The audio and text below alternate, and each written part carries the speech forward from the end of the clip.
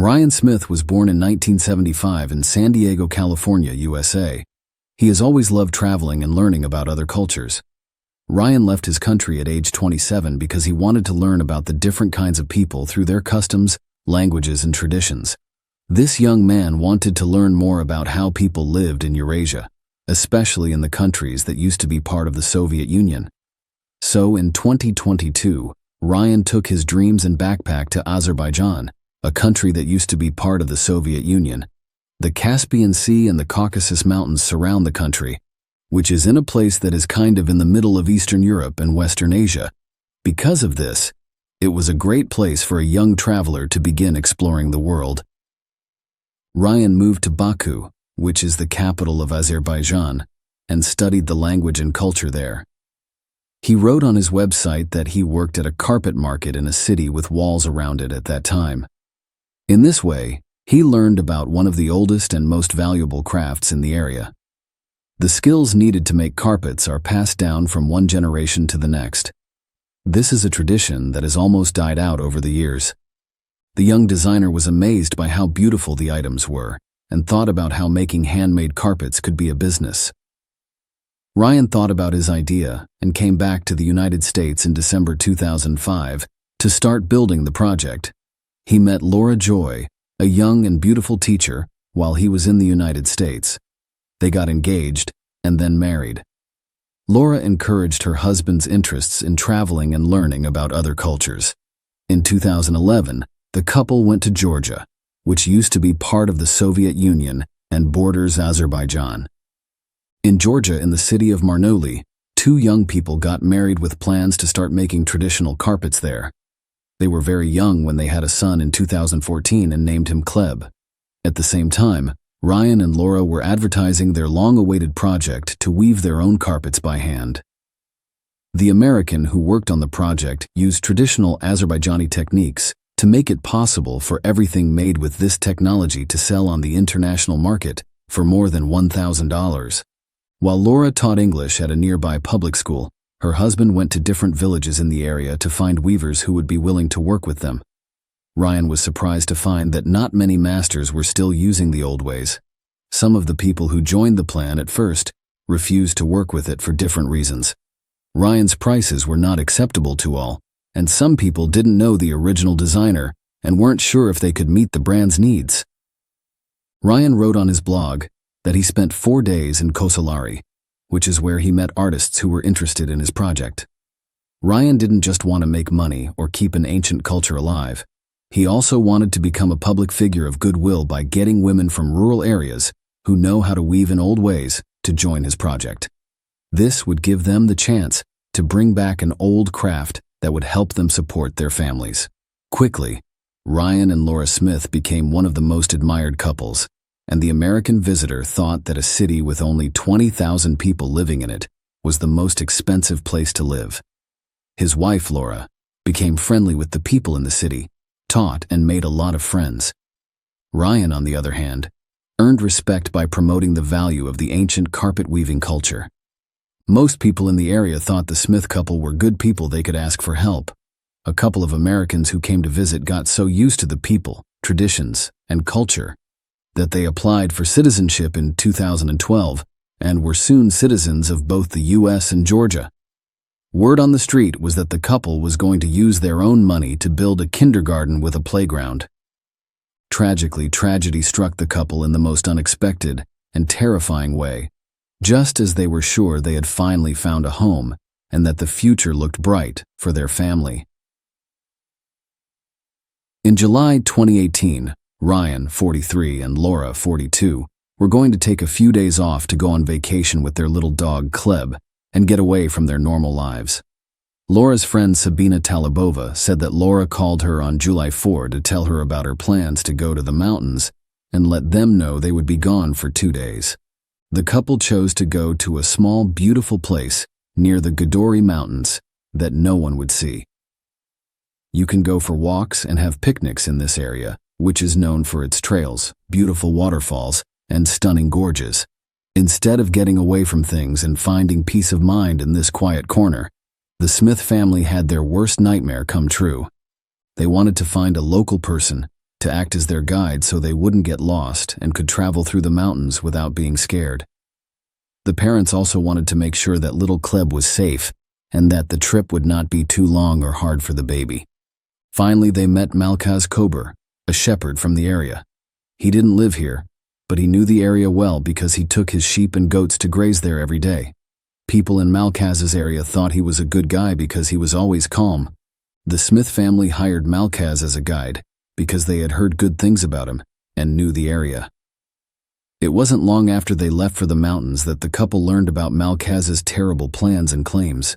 It turned out that the group went out on the mountain and, when they got to the clearing, set up camp for dinner. In order to get fresh water in the middle of the summer, they chose a spot near one of the many springs in the area. There was a time when Ryan must have paid attention to his guide because he thought he wasn't being careful enough with the gun he always carried. There was a heated argument between the two men, and no one thought Malkaz would shoot Ryan in the head with a gun. After that, he shot the man in the back again. The baby's crying and Laura's screams of fear drowned out the sounds of gunfire in the mountains, but the worst was yet to come. Even though the woman begged him not to, Malkaz put the gun to Kleb's head and fired straight at him. Laura turned into stone because she was scared and didn't know what was going on. But when she saw Malkaz's cold eyes, she knew what he really wanted. Her instinct to protect herself worked. Sarah ran as fast as she could to stay safe and keep her husband and son from getting hurt. But when she got to the edge of the waterfall cliff, she saw that she couldn't get away. The shepherd is said to have pushed the woman off a cliff and then hit her with a weapon. It is where Laura's body fell into the water. The investigation that followed said that Malkaz buried Kleb's body in a remote area and also sent the murder weapon there. The shepherd then went back to the village like nothing had happened. Sabina, Laura's friend, started to worry when she hadn't heard from her for 3 days after a family trip. Shiana tried calling Ryan and Laura, but never heard back. Another group of people who were with Ryan were also confused because he hadn't called anyone in a long time.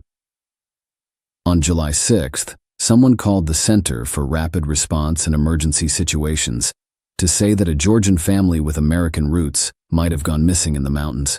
The caller was Sabina, and she said that the Smith family and their 4-year-old son had been in the mountains for more than 2 days and could not be reached by phone. 15 rescuers were sent to the gorge to look for a family that was thought to be missing. When rescuers got to the designated area, they found Laura's things and car. But as the searchers went further along the small group's path, they came across something terrible. At the base of the waterfall, there was a dead body. Rescuers who were lost stepped up their efforts and expanded their search area. About 800 meters from the waterfall, the body of a person was found. Because of the season's high humidity and heat, the body broke down faster, so at first, the police said the victims didn't show any signs of violence. An investigation was started because that's what the Georgian criminal code says should happen. But no one knew anything about the little girl. It was clear what would happen to the helpless baby after 3 more days. Investigators were able to figure out that Malkaz was the last person the family talked to. It was said that the 19-year-old shepherd knew where Kleb was while he was being questioned. On the 4th day, after the Smith family went to the mountains, Malkaz showed police where he buried Kleb and the gun. The next day, Georgian police said in a statement that Malkaz Kabari, a young shepherd, had been arrested and was being held on suspicion of killing the Smith family. The news that a married couple and their son had been killed shocked everyone in Georgia, especially the Weavers in Marnuli. It was also said by the American consulate that this crime was very scary. Together with the Georgian police, an FBI team actually took part in the investigation and helped look for and process evidence. The charges against Malkaz were dropped by the Tbilisi Municipal Court on July 11th, but he was still arrested. The conductor said that 2 foreigners who came in a black car were the real killers of the family. It is said that these people killed the Smith family and threatened to kill him and his family if he called the police. They then left Malkaz alive so that the shepherd would be blamed for killing 3 people. Malkaz's lawyer said that he couldn't do anything violent to Laura because the man said he wasn't ready for that since he was still a virgin. People from Ryan's family, friends, and public advocacy groups gathered in front of his Marnooly home on July 12th with toys, flowers, and lit candles to show their support and remember the victims. The next day, Malkaz's lawyer confirmed that the accused person was not guilty. He went on to say that the crime was done by two foreigners and that his client Malkaz initially pleaded guilty because of psychological pressure. However, proof against Malkaz started to show up one piece at a time. The autopsy report of the victims was the strongest proof that Malkaz was guilty.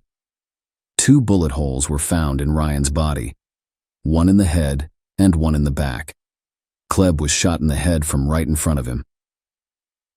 DNA tests proved that the biological material found in Laura's body and on her underwear belonged to Malkaz, and it was proven that she had been abused.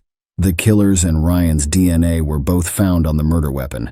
A technical check of the phones of the victims and the person they say killed them by the FBI also revealed that Malkaz's phone had pictures of Laura's dead body at the waterfall. The shepherd even showed them to some people he knew in the area and told them that he had found a dead body while walking through these areas by accident. The phone search history showed that Malkaz had been to a number of sexually explicit sites a few days before the incident. Investigators came to the conclusion that the young man's interest in Laura was the reason he did what he did, and that he knew what he was doing from the moment the Smith family called Malkaz to take them to the waterfall. David, Malkaz's lawyer, quit after the autopsy results came out, saying that he could not defend the shepherd for moral reasons. As soon as David was taken off the case, it was taken over by another lawyer. He insisted that the client was innocent and asked for Malkaz's previous confession to be thrown out. Mariana, the shepherd's mother, stood by her son and agreed with the lawyer that the police may have used the threat of jail time to get the guy to confess to the crime. Family members of the suspect said that the police accused Malkaz to close the case because the crime was well known. But on November 9, 2018, Malkaz was charged with killing 3 Smith family members. Besides those charges, he was also charged with assaulting Laura. A psychological test of the young shepherd showed that he is healthy, sane, and ready to be put on trial. Before his trial, Malkaz was being held in jail until April 9, 2019, but the prosecutor said they had strong proof of his guilt and that he would be punished for such a terrible crime. A group of 12 judges met on March 25, 2019, and all of them agreed that Malkaz was guilty of killing more than 2 people with extreme cruelty. He planned to kill someone in order to hide another crime, which was assault on March 27, 2019. The judge in Gori district announced that the criminal would be sent to prison for life. The criminal's family members protested the life sentence, which they thought was unfair. Friends and family of the Smith family were relieved by the sentence, and the defense lawyers said they would appeal the verdict to the appellate instances because they thought there had been errors in the process. The U.S. consul in Georgia said that the verdict was fair for the Smith family and that there was no doubt that Malkaz was guilty. The people of Marnooly have loved and respected Ryan and Laura Smith ever since they moved to Georgia. Their brutal murder has been a blow to the community that the couple chose to call home. Not only did Ryan's community project bring back an old tradition, it also gave many women a way to make money and feel safe. Dozens of women who wanted to run their own businesses were sad and uncertain when their husbands died. Soon after the terrible events that killed the founders, the project was brought back to life by foreign investors who support Ryan's ideas and give local craftsmen jobs.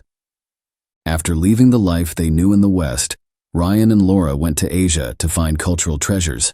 Along with being greeted by grateful people in the community, they came across a dangerous being who pretended to be a kind shepherd.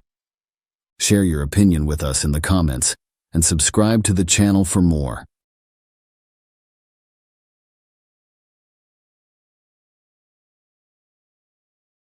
Hey guys, today we're diving into another truly horrifying case. If you want to support my channel, make sure to subscribe and stay active. It really helps me out. I'd be super grateful for that.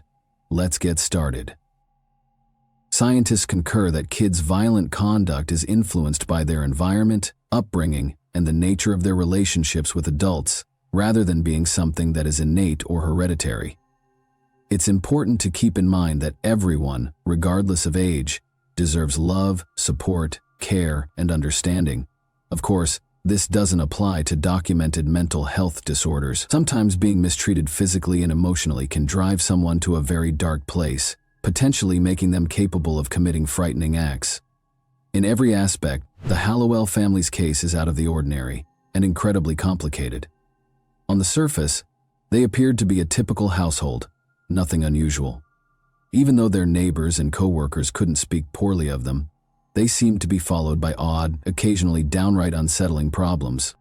After the mother was discovered dead in their house under suspicious and unsettling circumstances, the focus swiftly shifted to her sons. The tranquil, seemingly regular life the Hallowells had seemed to lead for numerous generations was drastically altered when investigators delved deeper into the case and discovered a number of disturbing family secrets. The Hallowell family resided in a little community in Marin County, which is tucked away in California's southwest. They had a large two-story house in the unincorporated town of Inverness, situated on the picturesque beaches of Lake Cedro. But they were by no means wealthy. 3 generations had shared the same home since the property had been in the family since the middle of the 1950s. Notably, there were only roughly 15 houses along that lake, and the people who lived there had been living next to each other for a long time. As a result, the community became close-knit, and everyone knew one another well. Strangers were uncommon, and crime was essentially non-existent. The region felt almost like a secret paradise because of the abundance of flora surrounding it. The Hallowell couple decided to adopt a baby girl whose biological parents had relinquished their rights in 1965, following years of fruitless attempts to become parents. When they took her home, she was just 3 months old, and they named her Denise. She became the focal point of their universe after that. She was given a solid education, grew up in a loving and nurturing home, and was able to follow her greatest passion, extreme sports. Denise married Richard, a fellow student, for the first time when she was 20 years old and still enrolled in college. Richard and Denise exchanged rings in mid-air during a group jump during freefall on the day of their wedding, demonstrating their shared passion for skydiving. However, the thrill of their daring lifestyle proved to be too much for their relationship to withstand. They just weren't prepared for the daily challenges and concessions of married life, like many young couples. 2 years after getting married, they got divorced and gradually stopped communicating with one another. Denise's second marriage took place in 1998, when she was 33 years old. Benjamin, who was over 10 years older, was her partner this time. Denise's health issues prevented her from becoming pregnant, despite the couple's desire to create a family. Inspired by Hollywood actress Angelina Jolie, they decided to take a different approach to parenthood rather than give up on having children. Denise, who was 41 at the time, and Benjamin, who was 51, adopted a kid called Carlos in 2006. He was originally from Guatemala, had just turned 4, and had undergone a difficult and expensive adoption process. They adopted another kid, Angel, from Honduras a year later. This was a difficult and costly process that required a lot of the couple's time and money. Denise and Benjamin's marriage remained strained even though they now had 2 sons. The two decided to split up in 2012. Benjamin relocated to another state after the divorce, but the boy stayed with Denise. He never communicated with the lads again and showed no interest in their life. Denise decided to move to the waterfront house on Lake Cedro with her sons after inheriting it from her adoptive parents after they had passed away. She was employed in Marin County as a middle school teacher, a menial position that didn't pay well but looked to be sufficient to make ends meet. She was clever, well-educated, and non-confrontational, according to many who knew her. Her neighbors had nothing bad to say about her, and she was well-liked at work. Denise found it quite challenging to raise 2 adoptive sons alone. She found it difficult to control the boys as they started to go out of control without a father figure in the picture. Most concerning was Angel in particular. He disregarded authority figures and the rules even in primary school. He frequently had violent outbursts and periods of extreme hostility. This was no ordinary rebellion or mayhem. Angel would strike out at other pupils, and at times, his actions were so severe that they actually put him and other people in danger. Although Carlos' conduct was less obvious, He was more reserved and avoided picking confrontations in public. He had his own problems and would not think twice about taking the first punch if he felt a confrontation was imminent. Carlos had few acquaintances and found it difficult to connect with his peers, although he found some comfort in sports. Despite spending years growing up in the same house, the brothers never bonded and never got along. They were indeed openly antagonistic to one another. They were obviously quite resentful of each other, and their arguments were regular and vicious. However, this did not appear to be a major issue for Denise. She never enlisted the aid of experts or looked for outside assistance. The situation had deteriorated by the time Angel was 9 or 10 years old. Teachers reported numerous instances of aggressiveness, and he started missing school on a regular basis. At about the same time, he began stealing. For the first time, he ran away from home, going missing for a few days before coming back. It then turned into a pattern. He stopped going to school altogether and would disappear for days at a time. After instructors continued to complain about the boy's behavior and Angel's frequent disappearances, Child Welfare Services inspectors visited the Hallowell home in September 2016. They wanted to talk to the family directly and see how things were going at home. What they discovered, however, was disturbing. Denise was at home with the boys, obviously not anticipating any guests. Nevertheless, she had no legal justification for denying the officer and child protection worker admission, so she let them in. The state of the windows was among the first things that caught my attention. It was impossible to observe what was happening inside from the outside, since the lower-level windows were partially covered with cardboard from the inside. From the moment Denise and her 2 sons entered the house, something was strange. There were no toys, motorcycles, or rollerblades, or any indication of the usual pleasures or hobbies one might anticipate. With only the most basic furniture, all left over from her late parents, the space was nearly empty. There was a shabby washing machine and an outdated refrigerator in the kitchen. Her sons were sleeping on inflatable mattresses that had been thrown straight onto the floor, while Denise had a bed in her own room.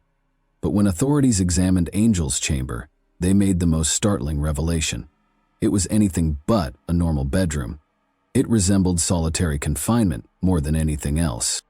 The sturdy wooden door was equipped with a huge metal bolt on the outside, in addition to a simple turn lock on the interior. A tiny hatch that was integrated into the door and could be locked was reportedly used to transport water and food inside without fully opening the door. The lighting in the room was low. All natural light had been blocked by the cardboard covering the windows. Angel sat peacefully on a shabby mattress in the corner. A bucket of foul-smelling plastic, roughly 1/3 full of human excrement, was standing in the opposite corner. The conditions matched the stink. But Angel was not afraid. He appeared irate. Denise, her 2 sons, and herself were all transported right away to the local police station. The boys were interviewed by a child psychologist, and Denise was questioned regarding the upsetting circumstances at home. She clarified that the reason she locked Angel in the room was for safety, to keep the younger brother from escaping again, and to stop the brothers from fighting. The officers didn't like her answer, especially after Angel started giving his version of events. He said Carlos regularly beat him, made fun of him, and even threatened to kill him. Angel said their mother never intervened or spoke up for him. He had attempted to flee multiple times because he felt unsafe. Denise started confining him in the room after every escape, often for days at a time. He claimed that he was only provided with a plastic bucket to discharge himself in, and that he had no access to a proper bathroom. The door remained locked, save for a small window through which food and drink were passed. After giving this testimony, Denise was taken into custody. In order to find new adoptive homes, authorities chose to temporarily place both boys in protective custody. The following step was supposed to be decided by a court. Then, however, an unforeseen event occurred. Carlos started to stand up for his adoptive mother. Carlos claimed that his younger brother was a major danger to everyone in his vicinity, as well as to himself. He claimed that their mother was only doing what she could to keep everyone safe, and that no one appeared to be able to control Angel's actions. Carlos revealed that Angel had once killed someone at school with a knife, came so near to hurting a fellow student. Fortunately, nobody was harmed. Later, school officials verified his story, acknowledging that they had concealed the occurrence, at the request of the classmate's parent, who was also employed there. Carlos insisted fervently that he wanted to return home and live with his adopted mother as before, continuing to defend her. He supported Denise at each hearing and begged the court to grant her parental rights. Other witnesses, such as neighbors and family, were unable to provide much information. They all thought Denise was a responsible and kind parent, and they all characterized the Hallowells as a good family. The case eventually appeared to be in her favor. There seemed to be nothing wrong with Denise. It appeared more likely that she was just overburdened and unable to handle the really problematic behavior of her younger kid. After a while, Angel was placed in a mental health facility, moved to a group home for young people at high risk, and finally placed with a new adoptive family. As Carlos had hoped, Denise was restored as his legal guardian and completely exonerated of all charges. Carlos went back to the lake house and went about his seemingly usual life. A terrified adolescent called Marin County Emergency Services at approximately 6 p.m. on July 13, 2019, to report that his mother had been attacked. The 17-year-old was inconsolable and begged for police and ambulances to come right away. At the end of the driveway, he waited for them. Responders were horrified by what they witnessed when Carlos escorted them into his mother's bedroom. An axe was stuck in the back of Denise's head as she lay on her side on the bed. They saw a huge red stain where blood had seeped through the pillow. She was still exhibiting some signs of life when first responders arrived, but she died on the way to the hospital in spite of their best attempts. Carlos was the sole person who saw the event, and his account left more questions than it did answers. He said he and his mother had gone to a memorial dinner and a relative's funeral in a nearby town earlier that day. Around 4:30 p.m., both of them were worn out and decided to lie down and rest when they got home. Carlos claimed to have fallen asleep fast. He awakened up to odd sounds and the sound of the dogs barking almost an hour later, at around 6 o'clock in the evening. He saw their dogs running loose in the yard and the gate to the dog run open when he looked out the window. He saw the horrific scenario as he went to see how his mother was doing out of concern. In the hopes that she could still be treated, he called emergency services right away. Carlos didn't think twice when authorities asked him who might have had a motive to harm his mother. He gave Angel a name. He claimed that only his younger brother truly wanted to hurt Denise because he was sufficiently enraged and resentful of her. Carlos also acknowledged that he thought Angel might harm him as well, but for some reason he chose not to. He went on to say that he was afraid of what would occur next, and that he no longer felt safe. Authorities acted swiftly to find and question Angel, who is now regarded as the main suspect after speaking with Carlos, but that proved to be more challenging than anticipated. The location of the 15-year-old was unknown. Angel had gone through multiple foster homes after being taken from the Hallowell home by child welfare officials, but he had never been able to make a home for himself. He was unable to get along with people, struggled with social interaction, exhibited persistent aggressiveness, and fled a lot.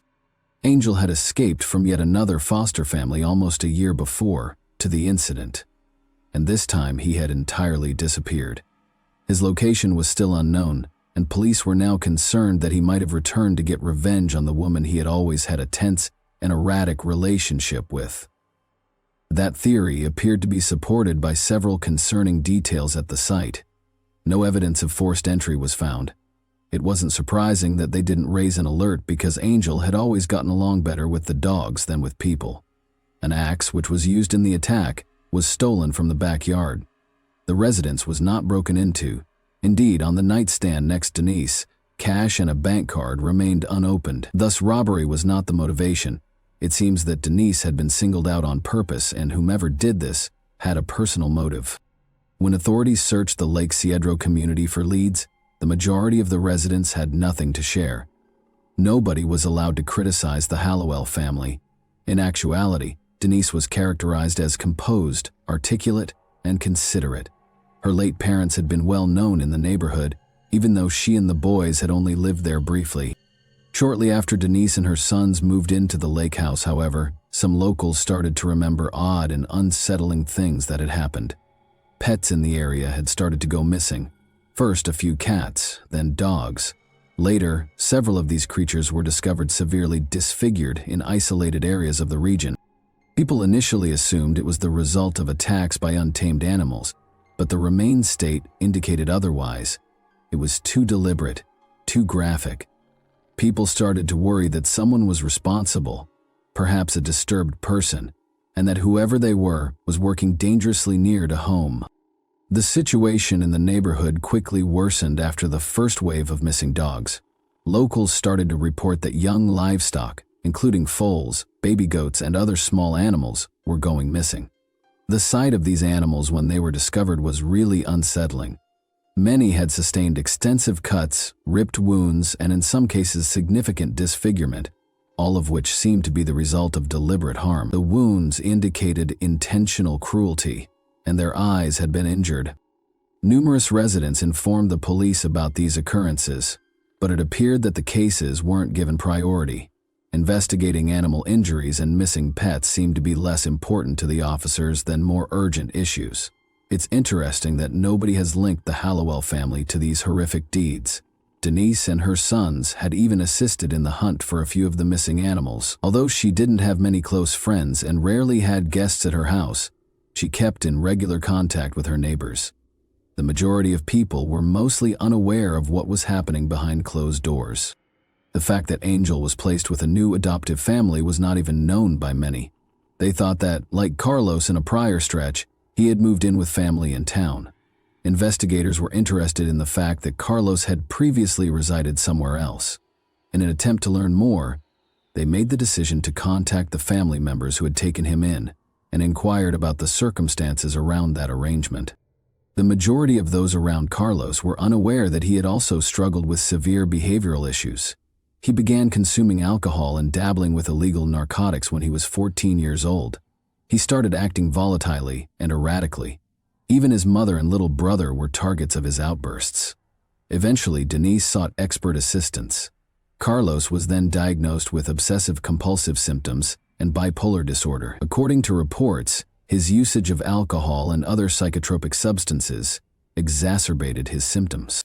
After a brief stay in a treatment center, he was released with a prescription for medication, which he ultimately threw away because he refused to take it. Carlos stopped going to school when he was 16, but he was able to conceal this information from his mother for some time. Even though he was no longer enrolled, he acted as though he left for class every morning. There was a significant altercation when Denise eventually learned about it. Soon after, Carlos took a risky combination of booze and painkillers that almost killed him. Medical personnel were able to stabilize him after Denise called emergency services barely in time. A family member named Stephanie volunteered to aid after that harrowing incident. Similar problems, such as behavioral instability and bipolar disorder, had previously plagued her own son. Stephanie had read a lot on the topic and experimented with many forms of therapy at home when he was a teenager. Her youngster appeared to move past that challenging moment in time. He grew up, pursued an education, and ultimately relocated to a different location in order to have a stable existence. Stephanie firmly believed that her method, her personal form of therapy, was what had aided her son's recovery. She had no professional training and depended only on books and internet assistance, but she considered herself a self-taught specialist in mental health. Self-assured, she chose to try the same strategy with her relative's son and proposed that Carlos temporarily move in with her for what she called treatment. Carlos spent roughly 6 months in Stephanie's house.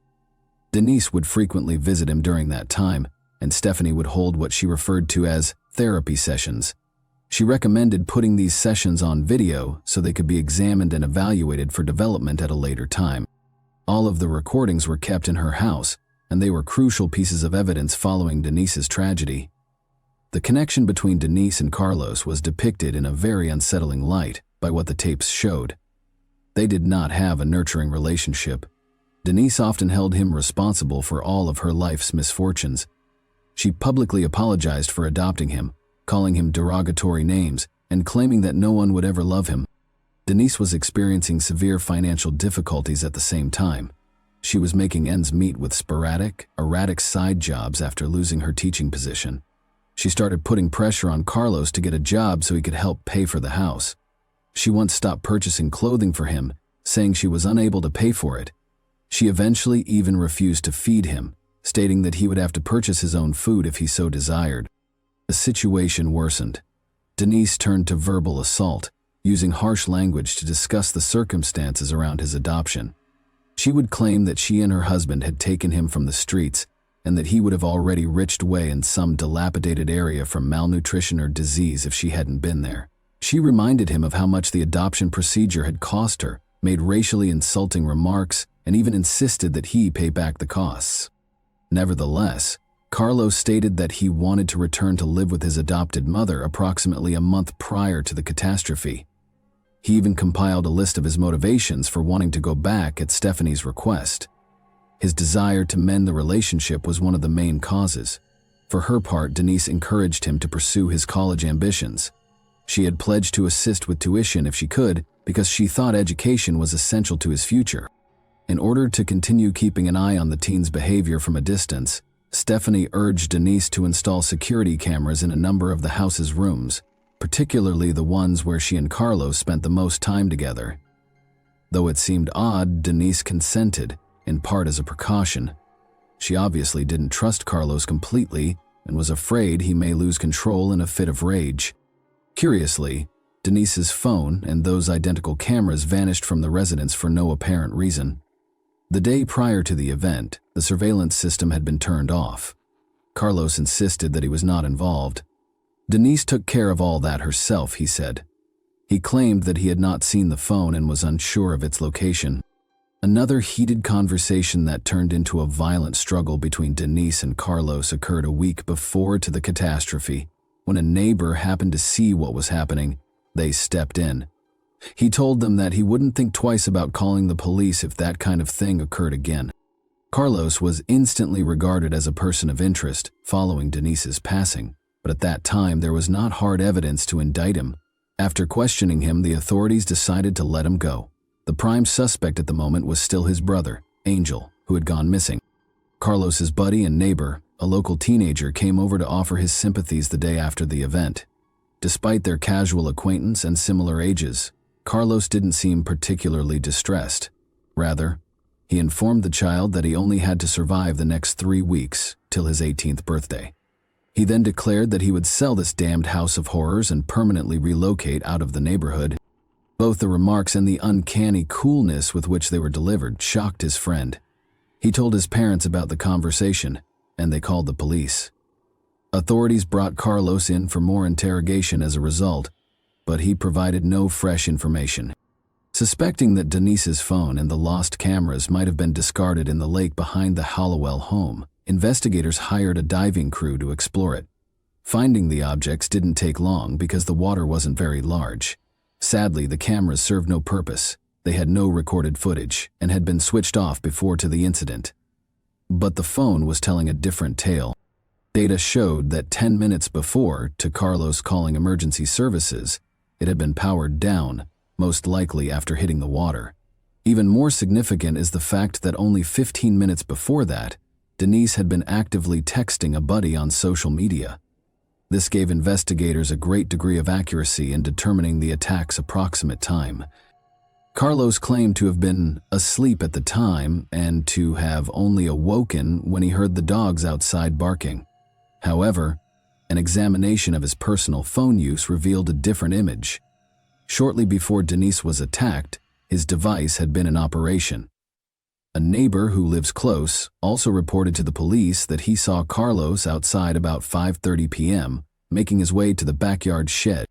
Carlos began to retract and became erratic in his responses when presented with this information, including the neighbor's statement. He eventually acknowledged that he had actually gone outside at that time. He said that following a fight with his mother, he was venting his frustrations by splitting firewood behind the house. Carlos claimed that at one point he walked back inside to fetch a glass of water. After spending roughly 5 minutes sitting in the kitchen, he heard the dogs barking. He thought it might have been his mother, but when he went outside, he saw no one who could have let them out. He found her lying on the bed with an axe stuck in the back of her head when he went to her bedroom. Carlos persisted in claiming his innocence, and that the true offender was his fugitive younger brother Angel. This version of events served as the foundation for his lawyer's defense approach. Investigators were forced to keep Carlos on the list of potential suspects because there was no tangible evidence that connected him to the crime, and Angel was still unaccounted for. When investigators eventually located Angel in early 2020, it marked a significant turning point in the case. After using a false name to get jailed for breaking and entering a juvenile correctional institution, he had been residing in a different state. Verifying his true identity had taken a while. Angel was already in detention at the time of the crime, according to the records. Thus, he was unable to be engaged in Denise's ordeal. To testify in court, he was returned to California. Angel said on the witness stand that his brother was a very disturbed person who had mistreated both him and his adoptive mother. He further asserted that Carlos was to blame for the unsettling incidents of animal abuse that had afflicted the community. As the evidence grew and there was no way to shift the blame, Carlos finally accepted a plea bargain and acknowledged his involvement in the crime. But when asked what his motivation was, he found it difficult to respond clearly. He merely stated that he wanted to leave everything behind, loathed his mother, and had dreams of selling the property. He claimed that as he was cutting firewood, the thought suddenly struck him. Rather than portraying the incident as deliberate violence, this explanation attempted to portray it as an unforeseen, spontaneous outburst. Even though Carlos said he had suffered a brief mental breakdown, the fact that the security cameras had been turned off beforehand and later taken out of the property gave the impression that careful planning had been done. Carlos was convicted in March 2021 of killing his adopted mother with intent and purpose. He received a life sentence without the chance of release. However, in 2041, the court allowed him to have his sentence reviewed because he was a kid at the time of the offense. Thanks for watching, everyone. Your support means a lot to me, and you can help my channel grow by hitting that like button, dropping a comment, and sharing this video. Your engagement really makes a difference. See you soon.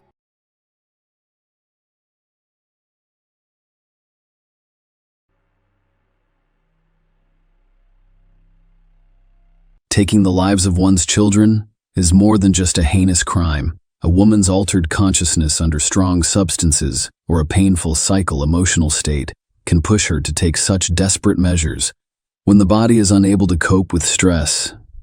The high-profile case of Veronica Youngblood serves as a vivid and horrific example of how a disturbed psyche, unhealthy relationships, and constant stress can have irreversible consequences. Veronica committed a horrible crime. However, during the trial, the young woman claimed that, despite her actions, she had always been a good mother and wished nothing but the best for her children. This story elicits both anger and sympathy. But to understand what drove Veronica to such a heinous and inhumane act, you must go back a few decades and see what she had to endure. Perhaps her own childhood traumas contributed to this, but that does not absolve her of responsibility. Veronica Youngblood, born Veronica Castro, in the Santa Rosa suburbs of central Argentina in 1986, had an abusive childhood. She was the eldest of 2 daughters in the family and was raised alongside her sister Mara, who was born in 1988. The girl's childhood was impoverished and difficult, but hunger and a lack of basic necessities were the worst. Her parents did not work, abused alcohol, and vented their rage on their eldest daughter, beating her nearly every day, sometimes to the point where she could not walk. Grandfather also had no warm feelings for his own granddaughters, viewing them as extra hungry mouths that needed to be fed. Veronica grew up knowing she had nowhere to turn for protection and support. She felt superfluous in her own family, with her younger sister being the only truly close person to her. When she was 14, her parents divorced and separated. Her father had no interest in the fate of his daughters. However, her mother, who was actively trying to organize her personal life, did not require children. Veronica was forced to become an escort without an education in order to support herself and her younger sister, as she saw no other option. She became pregnant at the age of 15 and gave birth to her first child, a daughter named Sharon, when she was 16. She never revealed her eldest daughter's father's name, and she probably didn't know it either, having become pregnant by one of her many clients, a member of a strange cult. Without support or assistance as a teenager, the girl joined a strange South American religious cult known as Umbanda. It was a collection of diverse beliefs and cult positions, including the foundations of Catholicism, spiritualism, and African culture. In Umbanda, it is customary to honor spirit guides who can communicate with the souls of the deceased. The cult's followers believe in reincarnation and spiritual development through a variety of practices. Veronica, an impressionable and driven girl, was quickly instilled with the peculiarities of this belief. And based on her younger sister's memories, she began to believe she could communicate with spirits and the deceased. Veronica discussed hearing voices and seeing dreams, and she believed that after death, each person's soul is reborn for a better life. Most likely, such a religious cult was fertile ground for the development of mental illness. Given Veronica's difficult childhood and her own inherent abuse of her, the other members of the cult treated her with kindness and love, which she lacked the most. So she believed every word they said about moving to the United States and meeting Ronald Youngblood. When did Veronica decide to move to the United States of America? It is unknown, but it occurred in the late 2000s when she was slightly older than 20. Taking her young daughter, she settled in Hampton Roads, Virginia. The attractive young woman took a job with an escort service company. In late 2008, Veronica met a guy named Ronald Youngblood. He was a few years older than her and a pilot in the United States Navy. Ronald and Veronica first met when he used the services of the company where she worked. Ronald appeared to be immediately drawn to this young person, as he expressed a desire to continue communicating. Soon, he insisted that Veronica leave the escort, and they began to live together. And in 2009, the couple officially legalized their relationship in one of Las Vegas's chapels, holding a small ceremony with no guests. After the wedding, Veronica's life became stable for the first time, and she was no longer afraid to look ahead and confidently make plans. She had her own home, a caring husband with a stable job who fully provided for her, and Veronica could focus on making her home comfortable. Most importantly, Ronald adopted her daughter Sharon and cared for her with love and affection. When the couple welcomed their daughter, Brooklyn, in 2013, they were overjoyed, and the eldest heiress was overjoyed to have a baby sister, Sharon Youngblood. Following the wedding, Ronald gave Veronica and her eldest daughter his surname, despite the fact that the child was not officially adopted. Nevertheless, the girl addressed him as Daddy and reached out to him. Ronald tried not to deny her anything, paid attention, and helped raise the child. Sharon grew up to be a bright, sociable, and purposeful girl. She did well in school, had many friends, and was outgoing and friendly. She was involved in sports from a young age, including being a member of the school cheerleading team and playing tennis. But the girl achieved the most success in figure skating. So it was easy to work with Sharon because she felt at ease on the ice, as if she were in his element. Throughout her childhood and adolescence, she regularly competed in figure skating competitions, winning numerous awards. She was prophesied a successful sporting career, citing the young figure skater's tenacity and diligence. Unfortunately, it was not meant to be due to an unstable family life. After several years of living together, Ronald and Veronica's relationship began to deteriorate. Both spouses had difficult personalities. They were extremely emotional and unyielding. If they were able to reach an agreement at first, neither of them was willing to make concessions now.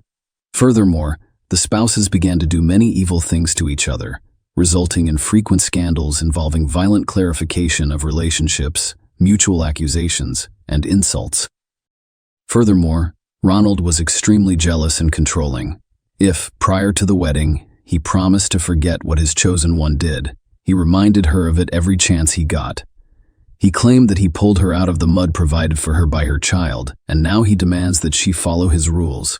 Family disagreements began to escalate into physical assault, with the husband and wife taking turns initiating the fight. Both parties filed domestic violence complaints with the police.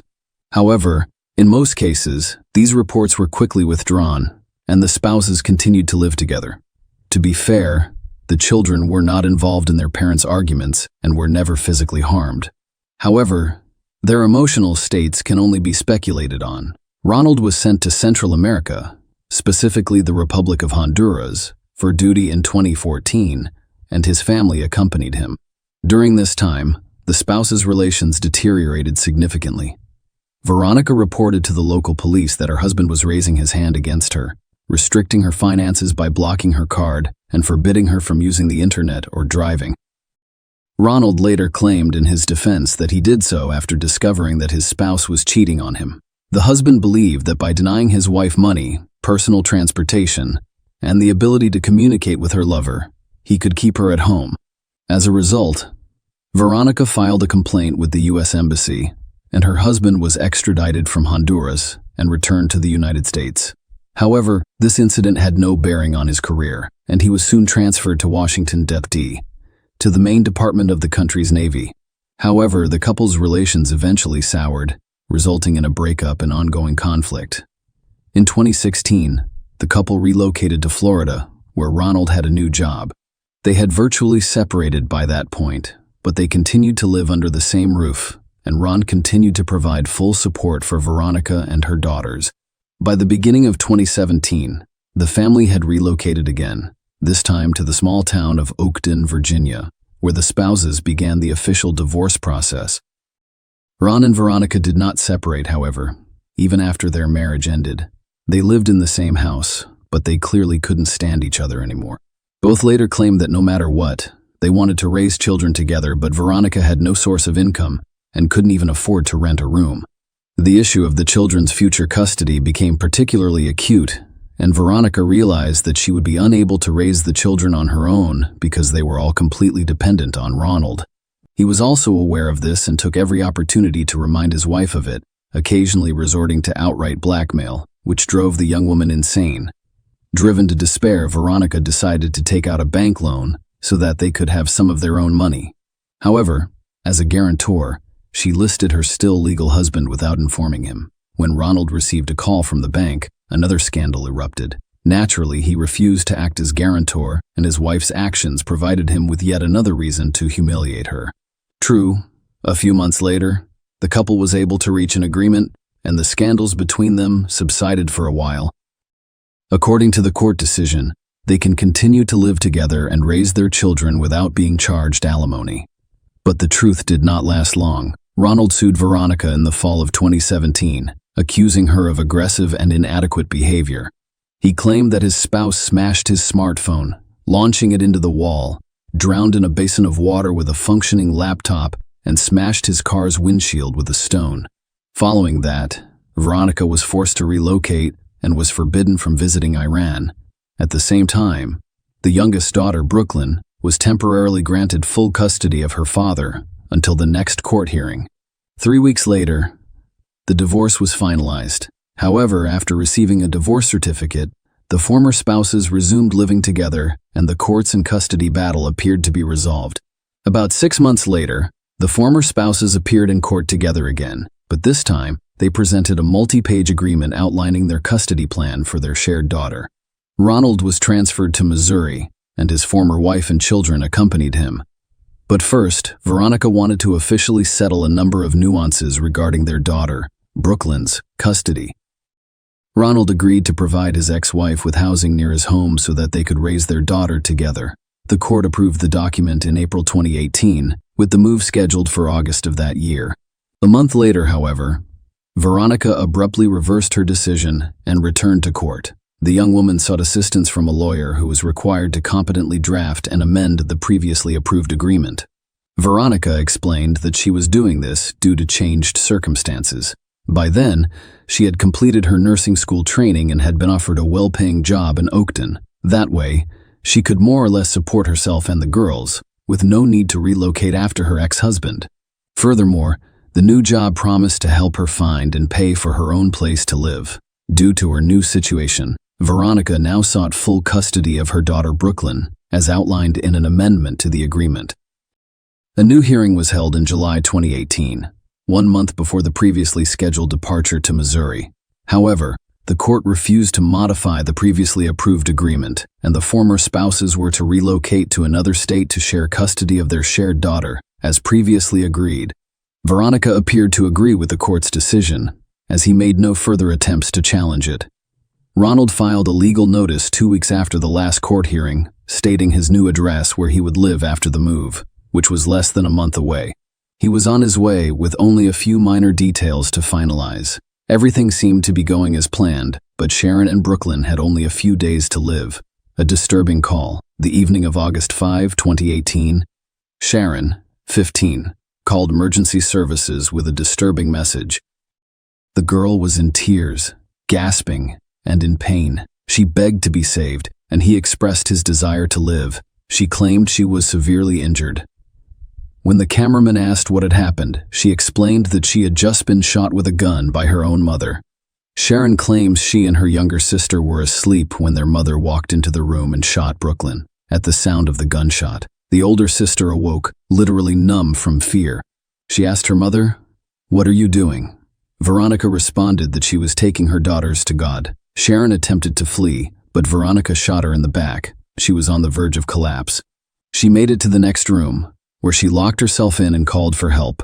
The operator assured Sharon that help was on the way and asked her to wait a few minutes, but then he heard the girl scream Indian despair, followed by another gunshot. Then there was a frightening silence, and the call was disconnected. The police and paramedics arrived on the scene by 10 p.m., but a horrifying picture had already been revealed. Ronald, who was on business in another city at the time, had also called 911, requesting that someone come to his house right away because his ex-wife, he claimed, had done something terrible. Veronica had already called and told him everything, but Ron refused to believe what she said. Sharon was the first to be discovered, lying on the floor with 2 gunshot wounds, one to the chest and one to the back. Amazingly, despite the massive blood loss, she still had a faint pulse and was desperately trying to survive. Sharon was quickly transferred to the nearest hospital's intensive care unit. However, despite doctors' efforts, she died the following day. Brooklyn's lifeless body was discovered in her bedroom, on her own bed. She was killed with a single gunshot to the head. The girl's father arrived about an hour later and dashed home as quickly as he could, but Veronica's whereabouts remained unknown until the emergency services received another call from one man, Bellows, who reported Veronica's whereabouts, who is Manuel. Manuel was one of the lawyers the young woman consulted with in the spring of 2018 regarding custody of her youngest daughter. Veronica, as the lawyer later argued in court, immediately struck him as a rather serious, collected, and responsible young woman, fighting for custody of her beloved daughters. Furthermore, she was very attractive in appearance, divorced, and not in a relationship at the time. The two quickly hit it off, resulting in a turbulent love affair. Only a few months later, Manuel noticed some oddities in her behavior that piqued his interest, specifically Veronica's religious beliefs and her frightening statements about the upcoming meeting with God. At the end of July, Veronica called Manuel and invited him to her house, saying they needed to have a serious conversation. When he arrived, the young woman was home alone while her ex-husband and children were staying with Ronald's relatives. The lights were turned off in the house, but candles were lit everywhere, creating a romantic atmosphere, and there was a dinner for 2 on the table. She told him that she had lost the nursing position she'd been looking forward to and refused to move to another state as a result. Veronica also shocked her boyfriend when she revealed that she was pregnant by him. This information was later refuted. Manuel didn't know how to react, so Veronica tried to seduce him and entice him into intimacy. According to Manuel, nothing happened between them that night because Veronica made him feel strangely uncomfortable and threatened, as if his life was in danger. He asked her for time to consider how to proceed before hurriedly leaving her house. On the evening of August 5, Manuel heard someone ring his doorbell. He opened the door to find Veronica on the doorstep. She was frighteningly calm, with no emotion on her face at all. Veronica requested to be led into the house. But before Manuel could do so, he noticed a gun in her hands and was so terrified that he threatened to call the police if she didn't leave right away. But Veronica, with the same stony expression, responded that he could do so because she no longer cared.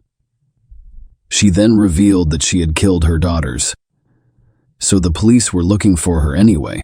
Manuel became very scared after hearing these words, so he closed the door and rushed to the phone. While Veronica returned to her rental car, she came in and waited to be arrested. The arrest and a complete picture of the crime. When the police arrived at Manuel's house, Veronica was in the driver's seat, and next to her in the passenger seat were the loaded guns he had used to shoot her daughters hours before. The young woman did not resist. Her face remained expressionless. In addition to the gun, several full magazines were discovered in the car. Already at the station, Veronica admitted that she had purchased the gun at an exhibition 10 days prior in order to murder her daughters and then commit suicide. According to her, she decided to take this desperate step to exact revenge on her ex-husband and prevent him from taking their common daughter, Brooklyn. She also stated that her personal life did not work out and she became depressed. Apparently, The eldest daughter noticed her mother's strange behavior and suspected something was wrong, because a few days before the tragedy, she asked her directly if she intended to kill them. But what the mother said to her remains a mystery. On the afternoon of August 5, Veronica gave her daughter sweet, in which she had previously mixed sleeping pills so that the girls would not resist. When they fell asleep in their room, the mother pulled out a loaded gun and went to her daughters. She first went to Brooklyn's crib, but then raised the gun to her head and pulled the trigger. Sharon was startled awake by the gunshot, but she didn't realize what was going on until she asked her mother. Veronica replied that she would take her and her sister to God before pointing the gun at her eldest daughter. But Sharon jumped out of bed, dashed to the door, and was immediately shot in the back. She was able to run to the next room and call for help while her mother attempted to open the door. When Veronica entered the room, Sharon screamed and received a second bullet in the chest. Veronica then called her ex-husband and told him what she had done and that she was going to commit suicide as well. She blamed Ronald for everything, claiming that she hated him and that he had ruined her life. However, the young woman changed her mind about leaving her life for unknown reasons and went to her boyfriend's house, where she was arrested. Youngblood fully admitted her guilt, and when asked what punishment she would impose on herself, the woman suggested the death penalty. It is worth noting that in Virginia, such a measure has not been used in a long time, and Veronica was aware of this. Trial and sentence. Initially, the defendant declined the services of a lawyer and fully admitted her guilt, but she abruptly changed her testimony and decided to hire a public defender.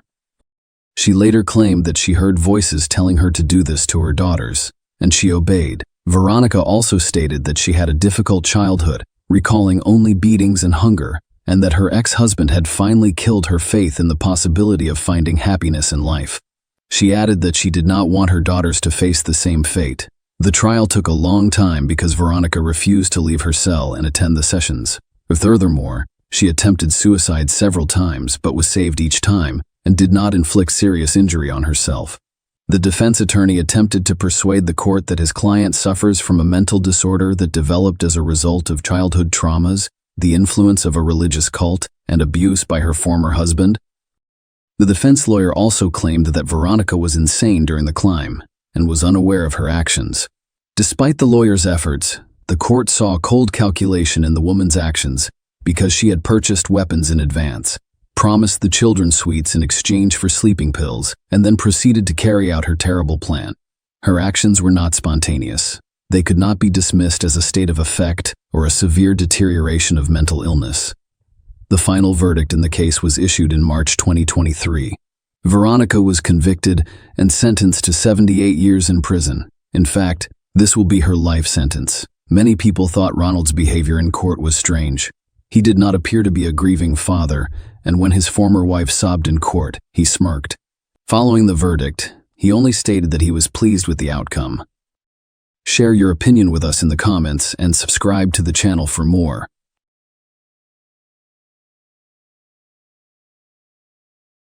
Hey guys, welcome to my channel, and today we're going to take a look at another horrible case with you. We will examine two cases today that you are most likely unfamiliar with. Both cases occurred in the United States of America, one in Maine and the other in New York City. Two 19-year-old women encountered unanticipated events that ended their plans and aspirations and permanently altered their families' lives. Michaela Connley, 19, lived in Bar Harbor with her mother and stepfather. The town of Bar Harbor is located on Mount Desert Island in Frenchman Bay, Maine. It provides access to the nearby Acadia National Park's mountains and cliffs. When Michaela was 4 years old, her father passed away. On May 31, 2018, Michaela picked up her friend Jalik Keene at Logan Airport in Boston and drove him back to Bar Harbor. Connley and Keene attended Mount Desert Island High School together. Before graduating in 2015, he played running back for the Mount Desert Island High School football team. According to a friend and coach, he had just finished playing football for the Krausevo Royal Crowns, an amateur team in Serbia. He is thought to have been returning from Europe when Michaela Connley met him at the airport. The same evening, she took him back to her Bar Harbor home on Eden Street, which is directly across from the Connors Emerson School. Michaela and Jalik decided to go for a walk after leaving the house at around 2 in the morning. Michaela never came home. Later, Jalik went back to Michaela's house the following morning and informed her mother that he had left his wallet and cell phone in Michaela's room and wanted to get them back. Danielle Timoney, Michaela's mother, was shocked to hear that her daughter had not spent the night at home. Jalik claimed that after a fight with Michaela, he left her alone and walked away. According to Jalik, he had not seen Michaela. Michaela's mother then reported her daughter's disappearance to the police. Court documents are the most trustworthy source of information. One such document that describes Michaela's fate will now be read to you. A detective who worked on the Michaela Connley investigation provided this testimony. Thomas Pickering, a detective in the Maine State Police Major Crimes Unit North, is your affiant. As of February 2012, your affiant has been a detective. Due to my own investigative efforts and the efforts of other Maine State Police detectives and other law enforcement personnel who shared their findings with me as part of the investigation, I have first-hand knowledge of the facts and circumstances that are described below. Although this affidavit does not contain all of the information we have learned during our investigation, I think it is enough to show that there is reasonable suspicion that Jalik Keene committed murder. The Maine State Police contacted your affiant on June 1, 2018 in Bar Harbor, Maine. On June 2, 2018, around 11:32, Bangor RCC reported a missing person from Bar Harbor. After arriving at the Bar Harbor Police Department, your affiant was informed by Maine State Police Sergeant Jason Richards of the following facts: that on March 22, 1999, Michaela Connley was reported missing to the Bar Harbor Police Department, that she had left in the afternoon of May 31, 2018, to travel to South to pick up Jalik Keene and a woman named Natasha, that her mother, Danielle Timoney, reported her missing on June 3, 18 at around 1:04 p.m., that Danielle reported that her cell phone was found this morning on the grounds of the Connors Emerson School, that a school official gave Danielle a cell phone which Danielle recognized as her own, that on June 2, 2018, an MSP canine search team discovered human remains in the wooded area between the Connors Emerson School and the intersection of Eden Avenue and West Street in Bar Harbor, Maine, that a video was uploaded to Snapchat from Michaela's phone on June 1, 2018 at 2:19 a.m., that a male named Jalik Keene was identified in the video, and that the video showed what was thought to be the playground at the Connors Emerson School. The remains were hidden beneath branches, bamboo, and other vegetation. The body had been dragged from the vicinity of the school, as evidenced by the obvious drag marks found upon closer inspection of the scene. Later, it was determined that the remains belonged to Michaela Connley, who was born on March 22, 1999. On June 3, 2018, State Medical Examiner Dr. Margaret Greenwald performed Michaela Connley's autopsy. Dr. Greenwald called me to share her initial findings. She discovered evidence of strangulation and blunt force trauma to the head and face after the autopsy. In addition, there were numerous abrasions and contusions on the torso and extremities, which suggested both dragging and intentional harm. Additionally, there was evidence of anal penetration with injury, including rectum contusions, anus lacerations, and contusions. She believes that strangulation and blunt force trauma are the causes of death. Homicide is the manner of death. Before MSP detectives Jason Fowler and Paul White discovered the body, Jalik Keene was interviewed on June 10. He acknowledged in that interview that Michaela had picked him up at Logan Airport and that they had driven back to Bar Harbor together. He claimed to have stayed with her until the wee hours of the morning at her house, and that while they were there, they both went onto the grounds of the nearby Connors Emerson School at around 2 in the morning. I was able to verify this claim by looking at surveillance footage that was obtained from the school. He claimed that they made out and had sex for approximately an hour while they were together on the school grounds, as will be covered in more detail below. Then she got angry. A physical altercation broke out. He displayed the scratches on his back to the detectives. "She had forced it upon me," he said. He claimed that he left at 3:30 a.m. and never came back. "I never saw her again," he said. Jalik and I had a walkthrough on June 3 before I interviewed him. He acknowledged that they had had vaginal sex at that point. and in response to my questions, he revealed that this was their first time having sex together, and that he had also had anal sex with Michaela. He went on to say that he never saw her again after leaving her on the school grounds at around 3:30 in the morning. He told me that he waited for her for 4 hours after walking down to the shoreline close to the Bar Harbor shore path. I was able to get the video surveillance footage from every camera at the school by collaborating with other detectives. By watching that video, I was able to see Michaela Connley and Shyiket strolling along the path that connects Eden Street to the Connors Emerson School at 2:17 in the morning. Shyiket and Michaela walk off camera toward the school's Eden Street side, which is where the playground is. After that, I watched more video from a camera mounted on the building's Eden Street side. Low light levels and cobwebs in front of the lens, which partially obscured the view, resulted in poor video quality. It was like taking pictures with night vision. However, I managed to see someone who looked like Michaela enter the scene and sit on the ground in what must have been a very dimly lit space. Then, at 3:36 a.m., I saw a man who looked like Shyiket approach her side. Following some sort of conversation, he picked her up over his shoulder and left with her while she was kicking her feet. I then looked at more footage from the same camera that was shot at around 7:05 a.m. the following day in full daylight.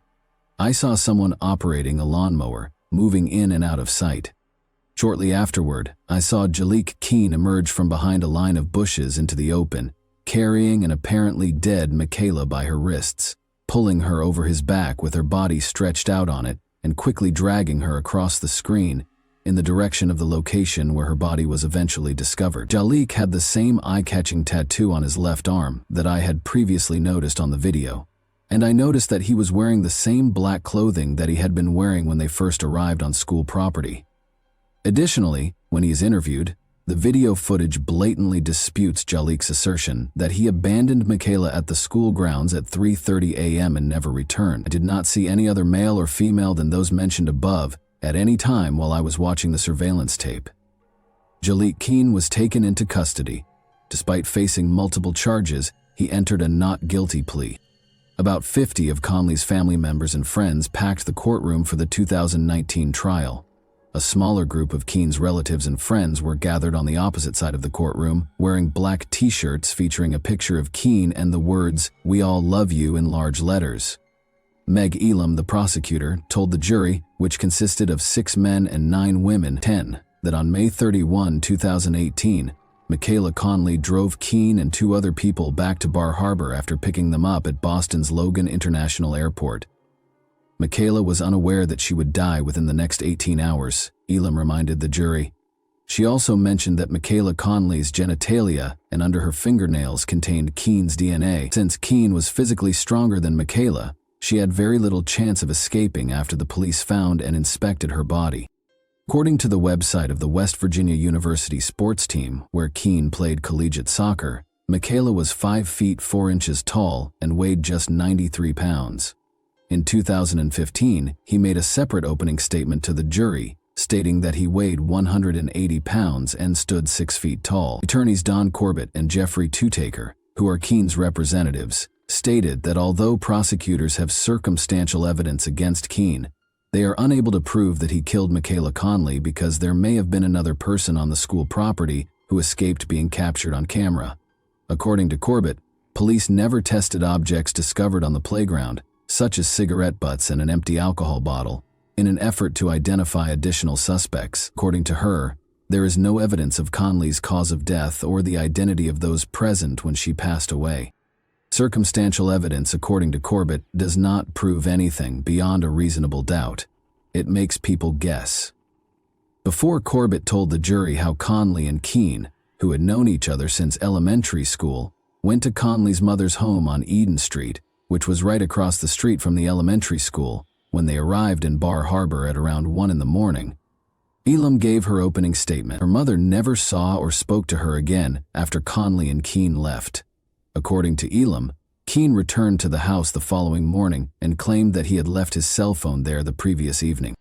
Connley's mother discovered that Connley was missing when she went up to her daughter's room to get it.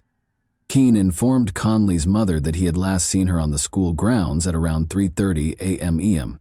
when she inquired about the whereabouts of her daughter. Connley's mother was notified later that morning by school personnel that they had located Connley's cell phone on the school's playground. Later that morning, after a thorough search involving Connley's friends and the police, they also discovered Connley's shoes outside the school. Keene persisted in telling people that he last saw her at the playground. Even the defendant took part in the search. Elam claimed that even though he already knew where Michaela Connley's body was, he feigned to search for her. Keene began as Connley's friend, but ended up being a wolf in sheep's clothing. According to the victim's stepfather, "I am completely shattered. I am irreparably damaged. This is my life sentence without my girl. Keene has destroyed our family, Jalik." According to Danielle Timoney, Connley's mother, Keene made the decision to testify on his own behalf. A video that purportedly showed him carrying Connley's lifeless body and then washing himself in a water spigot was shown to him on the grounds of Connors Emerson School. Keene claimed he couldn't remember what was captured on camera. Prosecutors and defense lawyers questioned Keene. He claims that after an international flight from Serbia, where he played football, he had been up for about 36 hours that night. Keene claims he didn't remember anything from that morning until he left his wallet and phone at Connley's house. As he spoke for himself, Keene informed Judge Murray that he disagreed with one aspect of the case, stating that although he loved Michaela, he was never in love with her. After that, Keene read a written confession in which he acknowledged that he was responsible for Connley's death and stated that he wanted to exchange his life for hers. He appeared to request the death penalty rather than spend years in prison, saying he would never purposefully hurt any of his friends but would take a bullet for them. A jury found Keene guilty, but Keene added that no one knows what happened the night Michaela was killed in May 2019. During the sentencing on September 11, the verdict was declared. Despite the video evidence, Judge Murray said it was chilling that Keene refused to accept responsibility for Connley's death. Judge Murray also found it unsettling that Keene could appear to Connley's mother while pretending to care for her daughter, 22-year-old Jalik, only minutes after killing her. Keene received a sentence of 30 years and 58 years for murder. The two terms will be served simultaneously. The event covered in this video happened in January 2022, specifically in East Harlem, New York City. Cristal Bayron Neves, 19, was employed at Burger King on the night shift. As if sensing trouble, she was scheduled to work another shift on January 8, 2022. Even though Crystal didn't want to go to work, her sense of duty overcame her. The girl showed up for what turned out to be her final shift. North of the Upper East Side, East Harlem, also called Spanish Harlem or El Barrio, is a neighborhood in Upper Manhattan, New York City. It is bordered to the east and north by the East and Harlem Rivers, to the south by 96th Street, and to the west by 5th Avenue. Although it is one of the neighborhoods that are included in Greater Harlem, it is generally not regarded as being a part of Harlem proper. Despite its name, the neighborhood is home to one of New York City's largest Hispanic communities, which is primarily made up of Puerto Ricans, Dominicans, Cubans, and Mexicans. In 2019, Crystal, her mother, and her 14-year-old brother relocated to New York City from Puerto Rico, where they gradually made their home. While their mother, Christy Nieves, found employment and tried her best to provide for her children, Crystal and her brother began attending school. Crystal received her high school diploma in 2021. She started looking for work, but since she lacked any skills, she was compelled to accept a position at East Harlem's Burger King in December 2021. Her home was only a few blocks away from her workplace on 116th Street. Her dreams were not limited to working behind the cash register at a fast food restaurant. Of course, she intended to attend college and pursue a career that would enable her to be eligible for a higher-paying job. But for now, Crystal's dream was a personal vehicle, and she set out to earn the money necessary to purchase it for herself. During her first few days at Burger King, Crystal encountered difficulties.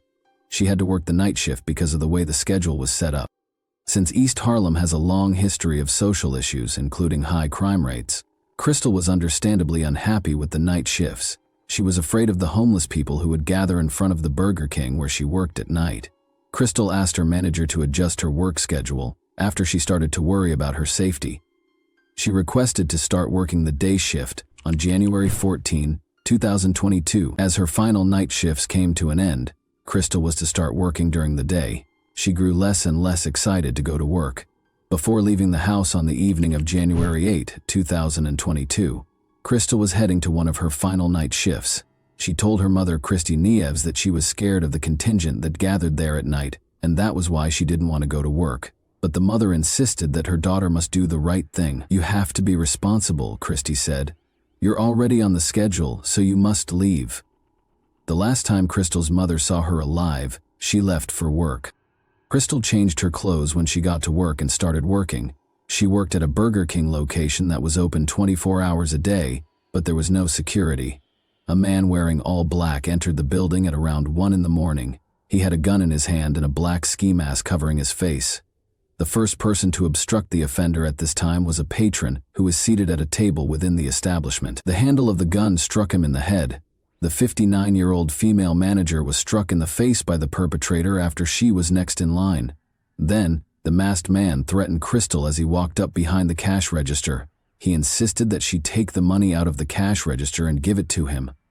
Although there was only $100 in the cash register, Crystal opened it, took the money and gave it to the criminal in order to comply with the demands. The masked man pulled the trigger because he apparently didn't like receiving so little money. Crystal was struck in the chest by the bullet. The manager called 911 after the offender had left the property. Police and an ambulance showed up and took Crystal to the hospital, where the doctor tried her best to save her life but was unsuccessful. The location where everything occurred was cordoned off by police, but they were unable to track down and capture the criminal on the hot tracks. The female manager told the police everything they could recall after the customer was struck in the head by a gun handle. They claimed that Crystal followed the offender's instructions without question. However, he still shot her. Although the suspect's face was hidden by a mask, the New York Police Department released a picture of him in the hopes that someone would recognize him and report it for information that would result in the criminal's arrest. The $10,000 reward offered by the New York Police Department was quickly raised to $20,000. What took place? Additionally, Crystal's family suffered a severe blow. Funeral arrangements were now a burden for the family, even though her life had only just begun. Outside the Burger King building, a temporary memorial was set up, and worried citizens brought flowers and lit candles. According to Mayor Eric Adams, he met Nieves' mother and observed the anguish on her face.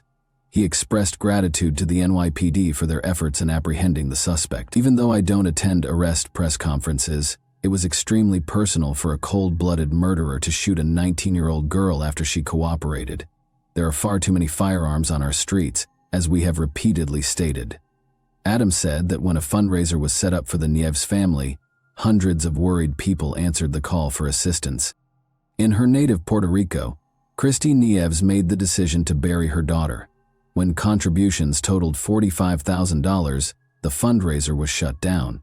Crystal's family members received complimentary tickets to Puerto Rico from JetBlue Airways, which has its headquarters in New York. Police were working to solve the case in the interim. Throughout the city, leaflets featuring the offender's picture were actively circulated. The incident was discussed on television news programs, and the picture was also circulated on social media. There was no justification for shooting this young woman, so it's likely that very few people in New York are still unaware of Crystal's incident.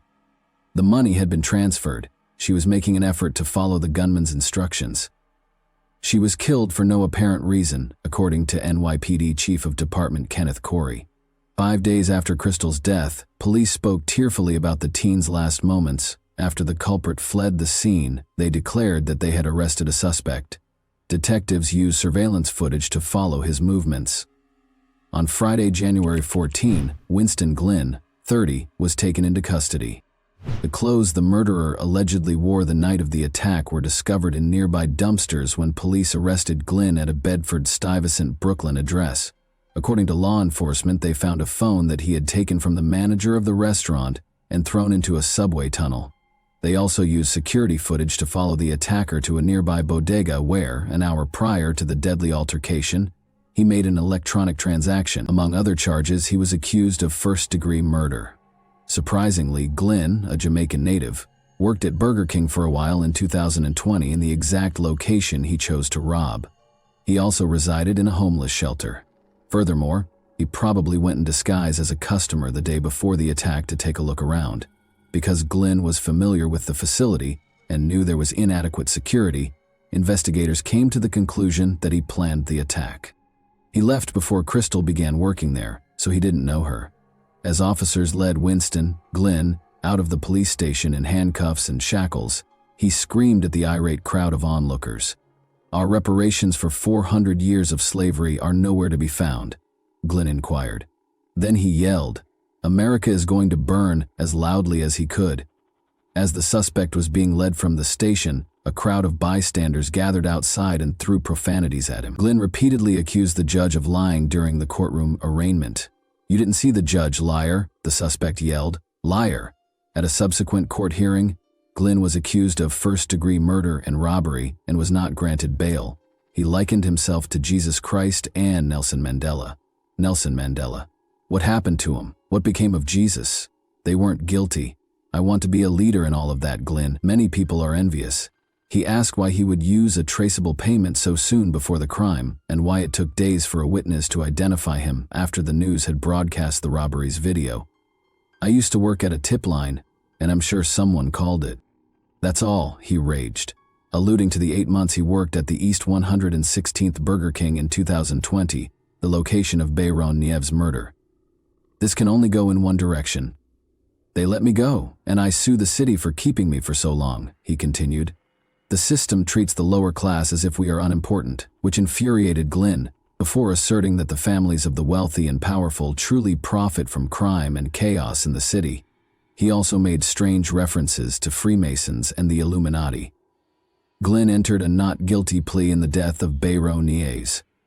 Glynn's criminal history includes at least 4 prior arrests, including menacing with a weapon in November 2021 and criminal possession of a weapon in December 2020. Winston Glynn is currently awaiting sentencing. A conviction for first-degree murder carries a life sentence without the possibility of release.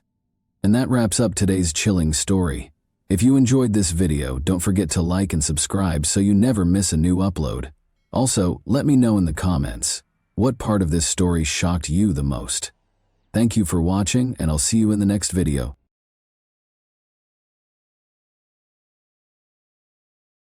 Hey guys, welcome to my channel, and today we're going to take a look at another horrible case with you. Today, we'll examine what happened in the U.S. state of Pennsylvania in 2017. Alina Shyiket, 20, a University of Pittsburgh student, stopped returning calls and texts on October 8, 2017. Her mother and father were unable to get in touch with her, and she was supposed to meet them that morning. The Shyiket family's life was forever altered by what they discovered when they visited her house. When Alina was 3 years old, her family relocated to the United States from Ivanovo, Russia, where she was born. Alina had extraordinary talent. She had a passion for acting, dancing, and singing. Many people were moved by her beauty and passion on stage. At a very young age, Alina became passionate about the performing arts. At the age of 4, she began her journey at the European School of Rhythmic Gymnastics. She started singing solo in out-of-state competitions when she was 5 years old. She attended the Tammy Lee School of Dance in elementary school, where she was able to secure prominent roles while showcasing her acrobatic dance routines. Alina quickly picked up dance techniques and styles that most kids would take years to master. She had the honor of performing with a group of much older, more seasoned dancers because of her extraordinary talent.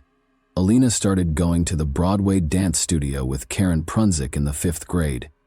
She mastered a variety of dance forms, such as ballet, tap, and hip-hop. She even performed as the studio's prima ballerina, staying true to her Russian roots. She participated in Access Broadway and Onstage New York, where she received numerous honors for her exceptional performances over the years. Additionally, Alina performed at a number of local Pittsburgh events, such as Light Up Night, Macy's Christmas parades, and other gatherings in Idlewild Park, Robinson Township, and Kennywood. Alina was also able to find her singing talent thanks to the confidence she gained from dancing. Both in front of an audience and at home with her family, she moved audiences to tears with her exquisite performances of numerous well-known songs. Alina had extensive surgery after suffering a serious knee injury in a ballet class when she was 14 years old. Alina was devastated to learn that she would never be able to dance competitively or recreationally again after months of physical therapy. She was determined to find a way to get back on stage, in spite of this significant setback. Alina was able to safely express her love of dancing while attending Montour High School by participating in the musical theater program. As a talented actress, dancer, singer, and comedian, Alina made a triumphant comeback to the stage, illuminating the audience with her love and light. She brought tears, smiles, and a lot of applause to her roles in a number of plays and musicals. Alina continued to shine her light and make everyone happy while performing at numerous events throughout the city as a member of the chorus at Montour. Despite the fact that Alina's injury kept her from pursuing her love of dancing and performing, her experience receiving treatment motivated her to seek a career in medicine. She wished to assist those who had sustained injuries that hindered them from following their aspirations. Alina made the decision to pursue a career as a physical therapist. Alina and her parents had a close relationship. In 2015, she wrote on Facebook, "Happy Father's Day to the greatest dad out there. Thank you for always being there for me and having my back no matter what. I couldn't get through one day without you. I love you so much, Dad." She also wrote, "Happy birthday to my gorgeous mother. I can't wait for another year of countless laughs and more memories. You are my best friend and I love you with all my heart." After graduating from Montour High School in 2015, Alina attended the University of Pittsburgh-Greensburg for her first 2 years of college. While attending Pitt-Greensburg, she resided in the Outdoor Adventure and Community Service Living community. She actually served as OACS's vice president for the spring 2017 semester. She enjoyed being a part of an organization that helped kids and animals. Once more, Alina shone her light, bringing her love and care to the lives of both humans and animals. After that, Alina moved to the Oakland campus of the University of Pittsburgh. She was ready to commit herself to becoming a doctor of physical therapy and shared an apartment with her friends.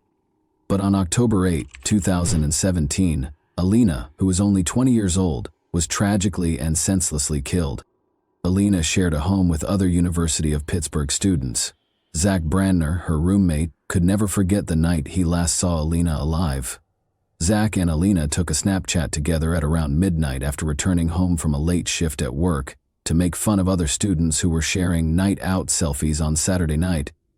A couple of minutes later, Alina texted me the picture we had just taken. That was the last I heard from her. The next morning she was gone, Zach said in an interview with reporters.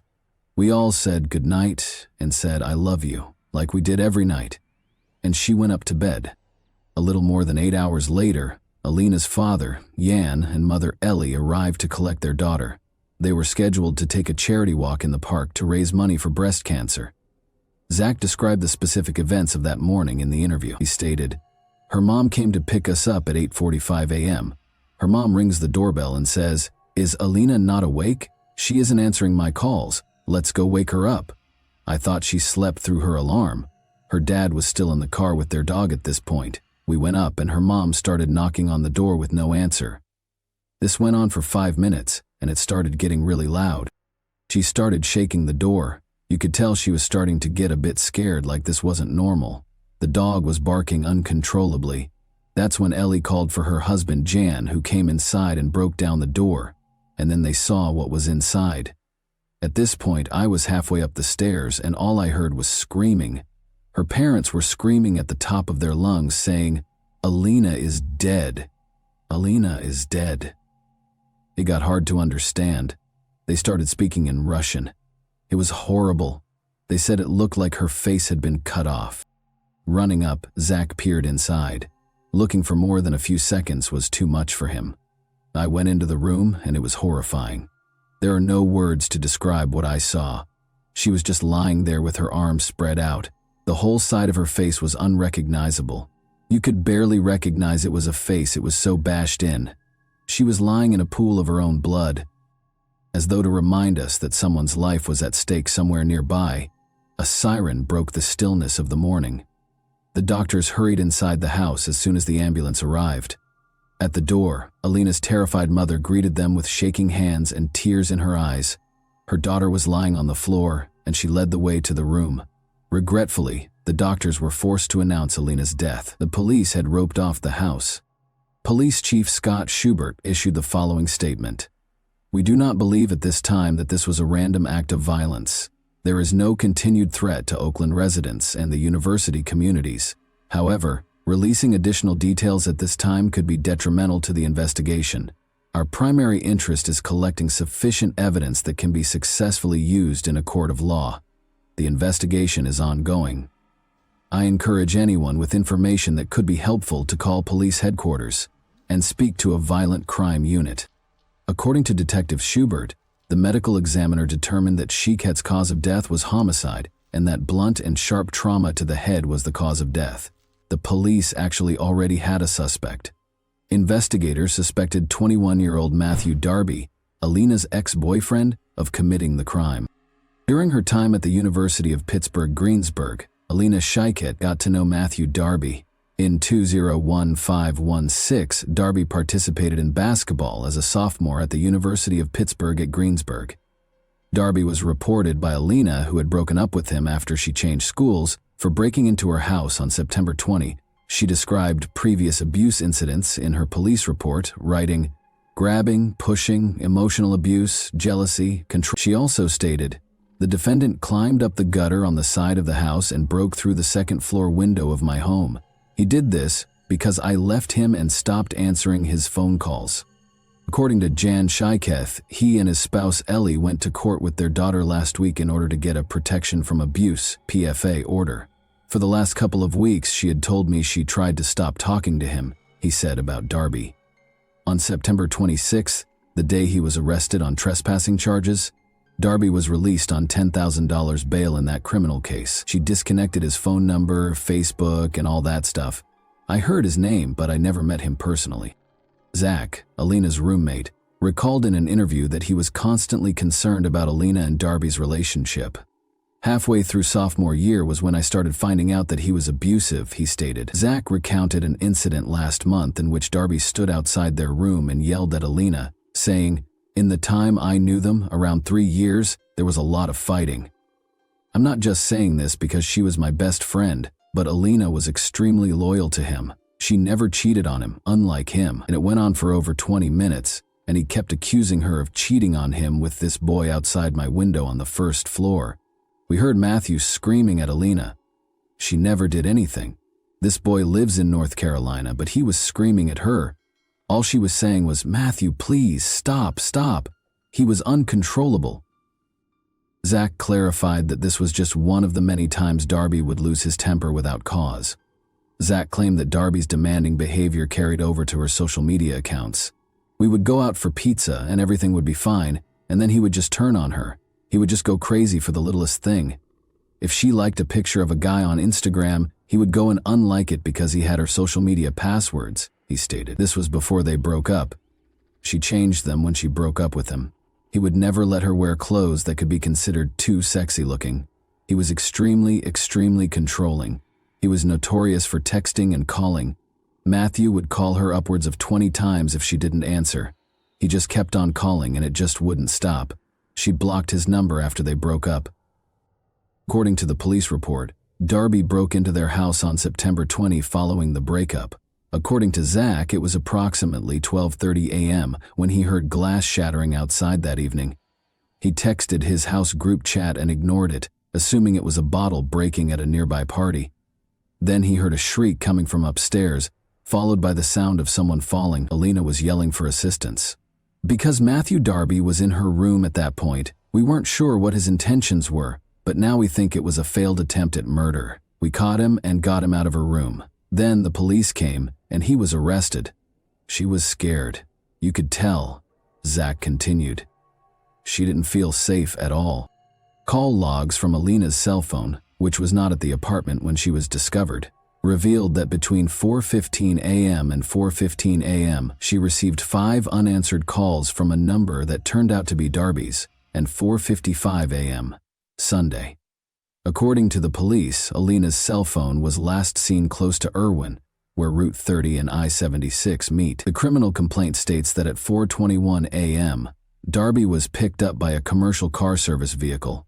According to the driver, he took Darby to Oakland's Semple Street and Ward Street, which are close to Cable Place. According to him, Darby asked him to wait 10 minutes after getting out of the car. The driver reported that 10 minutes later, Darby asked him to wait for 10 more minutes. About 5 minutes later, the driver got a call on his phone requesting that he wait an additional 10 minutes. He told the police that he could not wait any longer and walked out of the area. According to surveillance footage gathered by investigators, Darby is seen throwing objects into a sewer close to Semple Street, which is close to Alina's home. According to Pittsburgh Police Homicide Detective Edward Fowler, he and other officers discovered a hammer and 2 knives in the same sewer grate. The hammer's claw part seemed to have skin and hair adhered to it. Police asked for a warrant to arrest Darby based on the information above. He was accused of stealing by unlawful taking, burglary, criminal homicide, fleeing to avoid capture, and possessing criminal tools. Matthew Darby was taken into custody in Myrtle Beach, South Carolina, a few days after Alina passed away. A concerned citizen reported witnessing a male tampering with a window at a residence, according to Myrtle Beach police. Officers discovered a man who fit the description when they got there. It was discovered during their investigation that Darby was the male suspect. He was accused of loitering and giving police misleading information in connection with the South Carolina incident. Both of the new charges are punishable by up to 30 days in jail and a monetary fine. During the hearing, a judge in South Carolina refused to grant bond. Because of the pending Pennsylvania warrant, the judge deemed Darby a possible flight risk. The judge informed Darby that he could either waive his right to an extradition hearing or exercise it. Then Darby said he wanted his attorney. When asked to enter a plea to the charges in South Carolina, he also stated that he wanted his attorney. Alina's family and friends, many of whom were Pitt students, crowded the courtroom. Many carried signs raising awareness of domestic violence and Alina's Law, a bill that is currently pending in the state legislature and would give judges the authority to mandate electronic tracking of high-risk domestic abusers. The words, "Our Russian Princess," were written in Russian on purple shirts featuring a picture of Alina. The judge ordered Darby to stand trial on all charges, including homicide, flight, burglary, theft, trespassing, and possession of a criminal instrument. The back read, "Love shouldn't hurt." According to evidence presented by the prosecution, Darby spent the night of October 7 and the early hours of October 8 on the campus of Duquesne University, where he spoke with Raymond Marr, a university police officer. Darby wanted to know how to get to Brodart Hall. According to Marr, security cameras caught Darby at several locations on campus, including the student union, which Darby was permitted to enter so he could charge his phone. He claimed that Darby appeared apprehensive and had a faint alcohol odor. Prosecutors have presented a picture of a man they claim is Darby standing in a campus elevator that evening while sporting a striped shirt with the Miller Beer logo embroidered on it. When Darby was arrested, he had that shirt among his belongings. Days later, authorities said that on Friday, January 19, 2018, prosecutors presented evidence that showed Matthew Darby on an elevator at Duquesne University, just hours before he is accused of killing his ex-girlfriend Alina Shyiket in her Oakland home. David Schrager, Darby's lawyer, contests that the video depicts Darby hours later. Darby ordered an Uber just after 4 a.m., and it drove him from Brodart Hall to a street next to Alina's house. The driver gave a statement. According to Schrager, the passenger could have been anyone using Darby's Uber account. 3 days after Alina's death, Darby was arrested by police in Myrtle Beach, South Carolina, after he had left the Pittsburgh area. 2 knives were seen in an Oakland sewer grate in a photograph taken by Pittsburgh homicide investigators. The knives were gathered as proof. After allegedly stabbing and beating his ex-girlfriend to death, Matthew Darby is accused of throwing the knives as he left her house. David Schrager, Darby's lawyer, stated that he was not shocked by the result because preliminary hearings had a low standard for evidence. "We have a lot of discovery. We have to do a lot of evidence gathering," he stated. He insisted that Darby was innocent, saying, "We're going to get to tell our side of the story at a later time. There is no forensic evidence. There's no testimonial evidence," he stated. "All we have is a lot of circumstantial evidence, and that provides a maybe." Using 4 required aggravating factors: that he was the target of a PFA brought by the victim, that she was a prosecution witness against him, and that he had a history of felony convictions involving violence or the threat of violence, prosecutors declared they would pursue the death penalty against Darby. In order to avoid the death penalty, Darby consented to enter a guilty plea to first-degree murder, which carries a mandatory life sentence. Alina Shyiket was a bright, energetic college student who wanted to work with young children as a physical therapist. It was her dream, her father Shyiket stated, and she worked so hard. She was the best person in the world. I lost my beautiful princess, he said while weeping. He said, I don't know what else to say. He said his daughter was popular, friendly, and loved to sing and dance. His words, she made everyone happy. She had such a bright future.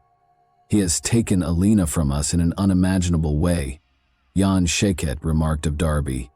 He has stolen so much from us, including a future with our daughter. Without her daughter, there wouldn't be a wedding gown, a graduation, kids, or family vacations. My daughter died. It's a very short phrase, but it's strong enough to shock and paralyze every single cell of my body when I have to pronounce that phrase. Alina Shyiket claimed that because her brain was not designed to understand those words, her mouth was not intended for them. After Darby was accused of breaking into her house, she recalled sitting with her daughter in the courthouse. She applied for and was granted a protection order against abuse. She claimed that her daughter still harbored feelings for the man she feared. According to Alina Shyiket, she wanted to help him. She didn't want that PFA to go to jail, according to her daughter. She wished to shield and assist him. She expressed to her mother her desire for him to stop bothering her. She inquired as to whether Darby found joy in destroying her daughter. He failed, she informed him. Darby, wearing a red jumpsuit from Allegheny County Jail, with a white long-sleeve shirt underneath, only answered Judge Manning's questions. Darby was given the mandatory life sentence without the possibility of parole for first-degree murder, and when asked why he was entering a guilty plea, he responded, "Because I am guilty." In addition, Darby entered a guilty plea to charges of trespassing, burglary, theft, and possession of a criminal instrument in relation to the murder of Alina Shyiket. Darby entered a guilty plea to trespassing in a different case where he had broken into Alina's apartment 2 weeks prior to the murder. But a year later, Darby filed a post-conviction petition claiming ineffective legal assistance with new attorney Joseph Deari. Darby claimed in his filings that Thomas Farrell, his lawyer at the time, had not adequately explained the case or conducted a risk analysis.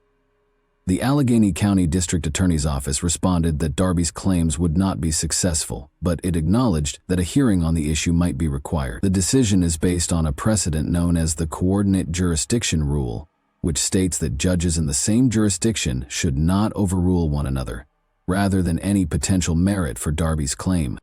Joseph Deari, Darby's new lawyer, said, "This is the first step in taking back Darby's life sentence." He said, "I think Darby has been totally mischaracterized, and I believe Darby is guilty at the most of third-degree murder, and a jury might find him guilty of voluntary manslaughter."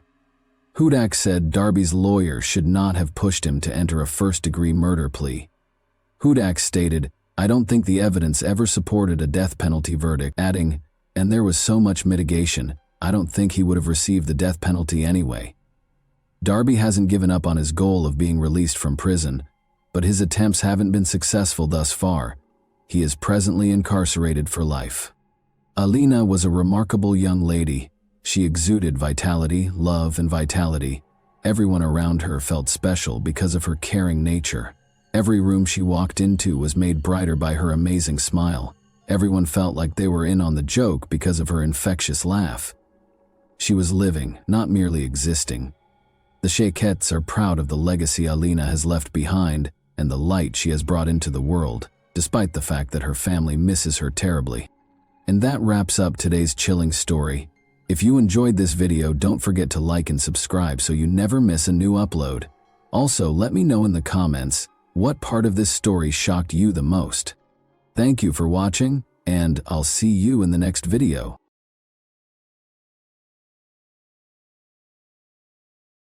Hey guys, welcome to my channel, and today we're going to take a look at another horrible case with you.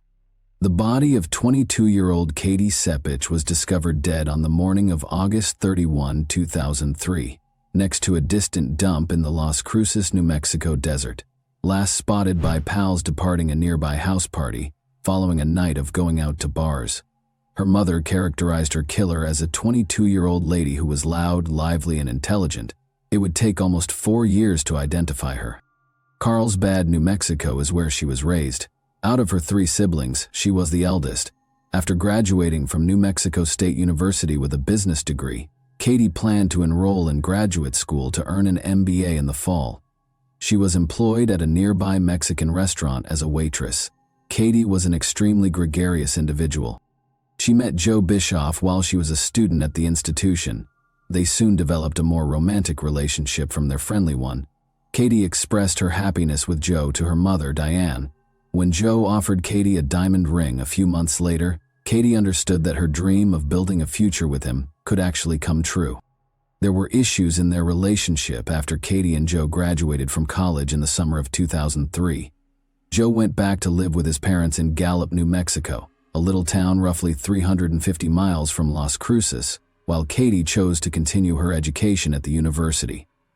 Joe's departure caused Katie a great deal of distress. Even though their long-distance relationship was intolerable, they occasionally managed to get together. When Joe visited Las Cruces over Labor Day weekend in 2003, Katie was ecstatic. But their weekend together ended tragically. The date was August 30, 2003, a Saturday. After having a good time with Joe and his friends, Katie went from bar to bar until they arrived at a house party in the area, where she vanished. Katie's mother, Ann, had a call the following day that permanently altered her life. My family woke up to the promise of a beautiful day. We had a house bursting with friends and family, and we were preparing to celebrate Labor Day weekend with a cookout. Then, at 2:15 that afternoon, the phone rang, and our lives were shattered with just 6 words. "Have you talked to Katie today?" Ann later wrote about the morning she learned her daughter had vanished on August 31, 2003. "My daughter Katie was brilliant, lively, vocal, and amazing. Our firstborn Katie brought joy and sunshine into every space. Her roommate wanted to know where she was, so he called. Even the nearby hospitals and all of her friends had been contacted, but Katie was nowhere to be found." Ann was informed by Katie's roommate, Veronica, that Katie had left the party by herself that evening. In the house where the party was being held, Veronica and Joe dozed off. Katie was nowhere to be seen in the morning, despite their belief that she had gone home. Her relatives reported the disappearance to the police. A half-naked woman's body was found near to a desert landfill at the same time. The police officers who arrived at the scene came to the conclusion that the body had been laying there for little more than a day based on the exterior evidence, even though there were no documents close to it. Additionally, they recognized right away that the victim's death was not due to an accident. The victim looked to be between 20 and 25 years old. Since she was completely nude, the motivation behind this crime was clear. Her arms bore wounds from self-defense. She was scratching the assailant in an attempt to save her life. Under her fingernails were bits of the criminal's skin. Thus, the DNA sample of the individual who killed her was in the possession of the police. Her neck showed evidence of strangulation, which initially appeared to be the most likely cause of death. Since there were no indications of a struggle close to the body, the detectives were able to determine that the young woman passed away elsewhere.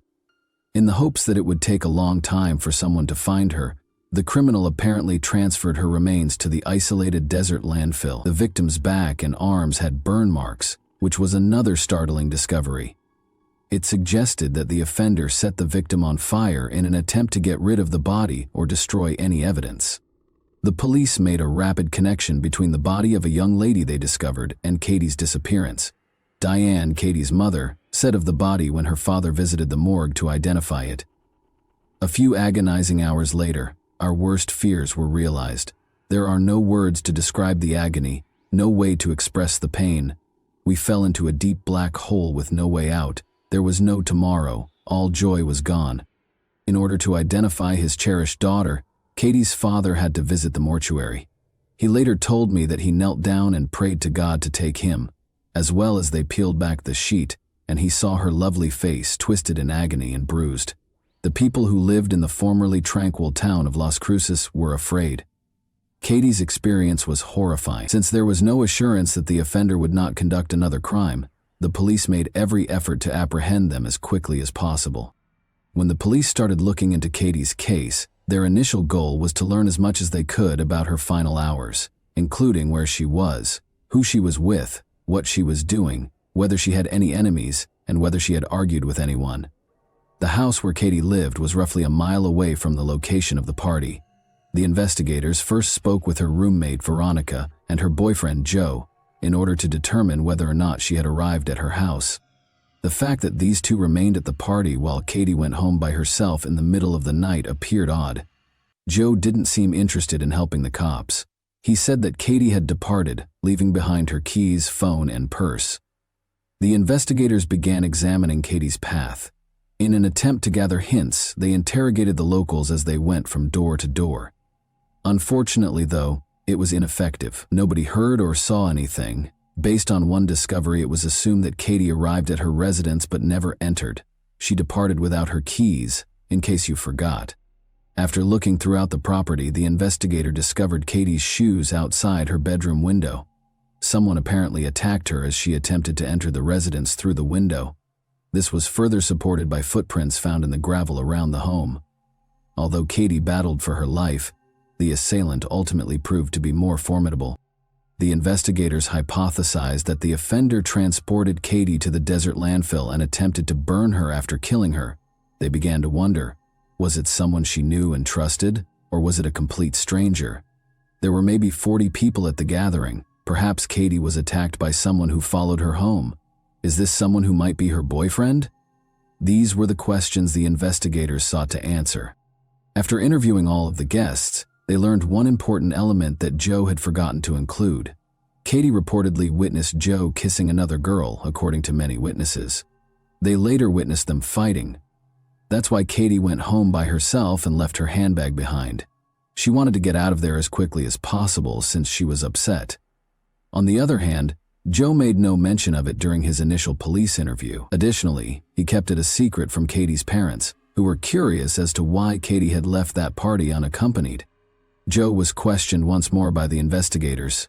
Joe acknowledged that it was true when they told him that they knew he and Katie had argued because Katie had witnessed him kissing another female. He claims that he drove after Katie when she went home. Joe allegedly pulled up to her house, but he didn't enter. He thought she was already asleep when he noticed the light in her bedroom was off, so he went back to the party. As a result, Joe was not there at the party when Katie was attacked. When Joe returned, none of the people the detective spoke to could say for sure. He most likely had enough time to carry out the crime, transport Katie's corpse to the desert, and then head back to the celebration. After speaking with witnesses, the detectives learned of yet another odd detail. Joe went back to the party and began phoning Katie's cell phone, housed in her purse. When he heard Katie's phone ring, he located it. Even though Joe knew it was Katie's phone, he kept phoning her till dawn. Where did that come from? Perhaps he was attempting to give himself an excuse. Maybe he wanted to seem worried about his sweetheart. Joe didn't want to speak to the police anymore, but the detectives wanted him to explain his odd conduct. Joe did not even attend Katie's burial, which increased suspicion despite Katie's deep love for him. However, Joe's DNA sample was all that was required for the authorities to rule him out of the pool of possible suspects. 3 distinct locations on Katie's body had DNA samples, according to experts. It was mostly beneath her fingernails. The skin was human. The samples that were discovered on Katie's body were all from the same individual. There were issues with the police's plan to compare Joe's DNA with the DNA discovered on Katie's body. His parents hired a lawyer while Joe was out of town, and the lawyer told the investigators that Joe had declined to give a DNA sample. Given Joe's actions, it was obvious to everyone that he had a secret and was involved in Katie's demise. To verify this, the authorities had to figure out a legal way to get his DNA, which took time. Meanwhile, different versions were being considered by the investigators. They were investigating related instances to see whether Katie was the only victim of the person who killed her. When DNA samples discovered on her body were compared to a national database, no matches were identified. The investigators made the decision to go back to the party, which was the beginning of it all. All of the guys who were present at that party were identified, and they were requested to submit a DNA sample. Since none of the men had anything to conceal, they all agreed. But the DNA that was discovered on Katie's body did not match, which led the investigators back to Joe. The only person who declined to give his DNA was him. However, the detectives managed to obtain it in a different way. They discovered that Joe and Katie had made sexual contact in her bedroom before tending the party. The police were correct when they went to the residence and removed the sheet from Katie's bed in the hopes of finding Joe's DNA there. Although a male DNA sample was discovered by the lab, it did not correspond to the one discovered on Katie's body. It indicated that she had not been attacked by Joe. If he had nothing to do with his girlfriend's fate, why did he refuse to assist the police? Joe's attorney received the test results from the police. Joe made the decision to speak with the police once more and give a sample of his DNA after finding out that he had been taken off the list of suspects. The first conclusion, that Joe was not involved in this crime, was validated by the new test. When asked why he wouldn't help the police, Joe explained that he was worried they might find his DNA on Katie's body because he and Katie had had sexual contact prior to the party. The police and Katie's family were still unsure of Joe's actions the night of Katie's death. The police had to search for alternative versions when Joe was removed from the suspect list. Investigators were informed by a number of partygoers that Katie was wearing rings on her fingers that evening, including the one Joe had given her, but Katie's fingers had no rings on them when her body was found. The police thought the person who killed her had taken them away. They searched every pawn shop in the neighborhood but were unable to locate Katie's jewelry. Tire traces close to where Katie's body was discovered could also be a clue. The tire's model and brand were determined by the experts. Police were told by the manufacturer that these tires were typically found on pickup trucks. Sadly, it did not advance the search for the perpetrator, and the investigation came to a standstill. A year or so later, someone in Wisconsin committed a crime that was strikingly identical to Katie's experience. In Green Bay, a girl was attacked and subjected to the same treatment as Katie. Luckily, the sufferer survived despite being set on fire as well. She said to the police that the only reason she survived was because she feigned to be dead. She extinguished the fire and went to a neighboring house for assistance after the perpetrators had fled. She claimed that 2 Hispanic men had attacked her, but all the evidence in Katie's case pointed to just one individual. To verify or disprove the link between the 2 crimes, DNA analysis was required. The Wisconsin victim gave the authorities a detailed account of how the males who attacked her looked. One of the farmers identified Gregorio Morales and Juan Nieto, his employees, in the sketches when the Green Bay police released them. One of them frequently traveled to Las Cruces to visit relatives. Both males were taken into custody. The police who were looking into Katie's case thought they had finally identified the criminal, but the DNA analysis's findings showed otherwise. The DNA on Katie's body did not match the samples. These 2 men had nothing to do with the Katie case, but they were eventually found guilty of abusing a female in Green Bay. Morales received a 50-year sentence, and Nieto received a 70-year sentence. The detectives thus came to yet another dead end. Tire tracks from the crime scene and the offender's DNA samples were the only pieces of evidence the police had. The authorities had issues identifying the individual who killed their daughter, despite Katie's family's anticipation that DNA would help them identify the culprit. Taking a DNA sample from someone who had been apprehended by the police was illegal. Diane, Katie's mom, will put it the following: "Later, we had lost our daughter to a monster and we needed justice. We needed to know who had done this and why. But most of all, we needed to know that he would be stopped from doing this again." There were no real clues. The detective in charge of Katie's case told me that the only evidence they had was DNA. You see, Katie had fought so hard for her life that the blood and skin of her killer had been found underneath her fingernails. A DNA profile had been extracted and uploaded into the National Forensic Database called CODIS. Detective Jones explained that once a week, this evidence would be cross-referenced against the offender database to look for a match. This gave our family bright hope. We had the identity of our daughter's murderer.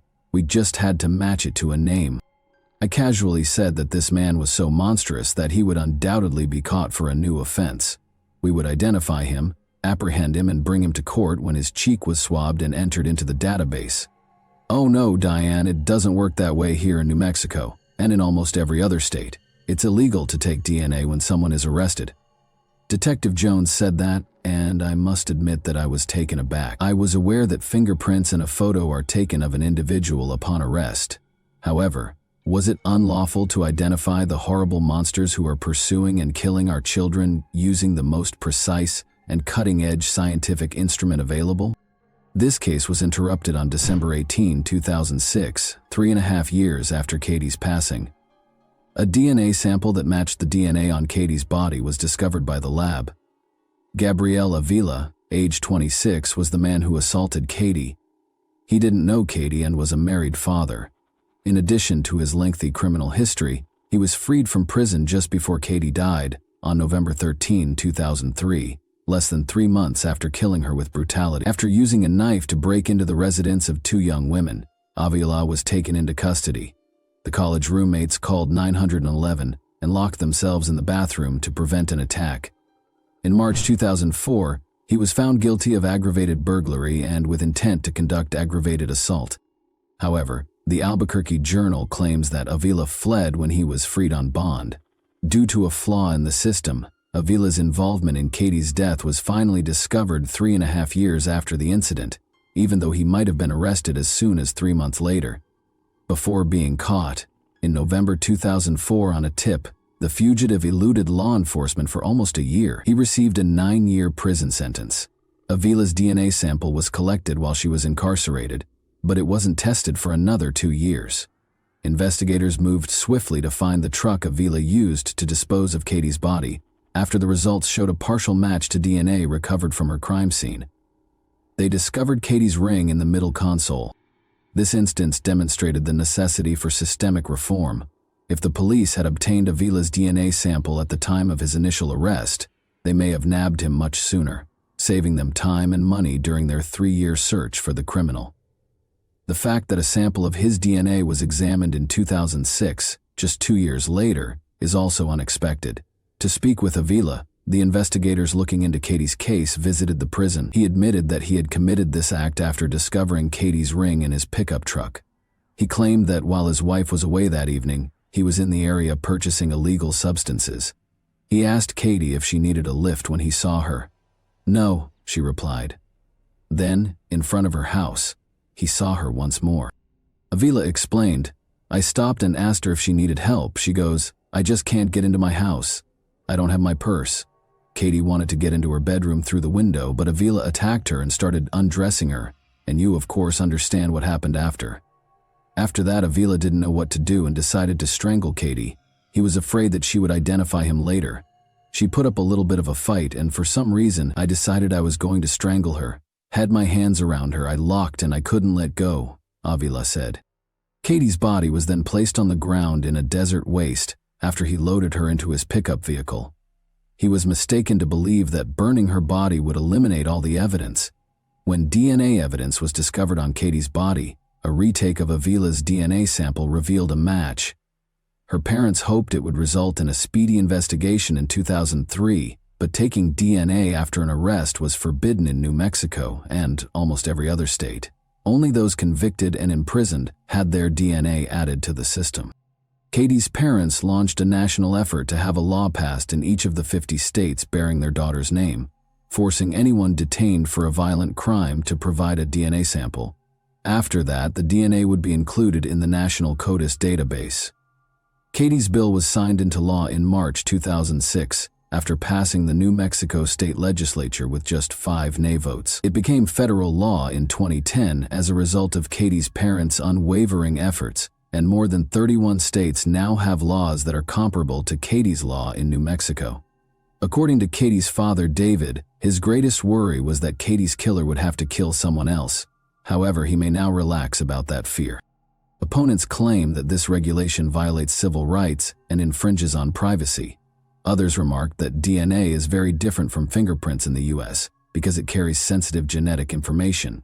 In the case of versus Poole, a federal district court affirmed that there is no constitutional infringement of the federal statute permitting the gathering of DNA samples prior to conviction for inclusion in the National DNA Database. The court explicitly said in its decision that the collecting does not constitute a Fourth Amendment infringement. In 2007, Gabriel Avila's trial got underway. Avila expressed regret to Katie's relatives. His attorney claimed Avila was sorry and asked the judge to be forgiving. Susana Martinez, the district attorney, contended that Avila did not confess until officers approached him with DNA evidence, more than 3 years after the murder.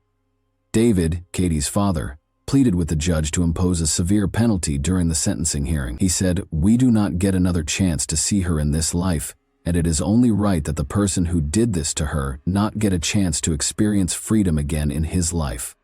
Gabriel Avila was convicted in May 2007 and given a 69-year jail term.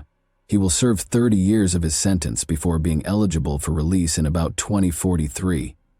Jan stated that although she is prepared to move on, there's no such thing as closure. We've been healing. We've been going forward with our lives. We have 2 other incredible children we love so much. Jan added. In honor of their daughter, Jan also promised that she and her husband would keep pushing for the passage of Katie's Law in each of the 50 states. And that wraps up today's chilling story. If you enjoyed this video, don't forget to like and subscribe so you never miss a new upload. Also, let me know in the comments what part of this story shocked you the most. Thank you for watching, and I'll see you in the next video.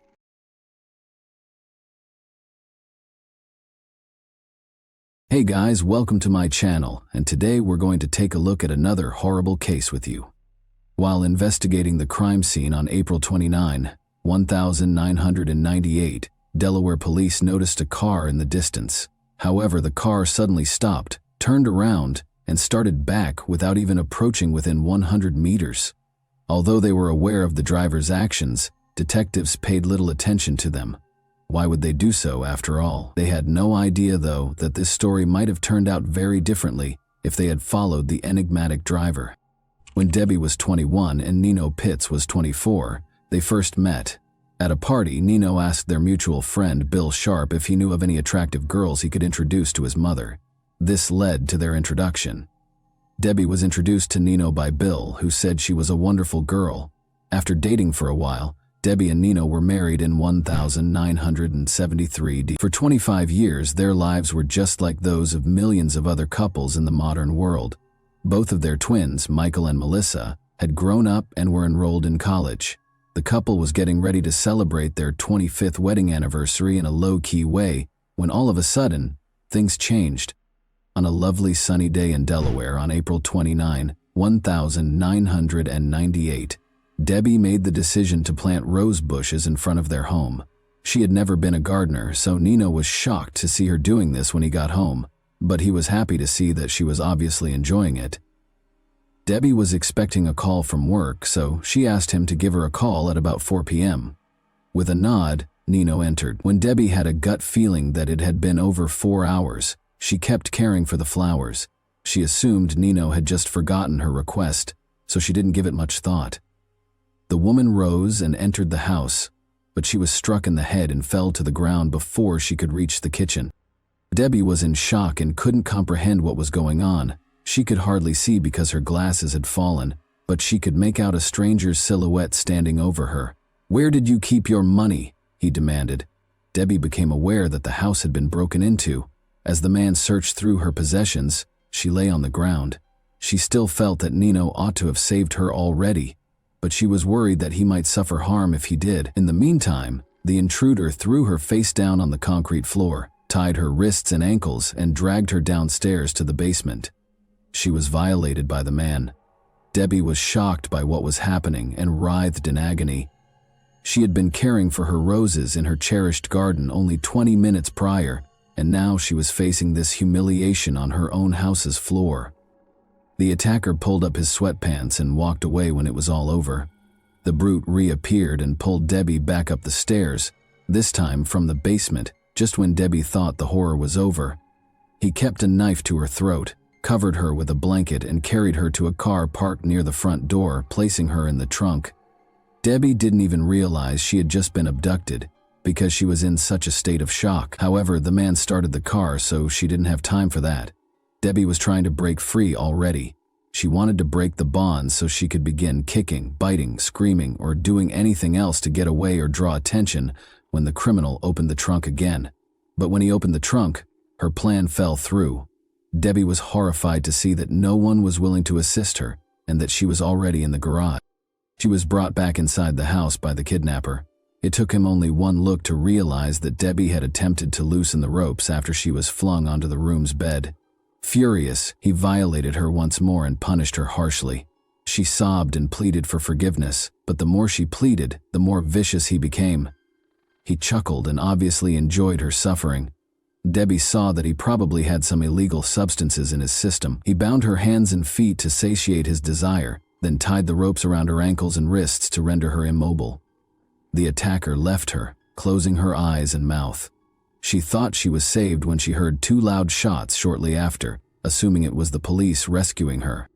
Debbie's absence was immediately noticed at work. As a hospice nurse, her dependability and timeliness were always undeniable. Therefore, a co-worker went to her home at 6:30 p.m. when she was unreachable. When Debbie's co-worker noticed the Pitts family's neighbor, she introduced herself and inquired as to whether he had seen her. She had been planting roses in the garden, he retorted, adding that the house's side door was always open if she wasn't answering. The woman came inside. There was silence. She summoned Debbie. Her glasses were on the floor, and her possessions, including her wedding ring, were on the kitchen table. The woman kept phoning Nino and Debbie. She discovered Nino in the bedroom, but Debbie was nowhere to be seen. He had been shot in the head, and it was clear that he was no longer able to be helped. Only the following day did Debbie see the kidnapper. He described how he saw the headlights pointed at his windows and assumed the police had found him. Concerned that the neighbors might have heard or seen something, he fired 2 shots from the window. Then he loudly turned up the TV or the radio. Debbie was horrified to learn that Anthony Pitts, Nino, had been shot in his own house when the news program began. The police suspected her of killing her husband and made her a fugitive. She hadn't even considered the possibility that Nino had suffered any harm until that point. She felt that everything had happened so fast. She had gone inside, she had been attacked by a stranger, and her husband had no idea where she was. Debbie found it hard to believe that Nino had been hurt by her kidnapper. The woman was shaken when the man abruptly apologized for having to kill her husband and just walked out of the room. She had just learned something that was really hard for her to understand. She understood that she would be her attacker's next victim, because he was not only a thief and a violator but also a murderer. She also realized that she couldn't grieve for her husband because doing so would only make him angry. All Debbie could think about was her kids. They were adults, of course, but they had to cope with 2 horrific shocks: the death of their father and the disappearance of their mother, who was suspected of killing him. Detectives spoke with friends and family in the interim, but they were unable to determine Nino's killer. The 2 had a great relationship according to everyone's testimony. The neighbors never heard any screams and they never got into a fight. Furthermore, Debbie couldn't see anything without her glasses, so she would never leave the house without them. The fact that their primary suspect was fighting for her life only 5 miles away was unthinkable to the police. In a follow-up interview, the neighbor recalled seeing a car parked directly in front of the family's home, despite the fact that he had not heard any screams. A man had driven off after placing a blanket in the trunk. In fact, tire marks were discovered by detectives on the lawn directly outside the house, which was extremely unusual for such a wealthy neighborhood. The police determined they were dealing with a kidnapping after finding Debbie's glasses on the kitchen floor, which prevented her from seeing anything. 52 hours later, the kidnapper showed a new side of himself. He untied his victim and addressed her normally. He had hardly spoken to her more than a few words at a time before, so this was very unusual. The man acknowledged that he was thinking of letting her go, but was worried that she would tell the police about his house. Debbie took these words to heart. She had to persuade him to actually let her go if he was thinking about it. Since she could hardly see without her glasses, she assured him that she would not tell anyone about him. She addressed him respectfully as Sir. He'd brought her in the trunk, so she didn't know where the house was either. But as soon as the hope for Debbie began to grow, it was dashed when he said he couldn't let her go. Then, as though he were thinking out loud, he said that he would only be sentenced to 10 years in prison if he removed all illegal substances from the house. Debbie became aware that the person she was interacting with was not very smart. Could he have been so gullible as to believe that assault, kidnapping, and murder only resulted in 10 years? She made the decision to use her cunning to help him see her as a person rather than a victim. She spoke to him calmly, and this strategy worked. He let her sleep in his bed that night after taking the shackles off her eyes and mouth. The kidnapper informed Debbie that she needed to shower on the morning of the 3rd day.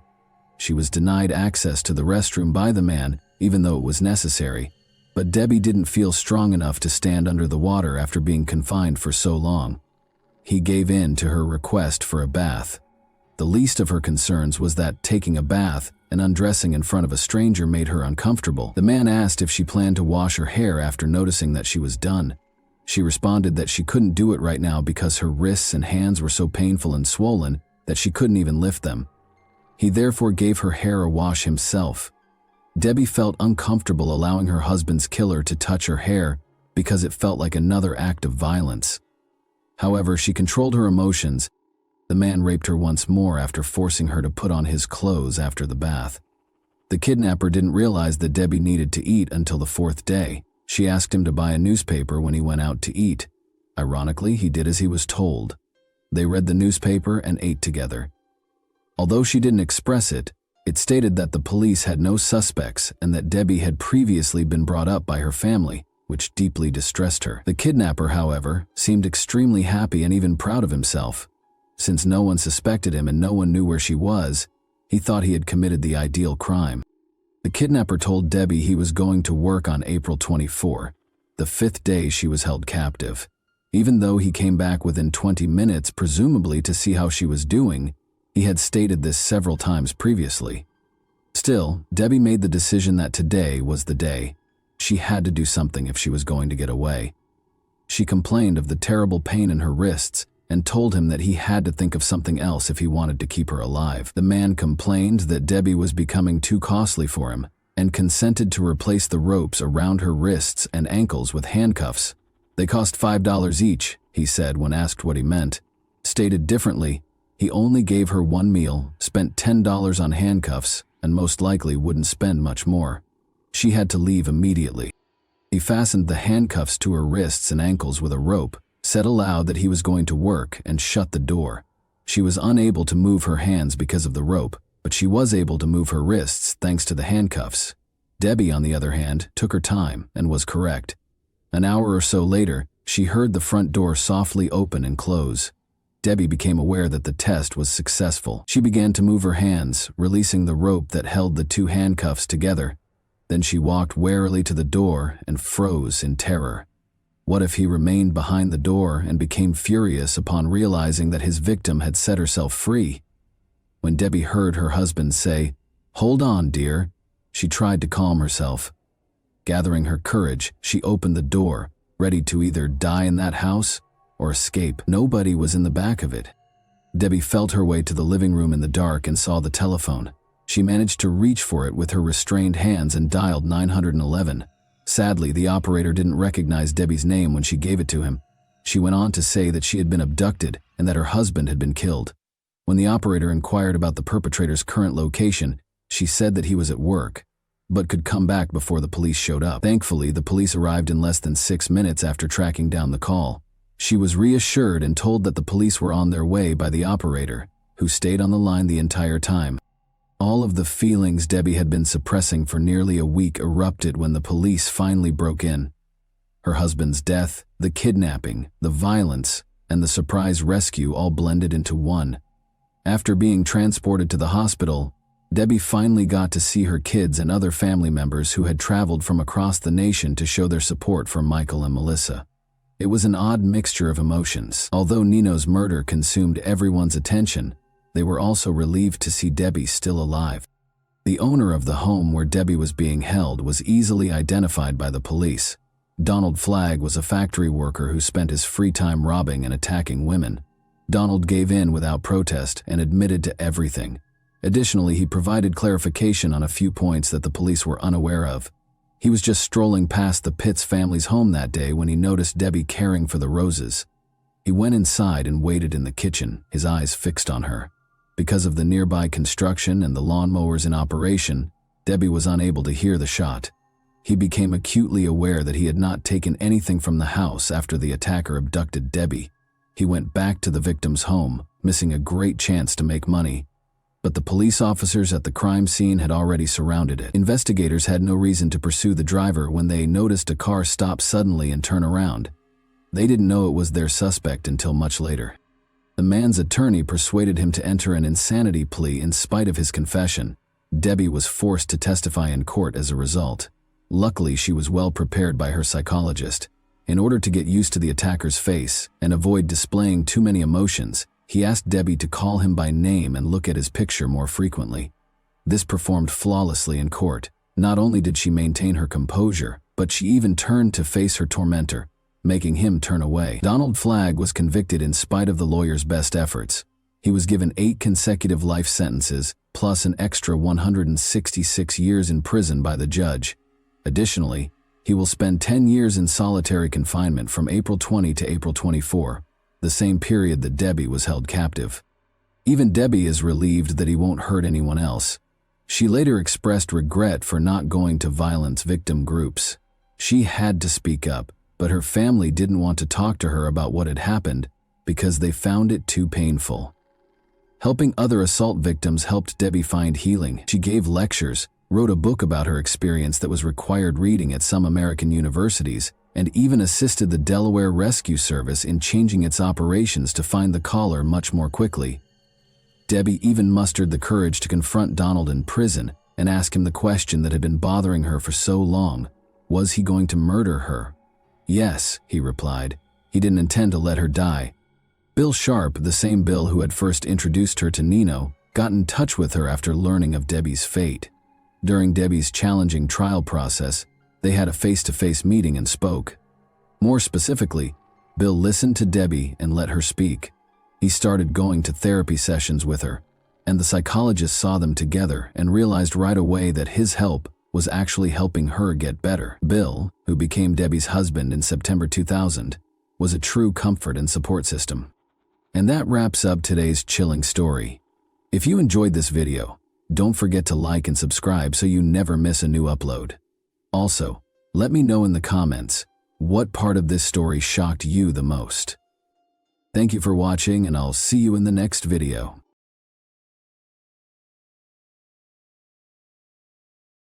Hey guys, welcome to my channel, and today we're going to take a look at another horrible case with you. Elisa Claps, a high school student from Italy, disappeared in her hometown of Potenza in September 1993 D. She was unaccounted for almost 20 years. Elisa was last seen in person at the nearby Holy Trinity Church, where she had met up with a friend. It's commonly said that it's difficult to spot a dangerous criminal with a perverted mindset among regular people. Their ability to blend in is frightening. To those around them, they seem completely normal, average, and unremarkable. Their ability to cover their tracks, leaving crime scenes painstakingly devoid of evidence, is even more disturbing. This is the exact reason why it can be difficult for law enforcement to find and apprehend these criminals. It can take years, during which time they may carry out their heinous crimes. Let's examine this disturbing case now.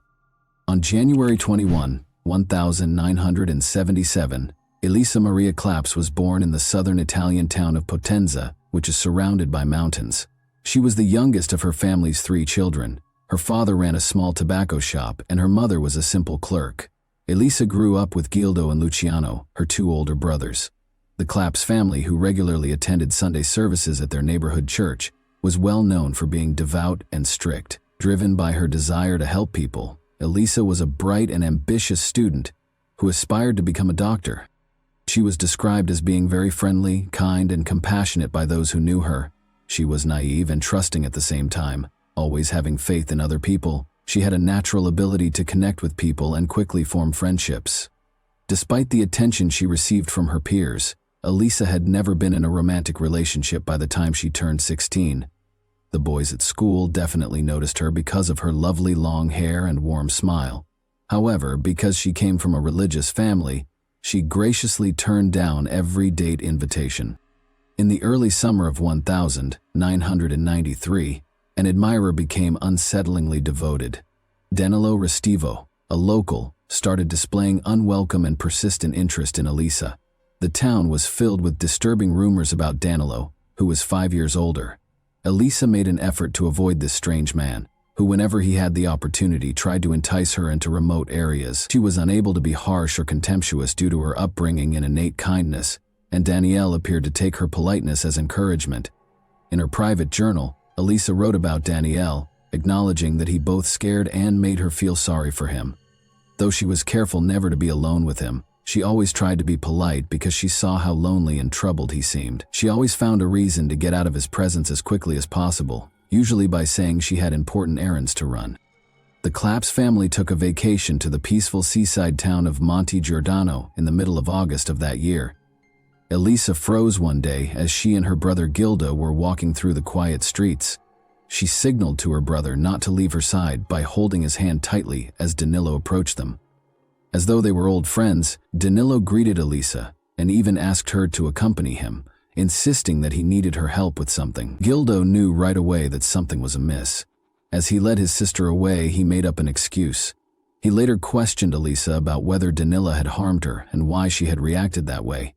Although the man had never physically hurt her, Elisa admitted that he had been following her and that she was afraid of him. Around 5 p.m. on September 11th, the Claps family's phone rang. Elisa responded, and as she conversed with the person on the other end, her attitude rapidly changed. Her brother did not miss the growing somber and agitated expression on her face. Galito inquired as to who had called after Elisa hung up. "It was Danilo," she said. Elisa adamantly declined Gildo's offer to confront him, claiming she could take care of it on her own. She thought she had everything under control and didn't want to cause any trouble. The enigmatical absence at church. Elisa's parents and brothers departed early on Sunday, September 12, 1993, for a day trip to Naples, which is roughly 90 miles away from Potenza. Elisa had remained behind, intending to join her close friend Alina for the morning service at the nearby church. Her family had returned from Naples by noon, and as everyone waited for Elisa and Elena, her mother made lunch. However, the girls had yet to return home as time went on. Someone knocked on the door at 1:45 p.m. Elena appeared nervous as she stood on the doorstep. She inquired as to Elisa's return, stating that they had become separated at the church and were unable to see one another. Elena claimed that she thought Elisa had already arrived at her house, but her account sounded flimsy, and she shifted uneasily, as though she were concealing something. Elena's distress increased when the family informed her that Elisa was still missing. She eventually acknowledged that she hadn't been truthful under duress. After the service, Elisa had actually stayed behind to talk to a young man. The two girls had planned to meet at the park afterwards before going to lunch, and the talk was only expected to last 10 minutes at most. However, neither 10 minutes nor an hour later did Elisa appear. As they conversed, Elisa grudgingly disclosed that Elisa's intended meeting with the young man was Danilo. Guldo's face turned pale at this. He alerted his brother and parents that Elisa might be in grave danger and that they should begin looking for her immediately. Danilo Restivo. Who was he? On April 3, 1972, Danilo Restivo was born in Irice, a tiny commune in the Sicilian province of Trapani. He came from a reasonably well-off family and was the youngest child. He was pampered and used to getting what he wanted as a child, and he was taught early on that there would never be any real repercussions for his actions. Regardless of the trouble he caused, his father was always there to support him. The Restivo family relocated to Potenza in the early 1980s, where Danilo's father, Mauricio, founded a prosperous company. In a matter of years, Mauricio rose to prominence as one of the richest and most powerful people in the city, developing close ties with local government and law enforcement. Danilo was notorious for being strange, impolite, and unsettlingly violent when he was in school. He was a reclusive and vicious youngster who was notorious for abusing animals, a habit that apparently gave him a deranged sense of fulfillment. In addition, he had a disturbing fixation on sharp objects. Despite being caught spying on girls in locker rooms on multiple occasions, Danilo appeared unaffected by any kind of intervention or discipline. He showed no remorse or desire to change, and he persisted in these actions with a stubborn, almost compulsive determination. Danilo Restivo had no true friends, and was a recluse who was mostly shunned by his peers. He would frequently cut the hair of gullible girls because he had the unsettling habit of always having scissors with him. Parents complained repeatedly, but this unsettling behavior was ignored. Danilo would collect a large collection of hair clippings and take his trophies home. Strangely, his family didn't seem to notice any warning signs and instead dismissed this behavior as simple, childish mischief. Danilo's actions became more concerning as he grew older. His cruelty was not limited to animal abuse. He seemed to enjoy hurting other people. He still had trouble relating to people, especially girls, with whom he frequently acted aggressively and made an effort to threaten or harm them. The initial victim. Sonia, Danilo's younger cousin, was roughly a year and a half younger than him. They frequently walked home together from the same school. Danilo would often invite her to remote locations after class, making up a variety of reasons to entice her away. But Sonia was suspicious of her cousin. Her mother had specifically warned her not to go anywhere with him by herself, and her instincts told her to exercise caution. After promising to show Sonia a secret hiding place, Danilo was able to persuade her to follow him in the spring of 1987. Sensing that something was wrong, Sonia made the safe decision to bring her younger brother, Angelo, who was 11 years old. The three of them went into a wooded area where an old deserted shack stood after school. Danilo proposed a game in which players would be blindfolded. After Sonia and Angelo agreed to temporarily trust him, Danilo covered their eyes with blindfolds. There was a tense silence. Uneasy, Sonia shifted her blindfold just enough to get a glimpse and saw something horrifying. Her cousin was approaching Angelo, getting ready to attack and taking a pair of scissors from his backpack. Sonia startled her younger brother by screaming as loudly as she could. Angelo jerked away in an instinctive reaction, still with his eyes covered. Danilo's hand swung down, but the scissors sliced his shoulder rather than his neck. Danilo appeared to be stunned by the sight of blood and Sonia's shrill cries, which allowed the kids to flee in the few seconds they had left. With their cries resonating through the forest, Sonia and Angelo fled the shack and fled for their lives. Danilo screamed threats and demanded they keep quiet about what had happened as he pursued them. Sonia and Angelo outran him and made it to safety, motivated by their instinct for survival and sheer terror. What had happened appalled the parents of the injured children. They hurried Angelo to the hospital, where medical professionals were able to treat him in time to save his life. Despite suffering severe blood loss and nearly dying, the boy managed to survive.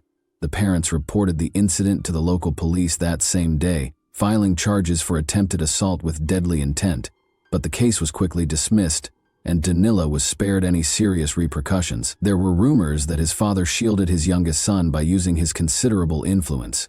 With the help of a local priest, Mr. Restivo assured Angelo's family that Danilo would be committed to a mental health facility for required therapy in order to stop similar incidents in the future. He also paid the family a sizable amount in compensation and paid for Angelo's medical bills. Soon after, the parents of Sonia and Angelo made the decision to relocate their family to Naples in order to avoid any more interactions with their dangerous relative. Although Danilo's father made solemn vows, he never fulfilled them. Danilo never even saw a specialist and was never sent for treatment. Mr. Mauricio Restivo was too worried that his son's reputation and social standing would be permanently harmed if he were to be classified as mentally unstable or a danger to others by a formal psychiatric evaluation. A perilous preference. After parents and students repeatedly complained about Danilo's violent and intimidating behavior, he was expelled from 4 different schools. He ultimately had to turn to homeschooling to finish his coursework and obtain his diploma. Since he was considered physically capable of serving, Danilo was drafted into the military at the age of 18. However, due to his unpredictable and erratic behavior, he was released within a few months. He went back home and remained protected by his powerful and affluent father, who continued to absolve him of responsibility. Danilo's actions only became more unsettling with time. When he fell in love, he would stalk girls, spy on them through their windows, make eerie late-night phone calls while remaining silent, and harass them in an uncomfortable way. His attempts to show romantic interest frequently turned violent, including luring them to abandoned places or attempting to chop off strands of their hair. Danilo's responses to these girls' rejection of his advances were frightening. He sent them letters outlining his disturbing fantasies or packages containing fictitious explosive devices marked with words like boom. Since Danilo's father always stepped in to protect him, no amount of complaints to the authorities seemed to have any effect. Danilo felt unstoppable and above the law because of this ongoing cover-up. He seemed rather innocuous to outsiders, more like a peculiar locality than a cunning or dangerous person. People like Elisa felt sorry for him because of his dishonest appearance, and they even wished they could assist. The church is the target of the missing girls' search. Elisa's brothers and parents immediately began a frantic search. The local church where she was last seen was their first destination. Elisa had intended to confront Danilo Restivo that day to request that he stop pursuing her and give her some space.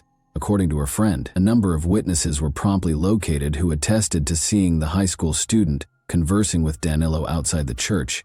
However, none of them were able to provide information regarding the two's subsequent whereabouts. In an effort to talk to Danilo, Elisa's mother tried calling the Restivo residence, but Mauricio, Danilo's father, picked up the phone and wouldn't let her talk to his son. The Claps family drove to the Restivo home, growing more and more alarmed, but nobody answered the door. They had no choice but to report Elisa missing to law enforcement. Mauricio met officers at the Restivo residence and informed them that his son had left for Naples on some errands and would not return until the next day. Authorities quickly learned, however, that Danilo was in fact at home. After returning home, the police demanded to speak with Danilo and took him to the station so they could question him. His father kept getting in the way, making it hard to get definitive answers, so they had to do this. Danilo's account was riddled with contradictions. He acknowledged that he had talked to Elisa at the church, but he said she had left shortly after, leaving him to pray.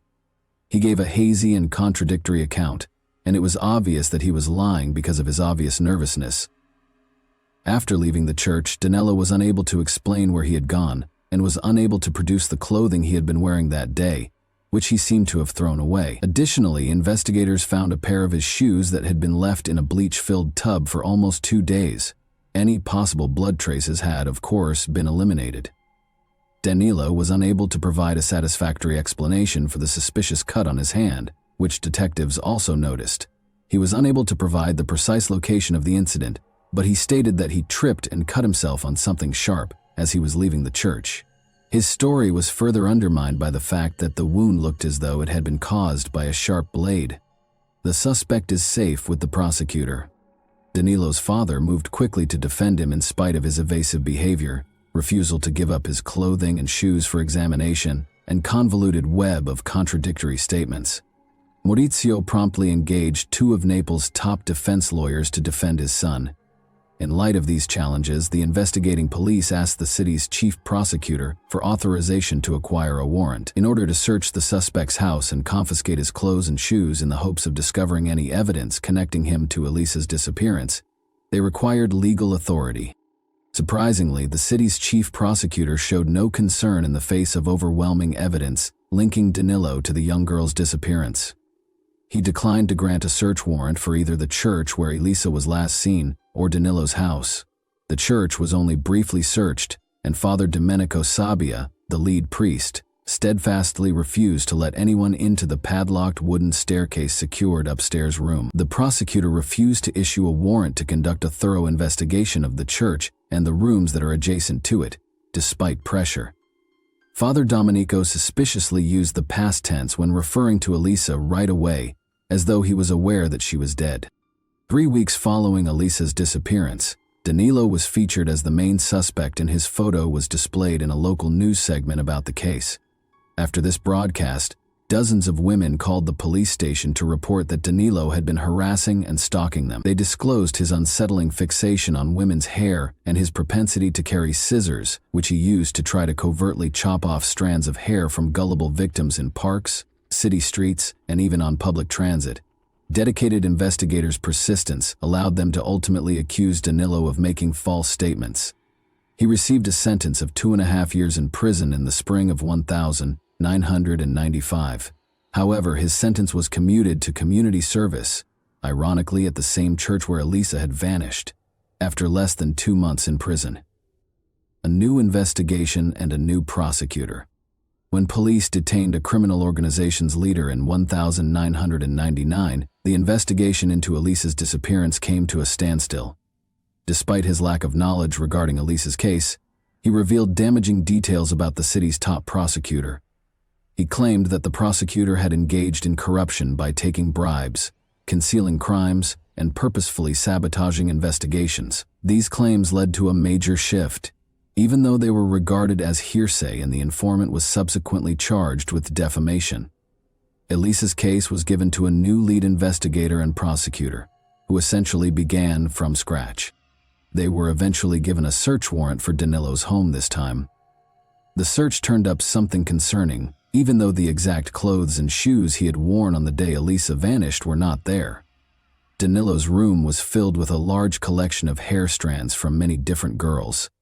Investigators discovered a sizable box containing pictures of nude and semi-nude women beneath Danilo's bed.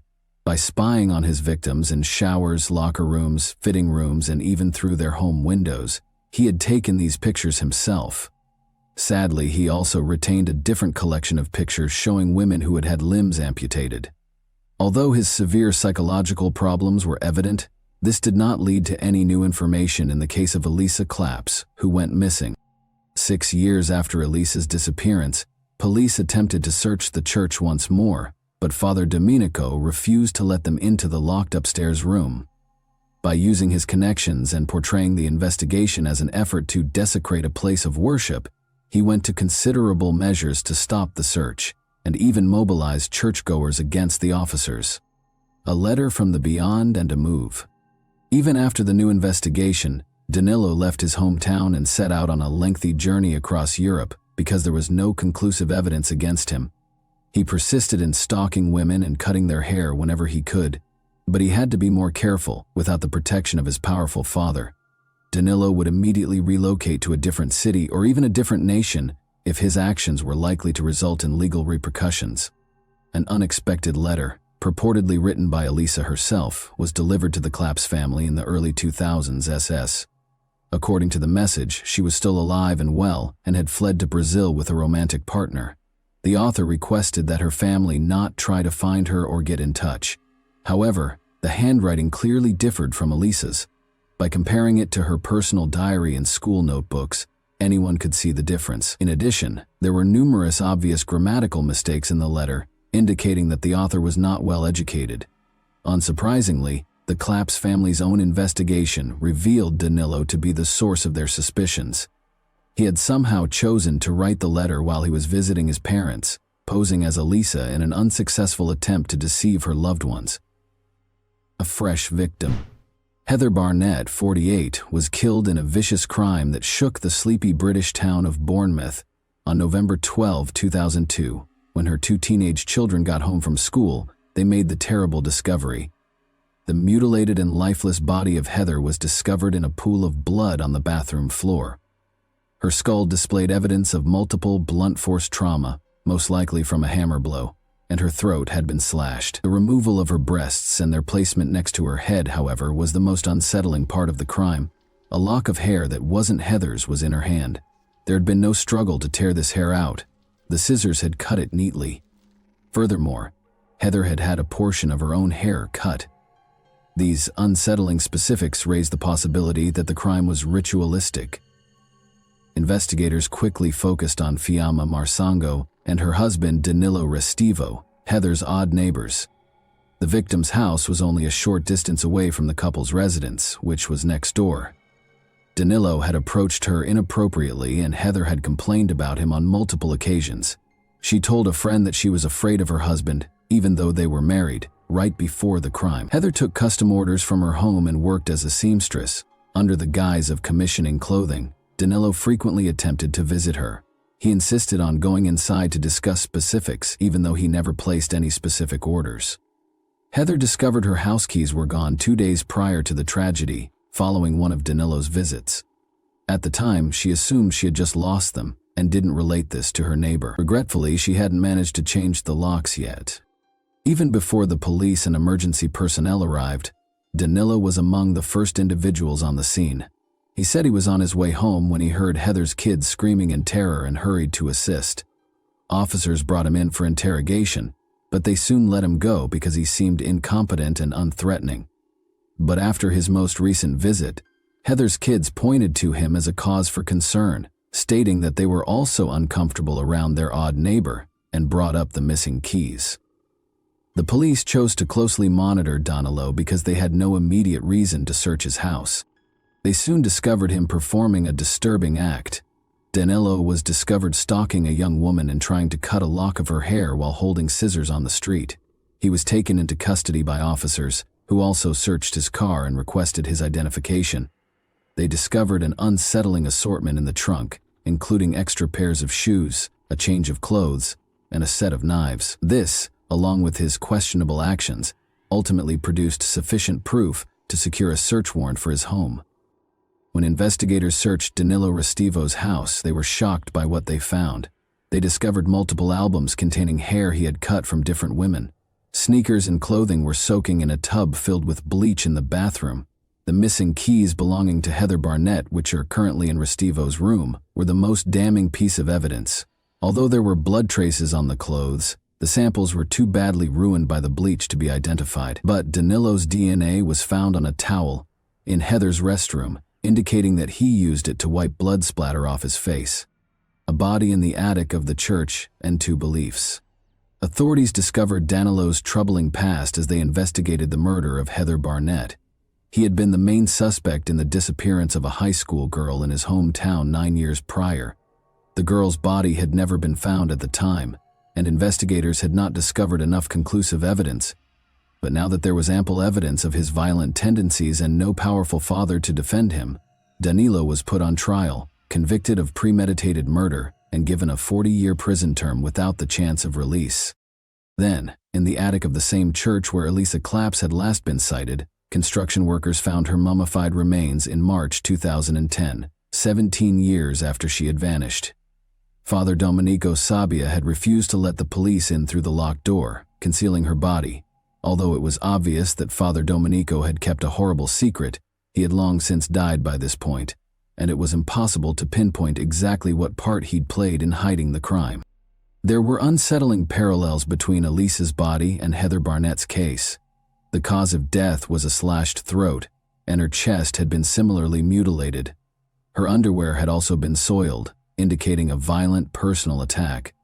Bloodstains on Elisa's deteriorated clothing matched those of Restivo, who had hurt himself during the attack, and fingerprints were found at the scene. An uncanny signature that mirrored the evidence from Heather's murder was a lock of hair in Elisa's hand that wasn't hers.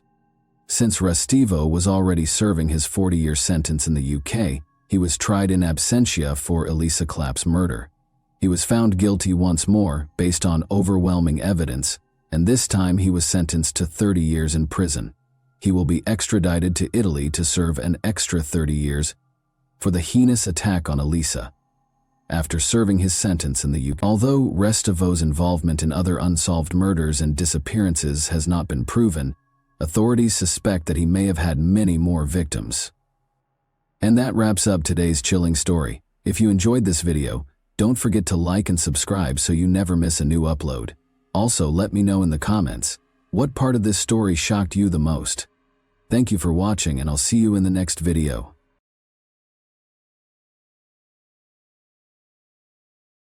Hey guys, welcome to my channel, and today we're going to take a look at another horrible case with you. We're delving into yet another horrifying situation today. The most pernicious manipulators are frequently highly persuasive and articulate. They can easily frighten, lull the victim's alertness to sleep, and subjugate it entirely to their will. Being in a relationship with someone like that can pose a major risk to one's bodily and emotional well-being. The manipulator typically seeks out a victim who is vibrant, ambitious, and energetic, so that even the strongest, smartest, and most independent members of his network frequently fall into his trap and become submissive, unassailable puppets. He was referred to in the media as an Australian stalker from Tinder, who hunted down young, accomplished women and first won them over with his charm, humor, and good looks before turning their life into a living hell. Paul Lambert was the man's name, and he was extremely smart, seductive, and equally mad. Tortured, intimidated, maimed, and ready to kill, he stalked his victims with frenzied insistence. He was only stopped by a bullet that was intended to kill. On August 10, 1980, Paul Lambert née Scales was born in Brisbane, Australia's capital and largest city in the state of Queensland. He grew up with his older sister Dorothy and was the youngest of two children in Margaret and Oliver Scales' household. The boy's parents separated when he was only 5 years old. Despite providing financial support to his previous wife, his father abandoned the family and essentially stopped interacting with the heirs. The man soon got married again and had 2 more kids. He then started going to see Paul and Dorothy, only to wish them a happy birthday or Christmas, and occasionally he would even contact them. The youngster was bitter against his father for leaving since he missed him so much, and when he was already in junior high school, Paul started to struggle with behavior and discipline as he considered losing his love for him and his sister. Neither his mother nor his professors were able to restrain him as he became nearly unmanageable. The youngster acted violently toward other kids, didn't acknowledge any authority. His mood fluctuated a lot, and he was impulsive and angry. The boy was diagnosed with attention deficit hyperactivity disorder, or ADHD, by a child psychologist after Margaret, worried, made the decision to take him to a specialist. The doctor at the time, however, did not consider it to be anything serious and came to the conclusion that the issue had arisen against the backdrop of the parents' divorce and would eventually go away on its own. Hall allegedly went through too much pain when his father left, which led to behavioral issues and focus issues. In the belief that the youngster will eventually outgrow his neurological behavioral condition, the psychologist at the time did not prescribe any medication, but the problem simply became worse over time. By the age of 10, the youngster had lost all self-control and was acting irrationally and aggressively. His mother made the decision to seek assistance once more, and this time she saw a psychiatrist who diagnosed him with ADHD, as well as a number of other mental health conditions, such as bipolar illness and obvious symptoms of dissociative identity disorder, DID, usually referred to as multiple personality disorder. Because of this disorder, the patient's identity is disjointed, giving the appearance that they are a single person with several unique personalities. Receptor drugs were prescribed to the youngster, who had to take them under his mother's close care. However, it was almost impossible to get him to comply. Convinced that he was healthy and problem-free, he deliberately avoided taking his prescription. However, it was easier to manage Paul when he was a child. The issue was overlooked for a number of years when Margaret insisted on treatment that appeared to be beneficial. Paul's mental health issues have no bearing on his IQ or academic prowess. He became the top student in school because of his excellence. His teachers thought he would be a successful scientist because he had a talent for the sciences and could do complicated calculations in his head with ease. He easily enrolled at a prominent Australian institution after graduating and obtained a master's degree in finance and economics. After graduating, he got a job at a major's headquarters. From an early age, Paul's outstanding appearance only grew more alluring, and he soon rose to the top of the financial department in Sydney in terms of relationships. He created a fantastic first impression with his muscular build, masculine features, and huge expressive eyes. At school, a lot of people wanted to be noticed by him. Paul was outgoing, made friends easily, and was frequently the star of the party. An intriguing byproduct of his mental health problems was his strong charisma. He was regarded by his co-workers as a good man who was trustworthy. He personally started a fundraising campaign after learning that one of his co-workers' children had cancer, greatly assisting the family. As previously stated, Paul was adept at forming friendships and had no trouble establishing connections with girls, albeit they were always brief. He would soon expose his actual self, frightening his partners away. He would make their life into a nightmare by stalking, threatening, lying, controlling their emotions, and causing terror after his relationships, which usually lasted only a few months. And this was only the beginning. Notably, he consistently selected extremely attractive girls whose appearance matched his own model. Paul has a number of preferred techniques for controlling his victims in order to maintain their intimacy. Being very convincing and well-spoken, he frequently exploited their empathy by making up fatal illnesses for himself and his loved ones, which made the females feel bad about leaving their ailing boyfriend. The only people who actually knew Paul's true nature were his mother and sister. He was challenging yet controllable when he was younger. He vehemently opposed treatment and psychiatric visits as an adult, despite his mother's insistence on therapy.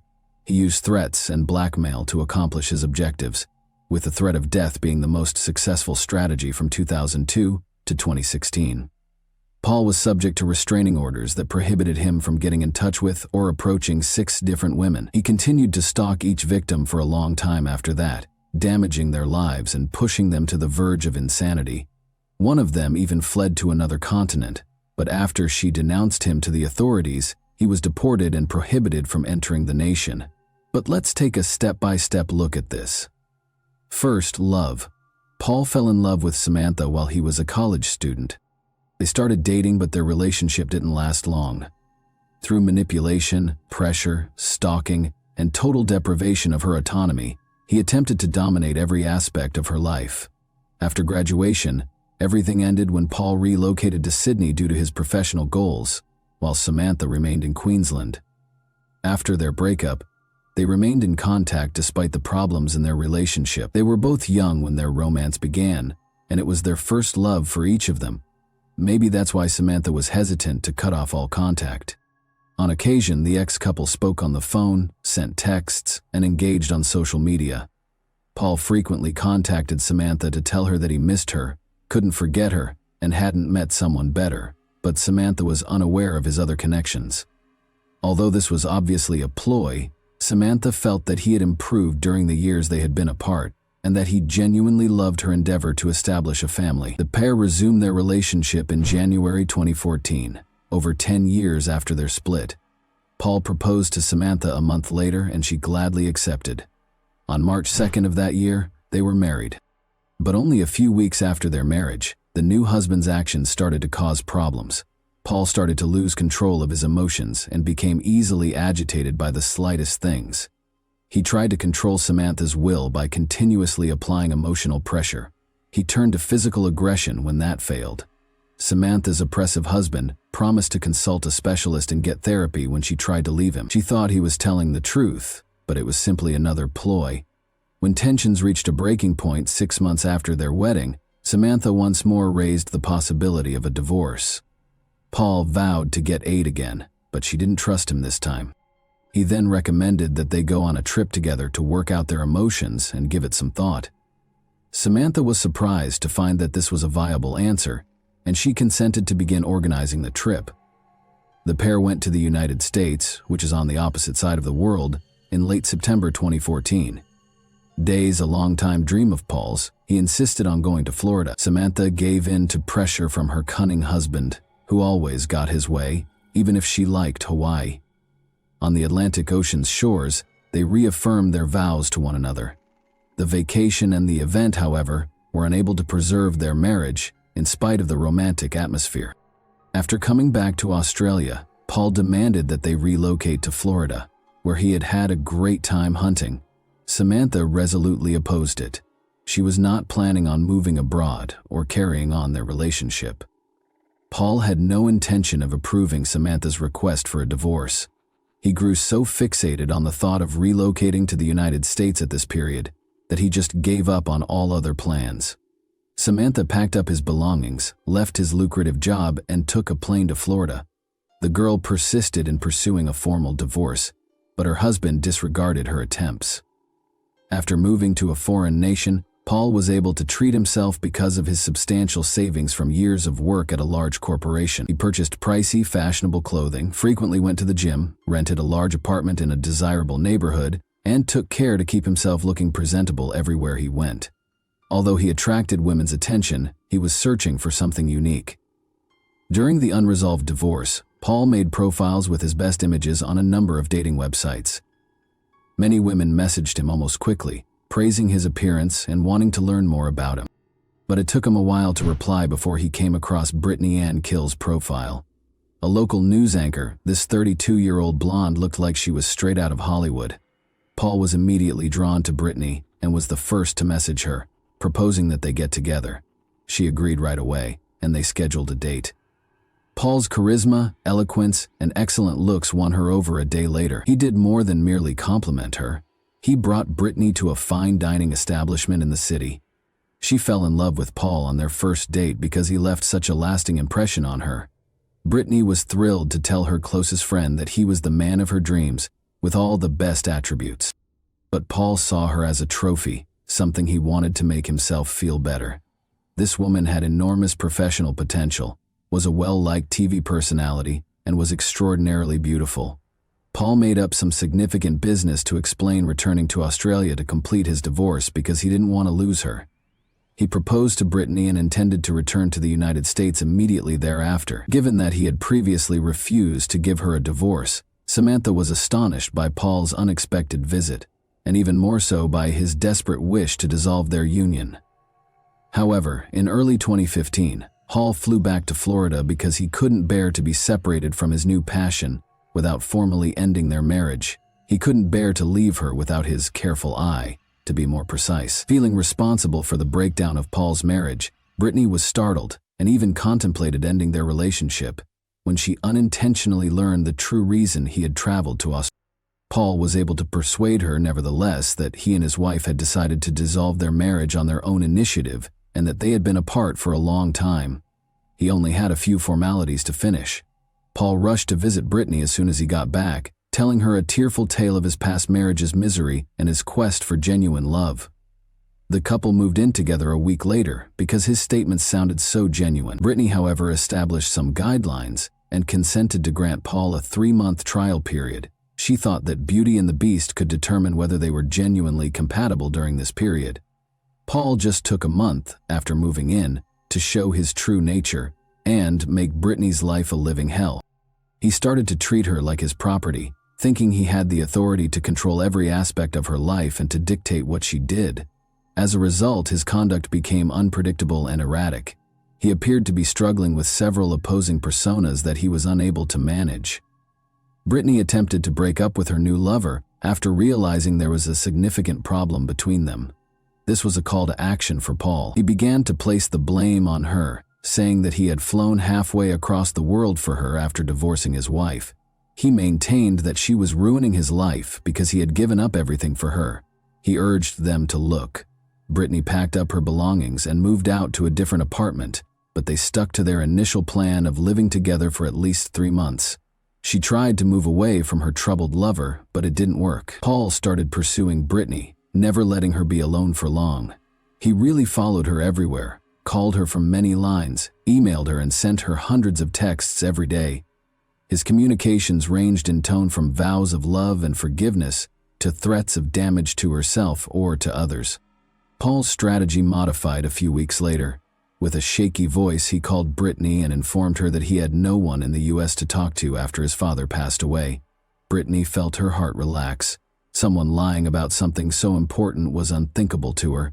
Being kind and understanding, she consented to see her ex-boyfriend because she sincerely wanted to help him and thought he needed to vent, hence manipulating her emotions and appealing to her sympathy.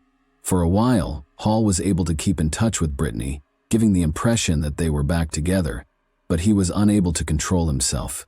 He reverted to his violent behavior, frightening her with his erratic behavior. He threatened to hurt himself and said he wouldn't endure another shock when Brittany tried to end their relationship again. To be honest, Brittany was terrified of her unsatisfactory partner, but she was unsure of how to leave him. Paul responded that psychotherapy and medication would not help him, because he was diagnosed with an incurable brain tumor that is developing and the reason for his breakdowns and weird behavior. She gently suggested that he get help from a psychiatrist. Declaring that he was going to die soon, the compulsive liar sobbed and forced the lover to swear that she would not abandon him while he was still living. Because Paul did not offer her peace at work or at home, the next month and a half ended up being the worst in the well-known TV host's life. The young woman woke up. Usually I got nervous and preoccupied. She suffered from panic episodes, which had a detrimental effect on her work and had the potential to ruin her career. Deportation and restraining order. Unable to handle it, Brittany just fled Scales and went to live with a friend, where she believed he wouldn't bother her. However, the man shifted strategies and started threatening the girl by publishing her unguarded images and an intimate video that he had secretly recorded.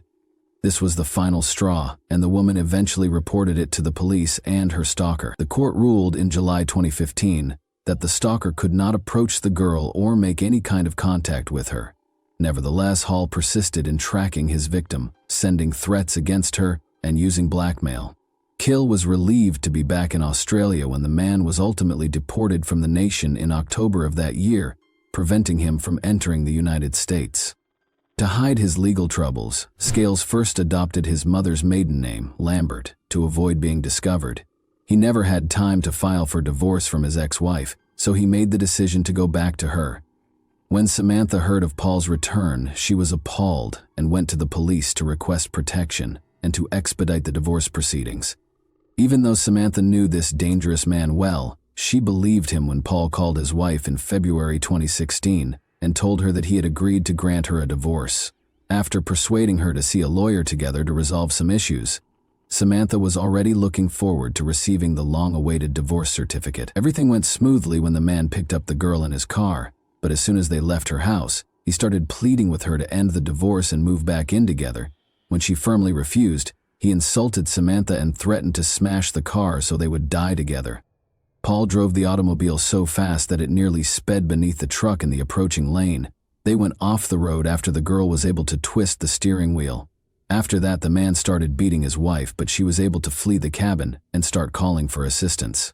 Samantha accused Paul of kidnapping, physical harm, and attempted murder in court following the incident. In addition to being immediately divorced and prohibited from seeing his ex-wife, he was found guilty on all counts and given a 10-month prison sentence. The individual was surprisingly freed on parole, with a 1-year probationary period only a month later. Paul went to another once he was free. State obtained employment and rented a home there without informing the authorities. To ensure that no one suspected, he traveled to the same location each time to check in with the inspector. By the way, Lambert had to see a psychiatrist, who discovered that his issues were even more serious than previously believed.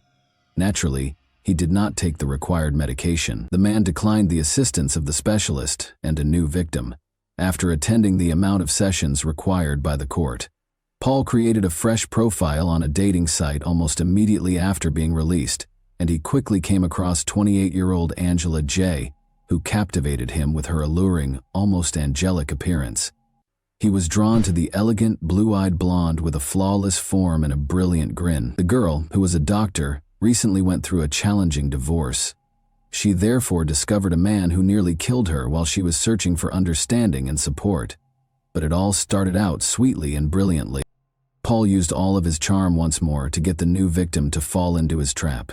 He took Angela out on dates, showered her with praise, and appeared to be empathetic, understanding, and focused. A month or so later, Lambert's conduct started to drastically alter. He literally followed the girl as his obsession grew. While Jay was at work, he would visit her home using a duplicate key he had created in secret. She made the decision to end the relationship after speculating about his visits. The worst started, as you might imagine. Initially, Paul pleaded with her to pardon him and give him another chance. After realizing that his threats to end his life were ineffective, he began threatening Angela. She was unable to resist him when he eventually sought for her assistance as a doctor. The man appeared to be pretty happy with the girl's commitment to assist him in finding a qualified physician and to keep an eye on the treatment plan. Lambert's actions became increasingly frightening and insufficient. He insisted that Jay accompany him, stealing her documents and refusing to return them. However, the girl did not make a mistake, because she understood how risky it was. Her sister called the police after she was able to call her. After Paul returned the documents, he received a warning, was sliced up, and attempted to be burned alive before being simply released. Paul purchased a large kitchen knife, a roll of duct tape, and lighter fluid at a hardware store that same day after leaving the police station. After that, he rented a discreet vehicle and drove to Angela's house, but the girl had changed the locks, so he was unable to enter. He lurked close to the front door, waiting for her to come home from work. After spotting her stalker at the last second, the girl fled into the house, locked herself inside, and dialed 911. Paul had already escaped by the time the law enforcement officers arrived, so they were unable to capture him. But a week later, on November 3, he came back with a crowbar, which he used to break into Jay's house while she was at work, by opening the back door. The gullible girl had just made it beyond the threshold when she came back, when she felt a sharp pain in her shoulder. When Angela attempted to flee, Paul slammed her to the ground and started randomly stabbing her throughout her body. She sustained almost a dozen stab wounds to her neck and chest. The girl kept fighting for her life even after her arms were torn. After dousing the victim with a container of lighter fluid, the man abruptly grabbed a lighter, which, fortunately, turned out to be defective.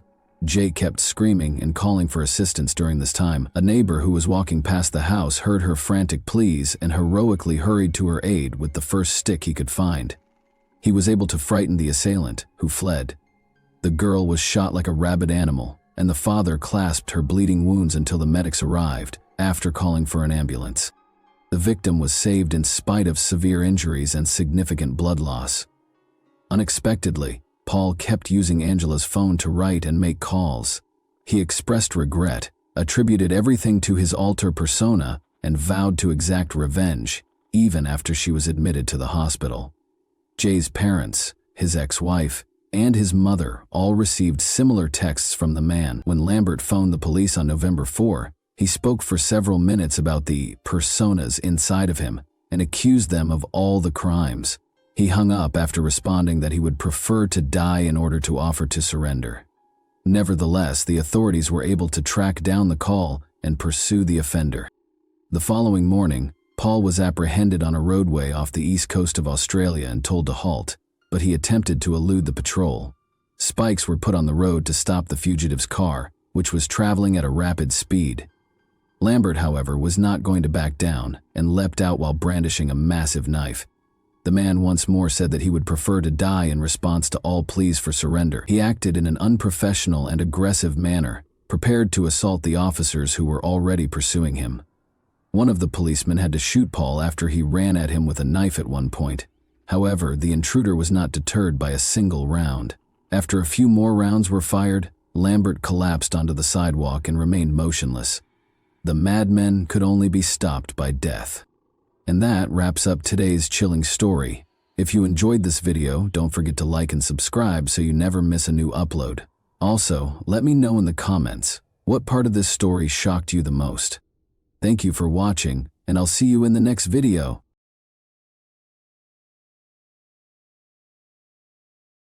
Hey guys, welcome to my channel, and today we're going to take a look at another horrible case with you. Crime is frequently associated with a particular motivation. Acts by people with mental health conditions, those under the influence of alcohol or other controlled substances, or incidents that happen during periods of severe emotional upheaval may be exceptions. Although the phrase motiveless crime is used, criminologists contend that the majority of these cases have unidentified hidden motives. Ohio as a whole was rocked by the disappearance of college student Emily Murray in 2000.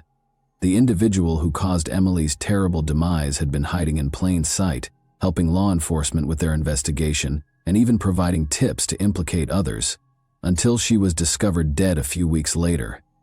Authorities encountered a bewildering dilemma when they eventually took him into custody. There didn't appear to be any clear reason.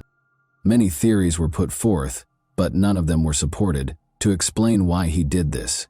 To make things even more confusing, the suspect seemed to like Emily and even to be protective of her, but then something changed and he became a predator. The perpetrator has never disclosed the reason behind his killing of a helpless young woman, even though it has been almost 25 years since the incident. On February 19, 1980, Emily Miranda Murray was born in Sleepy Hollow, a small town in Westchester County, New York. She came from a wealthy family and was the youngest of 4 siblings. Growing up with her 2 older brothers and 1 sister, Emily remained close to them all of her life. Emily's family moved to Shaker Heights, Cuyahoga County, Ohio, when she was 2 years old. Her father quickly rose to the position of head of one of the scientific university's departments after receiving an offer of a distinguished position there.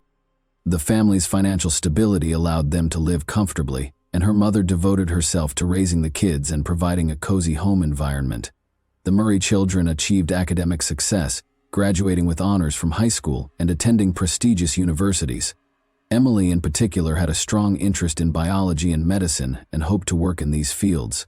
She frequently placed at the top of her class and was acknowledged as a gifted student. Interestingly, Emily was also able to work part-time jobs and donate her earnings to worthy causes.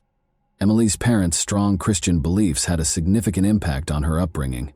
Emily followed the family's example by attending church on a regular basis and being always willing to lend a helping hand to those in need, both verbally and physically. She spent a year traveling the world with different humanitarian organizations after graduating from high school. She visited New Zealand, Australia, Japan, and a number of European nations during this trip. Emily Murray moved into the campus residence halls at Kenyon College in Gambier, Ohio, in 1998 to start her studies. According to those who knew her, she was a positive influence on everyone around her, full of vitality and vitality. Emily was very driven, kind, sympathetic, and personable. She did, however, have a sensitive side, and frequently displayed moments of melancholy and vulnerability. She wrote down her deepest worries, dreams, and thoughts in a private journal. Emily was in her junior year of college by 2000. She continued to be actively involved in church-based charitable work and worked evening shifts as a waitress at a nearby restaurant in addition to her rigorous academic schedule. She appeared to manage her enormous workload with poise. She even managed to make time for her personal life, going to events that she loved. But soon, it would be evident that her life was more complicated than it seemed. Emily's bed was empty when her two roommates in the dorm woke up on Tuesday, November 3, 2000. They couldn't figure it out. Emily was always thoughtful and informed them if she would be spending the night somewhere else. They thought she might have gone straight to class or stayed late at work because her restaurant shift had ended at 2 in the morning. However, things started to feel strange when they discovered that her notes and textbooks were still on her shelf. The roommates asked friends if anyone had seen Emily before leaving for their lectures in the morning. As it happened, she hadn't been seen since the day before and hadn't attended any of her classes. Her friends initially attempted to explain the situation in the hopes that there would be a plausible explanation, even though her absence was disturbing. Emily had been anticipating the celebration of a close friend's 20th birthday for weeks, and it was scheduled for that evening. She had picked out a thoughtful present and even assisted in planning a surprise for the birthday person. Emily could not imagine missing the party, but her friends became increasingly concerned when she failed to appear. They contacted Emily's family in a desperate attempt to get answers, believing that she might have returned home because of an emergency. When her parents learned that she had disappeared, they became very upset. Desperate to learn what had happened to their daughter, they drove to Gambier that same evening to participate in the search. The Murrays and their older children had reached the campus by morning, and they were desperately attempting to determine what might have happened to their youngest daughter. By then, the college community had become aware of Emily's disappearance. She was not found despite the efforts of several volunteer groups, friends, and classmates. She appeared to have disappeared completely. Emily's car, a dark green Subaru Outback that her father had given her for her 20th birthday, was also found to be missing. The Murrays immediately contacted campus security to report the missing student and ask for assistance in setting up a search, but their worries were dismissed with indifference. Security personnel waved away their concerns, speculating that Emily was probably hanging out alone with a boyfriend and would be back shortly. The family was told to wait a bit longer, even though they insisted Emily would never leave without telling anyone. Emily had not been seen for over 24 hours, and her family was becoming more and more desperate. They reported a missing person to the local police after realizing that campus security would not be able to assist. They were shocked to learn that police initially appeared to minimize the incident as well, assuming Emily might have taken an unplanned break or gone off on her own.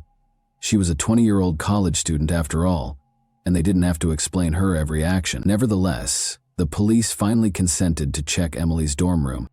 At that point, they learned she had forgotten her identification, bank cards, and personal items. It appeared that she hadn't changed since leaving her job because she had last been spotted in her restaurant shift uniform. This cast doubt on the notion that she had taken an unplanned break or gone off to hang out with a boyfriend. It was improbable that Emily would depart without cash or necessities. Emily was officially listed as missing on the second day following her disappearance, which was also her last day of employment.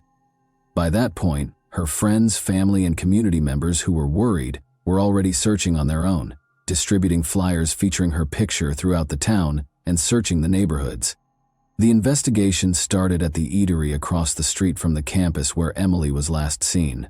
The Pirates Cove was a well-liked hangout for students because of its convenient location and reasonably priced menu. Emily's shift that night turned out to be her final one. Overburdened by her demanding schedule, she had resigned from her job that evening. She had made the decision to reduce her workload. She had been finding it difficult to balance her rigorous coursework, her part-time evening shifts, and her volunteer work at the church. Her personal life had suffered as a result of her hectic schedule. She had broken up with her boyfriend Adam just a month prior because they hardly ever had time together. Many of Emily's friends came to the Pirates Cove that night to cheer her on her last day of work. However, since they had classes the following morning, nobody stayed up too late. Emily stayed for an extra half hour to complete some tasks, even though her shift ended at 2 in the morning. As a result, her coworkers were the last to see her, and the police would use their testimonies to piece together what happened that night. During those last moments at the restaurant, Emily wasn't by herself. She was assisted in closing up by her friend Olivia, who was also a waitress, and a bartender named David Cale. Around 2:45 a.m., they completed cleaning the dining area together. Everyone started to head home shortly after that. Gregory McKnight, a 24-year-old cook who was the last to depart and shut down the restaurant at 3:15 a.m., confirmed this. Nothing out of the ordinary caught the attention of her colleagues. Emily was being kind, happy, and courteous as usual. She told them she was just going back to her dorm to get some sleep before her morning classes, without mentioning any plans for the rest of the evening. Investigators discovered Emily's personal journal, which had disturbing entries when they searched her dorm room. Emily had been fighting a protracted bout of depression, which she had kept a secret and attempted to handle on her own, despite her cheerful and amiable manner. Emily was well known for being sensitive and sympathetic, and she frequently internalized other people's suffering, which made her both emotionally vulnerable and incredibly compassionate. Emily was frequently exposed to the harsh realities of life, such as tales of cruelty and injustice, through her charitable work. She gave her all to helping those in need, but she felt helpless in the face of the world's more powerful forces, which frustrated her.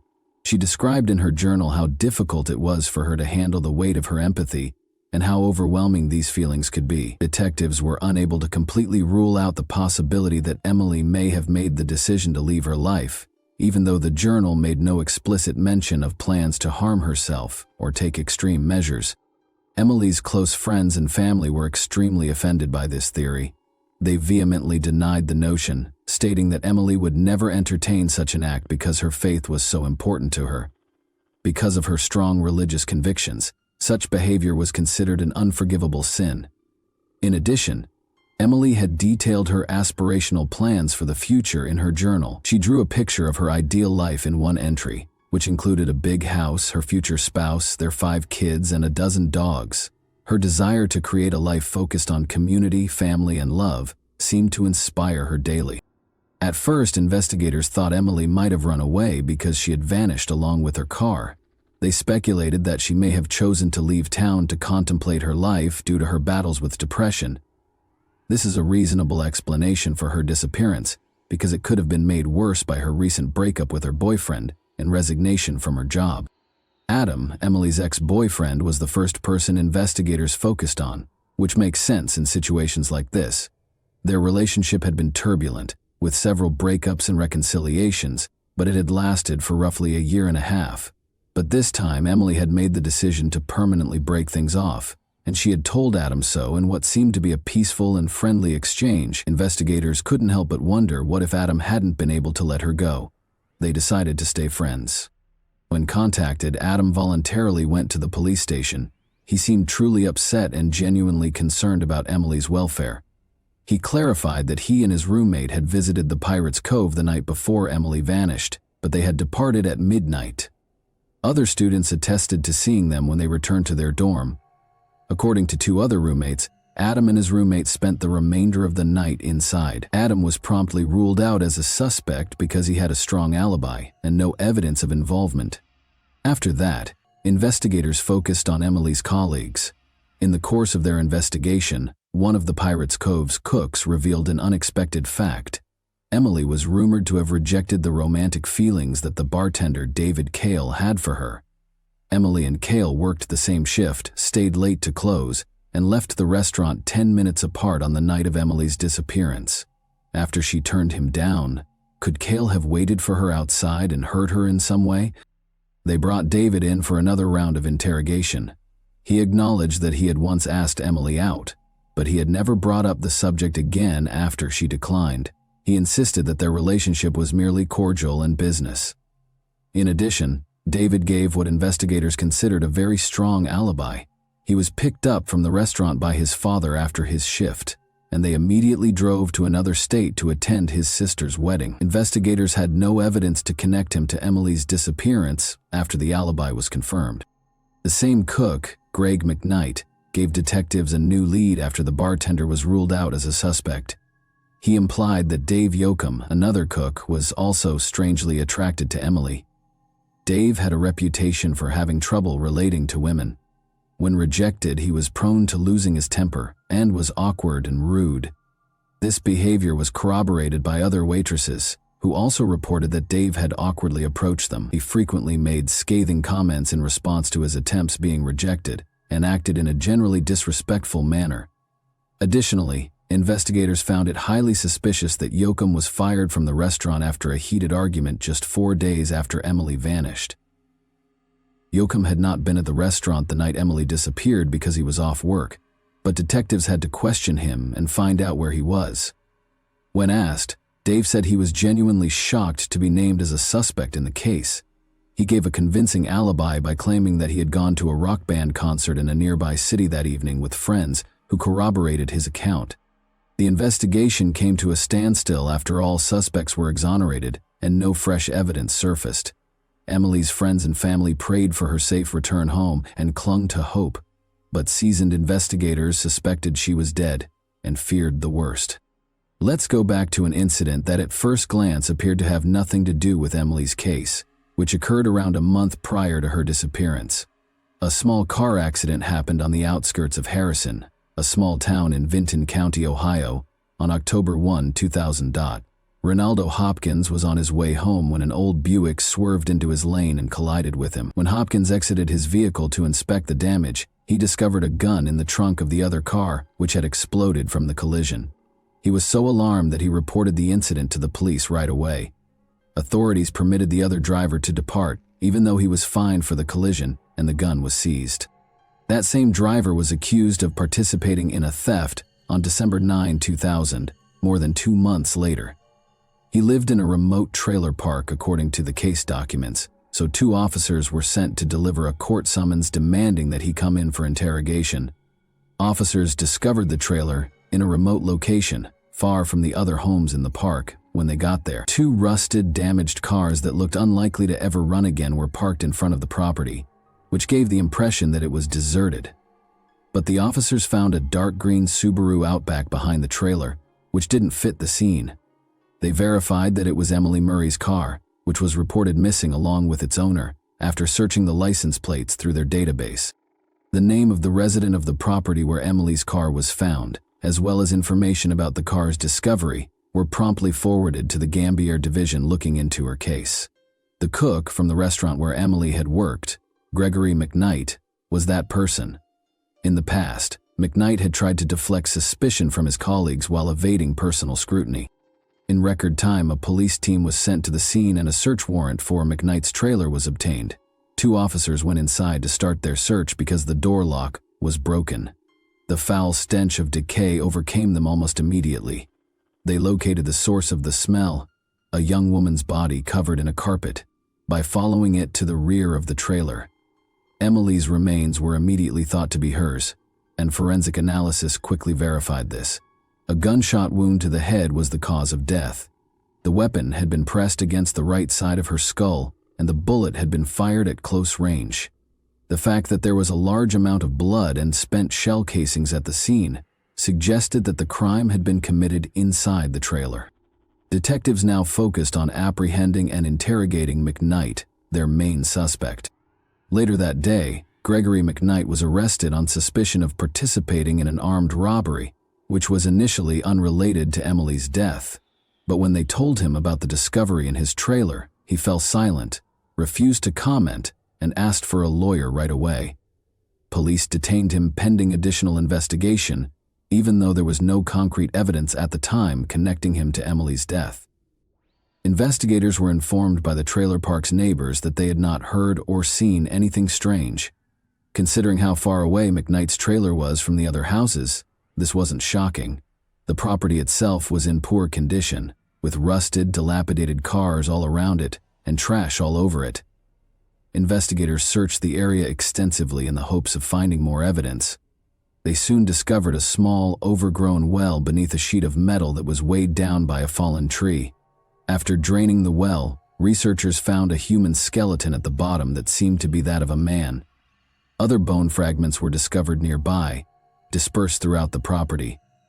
All of the remains belonged to a single person whose identity was still unknown, according to forensic analysis. Police quickly linked the discovery to a 6-month-old missing person case, Though, McKnight's friend, a 20-year-old student named Glenn Julius, had disappeared.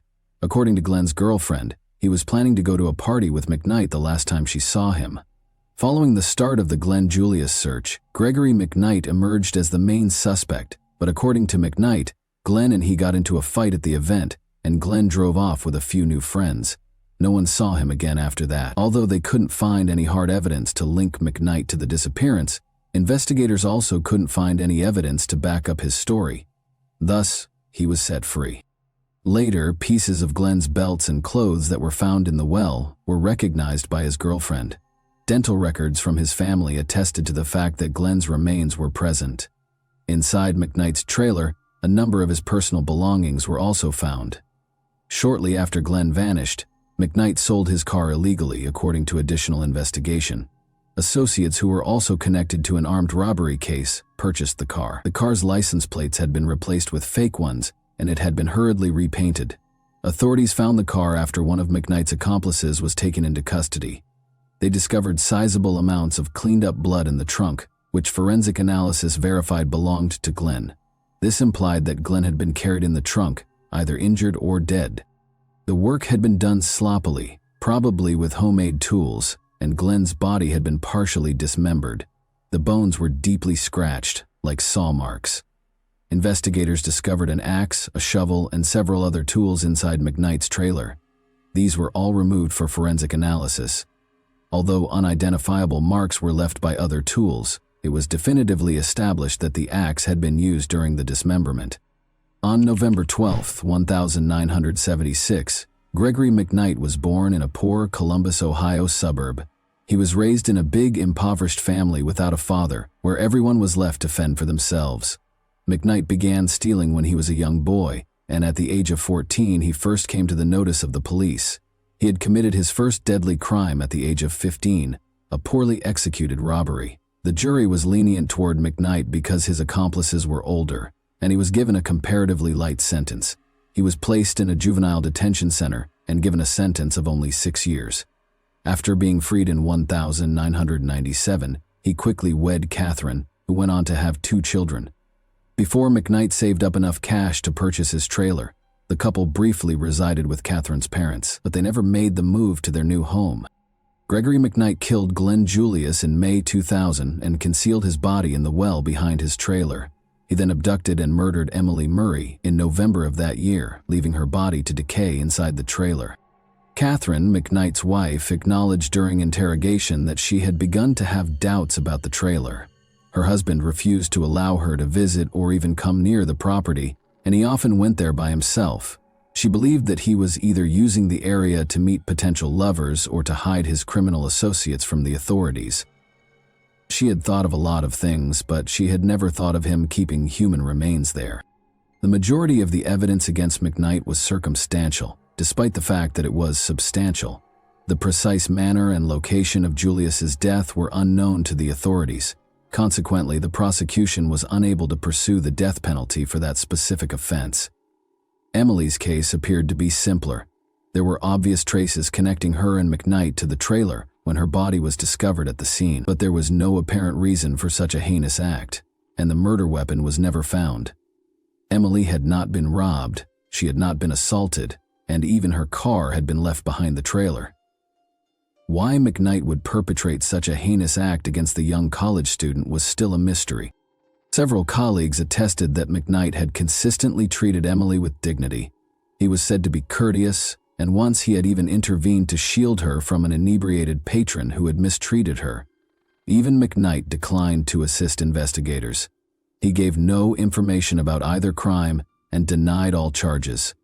The prosecution contended that McKnight had tricked Emily into falling into a trap following her work at the restaurant. Given her kindness and trustworthiness, he may have asked her for assistance, and Emily, oblivious to the danger, was powerless to refuse. He may have shown romantic feelings for her once he was inside the trailer, but he went into a rage and committed the crime after she rejected him. A psychiatric evaluation found that McKnight was fully aware of his actions and could be held accountable, despite the defense's attempt to claim that he was mentally unfit. By changing strategies, McKnight's lawyers attempted to portray Emily as a suicidal person with severe depression, alleging that McKnight only helped her carry out a purported death wish. Emily's loved ones were incensed by this argument, but it didn't change the court's decision. Gregory McKnight was convicted of 2 indictments of first-degree murder, kidnapping, and armed robbery in 2002. He was placed on death row to await execution after being given a death by lethal injection sentence. Every appeal and clemency request was turned down. Gregory McKnight, who said in 2015 that he would sooner die than rot in prison while awaiting execution, asked that his sentence be carried out. He quickly had second thoughts, though, and made another unsuccessful attempt to appeal the sentence. McKnight filed a lawsuit in 2020, claiming that he was subjected to unfair treatment and racism during his trial. He maintained that the punishment was unduly severe because the jury and the judge were both white and had acted biasly against him. Gregory McKnight is still waiting to be executed on death row as of right now. And that wraps up today's chilling story. If you enjoyed this video, don't forget to like and subscribe so you never miss a new upload. Also, let me know in the comments, what part of this story shocked you the most? Thank you for watching, and I'll see you in the next video.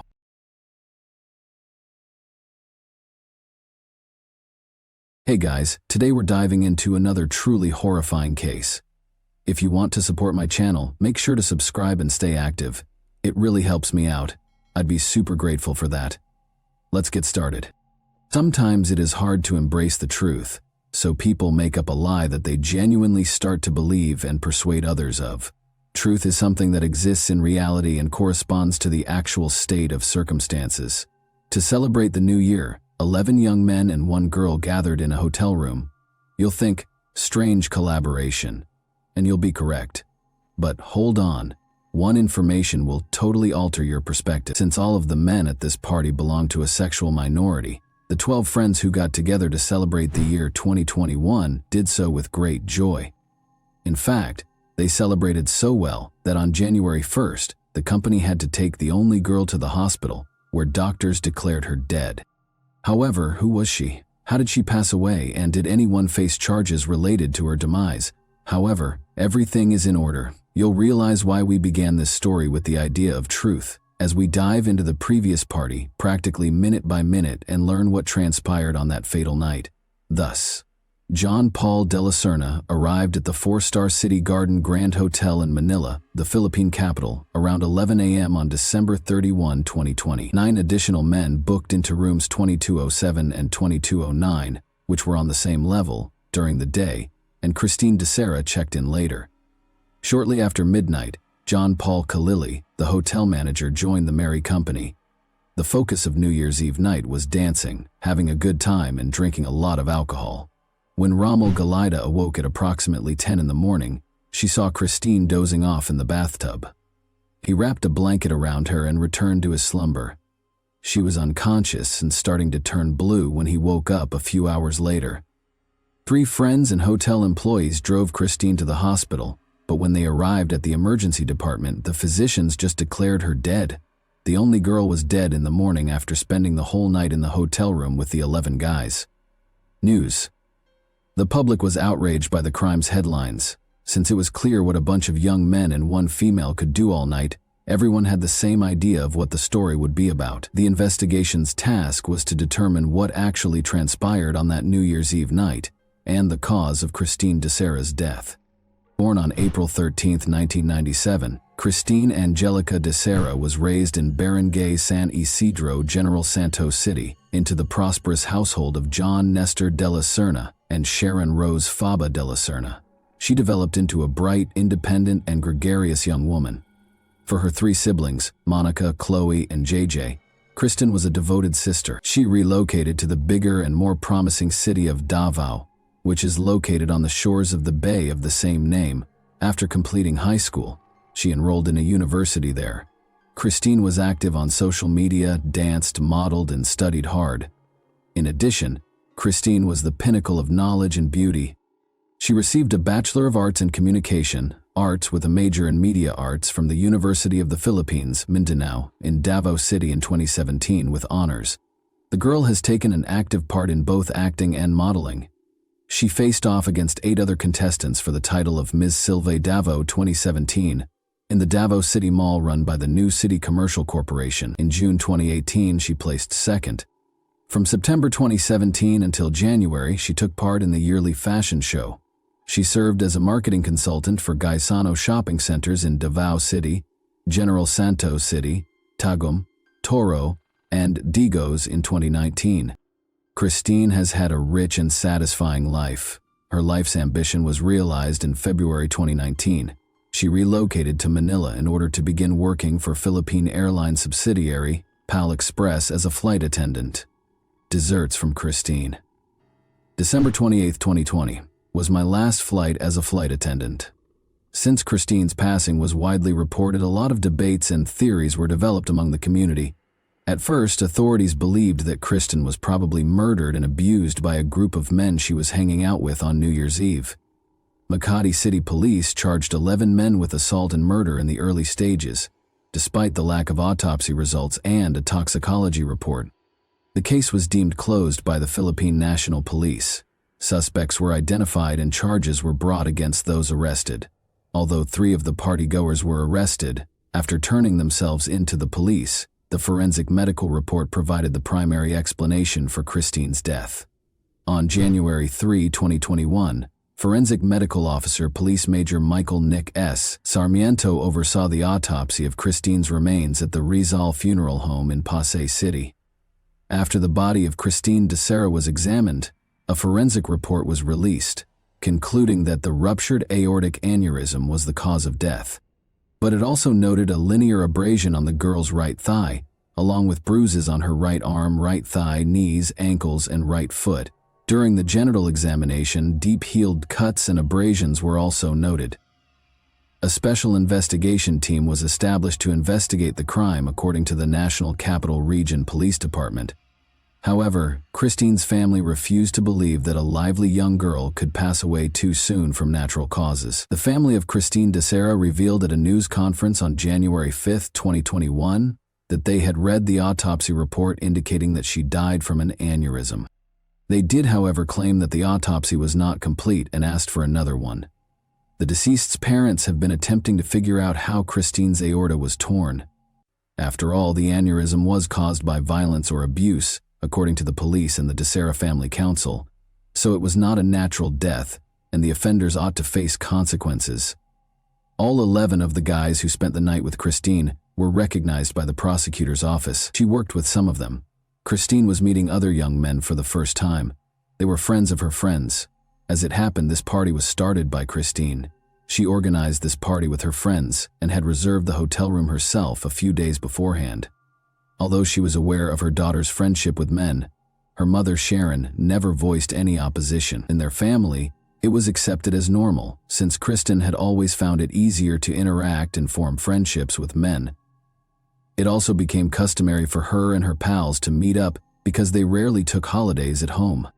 Kristen was able to call her family shortly after midnight each year to wish them a happy new year and to let them know about the event that was going on at the Makati Hotel. The family was able to observe Kristen's pals in the festive setting during the video conference. New rumors regarding the abuse claim have surfaced, though. The authorities were able to piece together the events of the case virtually minute by analyzing the hotel lobby footage, which served as the primary evidence of the occurrence. Note that Christine Deari reserved room 2209, which was the designated location for the party.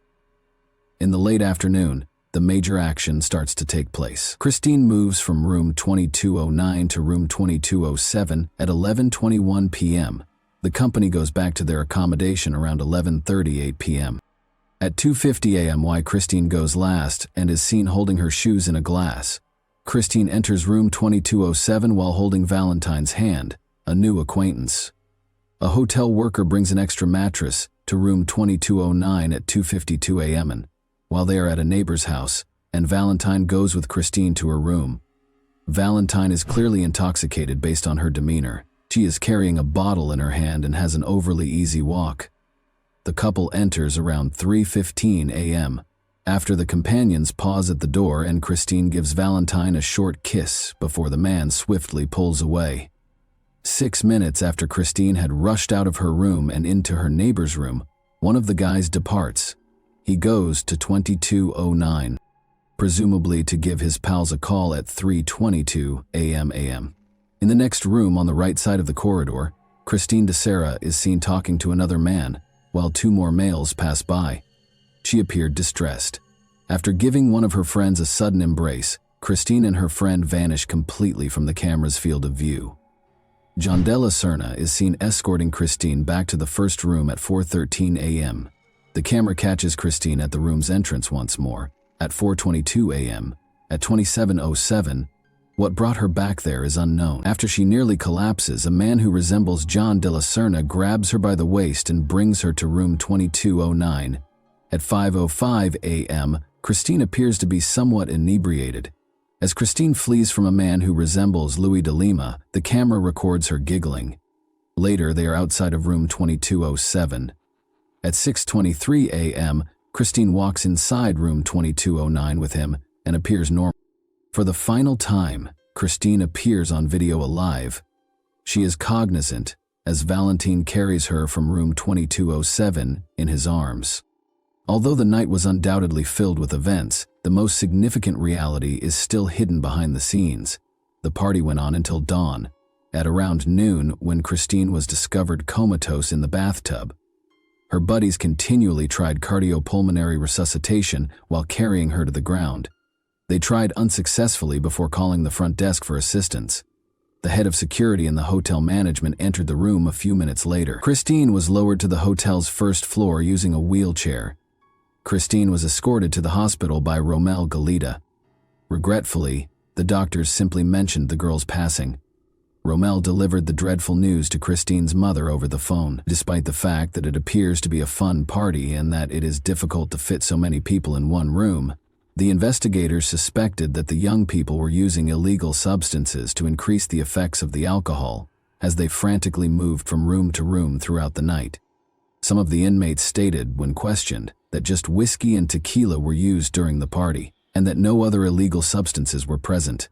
It is important to note that the investigation's initial focus was illegal drugs because, according to one of the detainees' testimony, Christine had concerns about the drink's composition and hypothesized that someone might have added an unidentified chemical to spike them.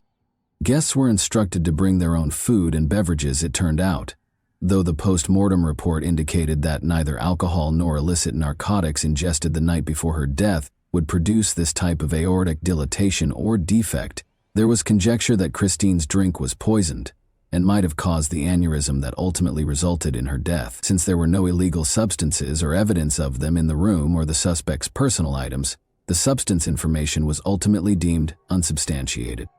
The 2009 search for possible evidence in the two rooms and the adjacent room did not produce the expected results, which at least partially demonstrated Christine DeSerna's brutal death. When questioned, Mark Rosales and John Della Serna declared that they would never harm Christine and openly acknowledged their unusual orientation. John further disclosed that early in the morning, Christine was already throwing up, so they had to take her back from room 2207. According to Romel Galita, he discovered Christine in their room's bathtub at around 10 in the morning. Assuming she was asleep, he just covered her with a blanket. However, he discovered the girl was blue and not breathing around midday after he woke up and went back to wake her. He hurried to his pals for support. She was taken to Makati Medical Center per the hotel's recommendation, where she was declared dead upon arrival, allegedly as a result of an aortic aneurysm rupture.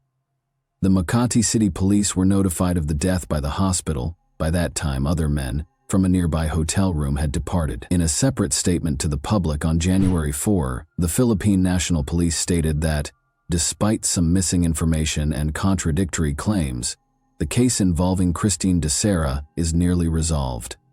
According to Police Chief Debold Sinas, 3 individuals have already been identified and taken into custody. The Makati City Prosecutor's Office ordered the release of the 3 males who are in detention on January 6 owing to a lack of evidence, even though other suspects were still being sought. The prosecution maintained that there was not enough evidence to prove Christine had been molested. They added that the police have not yet established that Christine DeSera's death was due to abuse, even if it occurred.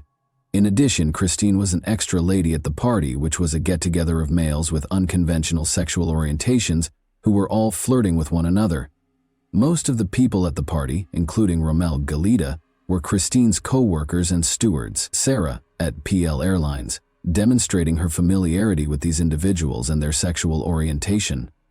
The Makati City Prosecutor's Office opened a preliminary investigation on January 13, 2021, after an official autopsy verified that the 23-year-old's cause of death was a ruptured aortic aneurysm.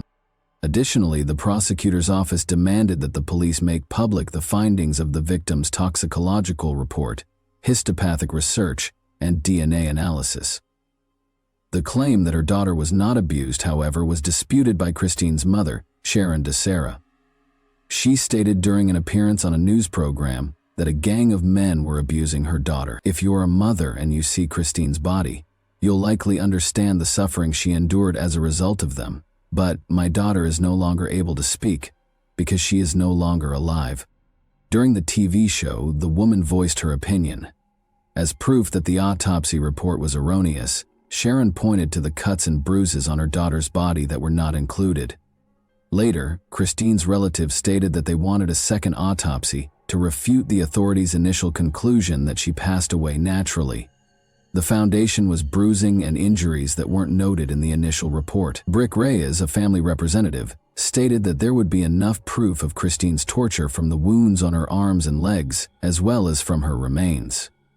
Additionally, according to Rick Reyes, they think the young lady was assaulted and drugged before to her passing.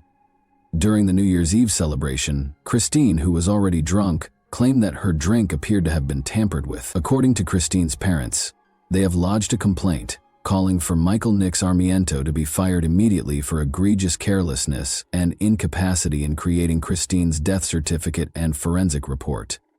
Reporters were informed by Dr. Maurici Ramos, a friend of the Dosser family, that a second autopsy was performed on the deceased. He also underlined that the Death Investigation Unit has received the biological fluids retrieved from the second autopsy and will furnish further information following a final review and compilation of all the forensic team's results.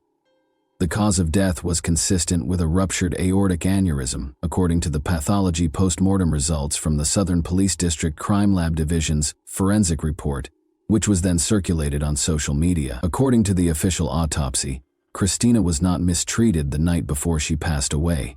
The aorta was the real cause of DeSera's demise.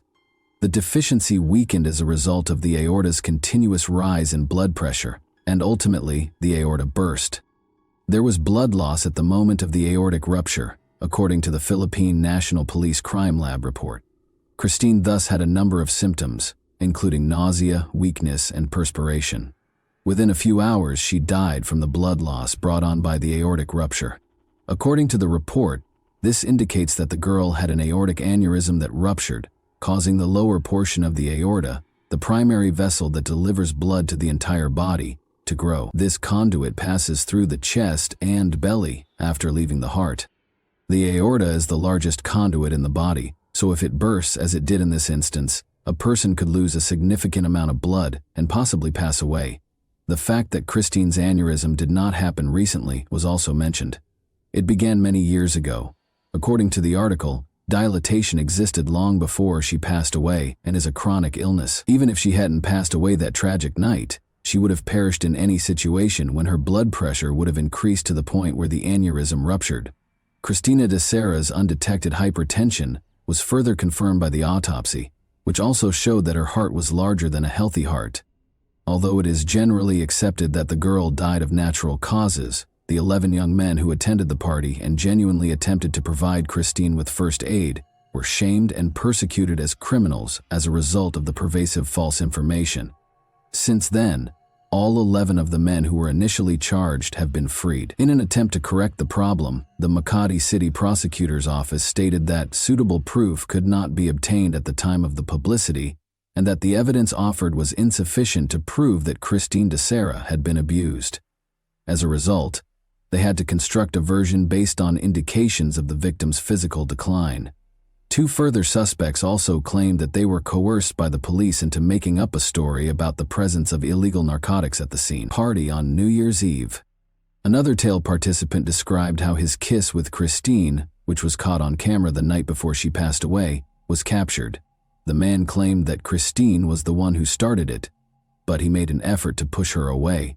When the flight attendant's body was discovered, law enforcement officials came under fire for failing to do a comprehensive toxicological analysis.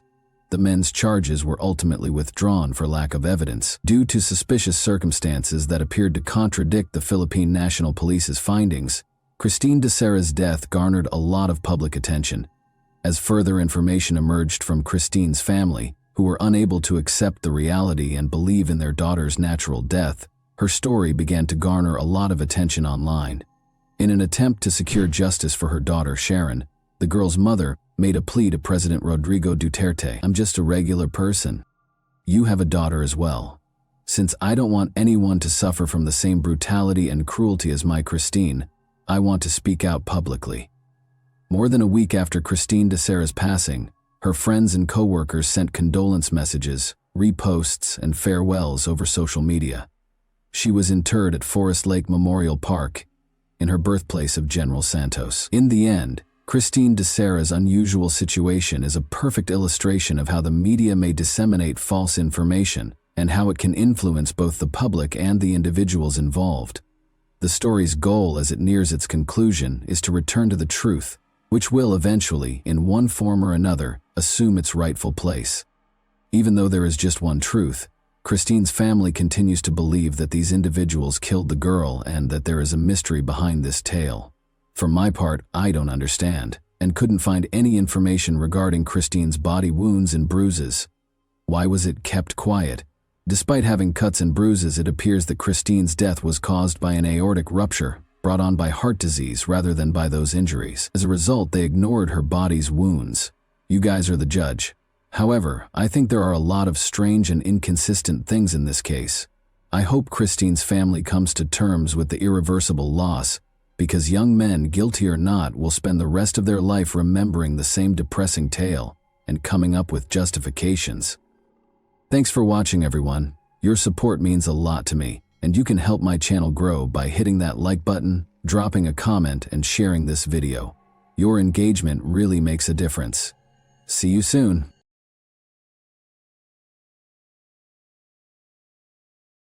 Hey guys, welcome to my channel, and today we're going to take a look at another horrible case with you.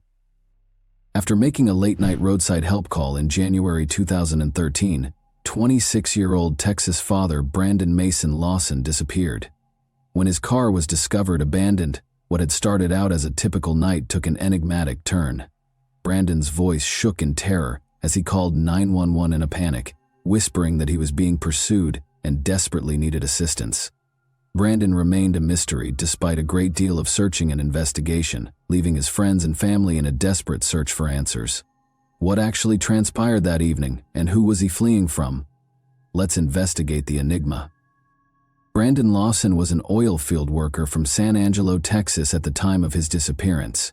According to reports, he was a devoted partner to his girlfriend, Ledessa Lofton, whom he had dated for 10 years, and a loving father to 4 children.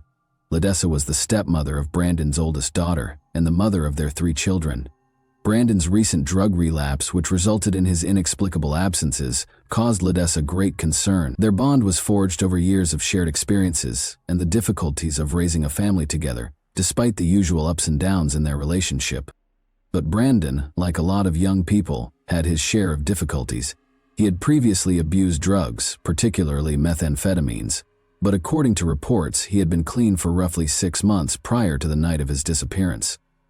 His friends and family knew him as a strong, industrious man who was trying to change his life. However, he had previously been overcome by the hold of addiction, and he was burdened by the strain of juggling his demanding work in the oil industry with his family life.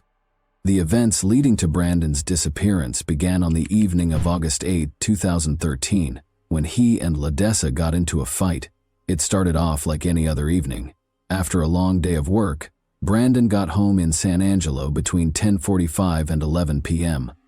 Brandon and Ledessa got into a heated argument. Although it was initially unclear what specifically started the argument, Ledessa later disclosed that she became irritated and suspicious when Brandon failed to come home the night before. After the argument grew more heated, Brandon made the decision to leave the house at 11:30 p.m.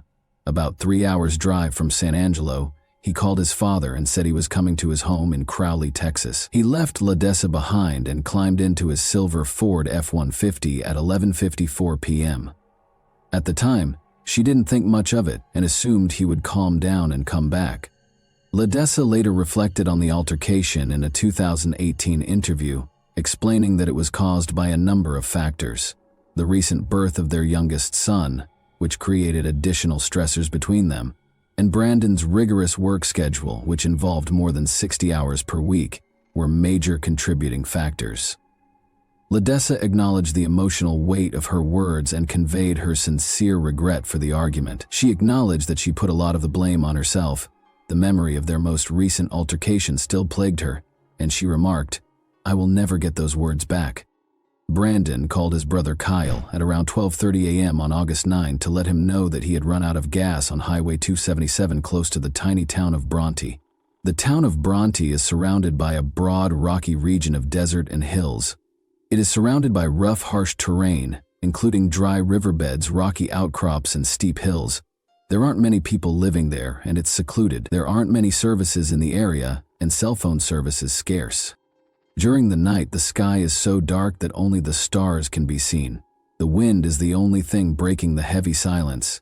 Being stuck in a location like this can quickly turn into a major issue.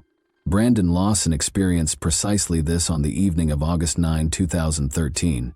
Just outside of Bronte, on Highway 277, his truck ran out of gas.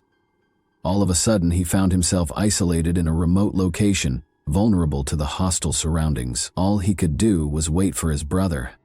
Kyle remembered that Brandon sounded uncontrollable during one of their calls. He informed Kyle that he was being pursued, which clearly caused concern. Brandon clarified that the Mexicans in the neighborhood were pursuing him when Kyle asked for more information. Kyle, still perplexed, inquired as to whether Brandon was hallucinating as a result of drug use, but Brandon denied it. Kyle didn't know what was happening, but he was worried. In order to assist Brandon, he hurried to Ledessa's house with his wife and their 4-year-old child to get a fuel can. Kyle continued to try to contact his brother while they were driving. However, Brandon never seemed able or willing to engage in a full conversation when they spoke. Kyle tried his hardest to communicate and gain a comprehensive understanding of Brandon's predicament, but their brief and fragmented exchanges added mystery to an already perplexing situation. One of the most important and perplexing pieces of evidence in the case is the distressing 911 call that Brandon made at 12:50 a.m. Due to routing errors, the 911 call was sent to a nearby nursing home in Robert Lee, Texas. Brandon's voice was erratic and panicked during the call. Some phrases stood out among his difficult-to-understand words. The dispatcher tried to question Brandon, who was obviously perplexed by the call, but his answers were jumbled and ambiguous. He appeared to be in a panic and said that he was being chased into the woods and that he needed help right away.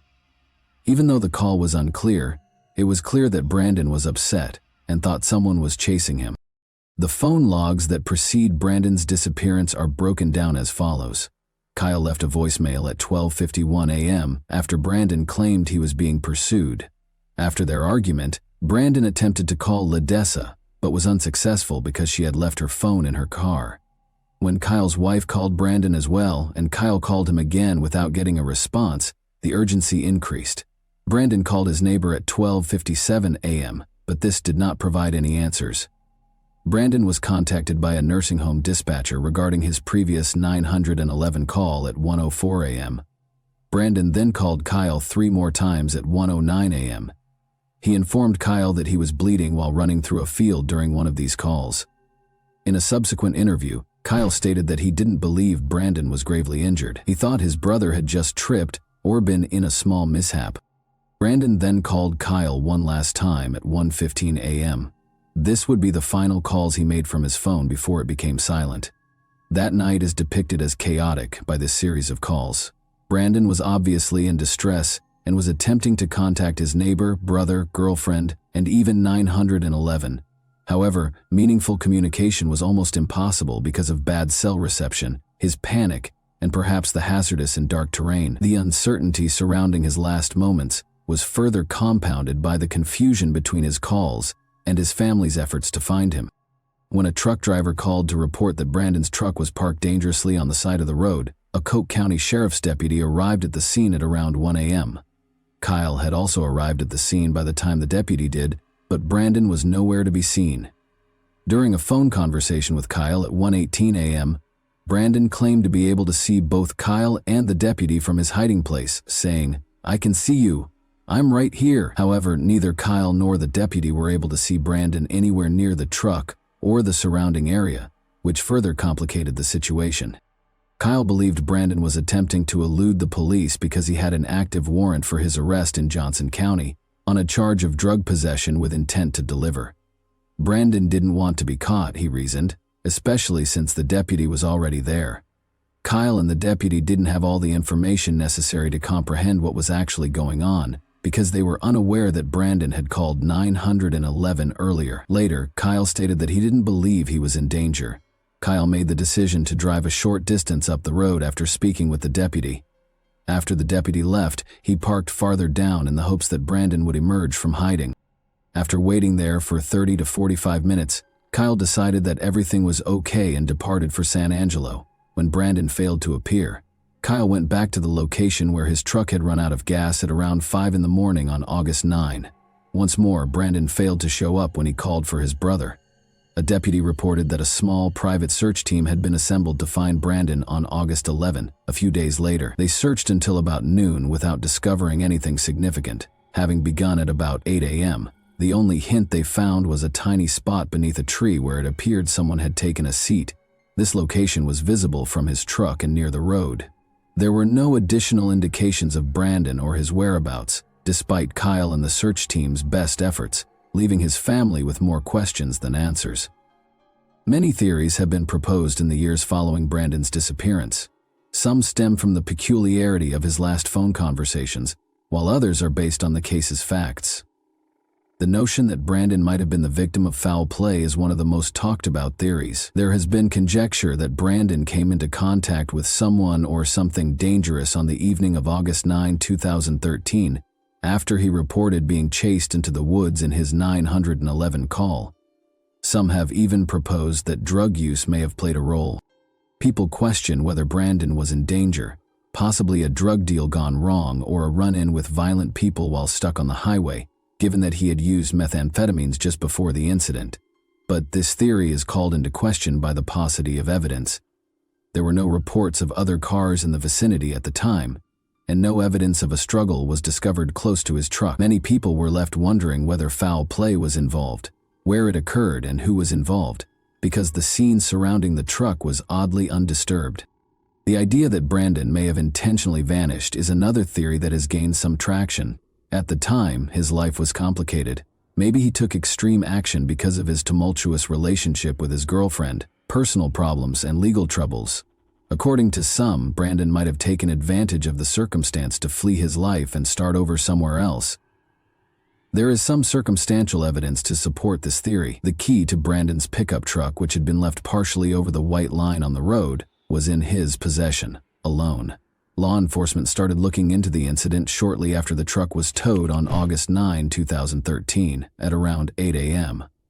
Assigned to the case, Deputy Neal looked for indications of activity at a number of nearby properties. The deputy wanted to find out if Brandon might have sought shelter or water on any of these properties, many of which were only used during certain seasons, but Neal couldn't find any evidence that Brandon had been there.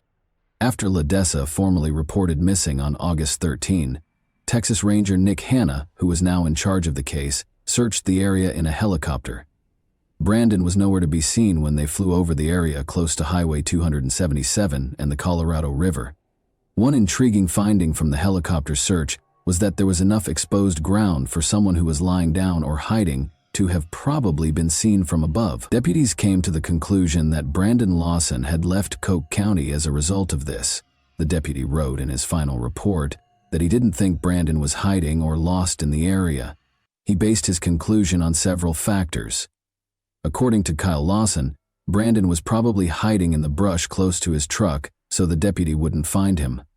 Nevertheless, the truck and its surroundings showed no indications of foul play. Above all, Brandon and LaDessa's text messages from the night of his disappearance suggested a furious dispute. Neil thought Brandon most likely walked back to the road and hitched a ride from a passing car after he and Kyle left the scene. The idea that Brandon purposefully vanished has only grown stronger as a result of his ongoing absence over the years. The region was going through a serious drought when he vanished. They were able to identify small items like corn sacks from the air during aerial searches. They could have easily seen Brandon if he had been on the ground. In addition, the river in the region was incredibly low, only reaching knee-deep in its deepest sections. These circumstances implied that Brandon would have been discovered during their searches if he had been in the region. Brandon's active warrant for possession with intent to deliver was also mentioned by the deputy as a potential explanation for his disappearance. He surmised that Brandon might have chosen to flee in order to stay out of legal hot water. The fact that Brandon cashed in his $401,000 with Renegade Oil Services shortly before going missing, potentially as part of a disappearance plan, lends more credence to this theory. Kyle Lawson was asked to meet with Sheriff McCutcheon, Ranger Hannah, and a Johnson County investigator at the same location where Brandon's warrant had been issued several months after Brandon vanished. They interrogated Kyle about his role, asking whether he had hurt or assisted his brother in getting away. In the end, Kyle asked for a polygraph to clear his name.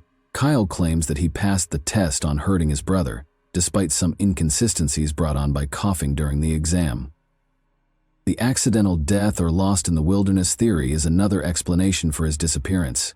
Arid and rocky, Highway 277 is home to cacti, thorny bushes, and dangerous creatures like wild hogs and rattlesnakes.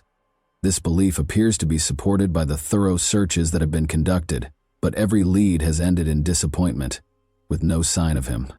According to the final theory, Brandon's recent use of methamphetamines may have caused him to suffer from drug-induced hallucinations or paranoia. Severe paranoia, disorientation, and unpredictable conduct are all possible side effects of methamphetamine, especially if the user has been up for a long time. Brandon may have fled into the wilderness in a confused state, and his references to people chasing him may have been the product of a drug-induced hallucination. The term paranoia describes a strong mistrust or fear of other people, frequently coupled with illogical ideas or convictions that someone or something is trying to hurt them. Even when there are no actual external threats, paranoia in the context of drug use can show up as an elevated sense of threat or danger. Brandon's strange phone calls may be explained by this theory, but it doesn't address the question of what happened to him after he fled his truck. Did the weather get to him? Did he get stuck somewhere inaccessible or fall into a ravine? His family was left in a difficult position after Brandon Lawson vanished, caught between hope and the harsh realities of life. Brad Lawson, his father, struggles with mixed feelings. He is plagued by nightmares in which Brandon is still alive, possibly coerced into slave labor by a cartel. Even though he is aware that the likelihood of Brandon surviving is remote, the possibility of foul play seems limitless, and Brad can't get rid of the thought that his son might still be out there somewhere. Is it possible that Brandon was being followed that evening? Did he encounter death when he entered private property? Or was it a crime of opportunity, where someone walked by, saw his weakness, and took advantage of him? Lisa Lofton can't stand the uncertainty. She worries that her kids won't ever know what happened to their father when they grow up, get married, or even start a family of their own. She is troubled by the memory of that night, particularly the altercation they had before he vanished. She battles this guilt every day after hurtful words were exchanged. The odd 911 call Brandon made that evening serves as their final connection to him. It serves as a painful reminder of his last moments for Ledessa and her kids. His two older daughters try to understand his words as they listen to the recording on YouTube, but it only makes their heartache worse. Brad is adamant that his son did not simply flee. He contends that Brandon was not forced to leave his family because the arrest warrant was insufficient. Brandon was always prepared to accept the consequences because he had previously dealt with legal issues. He actually had plans for the future, including beginning a new job the Monday after his disappearance that would pay more and come with the fact that none of Brandon's possessions, including his phone, wallet, keys, or even his shoes, have ever been located only serves to further complicate matters. How someone could vanish so totally without leaving any trace is beyond his brother's comprehension. The family's suspicion that foul play was involved is only strengthened by this. Ledessa is hopeful that someone will eventually come forward, because she thinks that someone out there is aware of what happened to Brandon. She is still plagued by unresolved questions, such as the identity of the dispatcher who spoke to Brandon that evening and the trucker who reported his pickup. Ledessa thinks that these individuals may possess important hints that could ultimately clarify what transpired. Ledessa can't help but notice the ominous tone of Brandon's 911 call, even though she tells herself that his disappearance might have been an accident. She finds it hard to accept that someone would hurt the man she cherished so much.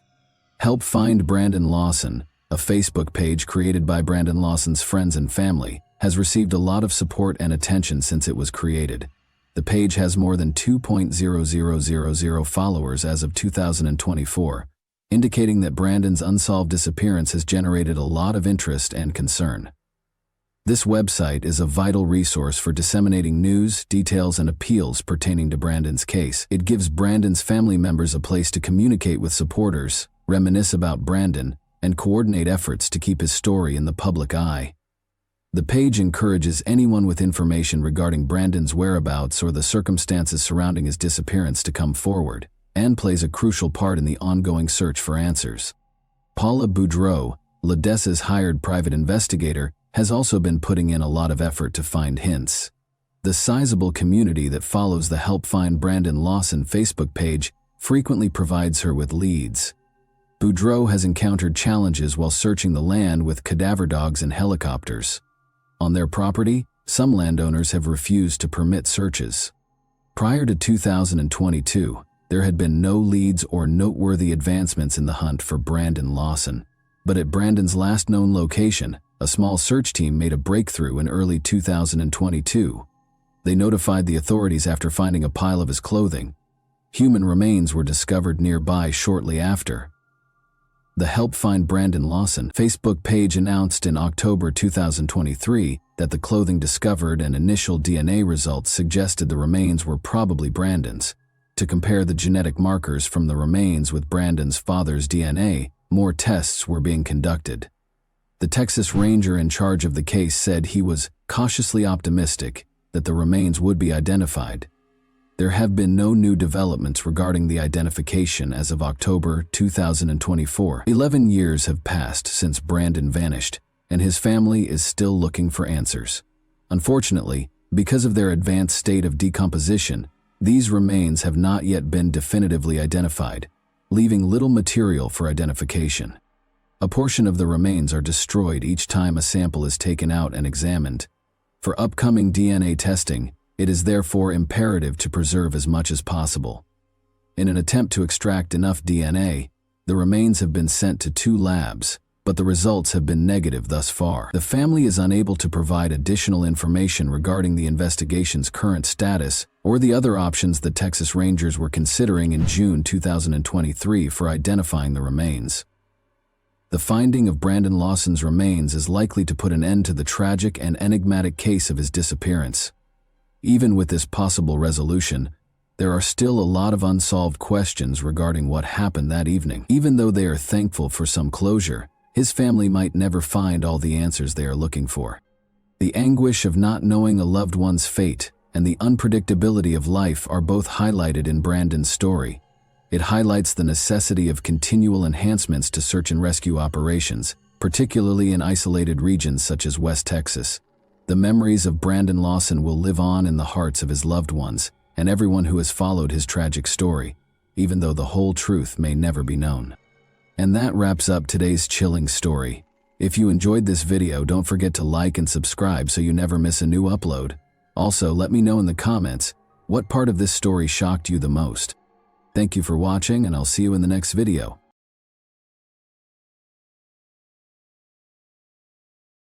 Hey guys, welcome to my channel, and today we're going to take a look at another horrible case with you. On May 13, 2015, around 5 p.m., firefighters extinguished a raging fire in a garage by the road in the village of Sand Lake, Michigan. At that moment, a terrified woman dashed up to their car, screaming that her neighbors had died. Several firefighters accompanied the woman to her neighbor's house. 2 lifeless bodies lay on the bedroom floor in a pool of blood. It appeared that they'd been shot. To preserve the evidence at the crime scene, the firefighters avoided touching anything, and immediately informed the police that they had discovered 2 bodies and needed investigators and forensic experts. Forensic experts had been at the crime scene for about an hour, collecting evidence and photographing the bodies of 46-year-old Martin Durham and 47-year-old Glenna Durham, when one officer noticed a small movement in Glenna's chest. He rushed to her body and attempted to feel for a pulse, but Glenna's eyes opened wide and she sat up abruptly, screaming, "What are you doing, Marty?" The officer immediately summoned paramedics, who transported the injured woman to the local hospital. Marty and Glenna met as teenagers in the early 1980 SS. Marty invited the girl on a date to a local open-air theater, where they both lost their virginity in the same evening, with little interest in the film itself. Their relationship progressed quickly and passionately, but it ended after a few months, in part because Glenna, 17, married soon after. Marty started a family on his own. Christina Keller was 14 years old when she met Marty, then 19, at a party at his house. The young man appeared charming and amusing to the girl, but also a little strange because he immediately declared that he would marry her someday. Marty arrived on her doorstep the following day. He must have made a good impression on Christina's parents, because he has never left her life since. Their friendship turned into a romantic relationship, and Christina, then 16, discovered she was expecting their first child. Within 2 years, she was carrying their second son, prompting the young couple to marry. Christina and her husband had a daughter 11 months later. Christina was 19 and Marty was 24 at the time. Initially, the young family lived with relatives, but in early 1995, Marty secured a higher-paid job at a factory in Michigan, and the family of 5 relocated. However, Marty was involved in a car accident on the evening of February 16, 1995, on his way home from work. Another vehicle speeding through a red light collided with his vehicle. The larger vehicle nearly crushed Marty's car, trapping him inside. Marty was transported to the hospital, where he had been clinically dead for approximately 5 minutes. He suffered severe injuries to his left side and was in a coma for more than 3 weeks. When he regained consciousness, he had no memory of his wife, children, or much of his previous life. He spent 1.5 years learning to walk, speak, eat, and care for himself again. Christina provided physical support for him during this time. Marty began to resemble his former self, but psychologically he had changed. He became enraged as a result of the brain trauma. He never fought with his wife or children, but he became a domineering figure. Even his sense of humor grew darker. Christina filed for divorce in 2000, nearly 5 years after the accident. She still cared deeply for her husband, but her feelings had shifted to a more maternal nature, as she had taken on the role of his caregiver and could no longer relate to him in any other way. Marty purchased his first home in May 2001 using funds from the insurance company and a bank loan. The house was located in Sand Lake, Michigan, a small village with a population of 500 people. Marty was overjoyed with his new home, which he had moved into with his 2 sons and an African gray parrot named Bud. 2 months after moving in, Marty received a knock on his door from a 16-year-old girl claiming to be his daughter. Marty inquired as to her mother's identity, and Glenna, his first love, revealed herself. The girl knew her mother had an affair early in their marriage, and she was born a few months after. She wished to establish her paternity for certain. A DNA test confirmed that the girl was Marty's biological daughter, born outside of marriage. Clearly, Glenna had never forgotten Marty, as she had a tattoo of his name on her arm throughout their marriage. Glenna divorced her husband and moved in with Marty. They were very happy together and they quickly had a new wedding ceremony. Glenna's new husband was everything to her. The couple spent their entire time together, visiting family and going to the local casino once or twice a week. Glenna would sit in the car and read a novel while Marty went hunting. Glenna was paid $3,200 per month to care for her husband, after officially taking on the responsibility. Marty received more than $1,000 in disability benefits each month. Glenna also sold Marty's excess medication, bringing their total monthly income to around $5,000. When Marty's sons moved out, this income was enough to support them in the small village. However, by 2010, Marty's mental and physical health had deteriorated significantly. The couple continued to spend their entire time together and with their friends, including Connie and Keith Ream, another neighboring couple. On Monday, May 11, 2015, Marty offered to mow Connie and Keith's backyard. He enjoyed the work and did it for free. Later that evening, Connie, Keith, Marty, and Glenna sat on the neighbor's terrace, and the Durhams returned home around 9 p.m. Keith sent Marty a message the next day, Tuesday at 8:26 a.m., asking how he was feeling, but he did not receive a response. This was strange because Marty was always quick to return calls and messages. Throughout the day, Keith sent several more messages to his friend, all with the same result. Later that day, Connie approached her neighbor's door and knocked. She heard the Durham's dog bark, but no one opened the door. Keith even sent a joking message to Glenna, asking, "What did you do to Marty?" But she didn't respond either. On Wednesday at 7:30 a.m., Connie approached the neighbor's house again and rang the doorbell. The only response she got was the dog barking. She walked around the house, checking for any open doors or windows. Everything remained locked as usual. Throughout the day, Connie and Keith attempted to contact their neighbors, growing increasingly concerned. After work, around 4:30 p.m., Connie approached the neighbor's house for the third time and knocked. She assumed she'd have to break the door, but when she touched the handle, she discovered it wasn't locked. This time, Connie cautiously opened the door and called out for the neighbors, but she was only greeted by the Durham family pet, who led her into the living room, which was a gruesome mess.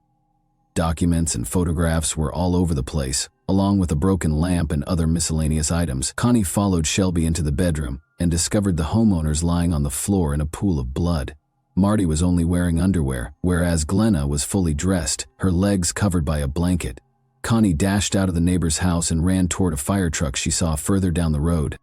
Marty did not have the same luck as his wife. He was shot 5 times in the back, forearm, and chest, leaving him with no chance of survival. He'd been dead for a few days. Glenna was shot twice, both times hitting the area behind her right ear. Blood was discovered not only in the bedroom, but also on a chair in the living room and a pillow with 2 bullet holes. Under the chair, a gun and 2 empty shells were discovered. In the bedroom, there were 5 more shell casings, 1 near the door and 4 near Marty's body, for a total of 7.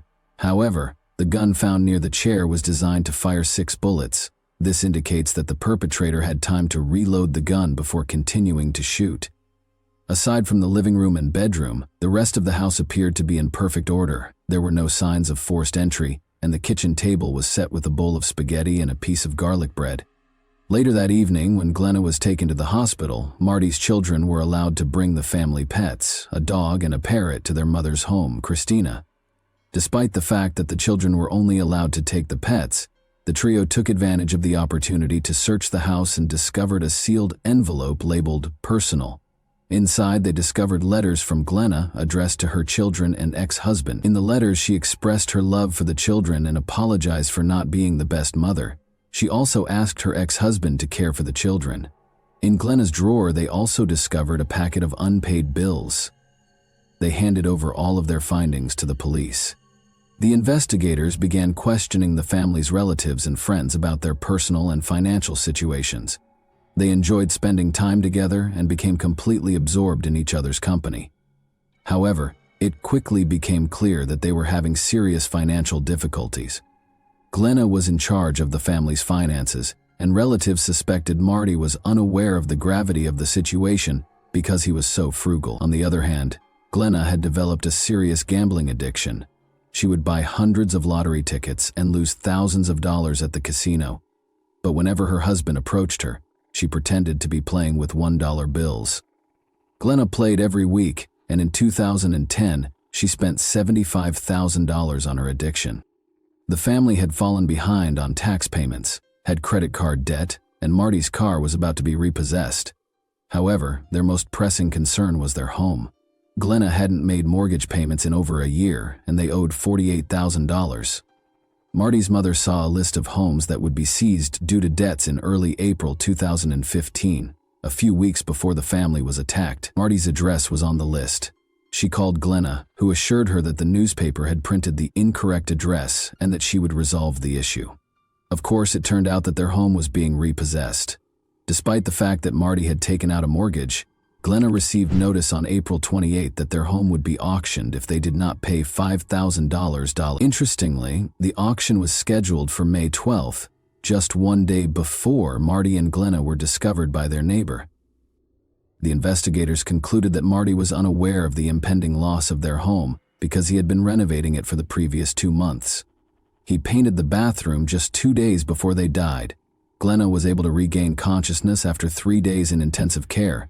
She had no recollection of the day of the murders or the days before. She couldn't remember writing the letters to her children or ex-husband. Because the eyewitness couldn't provide any useful information, the police had few leads or clues to work with. Marty, an avid hunter, frequently showed his firearms to friends, so the weapon contained multiple DNA samples. Glenna and Marty did, however, sell drugs for cash, and large sums of money were kept in envelopes in a safe. Could it have been an unplanned robbery? The living room was in disarray, as if someone had been looking for something and the money from the safe was missing. This version of events appeared to be the most plausible, but finding the killer among their illegal clients was like looking for a needle in a haystack. It took a full year before an unexpected witness helped solve the case. Bud, a 19-year-old parrot, had been living with Christina for the previous 12 months. Bud was an African gray parrot with the unique ability to mimic not only sounds and words in his environment, but also human voices. Originally, he was Christina's beloved pet, but Marty took him, presumably to retaliate against his ex-wife for leaving. When Bud returned to his beloved owner, he began repeating various conversations he had overheard while living with Marty, such as how Marty interacted with the dog. However, at some point, he started repeating an argument between a man and a woman. They were clearly arguing with one another, raising their voices and occasionally mixing profanity with everyday words. At the end of the conversation, a male voice said loudly, "No, don't shoot." Christina recorded this scene performed by the parrot on video, but did not report it to the police because she assumed it would be laughed off. However, a year after Marty's murder, a local journalist interviewed his mother, and she mentioned the video. The journalist became very interested and broadcast it on the news. The video quickly went viral, prompting the police to reopen the investigation and narrow their focus on one suspect, Glenna Durham. They examined Marty and Glenna's phones and discovered that Marty's last action on his phone was to search for information about lawnmowers on the evening of the 11th after returning home from the neighbors. The examination of Glenna's phone proved to be far more intriguing. It had been used until the 13th, when the bodies were discovered. Since 3:32 a.m., someone used the phone 5 times between 4 and 4:48 a.m. to learn more about the gun used in the shootings, including how to reload it. The final message was sent to Glenna's mother at 4:48 a.m. and said, "I love you, please forgive me." Glenna was arrested and charged with first-degree murder.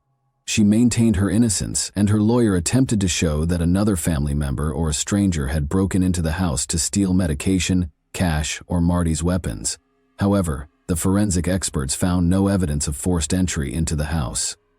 What about the money from the safe? Marty's children had taken it while they were searching the house for Glenna, who had been taken to the hospital, and their father to the mortuary. When investigators discovered this, they claimed that no one had asked them about the money at the police station, so they did not say anything. In any case, the version of a robber was abandoned because nothing was stolen. The prosecution's version of events seemed much more plausible. They believed Marty was killed on the morning of the 12th because he was wearing underwear. When the man realized he was going to lose the house, he became very upset, and a heated argument ensued. Marty attempted to flee into the bedroom after Glenna grabbed the weapon. She shot him in the back. Marty was still on his feet, reaching for another weapon from the bedside table. Glenna fired again, striking his forearm. Only then did he turn to face her, and she fired 3 more shots into his chest. Marty lay lifeless on the bedroom floor. Glenna spent the entire day completing paperwork. She wrote letters to her ex-husband and children and made spaghetti for lunch. Glenna was still engaged in these activities when the neighbor first arrived at her house on the evening of the 12th. Glenna planned her next steps, knowing that her and Marty's neighbors would become concerned regardless. She needed to act fast. She sat in a chair in the living room, placed a pillow against her head, and fired. However, nothing occurred. The pillow absorbed the impact of the shot, and the bullet only grazed her. She had to look up how to reload the pistol because it was down to its last bullet. This means she didn't try again until the early morning of the 13th, when she sent a message to her mother. Perhaps she still had doubts when Connie knocked on the door again at 7:30 a.m. and found it still locked. But after Connie left, Glenna must have unlocked the door, sat in the chair, grabbed the pillow, and tried again. This time, the injury was more severe, but her doctor later explained that she did not strike any important veins or arteries or penetrate the skull. It's difficult to imagine what condition she was in, but because head wounds always bleed profusely, she may have decided to simply bleed out. She made her way to the bedroom, where her husband's body had been lying all along, and collapsed on the floor, a blanket covering her legs. It's unclear whether she staged a scene when the police officer touched her or simply regained consciousness at that point, and we may never find out, because Glenna continues to claim memory loss. The jury believed the prosecution's version.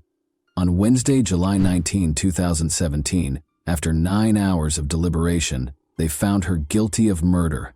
Glenna Durham was sentenced to life imprisonment. Of course, the parrot named Bud was not called as a witness in court, and it's not because he swears a lot. It is simply impossible to prove that he did not hear that particular dialogue on television or radio, let alone take an oath on the witness stand. In other words, if Bud had been involved in the process and it had been less than 24 hours since Glenna's guilty verdict, her lawyer would have filed an appeal. And that wraps up today's chilling story. If you enjoyed this video, don't forget to like and subscribe so you never miss a new upload. Also, let me know in the comments, what part of this story shocked you the most? Thank you for watching, and I'll see you in the next video.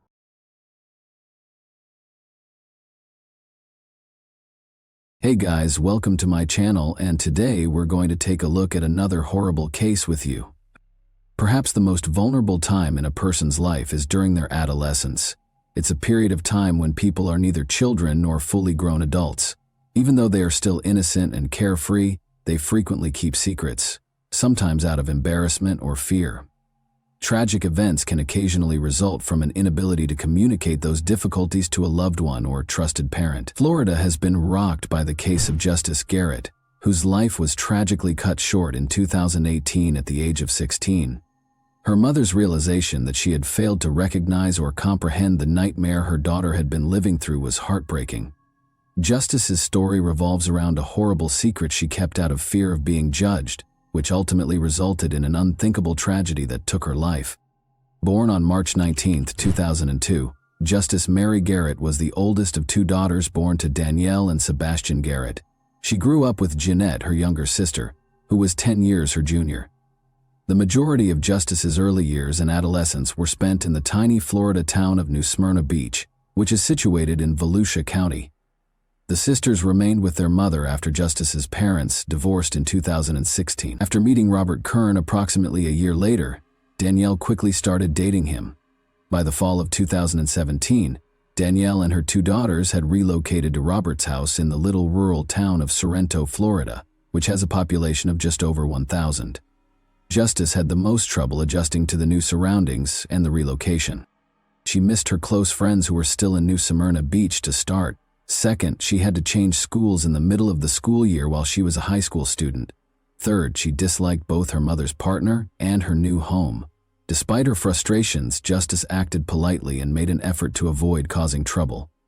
Justice made friends at her new school right away because of her outgoing, gregarious, and humorous personality. A classmate named Rochelle became particularly close to her, and the two were essentially inseparable. The girls even listed each other as sisters on social media, and Justice often stayed over at Rochelle's house. Justice missed the school bus on Friday, April 13, 2018, because he slept in too late. She didn't have time for breakfast that day because she was rushing to get ready for class. Her mother intended to take Jeanette to the hospital, but her younger sister stayed at home because she was feeling ill. Since school was just a few stops away, Justice chose to ride the public bus there. After packing her backpack and bidding her mother farewell, she departed from the house. Justice was last seen alive at that point. Danielle wasn't worried when Justice didn't arrive home from school on time. She figured her daughter, who frequently went to Rochelle's house after class, had done so. By nightfall, Danielle assumed Justice had made the decision to spend the night at her friend's house, as she had been doing often. She wasn't immediately alarmed by the fact that Justice's phone was off. On Saturday morning, though, Rochelle called Danielle and anxiously inquired as to Justice's well-being. With a shiver running down her spine, Danielle questioned in a shaky voice whether Justice hadn't spent the night at Rochelle's house. She was shocked by the answer. Since Thursday, Rochelle disclosed, she had not seen Justice. Justice's phone had been off for almost 2 days, and she hadn't arrived at school on Friday. Danielle went into a panic. She hurried to the local police station and reported her daughter missing after multiple unsuccessful attempts to get in touch with her. The hunt for Justice started right away. Officers initially thought Justice might have returned to her hometown for a weekend visit with friends, after learning that she had only been in the area 6 months prior. Authorities believed she would reappear soon, because teenagers of that age frequently leave home on their own initiative, whether in protest or for other reasons. Danielle, however, was adamant that her daughter would never do anything like that without telling her. Finding out Justice's social circle and whether she had a boyfriend, had been in a recent argument, or had any other information that could help piece together what happened the day she was last seen was the first step. All of Justice's possessions were still at home, and she had not taken any cash. Shortly after she left for school, her phone stopped working. She hadn't returned any calls or messages, and her social media accounts hadn't been active since late Thursday night. She hadn't gotten in touch with anyone, so none of her friends knew where she might be. Justice didn't experiment with illegal substances or drink alcohol, according to her close friends and family. She had never engaged in serious romantic commitments and was not in a relationship. Justice had never broken the law, had no enemies, and had no conflicts with other people. Her peers viewed her as sweet, kind, and compassionate, and her teachers at school gave her positive reviews. Police promptly reviewed all local traffic accidents, incidents, and crime reports in the region. One possibility they entertained was that she had been in an accident and was unable to speak. She was not, however, listed as having participated in any such incidents.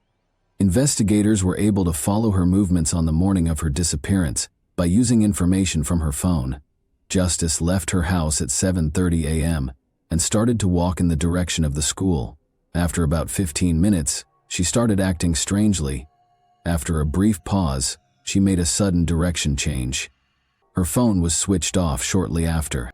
The small, sleepy town was filled with rumors and conjecture after Justice vanished. Any incident became the focus of attention in a community where nothing ever happened. It was quickly spread by gossip and frequently embellished with lies. Some residents found amusement in spreading rumors, and they saw no harm in doing so. Many of Justice's classmates and friends sincerely wanted to assist with the investigation, but others saw it as a chance to attract attention, increase their own significance, or even experience a brief moment of fame. A number of people reported seeing Justice Garrett in various locations around town. According to some, she entered an enigmatic black vehicle with tinted windows. Some speculated that she had been recruited into a religious sect, while others suggested she was out on the street with a group of teenagers who didn't fit in. Investigators found it challenging to distinguish fact from fiction because these rumors appeared out of nowhere. Consequently, all information, no matter how unlikely, had to be carefully verified. A girl who was 1 grade up from Justice stood out for her actions.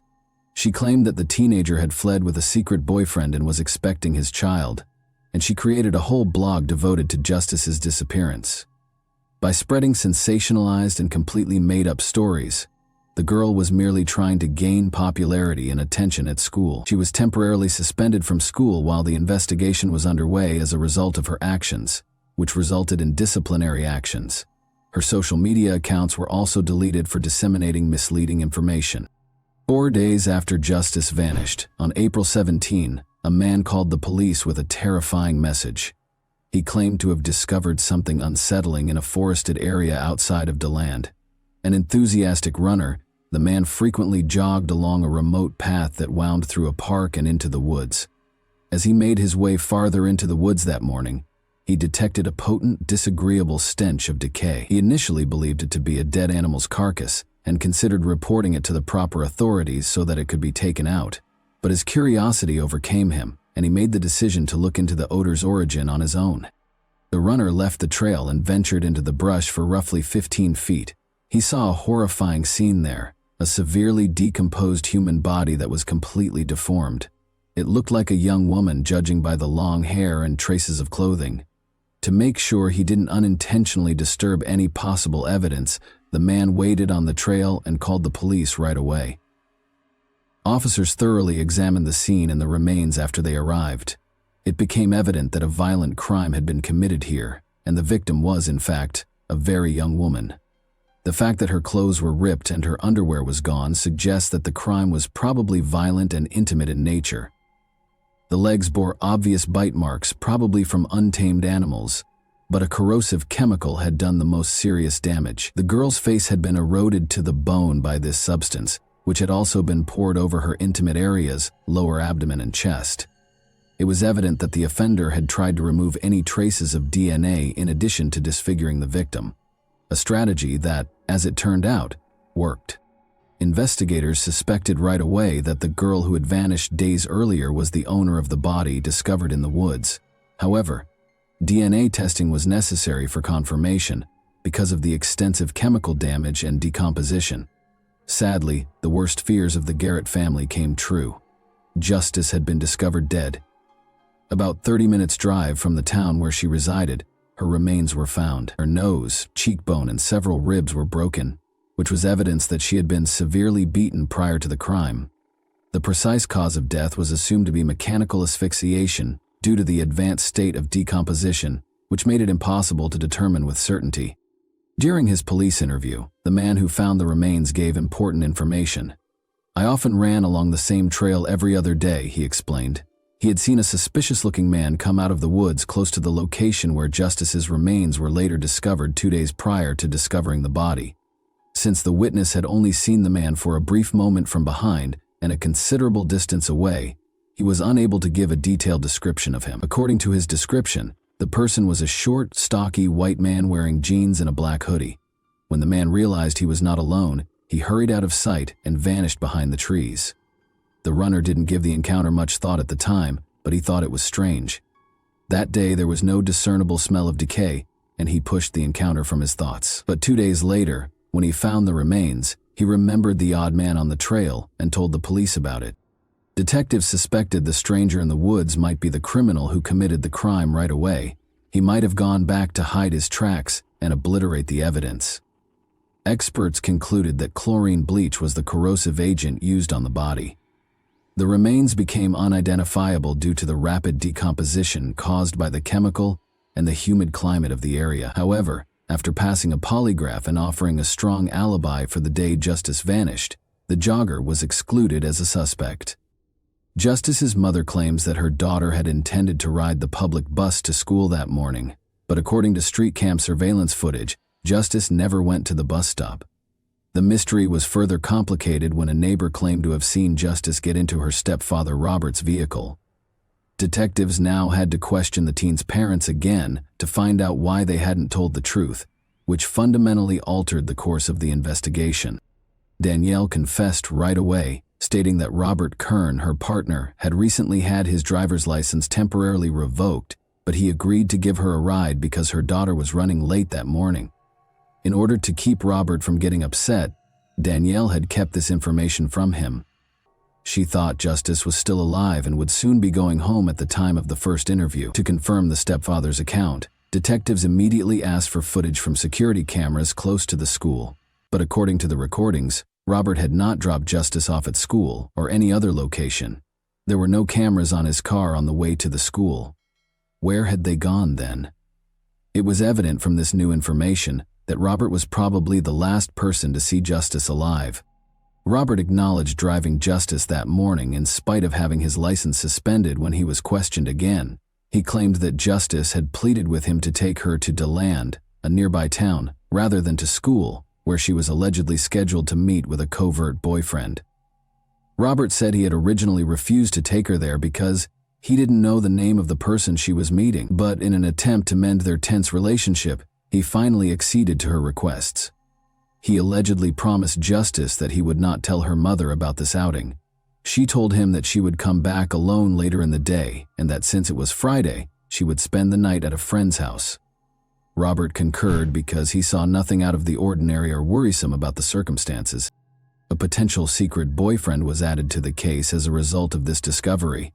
Investigators had to find him and identify him quickly. He might have been the last person to see Justice alive, or he might have been involved in her disappearance. Law enforcement chose to look through Justice's contacts and social media activity as the first step in the search. Detectives confiscated her laptop because her phone had not been found, and what they found led to further inquiries. Justice regularly engaged with her online and real-life friends through her numerous accounts on different social media sites, but there was no sign of a boyfriend or romantic conversations. However, one account caught our attention as being especially odd and dubious. Investigators soon turned their attention to this profile in an attempt to identify its owner and any possible link to Justice's disappearance. In recent months, Justice Garrett had been the object of unusual interest from a young man named Kevin. He liked her posts, commented on her pictures, and messaged her every day. But Justice didn't appear to care. She didn't want to stay in touch, hardly ever responded to him, and frequently ignored his messages. Later, Justice's friends confirmed that she had spoken of a devoted fan who messaged her on social media all the time, but she didn't find him flattering. Instead, she found him annoying. According to his profile, Kevin lived in the same town as Justice and seemed to be 2 years older.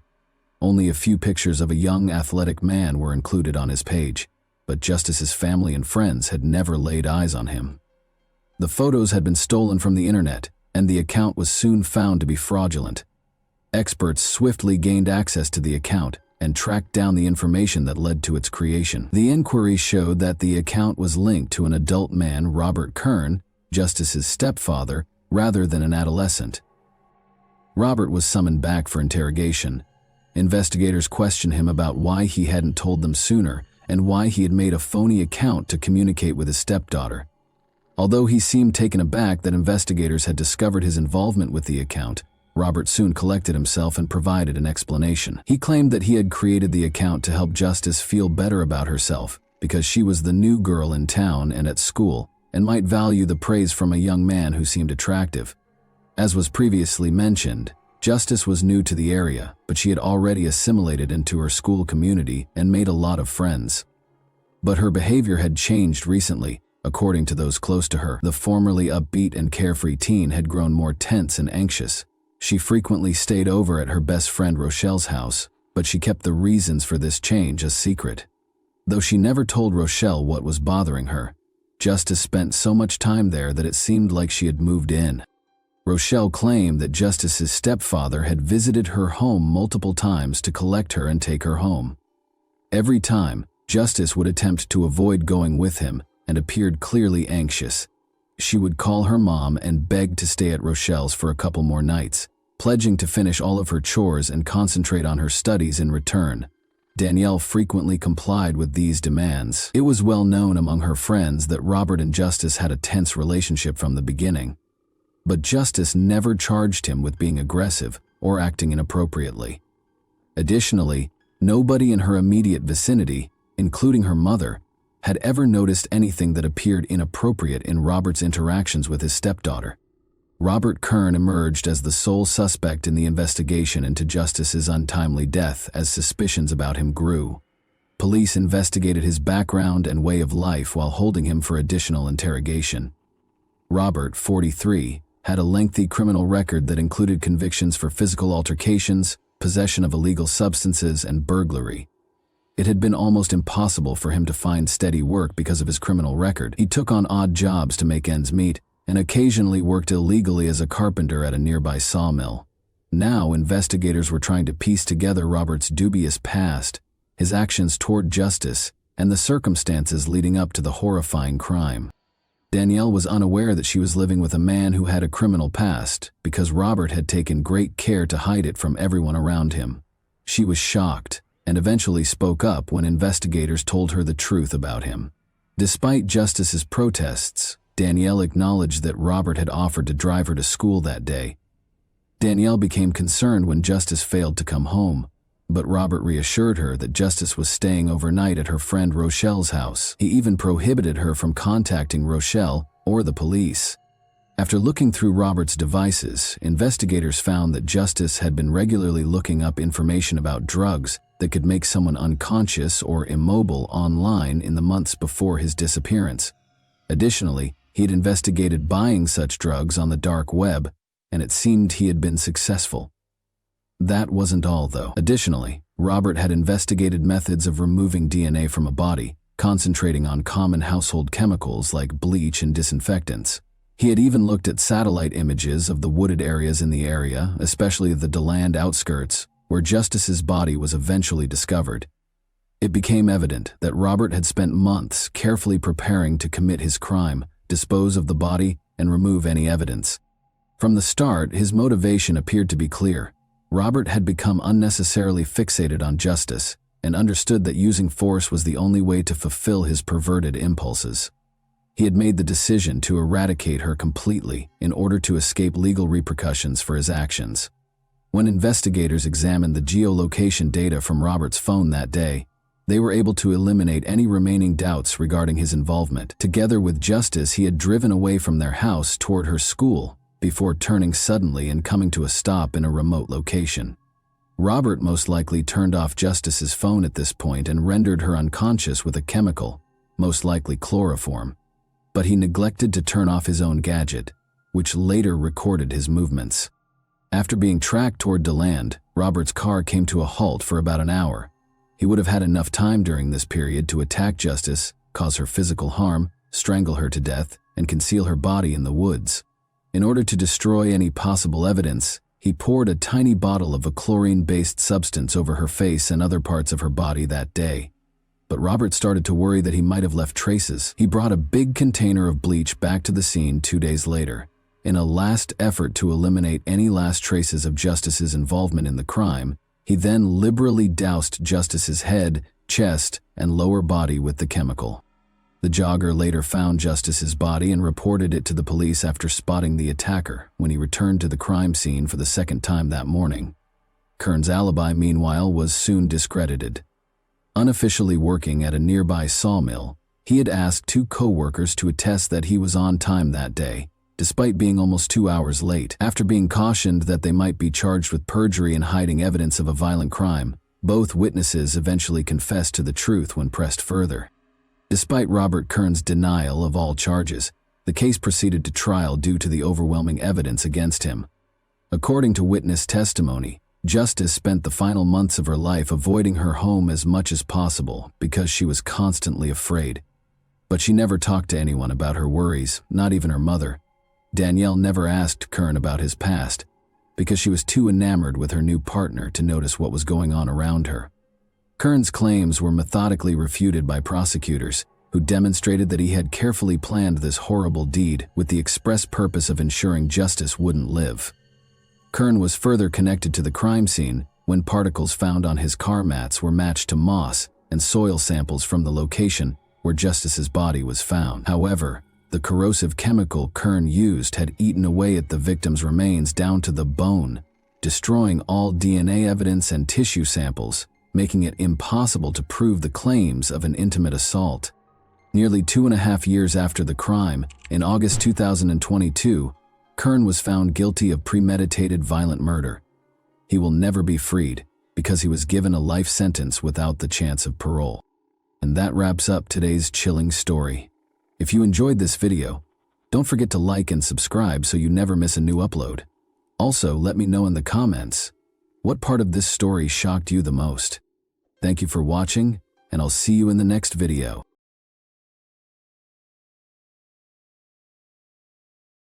Hey guys, welcome to my channel, and today we're going to take a look at another horrible case with you. This video examines what happened in 2003 when 37-year-old Sandy Rozo came home from a night shift at a bar. Her boyfriend, who was sleeping on the second floor, heard some loud pops just as she was ready to exit the car after pulling into the garage. After seeing what he saw, he went to the garage and dialed 911. There were multiple suspects in this dark case. The perverse desire to possess and control seemed to be the driving force behind this crime of passion. The charming city of Pinellas Park, which is located outside of Tampa, Florida, is well known for its lush surroundings and gorgeous beaches. Both working-class and affluent residents make up the community. Although there is some crime in the area, it usually takes the form of minor offenses. The most frequent infractions are drunk driving and auto theft. But in 2003, something happened here that scared the locals. On a Saturday night, the day after the 4th of July, neighbors said they heard pops shortly after 11 o'clock. Since it was the 4th of July weekend, It was anticipated that there would be fireworks and other noises for a few days. Nobody was particularly alarmed by the noises, though, until one local realized that the Pops weren't celebrating. Troy Edwards reported hearing what he believed to be the popping of firecrackers and dialed 911. He went outside to investigate the noise and discovered his girlfriend, Sandy, bleeding in her car with the garage door open. Detectives soon followed rescue personnel to the scene. In the garage, the vehicle was parked. There was a lot of blood and shattered glass everywhere, and Sandy's body was inside. She sustained 8 different gunshot wounds to her head and other parts of her body. The perpetrator used a .22 caliber weapon, according to the preliminary analysis of the crime scene. Sandy seemed to have been ambushed by someone who was either following her to her garage or waiting for her. Despite being taken to the hospital immediately, she tragically died. The public was shocked to learn that Sandy had a daughter who was with her father at the time of the crime and that she had been ambushed in her own garage on her way home from work. Detectives did not think Sandy's death was an accident, even though her wallet and purse were undamaged. Multiple gunshots and the attack's planned nature raised the possibility of a personal grudge rather than a straightforward random crime. The viciousness of the assault suggested that Sandy, not financial gain, was the intended victim. The detective's primary responsibility at the start of the investigation was to question Sandy's boyfriend, Troy. Suspicion is frequently placed on the victim's family members or acquaintances in murder cases.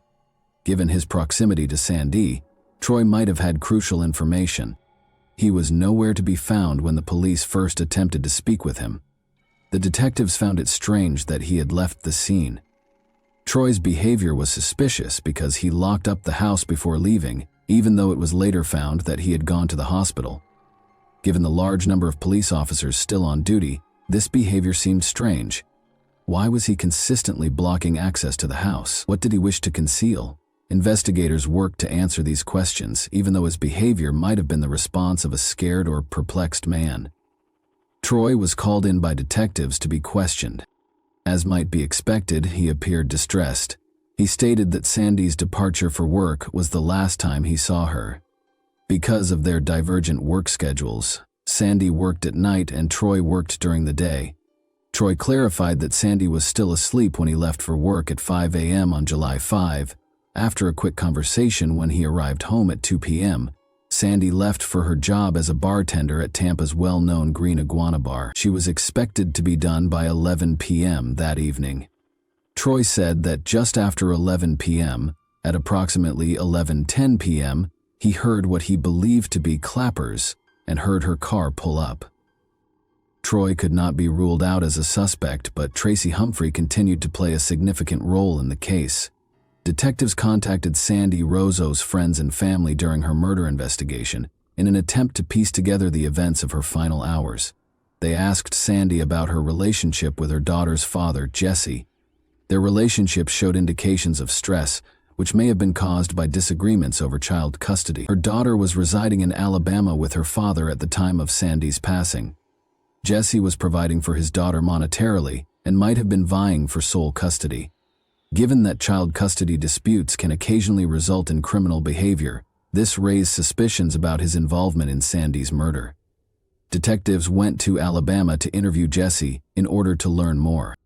Detectives chose to bring Jesse in for interrogation at the local police station after he denied any involvement in Sandy's death during the conversation.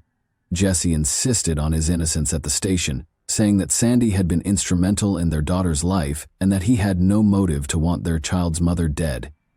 When the crime was committed on the evening of July 5, he was questioned about his whereabouts. Around 1 in the morning, Jesse said he got a call telling him of Sandy's untimely death while he was at home watching movies with his daughter and girlfriend. Investigators collected additional data such as DNA samples, fingerprints, and Jesse's cell phone records to support his alibi.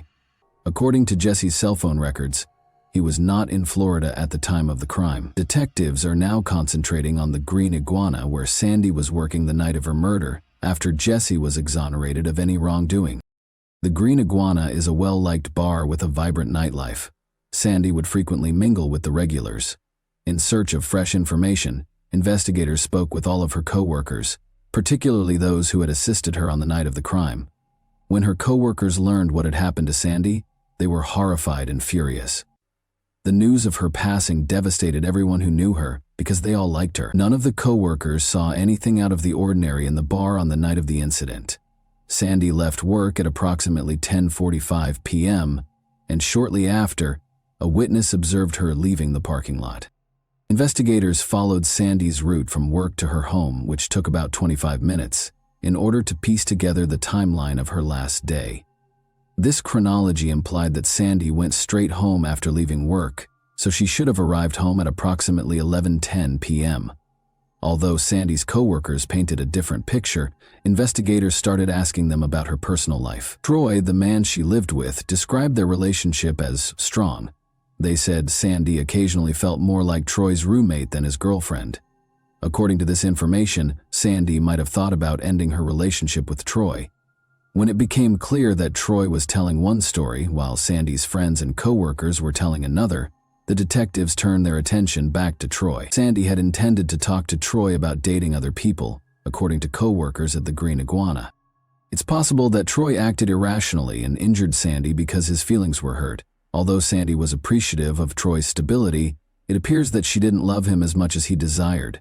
A classic case of a crime of passion, in which the perpetrator feels that no one else can have you if I can't. This unrequited love may have been the driving force behind the crime.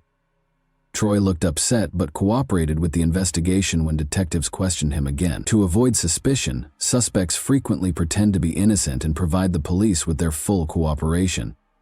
The detectives diligently looked for any evidence that would connect Troy to Sandy, now that he was at the center of the investigation. Murder. Despite conducting a thorough search of Troy's house and vehicle, they were unable to locate any suspicious objects or weapons. Troy was then informed by the detectives that Sandy's co-workers had given a far from accurate account of their relationship. Troy was clearly taken aback by the charges. Even though Sandy might have been planning to leave him, Troy maintained that his love for her remained unwavering because he thought their relationship was more serious and was ignorant of her true feelings. Detectives went over the timeline to support Troy's account. Setting up a precise timeline was essential. In accordance with Troy's account of hearing gunshots, locating Sandy in the garage and dialing 911, they were able to verify that Sandy got home at approximately 11:10 p.m. Troy's actions appeared to be typical of a man who had seen his loved one die tragically. Troy was ruled out as a suspect in the crime by law enforcement following a thorough investigation. The investigation then appeared to have come to a standstill. Who else might have been inspired to carry out such a horrible deed?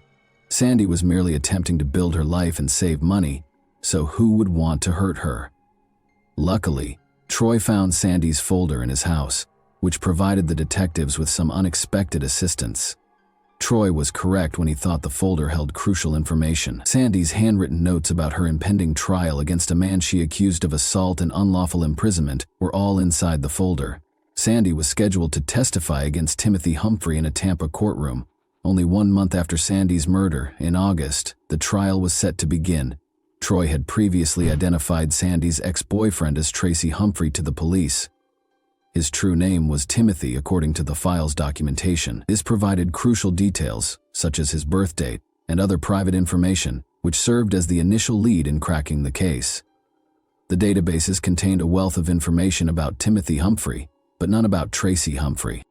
Timothy Humphrey, better known as Tracy Humphrey, had a troubling history of assaulting women, according to additional investigation. For these offenses, he was actually sentenced to 8 years in prison. The most upsetting discovery was that, out of fear for Sandy's life, Tracy had abducted her, held her captive, and over the course of several days, repeatedly coerced her into pleasing him. After Sandy escaped, a sheriff's deputy discovered him beaten and naked. Tracy was facing jail time for his actions, and he threatened to kill her if she reported the assault. Sandy was willing to testify against Tracy in court despite her fear because investigators had solid evidence, such as Sandy's testimony, DNA, and photos. However, Sandy's testimony was crucial to the outcome of this case. The charges would probably be dropped if she was unable to testify.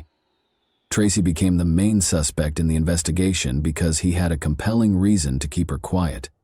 Tracy was explicitly mentioned as a possible threat, in a handwritten note that Sandy left behind. Equipped with this new knowledge, investigators found Tracy at a gym in Brandon, a nearby city where he lived and worked as a personal fitness trainer who was well known for his dedication to fitness and strong physique. Because of his bald head, earring in his ear, and intimidating appearance, Tracy was frequently referred to as Mr. Clean. Tracy appeared shocked to hear about Sandy's murder when speaking with detectives, but when questioned about his relationship with Sandy, his evasive manner raised questions. Without his lawyer present, Tracy became defensive and wouldn't respond to any more questions. Since there was no record of Tracy's marriage in the databases, detectives deduced that he must have recently gotten married because he was wearing a wedding ring. As it happens, Ashley Laney is the woman he married. Compared to Tracy, Ashley was significantly younger. She was only 20 and he was 39. Investigators went to their home to speak with Tracy's new wife in the hopes that she would provide more details. Detectives saw that Ashley was becoming anxious as soon as they entered the house, but on July 4, she disclosed that she and Tracy were married. It was a remarkable coincidence because Sandy Rozo was killed on July 5, the day after their wedding, in violation of Florida law, which states that spouses cannot be forced to testify against one another in court. Because of this fact, investigators were suspicious of Ashley and Tracy's marriage's timing, which they interpreted as a strong and unsettling clue. Ashley claimed she had no knowledge of the murder when questioned about Tracy's whereabouts the night of the killing. Ashley voluntarily offered her alibi for the night of Sandy's murder when speaking with detectives. Murder. She claimed that she and Tracy were at home at 11 p.m. the night of the murder, eating pizza and watching a movie. Ashley added that evening, their friend Toby White had also come over to their house. However, when Ashley's lawyer called, the conversation took an unexpected turn. Another odd thing happened after Tracy called the lawyer and instructed him to call Ashley and tell her what to do if detectives got in touch with her. Tracy surprised everyone by going home and preventing Ashley from responding to the detectives' questions. His manner, body language, and facial expressions conveyed a sense of anger and frustration, which led the detectives to suspect that Tracy might have been involved in a conspiracy to conceal the truth about the Sandy Rozo murder. Ashley had stopped talking, but the detectives had a crucial new lead. Ashley and Tracy Humphrey gave the excuse that they had ordered pizza on the night of the Sandy Rozo murder. The detectives followed this lead, went to the pizza place, located the delivery person, and collected the receipt. At 10:49 p.m., Tracy's cell phone was used to order the pizza. The pizza arrived 15 minutes later on July 5. In a flashback, the pizza delivery man said that the big bald man had left him a $20 tip for a $12 pizza that evening. Detectives came to the conclusion that Tracy could not have been the murderer because his house was 40 minutes away from the scene of the crime. The detectives were disappointed by this discovery because they had suspected Tracy, and the puzzle pieces did not fit together as they had hoped. It can be demoralizing to experience a setback such as the one that comes with a confirmed alibi, but in this instance, he made the decision to investigate Ashley's role in Sandy's ordeal. The detectives discovered an interesting incident while conducting additional investigation. Ashley had no criminal history, was a good student, and behaved well, but Sandy reported her car stolen just before she passed away. Ironically, her car was later discovered fully burned out on a Tampa street. The car had been purposefully set on fire, according to the state fire marshal's office. Ashley had visited a shooting range in the Tampa area the day her car was set on fire, according to the police investigation into the arson. As it turned out, Ashley had been learning how to shoot a .22 caliber gun at the range with Tracy Humphrey. Given that Sandy was killed by a .22 caliber firearm, this information was vital. Investigators started comparing all of the data they had been given and investigating Ashley's role in Sandy's death. To learn more, they spoke with her relatives. Detectives were informed by Ashley's stepfather that he had lent Ashley his .22 caliber handgun so she could learn how to shoot. Ashley refused to give the gun back when he asked for it. Detectives were certain they were heading the investigation in the right direction after speaking with Ashley's mother. According to the mother, Ashley told her that Sandy had been shot 8 times. This particular detail was important because it had not been covered by the media, meaning that only the shooter and law enforcement would have known about it. Ashley's involvement in the crime became apparent as the puzzle pieces started to fit together. Apart from a possible link to Tracy, the reason behind Sandy's murder was still unknown.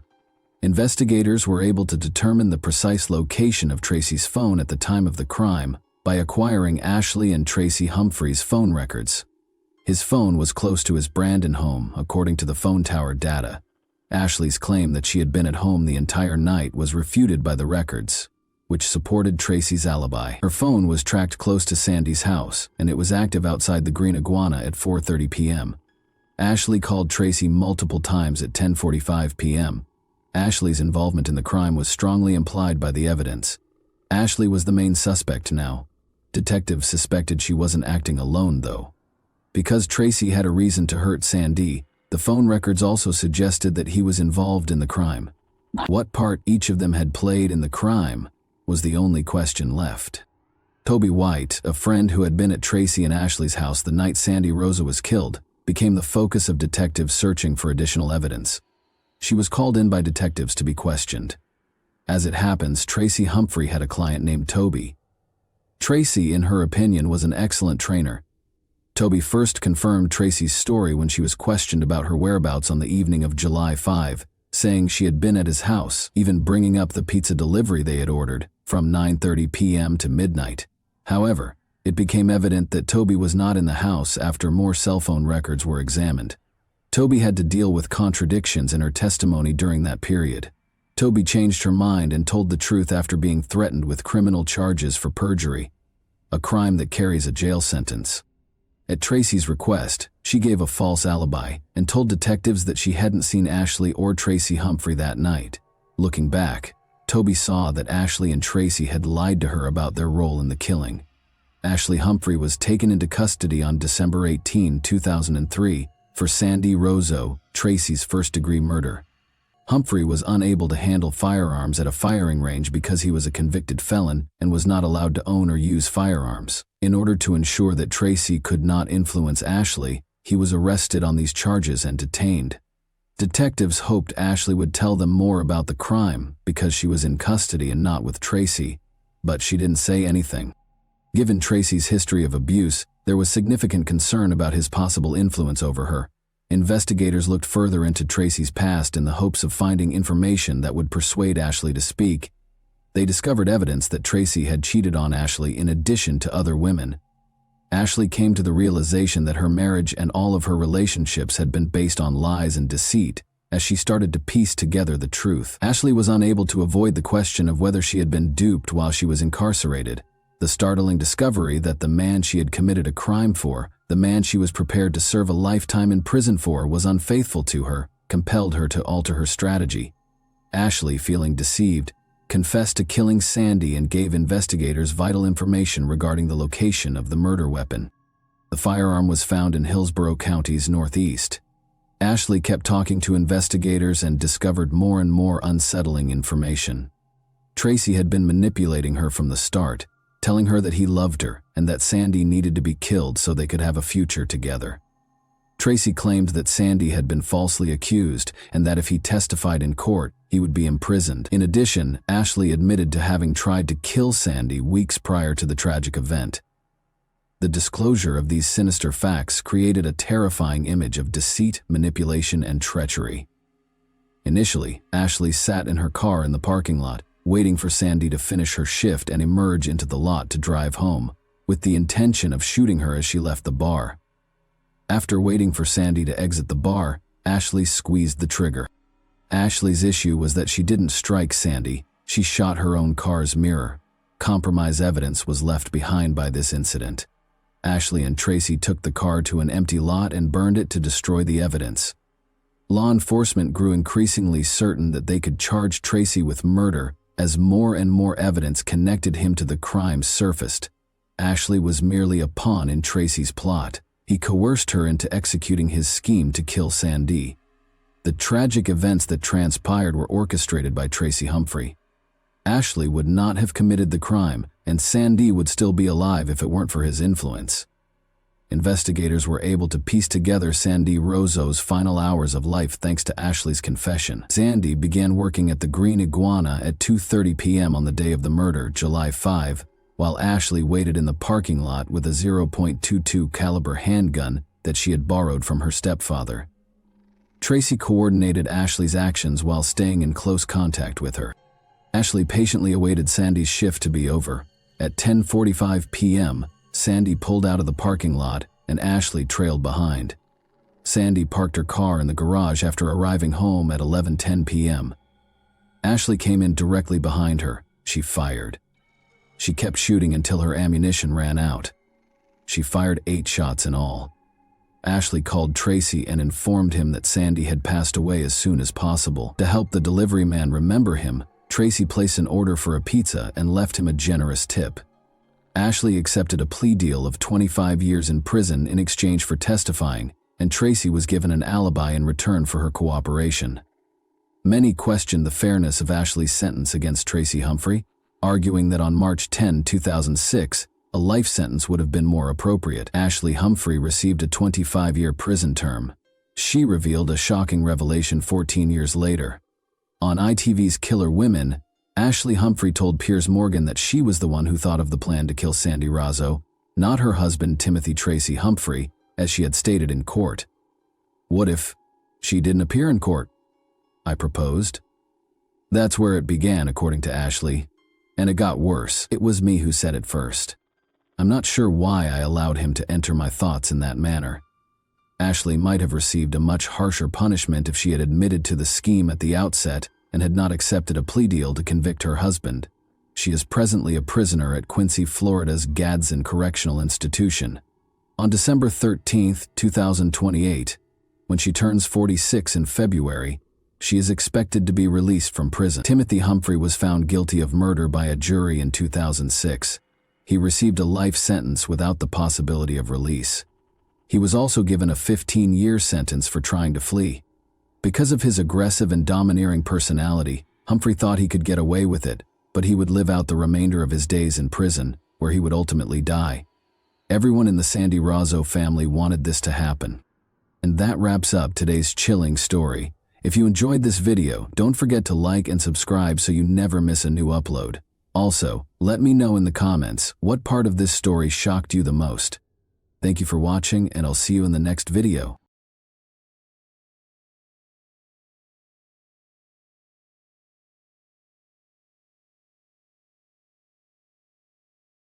Hey guys, welcome to my channel, and today we're going to take a look at another horrible case with you. Today, we'll examine what happened in Norris City, Illinois.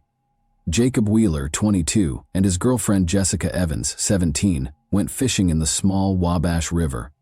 Their families have been unable to get in touch with them, and they have not gone back home. All residents of Norris City followed the investigation after police were alerted to the couple's disappearance that same day, but sadly, there was no happy ending to the tale. All the locals were shocked by what transpired. Southern Illinois is a patchwork of fertile farmland and thick forests that stretches between Kentucky and Missouri. With a population of just over 1,000, the area is dotted with small villages like White County and Norris City, which make it an excellent place to raise children due to its small size. Hunting and other outdoor pursuits are popular. There are many locations where fishing is popular. Before summer break at school began in 2017, Jessica Evans, then 22 years old, met Jacob Wheeler, who had just moved across the street to live at his brother's house. Jessica and her mother, Chris, lived in a comfortable home. After meeting at a party and striking up a conversation, they fell in love. After 3 years of service in Iraq, Jacob was a quiet country boy trying to rebuild his life. Chris, Jessica's mother, wasn't overly concerned about the fact that Jacob was 5 years older than Jessica. She had faith in him. Jessica requested permission from her mother on August 26, 2012, to take Jacob fishing at night in a popular location on the small Wabash River. At first, Chris was opposed to the idea, but after Jessica persuaded her, he agreed. She warned her daughter not to spend too much time out. On a nearby street lived Megan, Jessica's older sister, and her son Miles. Jessica had to watch her son at 5 a.m. the following day, while Megan had to leave for work. Chris, Jessica's mother, reminded her that she needed to return home by 5 a.m. before Jessica left to go fishing. Although Jessica had no way of knowing that this fishing trip would be her final one, she responded that she remembered that and would be at her sister's house by then. Jessica was heading to bed when Chris called her just before midnight to check on her. At 5 o'clock the following morning, Chris discovers that her youngest daughter has not returned home, despite Jessica's assurances that she was all right and that she and Jacob were nearly finished fishing and would be home shortly. Jessica was not known for being late, especially when she knew she had to watch her nephew. Jessica didn't answer when Chris picked up her cell phone and began calling her daughter. Chris's text messages also went unanswered. Chris knew right away that something wasn't right. She was certain that she would have alerted Jessica if her plans had changed. When Chris arrived at Jacob's house, his brother Jeremy informed him that Jacob had also not returned home. By 9 in the morning, Jessica's family was starting to worry, but Jeremy wasn't concerned because he knew Jacob could take care of himself. Chris feared they were stranded somewhere or that Jacob's pickup had broken down. Chris finally called the White County Sheriff's Office after the couple had not been seen for 12 hours. Sheriff Doug Mayer wasn't overly worried when he got the call about the missing couple on Sunday night while he was lounging around his house. Maybe Jacob and Jessica had escaped, he thought. He needed to know where they had disappeared to, but he assumed they were safe. In order for the phone company to track down Jessica's cell phone, the sheriff chose to execute a warrant to search it, which could take hours. Meanwhile, as instructed by the family, the sheriff's deputies went to the fishing spot where Jessica and Jacob were expected to be. There were only gravel roads leading to the remote location. A 50-foot overgrown trail led the deputies to a popular fishing location. There were clear indications that someone had visited. Although there were a few packages, there were no indications of any criminal activity or problems. Although the campfire had been extinguished, the area was extremely clean. Jacob had left his pickup truck behind. The sheriff had trusted his instincts about the young couple thus far. He didn't initially think that something negative had occurred. He did believe that they had most likely traveled somewhere voluntarily. Ultimately, Jessica's cell phone carrier provided the records to the sheriff's deputies. Attempting to track the phone and determine which tower it was closest to was a great way to locate them. They discovered that a tower in the campground area was the source of the signal. That was the implication. Jessica was somewhere close to where she and Jacob had gone fishing, and her phone was still on. The sheriff was not prepared for it at all. If Jessica and Jacob are still alive, why aren't they returning their calls if the couple had just fled? The news that Jessica and Jacob were missing spread swiftly throughout Norris City, raising concerns among the locals as investigators started to worry that the two were stranded somewhere, gravely hurt, or worse. When the sheriff's office discovered that Jessica's cell phone was still in the area where the couple had gone night fishing, they became concerned that something horrible had happened. At dawn the following day, officers from the White County Sheriff's Office returned to the fishing site with a platoon of volunteers and neighboring law enforcement agencies. The search party set out to look for any sign of Jacob and Jessica, and their families also joined in the search, but after 3 hours of searching, they found nothing. Jessica, Jacob, and the pickup truck were nowhere to be seen. The pickup had to be there, though, even if something were to happen to Jacob and Jessica. However, what if they abandoned the phones and fled? They would eventually leave an electronic trail if they did flee together. While the bank statements showed nothing noteworthy, the police checked their bank cards to see if there had been any payments.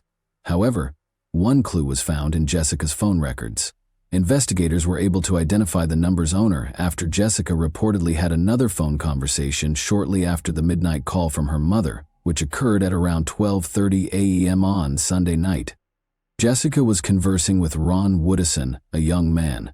The police knew that name because Ron had previously run afoul of the law. This in and of itself raised suspicions that he might have been involved, so they decided to speak with Ron and find out the specifics of that conversation. When he met with the sheriff's deputies, they asked him to describe the last time he had spoken to Jessica. Eventually, he acknowledged that he had called her in the middle of the night. He mentioned that he had attended the party and that some other people had also been present.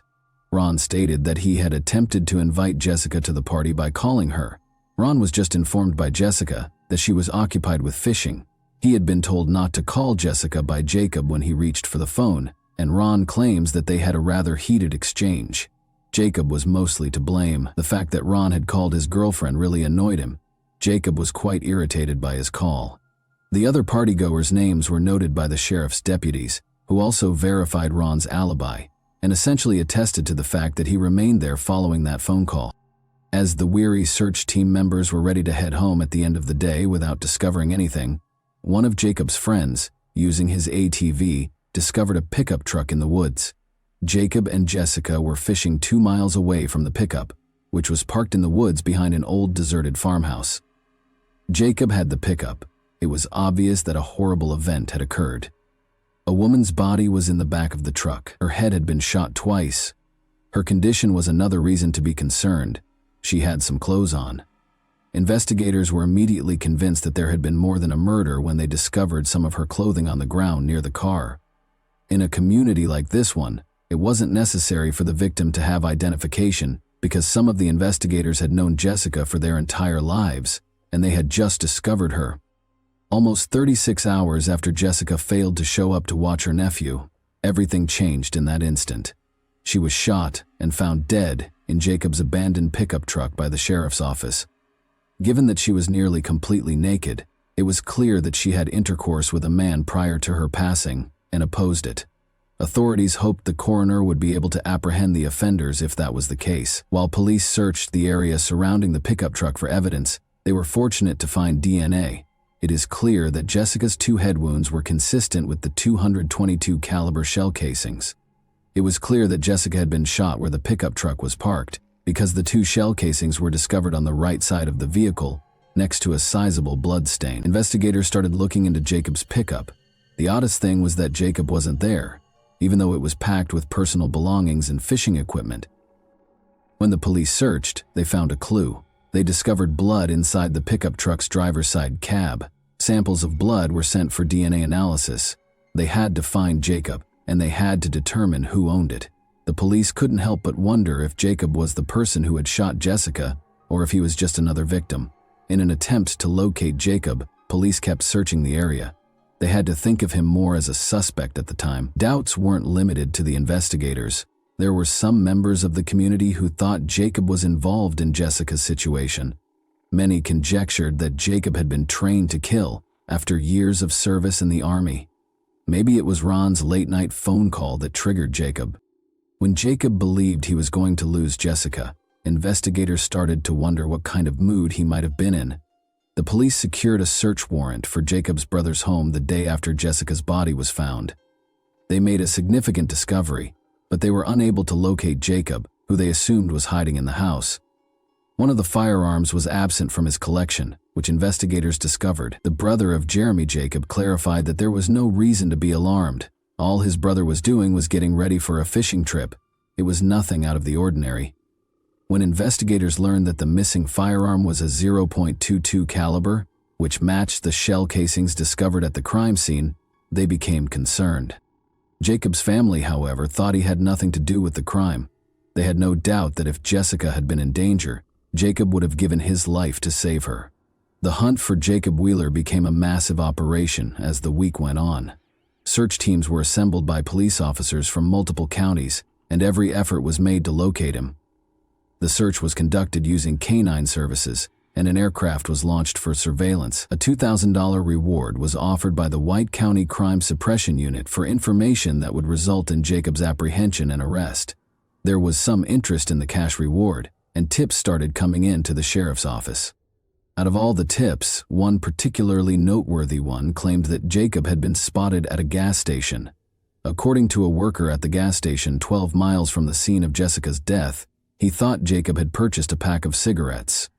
He was wearing a camouflage hooded sweatshirt on Sunday night, approximately 1 day after he and Jessica vanished. The gas station employee recalled that when the man took money out of his wallet, he also found an ID card inside, which he thought was in Jacob Wheeler's name. Because of this, Jacob was clearly the most likely suspect in Jessica's incident, and the likelihood that he was evading capture increased over time. The gas station where Jacob was allegedly spotted was visited by investigators. They noticed a suspicious man in the surveillance footage. He avoided looking at the camera and wore a hooded sweatshirt that covered his face. Although it was suspicious and the night was too hot for a warm jacket, it was difficult to confirm that it was Jacob. The man hurried off to buy cigarettes. The man's face was not visible in the gas station's surveillance footage, but a second camera outside captured him boarding a female driver's vehicle. One of the sheriff's deputies recognized the woman, and they drove right to her home. While speaking with investigators, they noticed that the vehicle seen on the gas station's CCTV footage was parked close to the residence. Although the woman acknowledged that she had driven the man to the gas station, she denied that it was Jacob Wheeler. It was her boyfriend, she claimed. They were extremely disappointed when they first saw her boyfriend. It was someone who resembled Jacob Wheeler, but it wasn't him. In the video, the unidentified man is a dead end. Jacob was still the center of the police's attention. The detectives suspected that his brother Jeremy was hiding him and were certain he was still alive. His brother and father were certain that Jacob couldn't have killed Jessica, so they searched his house at night in an attempt to catch him off guard. But even after a second search, they couldn't find any evidence that he was home. Wheeler wanted his son's name cleared. It was difficult because he was certain that he was searching for Jacob's body rather than his own. Harold, Jacob's father, called Sheriff Meyer 6 days after the disappearance to inform him that he had found something that everyone else had missed. Just a quarter-mile from Jacob and Jessica's campsite, he claimed to have spotted what appeared to be auto parts in a wooded area. When investigators looked into this information, they did discover some auto parts. These were components that were fastened to the pickup's fenders. It was definitely not Jacob Wheeler's pickup truck, but there was damage to the trees in the area where they found these parts, indicating that someone had driven the pickup into the woods and between the trees, damaging the vehicle. The investigators had no other leads and were unsure if the find was related to the crime, but it was unquestionably of interest. There was a serial number on one of the parts. The police were able to identify the exact type of pickup truck by looking it up online. Once more, locating this truck in a small city cannot be difficult. A man who drives a car like this was known to one of the sheriff's deputies. It was White County native Danny Costin, a 36-year-old electrician. Could he have been a part of such a violent crime, though? Danny was never one to cause trouble. His criminal history was clean. He lived in White County and was easily located. Investigators made the decision to speak with Danny at his place of employment. In the parking lot was his pickup truck. The parts discovered in the woods matched the truck's extensive damage. Sheriff Meyer questioned Danny while the investigator examined the pickup truck. He inquired about his pickup truck's damage. Danny clarified that he had attempted to fish on the small Wabash River but struggled to get the boat started due to his extreme drunkenness. He remembered the date, but not much else about the evening. It was around 1 in the morning on the night that Jacob and Jessica went fishing, and he reported that during his entire stay in that section of the river, he never saw anyone else. In the meantime, researchers made a significant finding. In the rear of Danny's pickup truck, they discovered a significant amount of blood. When they told him about it, he appeared taken aback. The sheriff advised Danny that this would be a good time to tell him anything he wanted to. Analysis revealed that the blood in the back of Danny's pickup truck was human blood, despite Danny's claim that he witnessed Jacob shoot Jessica twice while he was in the woods that evening. Danny was taken to the police station and subjected to additional interrogation by investigators. He claimed to be intoxicated.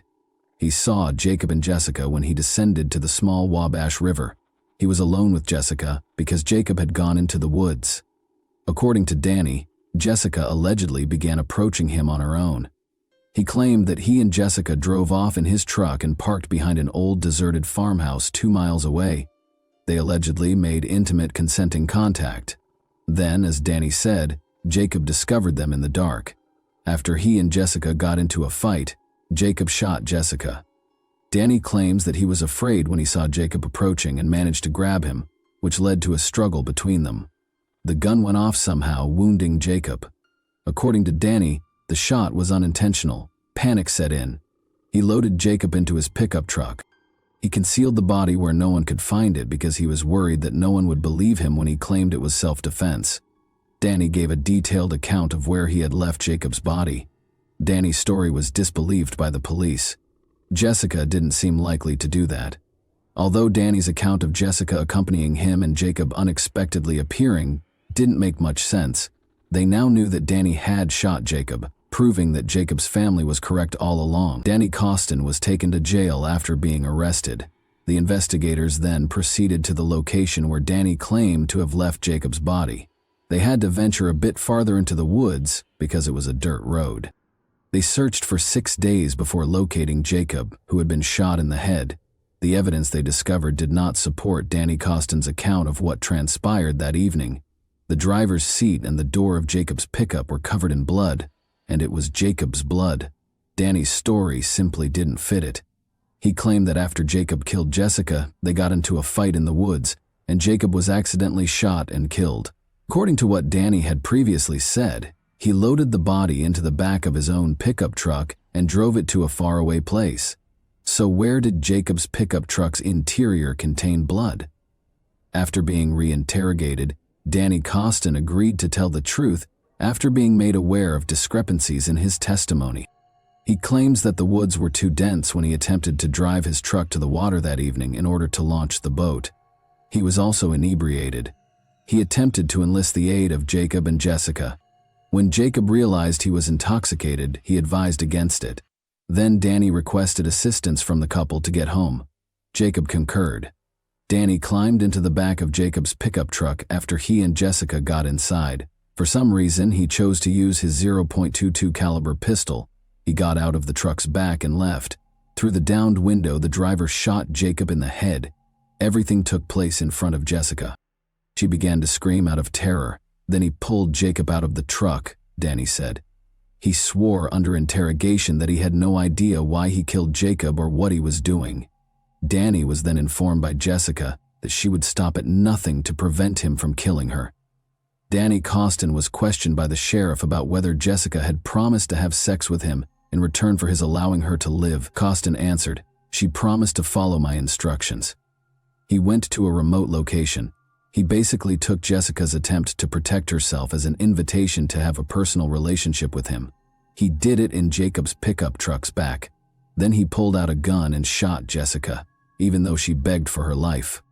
"I don't know why I did it," Costin said. He threw both his and Jacob's guns out the window after loading Jessica's body into the back of Jacob's pickup truck and driving his own vehicle to Wayne County to conceal Jacob's body. Neither gun was ever found by the police. Danny Costin entered a not guilty plea when he appeared in court on September 4, 2012. An appeals court dismissed his attempt to retract his testimony, arguing that he was not informed of his rights prior to being questioned. Police had ample evidence to support Danny Costin's confession, and video recordings of the interrogation verified that Danny was informed of his rights. His DNA was found on Jessica's body, and his truck contained Jacob's blood. In January 2014, a jury convicted Danny Costin's girlfriend, Candace Brown, age 31, of lying to the police during the preliminary investigation. She gave Costin a fictitious alibi. On August 20, 2013, Danny Costin was found guilty, and Brown was sentenced to 60 days in jail, 30 months probation, 100 hours of community service, and a payment of various court costs and fines. He received a 53-year prison sentence.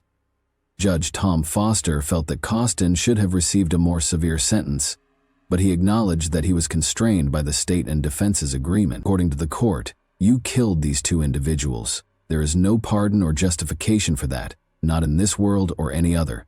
According to the judge, Costin consented to forgo a jury trial in return for fewer charges and a lighter sentence in the event of a conviction.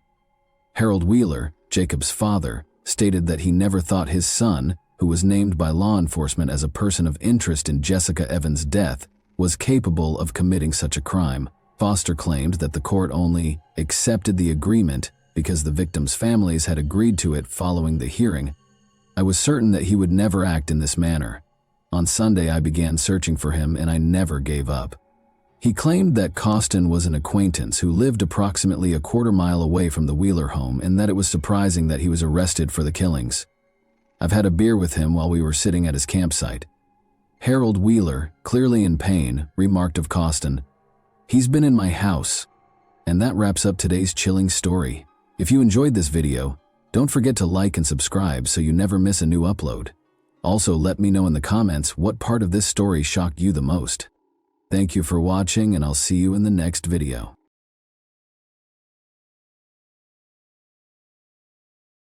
Hey guys, welcome to my channel, and today we're going to take a look at another horrible case with you.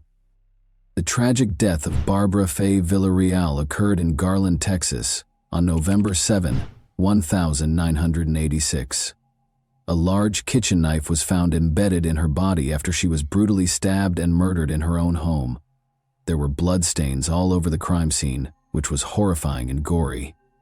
Despite detectives' efforts, the case remained unsolved for almost 40 years. The killer had been hiding in plain sight, leaving a trail of unsolved questions until 2023, when advances in DNA technology revealed the truth.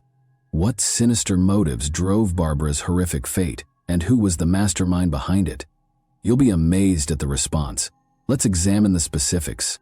Garland is a city with a tale of resiliency and hope located in the center of the Dallas-Fort Worth metroplex. The city was named in honor of Attorney General Augustus H. Garland and was established in 1887 as a result of the merger of Duck Creek and Embry. Garland eventually became Dallas County's third most populated city. However, there were difficulties along the way. The city, which is in Tornado Alley, had one of its worst days in May 1927, when a terrible tornado ripped through the streets, killing 17 people and leaving a path of destruction in its wake. Even though the city was brought to its knees, its spirit was unwavering. A feeling of solidarity and resilience surfaced as the residents of Garland rebuilt their homes and lives. They banded together and helped one another through the difficult times. One family's joy and love served as an example for others. They were so cherished and admired by everyone that nobody could have predicted the heartache that would soon ensue. Everyone was delighted by Barbara's radiant smile. Her family's love was evident and strong, and her presence brightened the space. However, life had other ideas, and this family would soon experience a tragedy that would upend their entire way of life. On December 23, 1958, Barbara Faye Villarreal was born in Peru, Indiana. She was the youngest of her mother's first marriage's 4 children. Barbara suffered a terrible loss when her father died when she was a little child. The family circle grew after her mother remarried and had 2 more children. 12 Mile, a tiny community a few miles north of Peru, Indiana, was where Barbara grew up. She was surrounded by warmth and love there, which helped to mold her into the kind and sympathetic person she is today. Her early years were characterized by adventure, laughter, and a strong sense of familial values. She loved the little things, like swimming in the local lake and riding her bike to her grandparents' corner store to buy candy. Her extended family, which included many cousins with whom she enjoyed sharing recipes and making memories, was always present on Sundays and holidays. At home, Barbara loved spending time with Kami, her faithful Pomeranian friend. As she matured into a young woman, her compassion, warmth, and understanding nature became increasingly apparent. Her heart was always willing to lend a helping hand to others, and her radiant smile could light up any space. Barbara married Domingo Diaz Villarreal on February 25, 1979, and the two of them created a life full of promise, love, and laughter. Barbara had made a name for herself in the accounting division of DeGolyer and McNaughton in Dallas, Texas, by the time she turned 27. She and Domingo settled in Garland, where they were surrounded by friends and neighbors in the 3600 block of Colbath Street. One of them was Barbara's best friend, Lisa Nugent, who loved her for being a kind, considerate, sweet, and wonderful person in general. A feeling of unease descended upon the tiny New Mexico town of Lovington on the evening of November 7, 1986. In stark contrast to the horror taking place inside the Villarreal residence, the sky was a serene shade of pink and orange. Domingo Villarreal was standing at a neighbor's door at 8:52 p.m., his hands shaking, his eyes wide, and his voice trembling. Slightly lucid from shock, he begged for assistance. "There's a problem with Barbara," he managed to say. After the neighbor promptly dialed 911, emergency personnel reached the location in a matter of minutes. The house was illuminated by the flashing lights of the police cars and ambulances that occupied the street. Officers entered and were greeted by a sight that chilled them to the bone. Barbara was brutally stabbed several times, and a large kitchen knife was still embedded in her body as she lay lifeless on the floor. As a brutal reminder of the evil that had killed her, the knife appeared to mock the scene. In his first statement, Domingo claimed that 2 men had broken into their house, bound him, and pulled Barbara into a different room. He stated that when Barbara's screams shattered the night air, he was in the backyard. She was being held captive by 2 armed men when he hurried inside. Barbara was led to a different room by 1 man. and Domingo was able to flee after the other man made him perform a sexual act at gunpoint. The police listened carefully, but every second that went by made them more skeptical. Domingo's face looked emotionless and his story sounded scripted. Fueled by doubts and questions, the investigation got underway. What actually took place that fateful evening? Did Domingo commit the crime or was he a victim?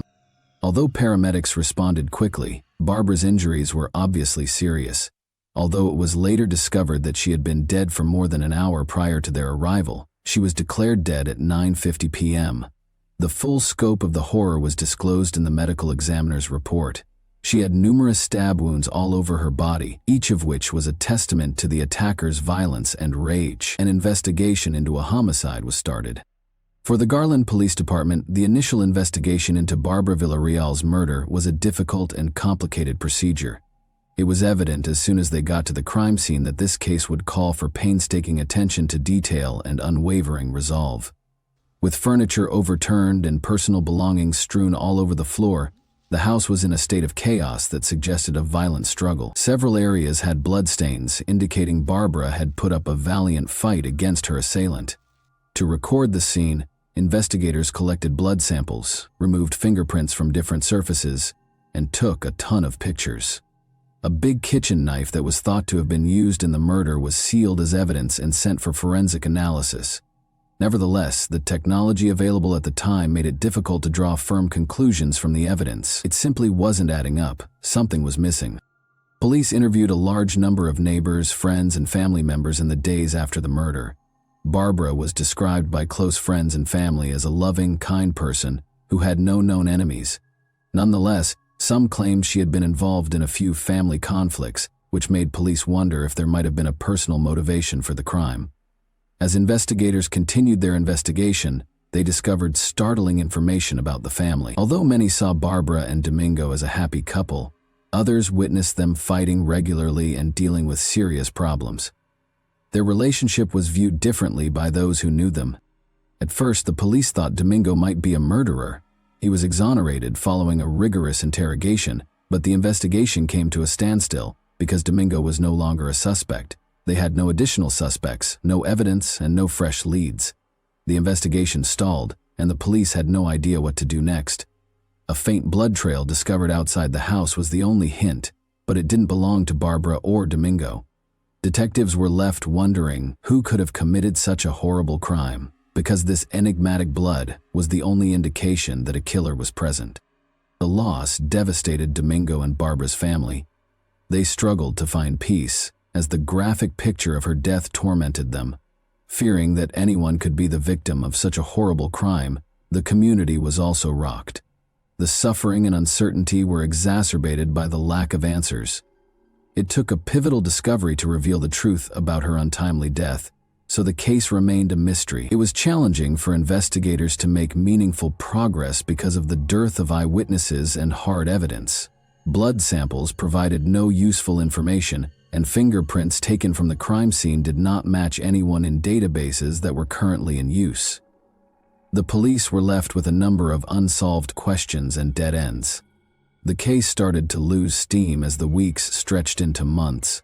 The investigation's initial enthusiasm faded, and it encountered many difficulties. Despite their continued cooperation with the police and their intense desire for answers, Barbara's family's optimism for a speedy resolution started to fade. The case was never entirely dropped, even though there was no progress. Regular reviews were carried out by the Garland Police Department, which went over the evidence again and spoke with important witnesses again. The case was still unresolved, though, and there were no fresh leads or discoveries.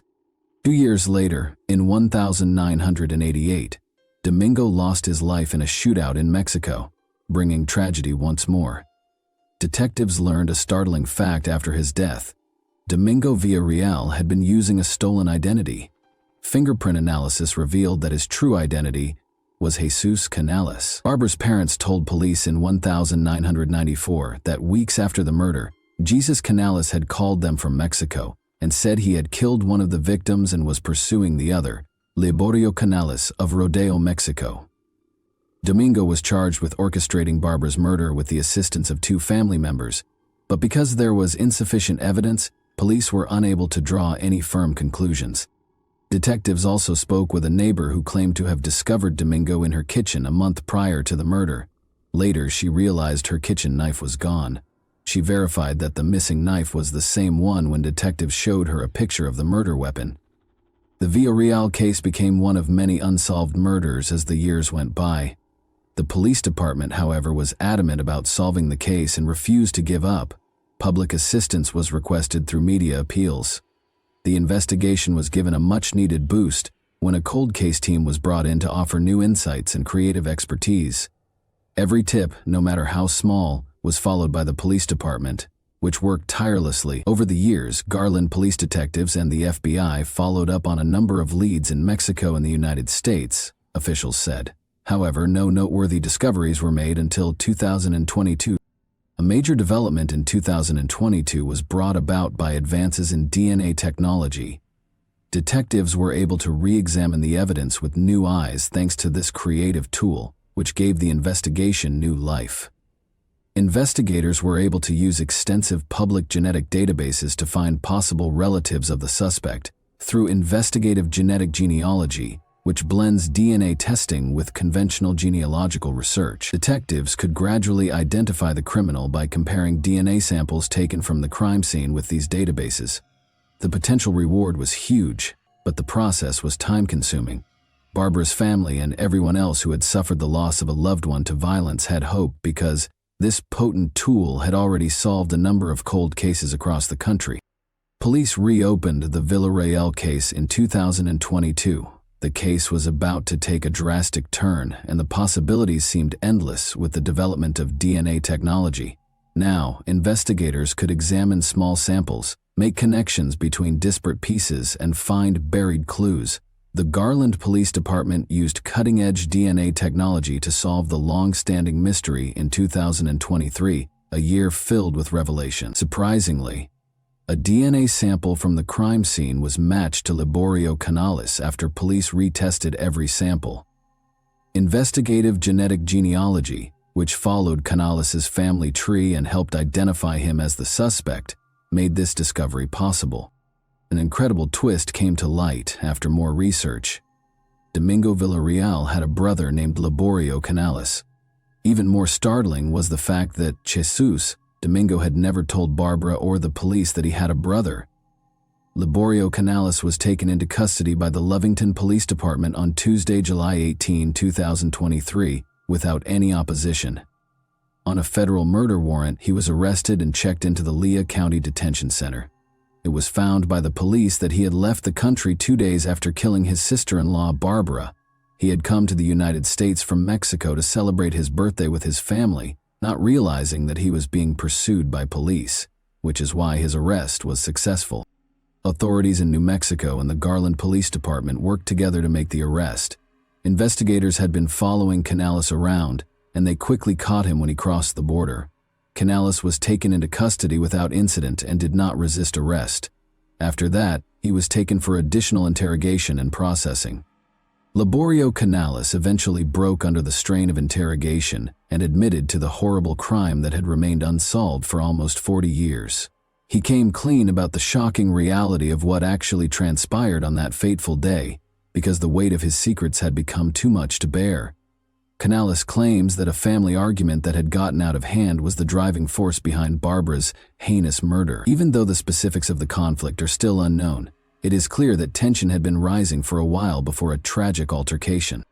Authorities were able to assemble the evidence and create a compelling case against Canales thanks to his confession. Later, he was accused of killing Barbara. The legal proceedings proceeded swiftly because of his advanced age and the overwhelming evidence against him. Canales would ultimately be held accountable for his deeds, providing Barbara's family with closure and the community with justice. Given the seriousness of the accusations, the judge set Canales' bond at $1 million. After being deported to Texas, Canales was subjected to additional legal proceedings. An important first step toward taking responsibility for his actions was his booking into the Dallas County Jail on August 18. Canales received a 20-year prison sentence after his extradition and booking. This sentence probably means he will be incarcerated for the rest of his life because of his advanced age. After waiting for justice for almost 40 years, Barbara's family felt a sense of closure after the sentencing. The case demonstrated how crucial cold case units are, and how DNA technology can be used to solve even the most difficult cases. It also gave families of other unsolved crimes hope.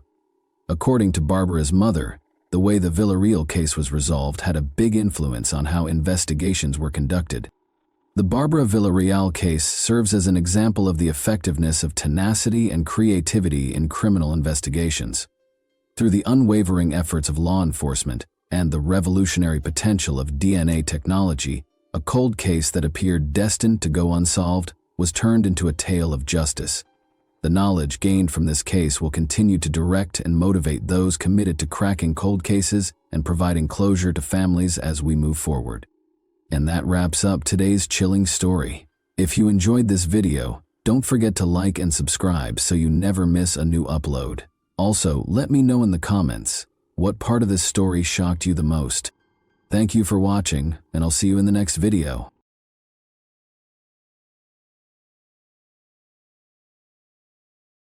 Hey guys, welcome to my channel, and today we're going to take a look at another horrible case with you. French television producer Sophie Toscan de Plantier was brutally murdered in December 1996 outside her vacation home in West Cork, Ireland.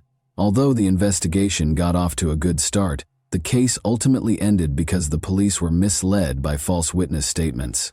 No one has been held responsible for her untimely death, even after all this time. What went wrong in this well-publicized investigation? And why does Sophie's murder continue to plague her family and the neighborhood? Let's investigate the specifics of this enduring enigma.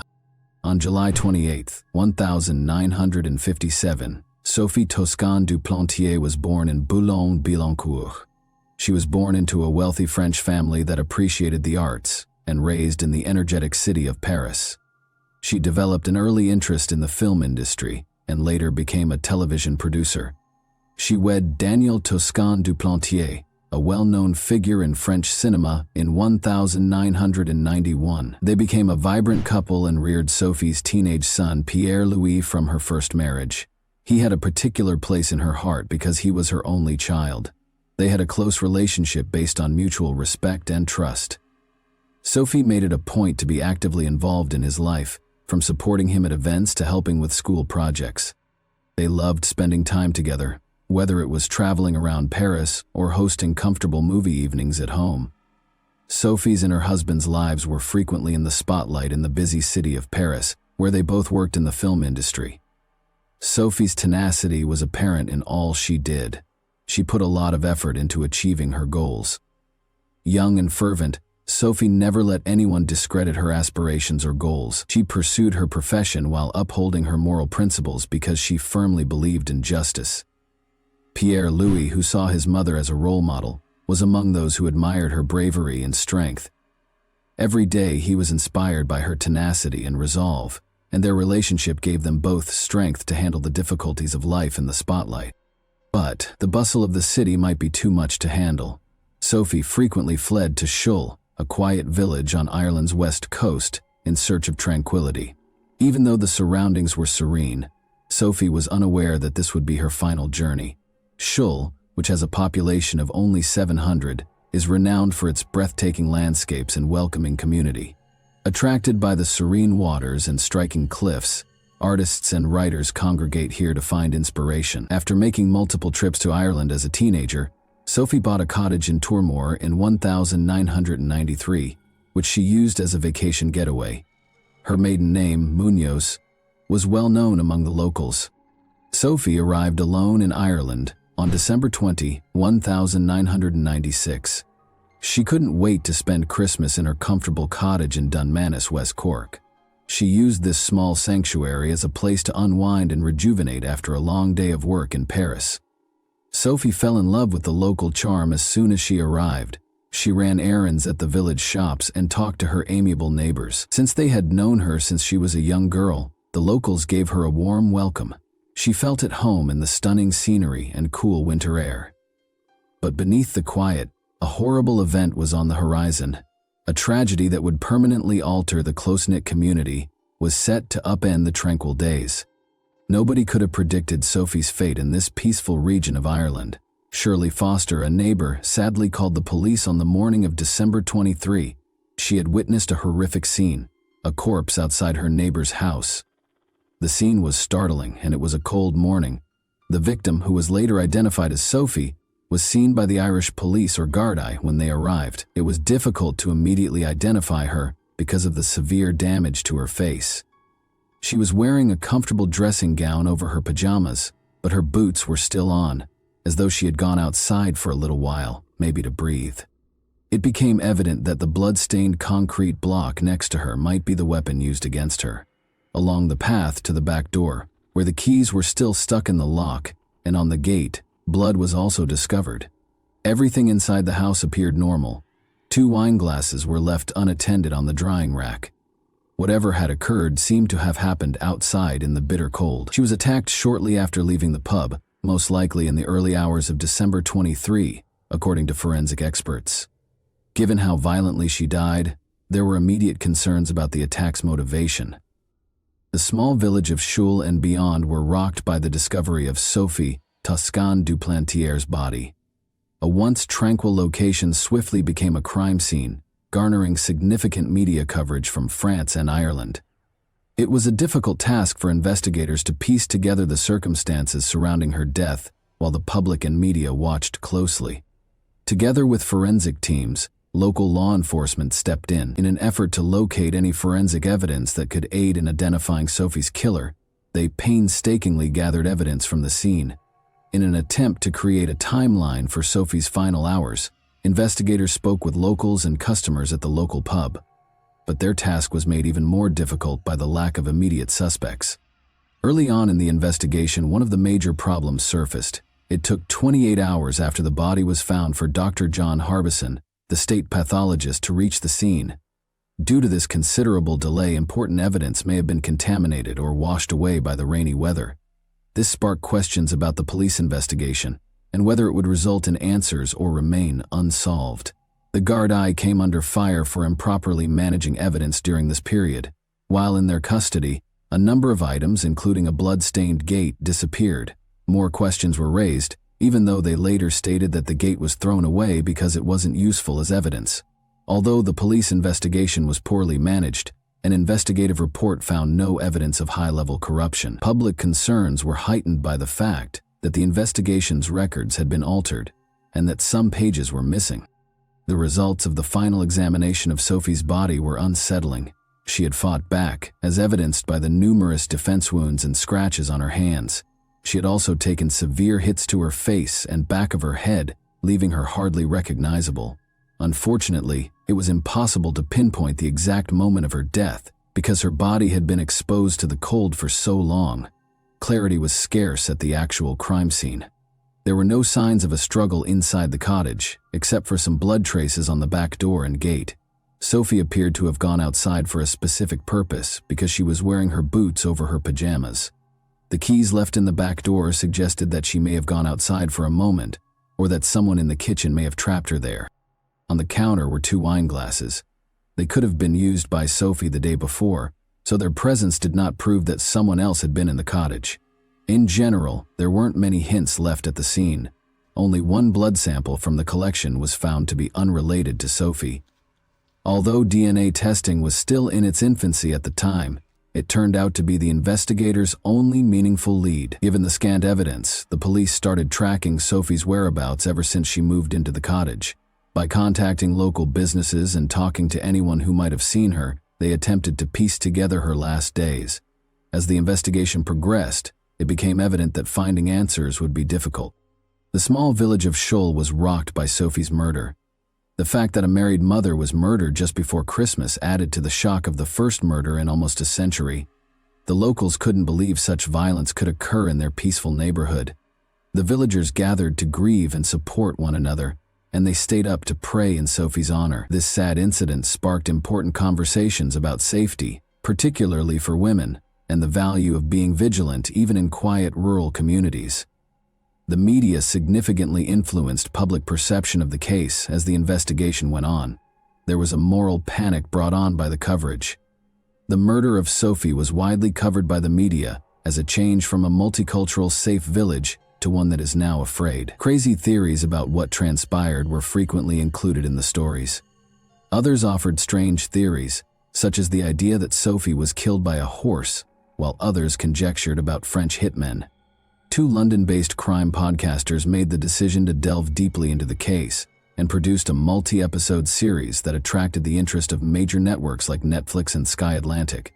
This renewed interest sparked crucial conversations about how crimes against women were portrayed in the media and the necessity of responsible reporting, even though these documentaries frequently concentrated on sensational elements and the question of who did it. For researchers, these developments brought up two important questions.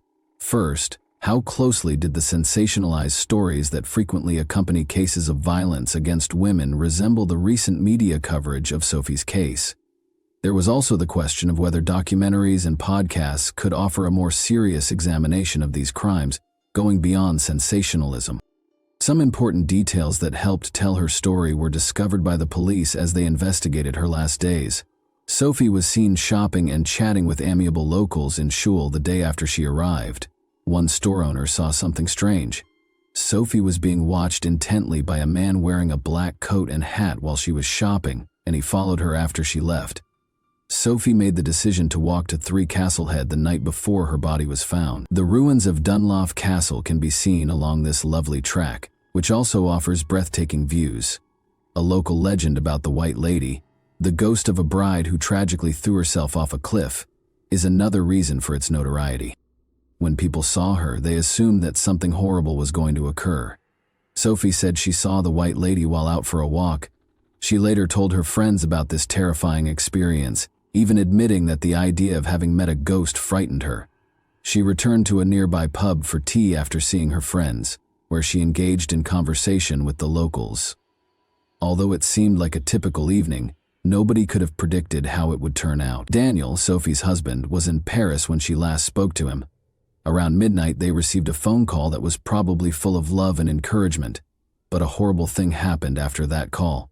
Sophie was murdered sometime between midnight and the time her neighbor discovered her.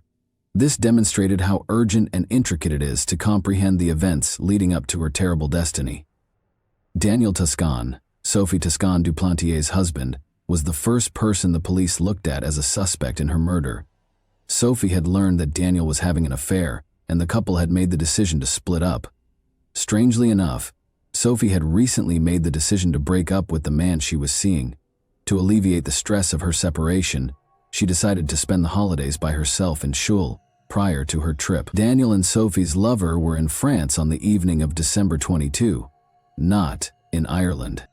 There was a lot of gossip in the little town of Hallowell as the police started their investigation. People in the area thought that tourists might have been involved in Sophie's murder. But according to the police, the murderer was probably a local who knew the routes to her isolated cottage. Police continued their investigation, concentrating on a man named Ian Bailey, who was born in Manchester, England. Ian was born on January 27, 1957, and in the early 1990s, he relocated to Ireland. He sought a more tranquil life after a challenging divorce and worked as a freelance journalist, occasionally publishing under the name Ian Bailey. In addition, he worked on fish farms and had a market stand where he sold poetry and pizza. From 1992 on, Ian and his partner Jules Thomas resided in Goleen. Despite his enjoyment of life in Hallowell, he was perceived by many residents as conceited and intrusive. The couple hurried to the crime scene to collect information for a story after learning that Sophie's body had been discovered on December 23, 23 p.m. Ian was adamant about writing about the murder, the first in Hallowell in a century, even though the police advised them not to divulge any information. Sophie's tragedy garnered international media attention because she was a well-known person. Ian started writing about Sophie's relationships and other aspects of her life. According to the article Sophie's Tangled Love Life, she had been inviting different men to her cottage. Sophie's family promptly made it clear that she was only seeing one man, and that they had broken up with him prior to her trip. This clarification caught investigators' attention and sparked additional rumors. Some neighbors insisted they had met Sophie, despite Ian's claim that he didn't know her well. He persisted in speculating that Daniel was responsible for the murder, implying that he did so to protect himself from financial loss in their divorce. The violent nature of the crime, according to the police, did not align with this theory. A crucial piece of information was revealed on January 11th. At 3 in the morning, an unidentified caller claimed to have seen a man at a bridge close to Sophie's home. December 23. He wore a black coat and hat just like the man a store owner had seen on December 21 after Sophie. The shop owner, Marie Farrell, turned out to be the source of the tip. Because she was at the bridge with another man and didn't want her husband to find out, she had filed an anonymous report. Police named the man as Ian Bailey and made him the primary suspect based on her description and other witness statements. Ian had scratches on his face and arms when he was interviewed a few days after the murder. These came from cutting down a Christmas tree, he explained. His injuries could not be inspected later because no photos were taken of them. Ian named him a suspect and implied that Sophie's ex-husband had hired a hitman, but police believed a local person was responsible for the crime. Despite keeping a close eye on him, they were unable to present a compelling case. Ian Bailey was taken into custody by the police on February 10, 1997, in order to establish a solid case. Police discovered evidence of a fire in his yard when they searched his house. Ian said the fire had occurred earlier in December, but a neighbor had reported seeing smoke coming from his house a few days after the murder. There was no evidence at his house or studio that connected him to Sophie's murder, according to the police. Jules Thomas, Ian's partner, was also taken into custody and interrogated. She claimed that after spending the night of the murder at a nearby pub with Ian, they drove to a vantage point where they could see that Sophie's and the neighbors' homes had lights on. However, Jules stated that he woke up in the middle of the night because of work, whereas Ian stated that he slept through the entire night.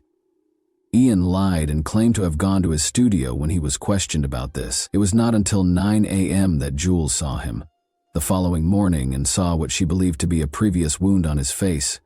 But there wasn't much evidence against him.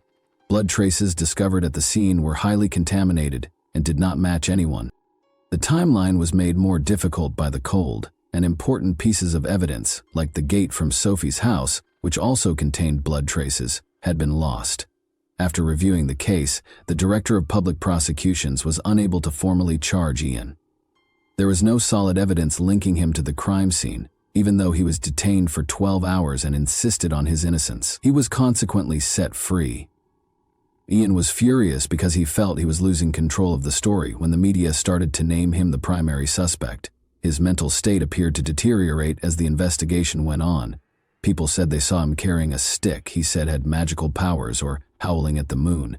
A condition known as howling at the moon occurs when someone expends time and energy attempting to accomplish an impossible task or obtain an unachievable goal. Some neighbors even claimed that Ian had confessed to killing Sophie as more information surfaced, but they later claimed it was just dark humor. Ian was arrested once more on January 27, 1998, in the hope that he would eventually confess because the police believed he had evidence against him. But nothing had changed, and the evidence was almost completely gone. Ian was again released without formal charges. The way the police handled the investigation drew harsh criticism once more. After his second arrest, he invited the media to his house to denounce the media frenzy surrounding him and to claim his innocence, despite the fact that many people thought he was guilty. He gave the police samples of his and his partner's hair. No new evidence emerged, and the case cooled off after 2 unsuccessful attempts to coerce a confession. Ian lost his defamation lawsuit against multiple media outlets in 2003. Police files were made public as a result of this loss, which only increased public suspicion that he was involved in Sophie's murder. The main witness, Marie Farrell, testified during the trial that she saw Ian close to the crime scene. He threatened to change her statement, she said. It was also revealed that Ian and his partner had a tumultuous relationship, which included past instances of domestic abuse. The public saw Ian as a violent man, despite Jules' defense. Ian was going to be charged after losing the defamation trial, it seemed. He would not be charged, though, as the Director of Public Prosecutions determined that there was not enough evidence to connect him to the crime scene. Dissatisfied with this result, Sophie's family wanted Ian to be charged in France, where the law permitted charges based on circumstantial evidence. Since there was not enough evidence to deport Ian from Ireland, they asked in 2008 that all files be moved to the French legal system so that he could stand trial. In a shocking turn of events, Marie Farrell withdrew her statement during the trial, 10 years after she had initially made it. Marie claimed that although she had seen a man the night of the murder, she had lied about who he was because the police had pressured her to do so. She emphasized that her initial testimony was false and clarified that Ian Bailey had never threatened her. This retraction revealed a number of issues with the inquiry. It demonstrated how the case had been impacted by biases in law enforcement's approach, the loss of crucial evidence, and police misconduct. These problems cast doubt on the veracity of the testimony used against Ian, as well as the integrity of the investigation. The Association for the Truth was established in 2007 by Sophie's family to advance the investigation. Ian Bailey's deportation was authorized by the Irish High Court after a French magistrate issued a European arrest warrant for him in February 2010. In March 2012, Bailey filed an appeal with the Supreme Court. The French government did not plan to try him at the time, according to the Supreme Court's decision in his favor. Furthermore, because the alleged offense took place outside of French territory and there was inadequate cooperation, 4 of the 5 judges concurred that the European arrest warrant stopped his deportation. Ian filed a lawsuit against the Irish government in November 2014, claiming that they were unfairly singled out for Sophie's murder. Marie Farrell's withheld statements were to be used by his legal team as evidence that the police had influenced him. She would not, however, reveal the identity of the man she had been with that evening when she was asked to testify. Ian lost the lawsuit as a result of this lack of credibility, which seriously hurt his case. Additionally, it was discovered that phone conversations at Garda stations had been surreptitiously recorded that same year. This sparked worries that there may have been anomalies in the abandoned Garda station's recordings of the Sophie murder investigation. 297 recorded calls pertaining to the case were reviewed by the Connley Commission. The commission discovered evidence that suggested the Gardaí had thought about deleting or changing evidence that could have cleared Ian Bailey. It came to the conclusion, though, that there was no evidence that they truly did this. The commission also pointed out that the Gardaí had improperly given journalists and other civilians access to private information regarding the investigation. In order to clear his name, Ian Bailey wrote to the Director of Public Prosecutions in 2016 and asked for a trial in Ireland. However, this did not occur. A European arrest warrant issued by French authorities, who wanted to deport him to stand trial for the murder of Sophie Toscan de Plantier, led to his arrest in Ireland in March 2017.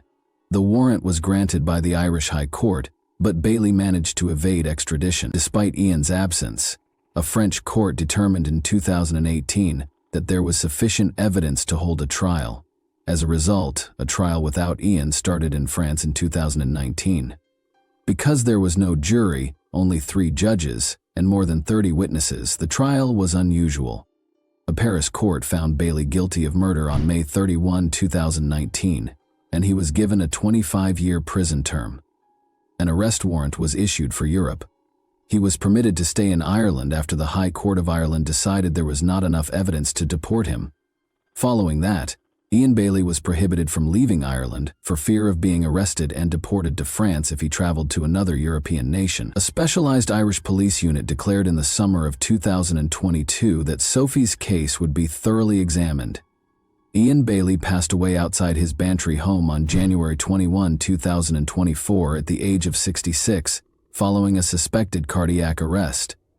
Due to his history of domestic violence against his partner, which resulted in her hospitalization in 2001, his life was tainted by controversy. In Shull District Court, he was found guilty of assault.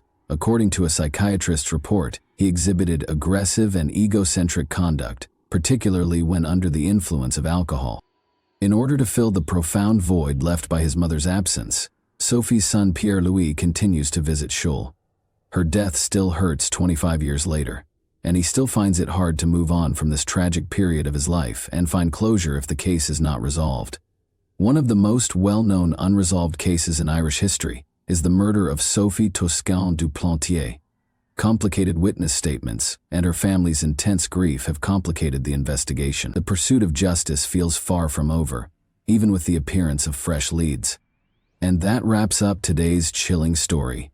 If you enjoyed this video, don't forget to like and subscribe so you never miss a new upload. Also, let me know in the comments what part of this story shocked you the most. Thank you for watching, and I'll see you in the next video.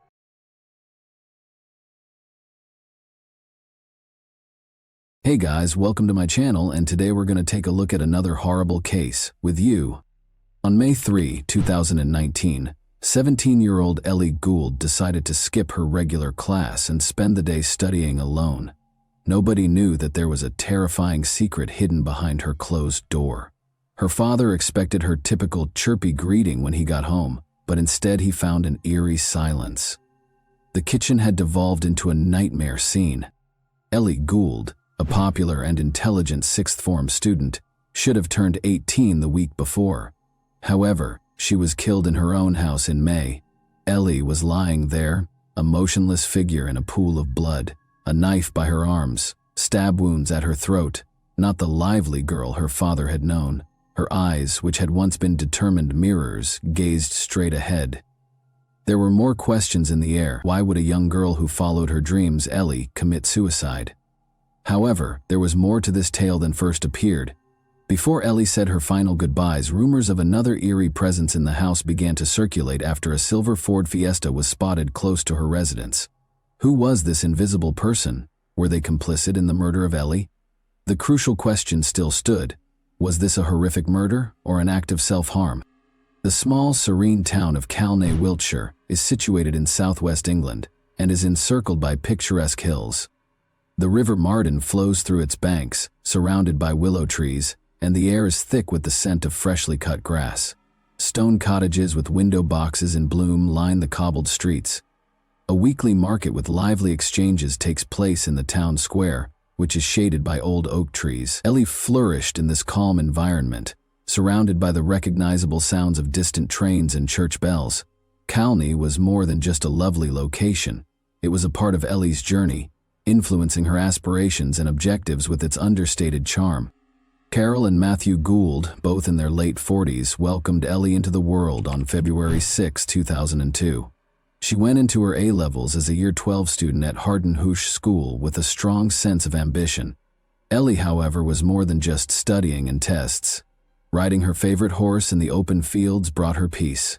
She was naturally skilled at it, and even had aspirations of becoming a member of the mounted police. In addition to awards and trophies, Ellie played a crucial role in her family's life.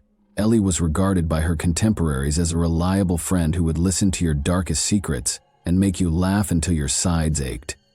Ellie got along well with her cousins as well as her friends. Jess Vine, 17, was one of her closest cousins. Like sisters, they couldn't be separated. When someone said, "It was almost like we had twins in the family," Ellie desired to study psychology as well.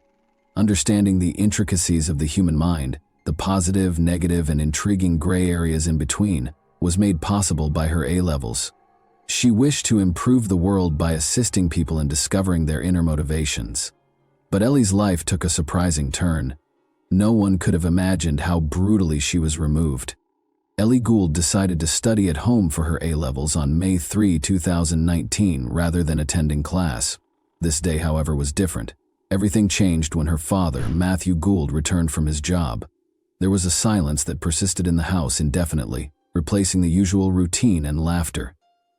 In a state of shock, Ellie's father, Matthew, called for an ambulance in a panic, unsure of what to do or how to react to what he had just seen. He then contacted Ellie's mother, Carol.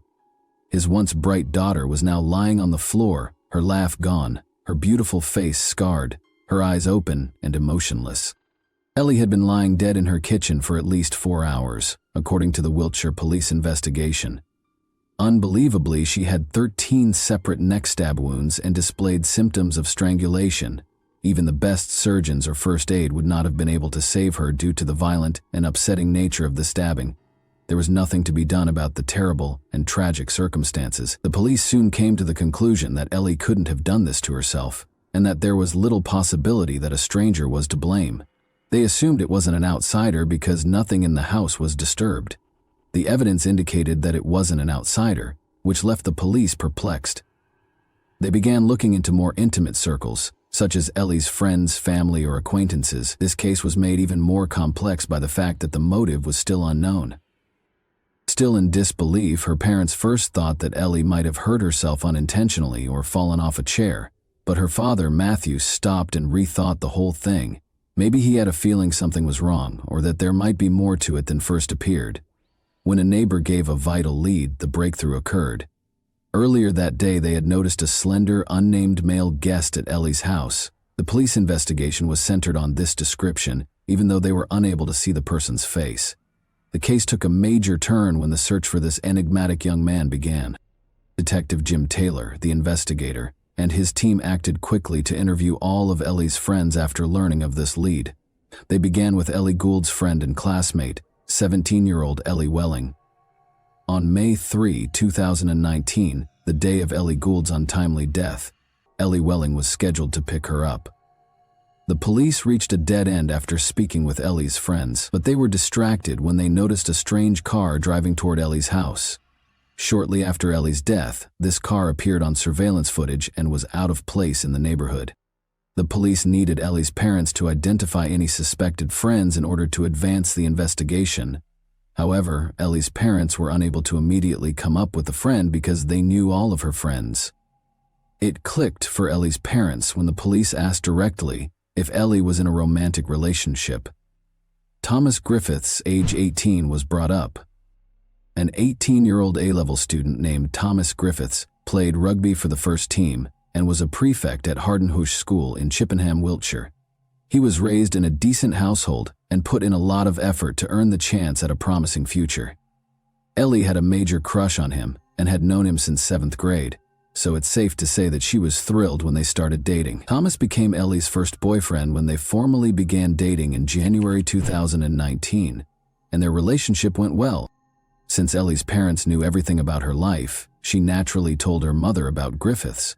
Although they hoped she would put her studies ahead of boys, her parents were aware of the brittleness of adolescent love and wanted to steer clear of it. They agreed to let her date even though they preferred that she concentrate on her studies. To get to know Thomas better, they invited him over for dinner and insisted on meeting him. Ellie's parents watched Thomas intently one evening while they were eating dinner in the kitchen, attempting to gauge his personality. He was quite quiet and appeared introverted, but there were no overt warning signs. They believed it was most likely because he was still a young boy and was nervous about meeting Ellie's family. Ellie's parents were supportive and understanding, and they were eager to give her space because they knew she was a smart and self-sufficient child. But they watched Thomas and silently pondered why Ellie had picked someone who didn't seem to be a good fit for her. They were certain that Ellie and Thomas couldn't be together, but they didn't say anything because they respected Ellie's opinion. They made the decision to give Thomas a chance in the hopes that Ellie would be happy. On February 6, 2019, Thomas even attended Ellie's 17th birthday celebration in their own kitchen. In that instance, her parents showed him their love and acceptance by extending a warm welcome into their house. Ellie and Thomas's relationship didn't last long during its honeymoon period. After 3 months, fissures appeared.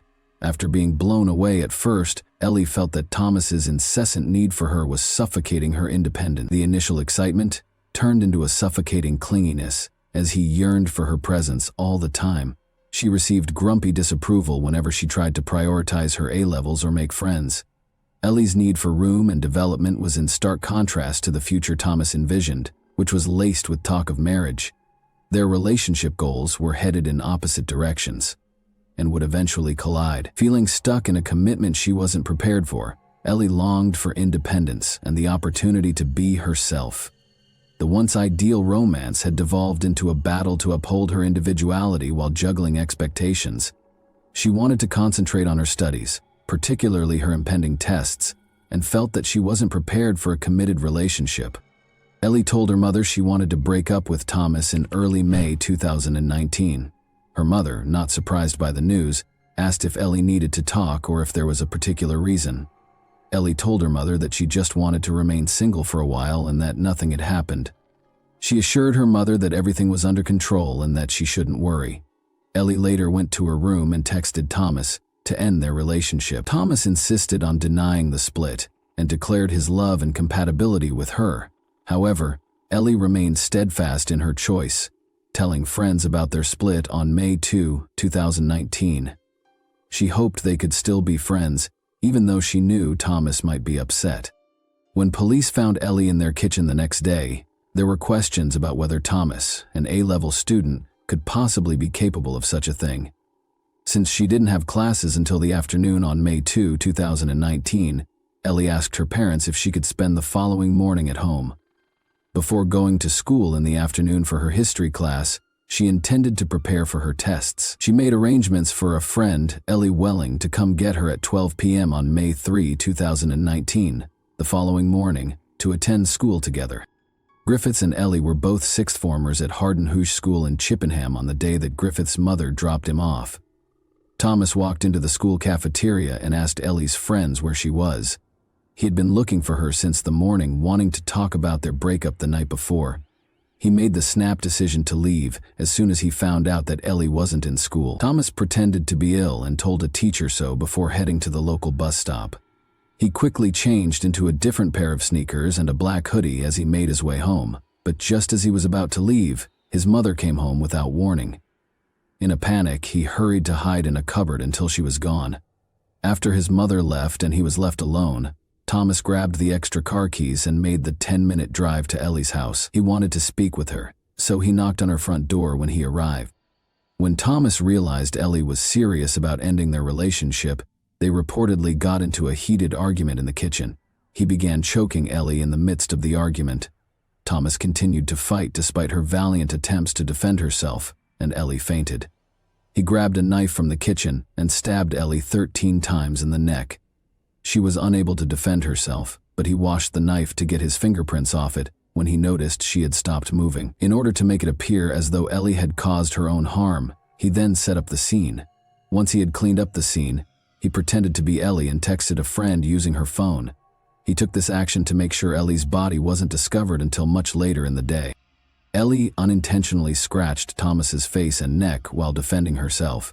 Upon noticing these marks, Thomas devised a scheme to conceal his actions.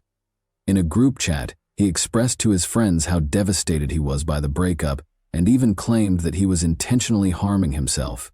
He then suggested that they meet up to discuss their relationship while sending messages to Ellie's phone, as though he was not aware of anything out of the ordinary. To ask Thomas about Ellie, the police visited his home. His neck, which had new scratches from Ellie's brutal murder of him, caught their attention right away. The police were aware that there was more to the story, even though Thomas denied any involvement in Ellie's murder. Investigators looked at the family's Wi-Fi router settings and found that shortly after Thomas got home from school on May 3, his phone disconnected from the home network. It didn't reconnect until after 12 p.m. after being offline for several hours. Suspecting that this period coincided with Ellie's murder, they examined surveillance footage surrounding Ellie's home to learn more. A silver Ford Fiesta was seen leaving Ellie's neighborhood at 11:56 a.m. on CCTV footage from a passing bus. The police were able to identify the Griffiths family because the car's registration number was visible. Thomas was clearly implicated as the driver because no other family members were present at the time. Thomas steadfastly denied any involvement in Ellie's murder or presence at the crime scene, in spite of this evidence. Thomas's phone connected to the home network after 12 p.m., but disconnected for an 18-minute period, police found after closely examining the family's Wi-Fi router. When the police focused on the area around them, they noticed a wooded area.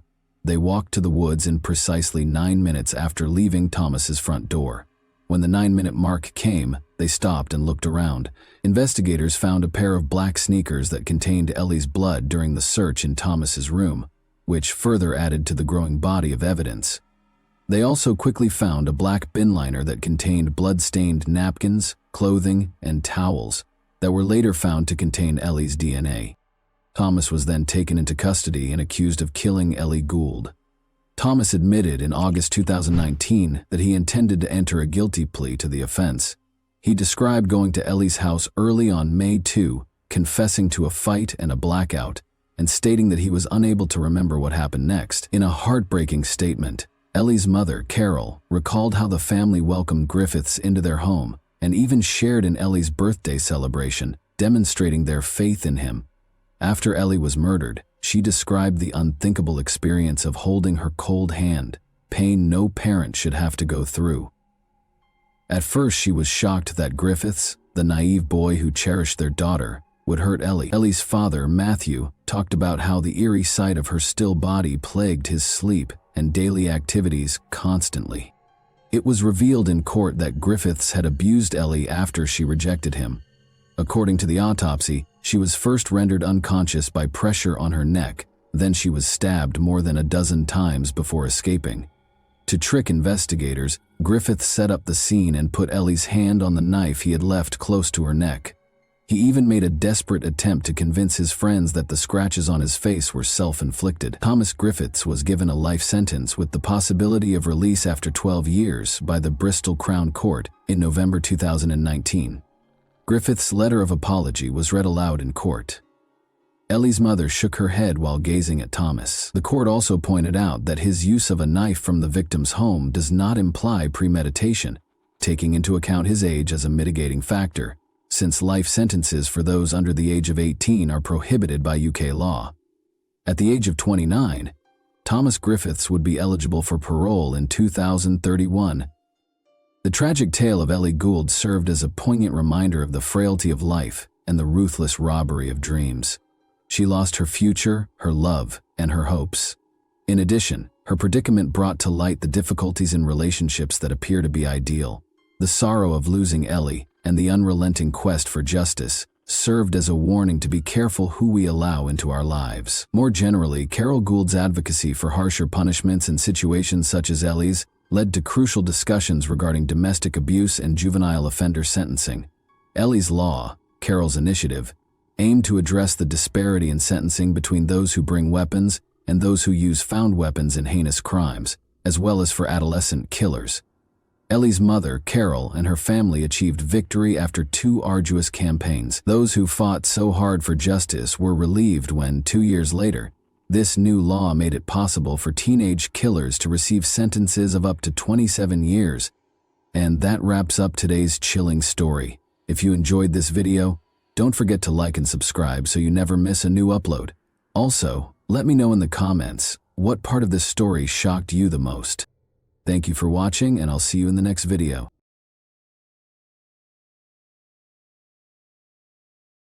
Hey guys, welcome to my channel, and today we're going to take a look at another horrible case with you. A woman who was determined to return home safely to her children risked her life to get out of a predator's grasp.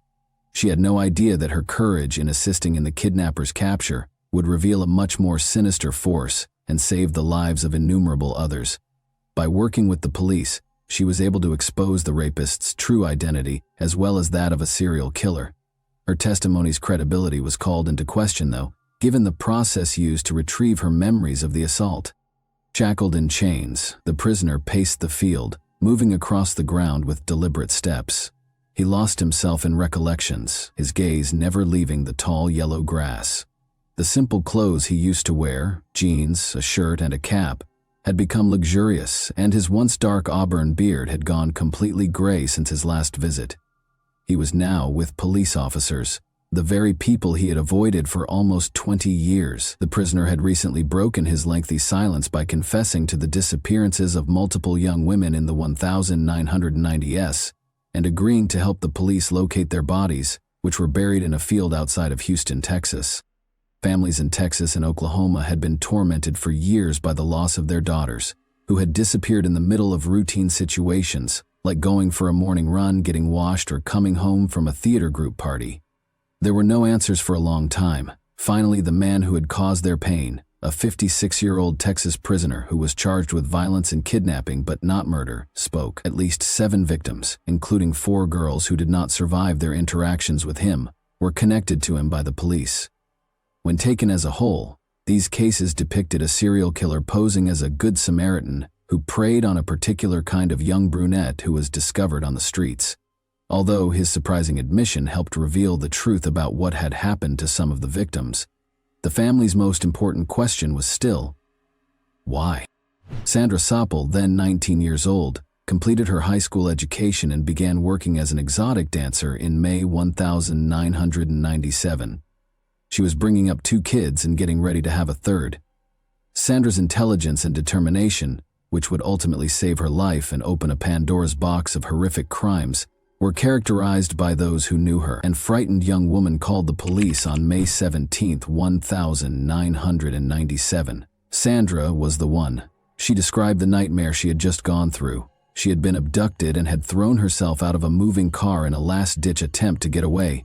She was taken to a nearby hospital after reporting the crime, and despite her severe injuries, she insisted on talking to detectives. Keeping the kidnapper from hurting anyone else was her top priority. But the fall from the car had messed with her memory, and she had forgotten important details of the crime in her subconscious. Later on, Sandra's recollection would prove to be crucial in cracking the case. After failing to find any early leads, the police changed their strategy and had Sandra put under hypnosis. She remembered specifics of the attack after the session. She remembered the kidnapper's face in addition to the make, model, and color of his vehicle.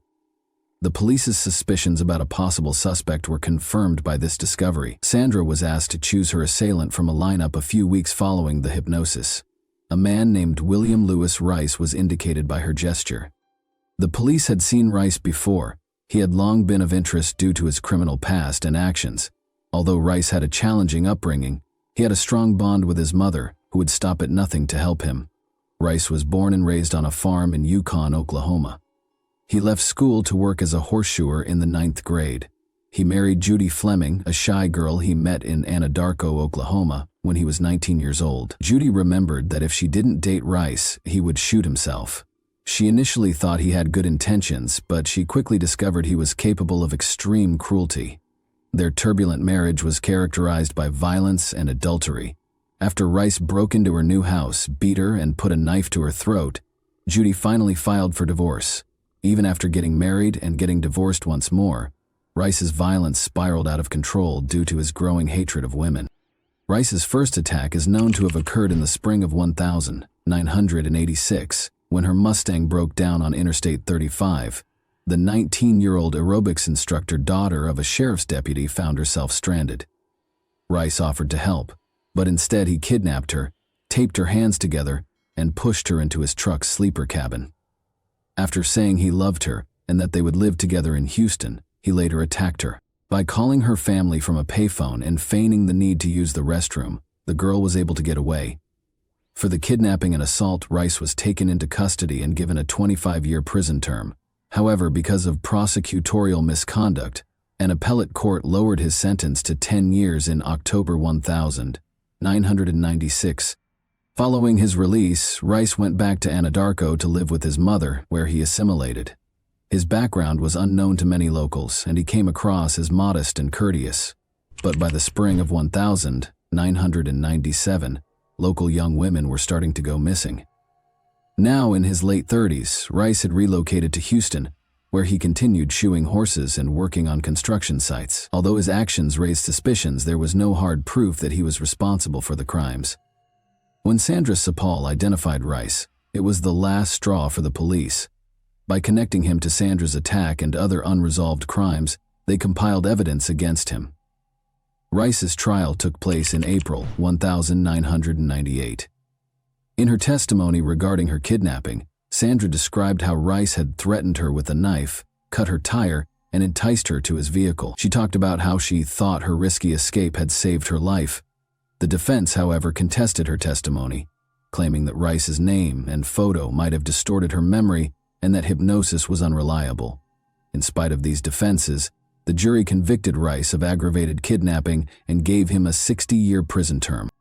The community experienced brief respite after Rice was imprisoned, but it wasn't until years later that he came forward with his most sinister secrets. Detectives were able to re-examine cold cases in the mid-2000s thanks to developments in DNA testing. In one instance, Tiffany Johnston, a 19-year-old recently married woman, was kidnapped in July 1997 from a car wash in Bethany, Oklahoma. Although her body was discovered the following day, the case wasn't resolved until 2015, when Rice was connected to the crime by DNA evidence.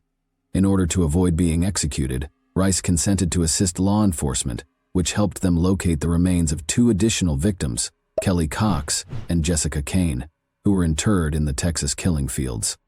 Although Rice's motivations were still unknown, His confessions gave his victims' families closure. Some saw his cooperation as a perverted form of pride, while others thought it was motivated by a wish to avoid the death penalty. In any case, his crimes left a path of destruction, and those he had harmed received some justice when he was ultimately sentenced to death. In addition to saving her own life, Sandra Sepal's courage and tenacity helped expose a serial killer who had been terrorizing communities for years.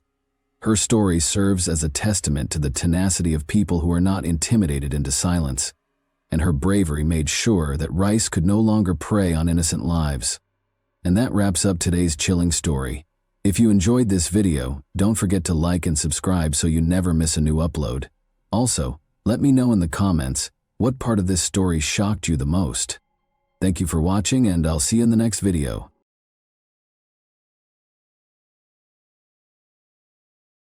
Hey guys, welcome to my channel, and today we're going to take a look at another horrible case with you. Horia and Bouvier, both foreign students, became friends while attending the Sorbonne in Paris. The girls studied the history, social and political movements and culture of the region because they were fervent about foreign cultures, particularly those of Latin America. Horia was 24 years old and was born in Morocco. She chose to set aside her books and travel to Argentina after finishing her thesis on the subject. At 29, Cassandra was accustomed to seeing the world, so she accepted her friend's invitation with pleasure. After packing their bags, the girls set out on a journey across the Caribbean basin, Central America, and South America. The friends traveled to Salta, a province in northwest Argentina with a fascinating history, geography, and social scene, in July 2011. The terrain varies from tropically dry plains in the east to snow-capped peaks in the west. Curiosity-driven students can explore and study the architecture, which includes churches and cathedrals constructed during the colonial era. It is important to note, though, that Salta upholds conservative traditions, much like many northern provinces in the nation, and most likely throughout Latin America. The distinctions between social classes are noticeable, and the Catholic Church has a big impact on people's daily lives. A small number of powerful families have dominated politics for many years. It should be noted that the details will become clearer as this story develops. Since they intended to return to Buenos Aires, Cassandra and Horia checked into a hotel in Salta on July 15 and left to explore the sites without unpacking. A popular tourist destination, Salta is renowned for its low crime rate and welcoming locals, particularly to visitors. The natural reserve known as Quebrada de San Lorenzo is Salta's main draw. The girls bought tickets to the reserve at precisely 4:23 p.m. on July 15. Instead of hiring a guide, they went far into the forest. They were expected to get in touch with their families from Buenos Aires and let them know which city they would be visiting next. But there was no word from them. Unable to handle the uncertainty, their families contacted Cassandra and Horia's Argentinian acquaintances on the 19th and requested that they call the police. 2 weeks later, a group of visitors from a nearby town followed the French girl's path. Although it was not uncommon in this region, they reached the reserve rather late in the evening. One of the tourists broke away from the others at around 6 p.m. in order to locate a private area in the thickets. He saw what appeared to be a body there.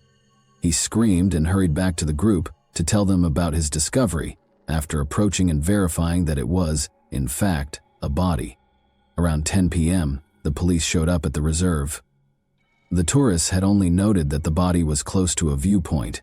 They had not marked the precise spot where they discovered it. As a result, the police first had trouble finding it in the dark and among the thickets. The body was eventually located, but before they could start their work, they found 2 more victims a short distance away. It was the 2 French tourists who had gone missing. Given that many people in the area hunt for food, the police came up with a number of theories, one of which was that the girls might have been unintentionally shot by a local hunter. Thus, locals were the target of the search. Francisco Toheder, a tourist guide for horseback riding, was taken into custody by the police. But since there was no proof linking him to the crime, he was freed a few days later. The police needed a scapegoat to placate the public, so his wife told the media that her husband was arrested only because they were impoverished. The police told the media right away after the bodies were found that they had been lying in the forest for roughly 3 days. There were several theories as to what might have happened to the girls during the remaining days when they were reported missing, because they had retained their tickets to the reserve for the 15th. There was conjecture that they were abducted, held captive, and subsequently disposed of. The police later explained that the girls had been lying in the reserve close to the viewpoint for 14 days before they were killed. There were rumors of violence against the girls because of Cassandra's ripped clothes, and Horia's pants and underwear being pulled down to her knees. This was verified by the autopsy. The tourists were sexually assaulted, severely beaten, and then shot with a .22 caliber gun. The police discovered a matching shell casing in the reserve. They went back to the reserve's entrance after determining that the girls had successfully gone for a walk. There weren't many people there because it was getting late, and the weather wasn't suitable for strolls. The perpetrator or perpetrators obviously approached their victims at that point, and one of them assaulted Cassandra. The girl was kneeling in front of her killer when she was shot in the head, following the abuse she had endured. After witnessing Cassandra's murder, Horia made the decision to persevere. She struggled with at least one attacker, as evidenced by the clump of hair that remained in her clenched fist. Then, based on the investigators' assumptions, the girl was shot and ran down the slope from the height. It went through her shoulder and struck her in the back. The criminals departed, thinking Horia was done as well. She tried to crawl back to the trail, but she was still alive. Her efforts were in vain, however, for she was too feeble and suffered for several more hours before passing away from blood loss. When the investigators looked through the girls' hotel room, they discovered that there was only one phone among their possessions, rather than the two they had anticipated. They found that a local girl named Maria Fernanda Canyons, R.S., the daughter of a former police officer, was using Horia's phone after tracking it down. They also discovered that Horia was in possession of her camera. According to the girl, these were presents from Gustavo Lassi, her boyfriend. The 23-year-old Gustavo was a guide in the reserve, and his father was a tourist ticket vendor. Gustavo had offered the French girls his services, but they turned him down. Gustavo thought that changing the SIM card in the phone would be sufficient to evade detection. Gustavo Lassi admitted to being at the crime scene and taking part in the violence, though not right away. He asserted, however, that he was only a witness and neither the murderer nor the instigator of the French girls. He described how, after hearing a commotion and rushing to the cries, he saw two men, a stonemason named Daniel Vilt, 24, and a gardener from the plains of San Lorenzo named Santos Clemente Vera, 31, tormenting the girls. These men allegedly forced him to take part in the violence before letting him go. He did, however, remember to bring the girls' camera and phone. The gun that fired the deadly shots was found by the police during a search of Gustavo's house. The police were able to determine the precise moment of the attack on the French girls thanks to Horia's camera. Before starting their hike through the reserve, the girls took a few pictures while they were sightseeing. The tourists' final photograph, taken at 6:28 p.m., 2 hours and 5 minutes later, was hazy and ambiguous, leading investigators to surmise that the attack happened at that exact moment. Murder charges were brought against all three men. Witnesses came forward right away and identified Vilt as the individual who tried to sell a rifle. But since he was at a bank when the attack happened and could provide proof, he had a strong alibi. Vera was freed because of insufficient evidence and his denial of guilt, while Gustavo Lassi was sentenced to 30 years in prison in 2014. He said he had an alibi too. Both men were given life sentences in prison in 2016, though, after the prosecutor insisted on a review of the case. One of the most well-known cases in Argentine history appeared to have come to an end. The story doesn't stop there, though. The case was investigated by French journalist Jean-Charles Chattard, who spent 4 years writing a book outlining his reasons why the girls could not have been killed on July 15 in the nature reserve, as the investigators claim. The journalist is certain that the girls' bodies were just taken to the reserve following the murder, not that they perished there. First of all, in contrast to the victim's shoes, his were covered in dust and dirt even after a brief stroll through the reserve. Such a path, enduring violence, fighting for their lives, and still having clean shoes would have been impossible for the girls. Second, the tourists' overall appearance was peculiar. They weren't dressed for a hike in the nature reserve, but rather for an evening event in the city. The bodies were left in Quebrada de San Lorenzo for 2 weeks, which is the next oddity. The reserve is an open, wild place where condors, foxes, and pumas live. The police might have discovered fully gnawed bones after such a time. Despite the fact that the bodies were found in a well-known reserve close to a popular viewpoint, They were found to be spotless. Last but not least, the pathologist who examined the bodies declared with confidence that they were killed no more than 3 to 5 days prior to the autopsy. The doctor was categorical when it came to the date of the murders, stating in the report that it was July 26, 2011. Interestingly, this date was rescheduled for July 15 by the investigating judge. Is there any chance that the judge purposefully falsified the facts in order to shield someone? Was he attempting to falsify the evidence? The commissioner in charge of the investigation, Nestor Piccolo, was persuaded of this very thing, and it might have cost him his life. 4 months after the investigation began, Commissioner Piccolo passed away, inexplicably. He was discovered with a bullet wound to his head at the commissioner's office entrance. Although his mother claimed that her son made the decision, she is positive that he was executed. Nestor was developing a new version prior to his passing, and no signs of gunpowder were discovered on his hands. Clemente Vera claims that Gustavo Lassi is merely an accomplice of the true criminals, who are representatives of the province's upper classes, and that he is innocent. Many people, including the judge and powerful local families, were concerned about Nestor's investigation because they did not want the truth to be revealed and could not permit the deaths of the French girls to come to light. But in April 2014, an anonymous letter detailing the same trail that Commissioner Piccolo was looking into broke this conspiracy of silence. The families of the victims in France received the letter. After obtaining a copy, Chittard followed up on this lead. A woman who was afraid to testify in court wrote the anonymous letter by hand but did not sign it. After several months, Chittard was able to locate the witness. It turned out to be a girl who frequently hangs out with a select group of powerful people in Salta. She was aware that since the 2 tourists had been invited to a party hosted by the city's affluent youth on July 15, 2011, they could not have been murdered in the nature reserve. Her account of what transpired is entirely different. Alcohol is served freely at these parties, and everything seems like it's from a movie. But it's all real. The girl claimed that Cassandra and Horia were among the visitors, and that they were spotted close to the pool. The men's interest in the gorgeous French women grew as the evening went on, and more alcohol was consumed. They led them inside the house at around 3 in the morning, and nobody saw them again.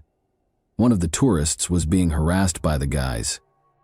She refused, of course, but things went too far and the men no longer cared about her opinion. In order to keep the truth from coming to light, the guys chose to murder both of them after her friends saw what transpired. They took their time, though, torturing the victims for days before killing them. The witness gave the precise address of the alleged incident, a villa in Buena Vista, the city's most upscale neighborhood where ministers, deputies, and affluent foreigners live. Since the villa is frequently rented out to private parties, it is typically not occupied permanently. Additionally, the French women were last spotted in a pool. The villa's location, directly beneath the bodies, is the most fascinating aspect, though. A secret trail leads to the nature reserve's lookout point behind the house. If the witness's account is accurate, the girls' bodies were transported through that path during the night and dumped in the thickets of the reserve. But how could such a crazy situation that was taking place in full view at a party be kept a secret for so long? According to the witness, it can be explained by the fear that actual criminals instill in anyone who has the audacity to speak up. She claimed that the son of a deputy who assaulted the French woman was responsible for organizing the party. He severely beat her when she attempted to flee. The politician's 2 other sons also participated in the attack and subsequent killing. Today, during his most recent election campaign, the deputy's face calmly gazes down from a number of billboards. It should be noted that one of his sons became a politician, just like his father. One judge who oversaw the initial investigation expressed a great deal of interest in the story told in the anonymous letter, but the politician declined to comment on these claims.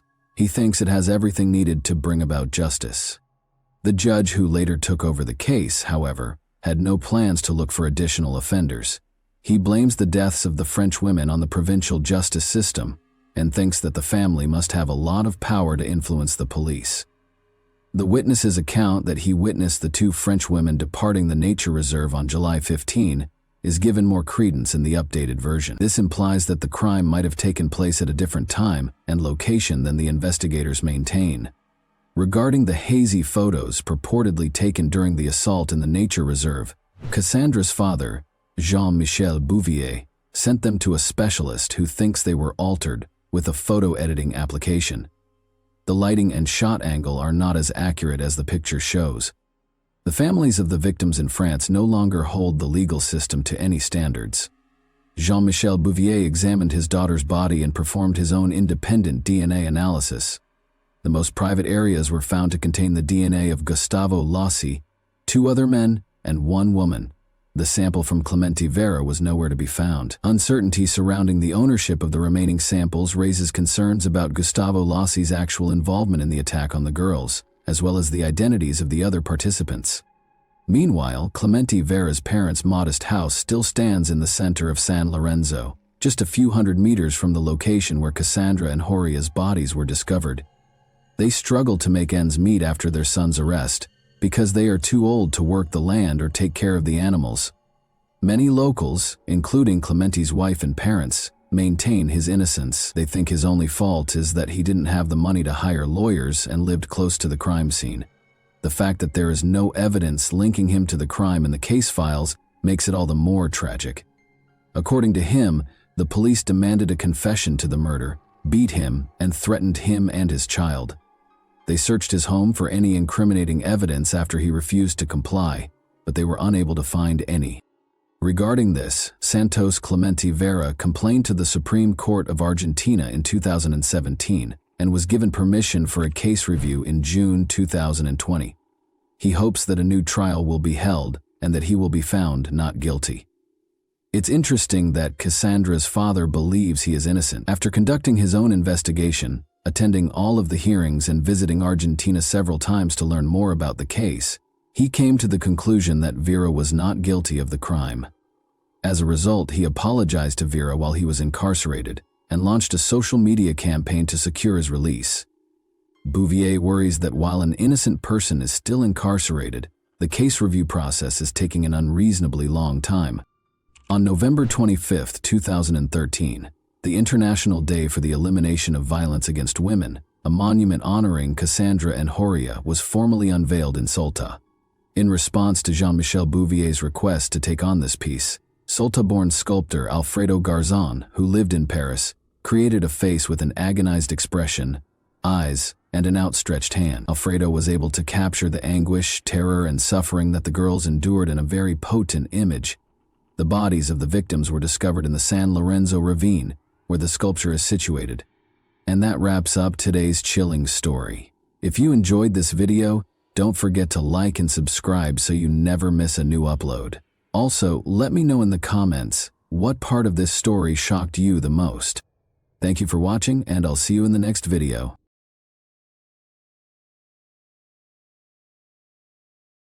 Hey guys, welcome to my channel, and today we're going to take a look at another horrible case with you. On Madison Street in New York, Officer Freeman saw a man throwing big black garbage bags into the river's edge early on April 7, 1996. The man froze as Freeman came closer. The officer noticed the 2 cars next to the man, their trunks stuffed with trash bags. He searched and found something startling. Bloody tools and blood-soaked clothing were found in the bags, along with a dismembered body that had been cut into 66 pieces in the most gory way imaginable. The man who disposed of the bags introduced himself as Vladimir Zelinin, 48. The police quickly learned that the person inside the bags was Yakov Gluzman, a 48-year-old billionaire and well-known cancer researcher who had tragically been duped by Vladimir. When Vladimir brought up Yakov's wife, Rita Gluzman, the case took an unexpected turn. The crucial query was, what role did Rita play in this terrible incident? Was she planning to murder her husband, or was Vladimir just assigning blame to deflect criticism and avoid responsibility? We must go back in time and meet Yakov Gluzman, the man at the heart of this whole situation, in order to fully comprehend it. What part did he play in this terrible incident, and who was he? January 2, 1948, was Yakov Gluzman's birthday. He was an internationally renowned scientist who made significant contributions to the study of cancer. Since their early years in Ukraine, which was then a part of the Soviet Union, Yakov and his wife Rita had known one another. 1948 saw the birth of Rita Gluzman in Ternopil, Ukraine. She was the oldest child of Holocaust survivors, Paula and Lob Shapiro. As a child, Rita saw friends and family members killed by the Nazis, which gave her a distinct viewpoint. Nevertheless, Yakov was unable to obtain a visa to depart the Soviet Union due to his importance as a researcher. He was regarded as an emerging, talented scientist. In February 1970, Rita found out she was expecting their son after departing for Israel. To facilitate their emigration, Yakov took a menial job as a carpenter, sacrificing his academic career in the Soviet Union. Rita persuaded the UN to bring her and Yakov back together in America with the aid of Jewish organizations. She even put pressure on the United States by going on an 18-day hunger strike close to the UN Senate to assist in her reunion with Yakov. Rita's will to go on a hunger strike was obvious. She was a very motivated individual. She desired to succeed in her life. Yakov was allowed to join her in the West by the Soviet Union as a result of her efforts. Yakov was able to carry on with his scientific work after the couple eventually got back together in the United States in 1972. They made Long Island, New York their permanent home in 1977, 5 years later. Yakov founded the pharmaceutical business Harbor Laboratory in New York by 1987. With Yakov's assistance, Rita also founded her technology business, ECI Technologies, at the same time. In 1987, Yakov advanced to the position of Director of Molecular Biology at Rockland County's Letterly Laboratories. Yakov worked in Rockland, so Rita had to make the difficult choice to move to Long Island while managing ECI Technologies. As the family's fortunes improved, they eventually moved into a large home in the posh neighborhood of Upper Saddle River, New Jersey, which is a very pleasant, upper-middle-class neighborhood. The homes in this lovely neighborhood are very comfortable and sit on 3/4 to an acre of land. Vladimir's claims don't add up. If Rita and Yakov had a happy marriage, is he making this whole thing up to cover up a darker agenda, such as eradicating Yakov for financial gain? Let's go back in time to the discovery of Yakov's body before drawing any conclusions. Officer Freeman made a strange discovery in a parking lot near the river's edge on Easter, April 7, 1996. 2 cars with open trunks were the first thing he noticed. He also saw Vladimir Zelinin, who had one glove on his right hand and was dressed in a t-shirt. Large black trash bags were being thrown into the river by Zelinin. Freeman cautiously approached and saw that Zelinin's shoes and pants were splattered with blood, and that a surgical glove was also covered in blood. The air was heavy with the stench of drying blood.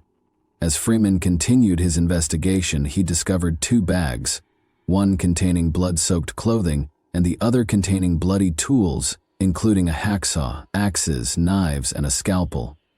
Unbelievably, 8 additional bags containing Jakob Glusman's tragically dismembered remains were found in the trunks of the 2 cars. His nose and lips were even removed, as part of the horrific act of chopping his body into 66 pieces. Vladimir Zelinin, wearing blood-stained trousers, stood beside Officer Freeman. Zelinin, who was Russian, could hardly speak English. He shockingly disclosed that Vladimir's cousin, Rita Glusman, had been instrumental in his immigration to the United States just 11 months earlier.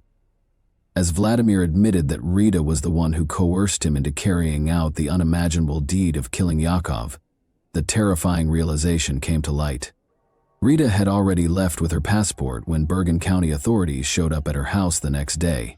Prosecutors were concerned that she may have escaped abroad, but Rita was allegedly on her way to Long Island while Zelinin was being held in Bergen County. It was clear that she knew the police would be looking for her.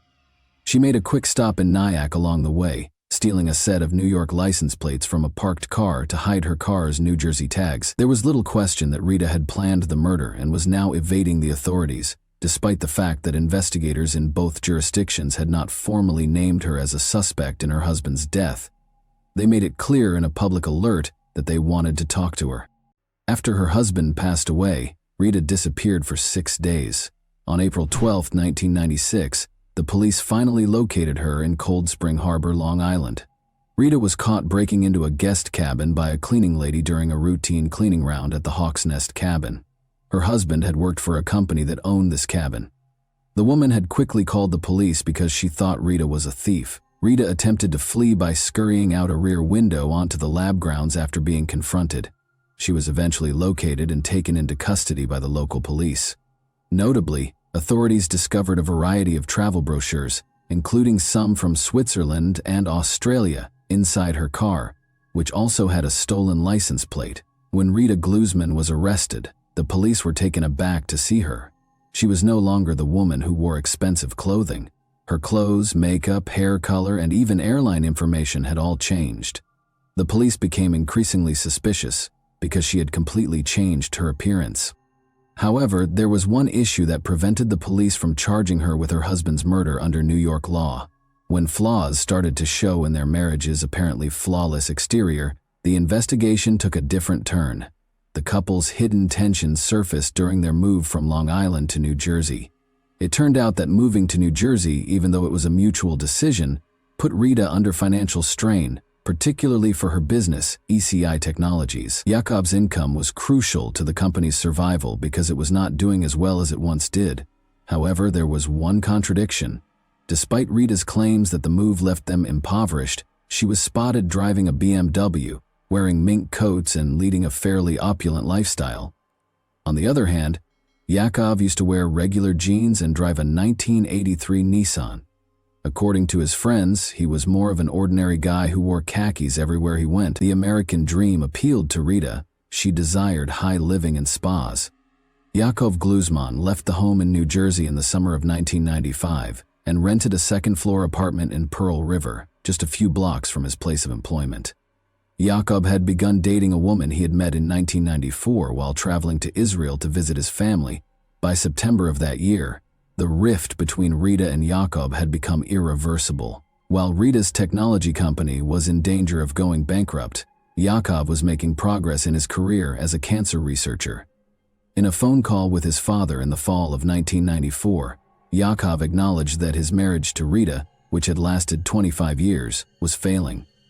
Yakov Glusman filed for divorce. The ECI Technologies company became a focal point during their divorce proceedings.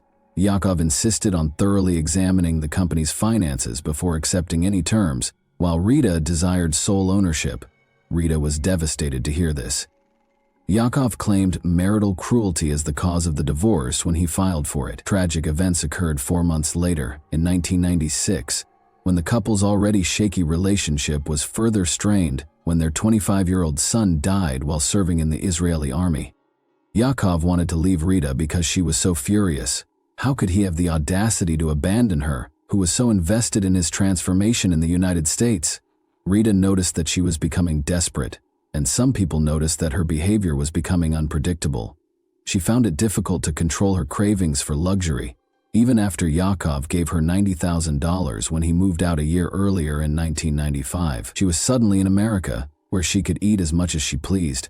For her, it represented success. Rita Glusman engaged a private investigator to look for any negative information about Yakov in an effort to stop the divorce. She went to unlawful measures such as wiretapping Yakov's phone and even threatening to spread the AIDS virus to his girlfriend.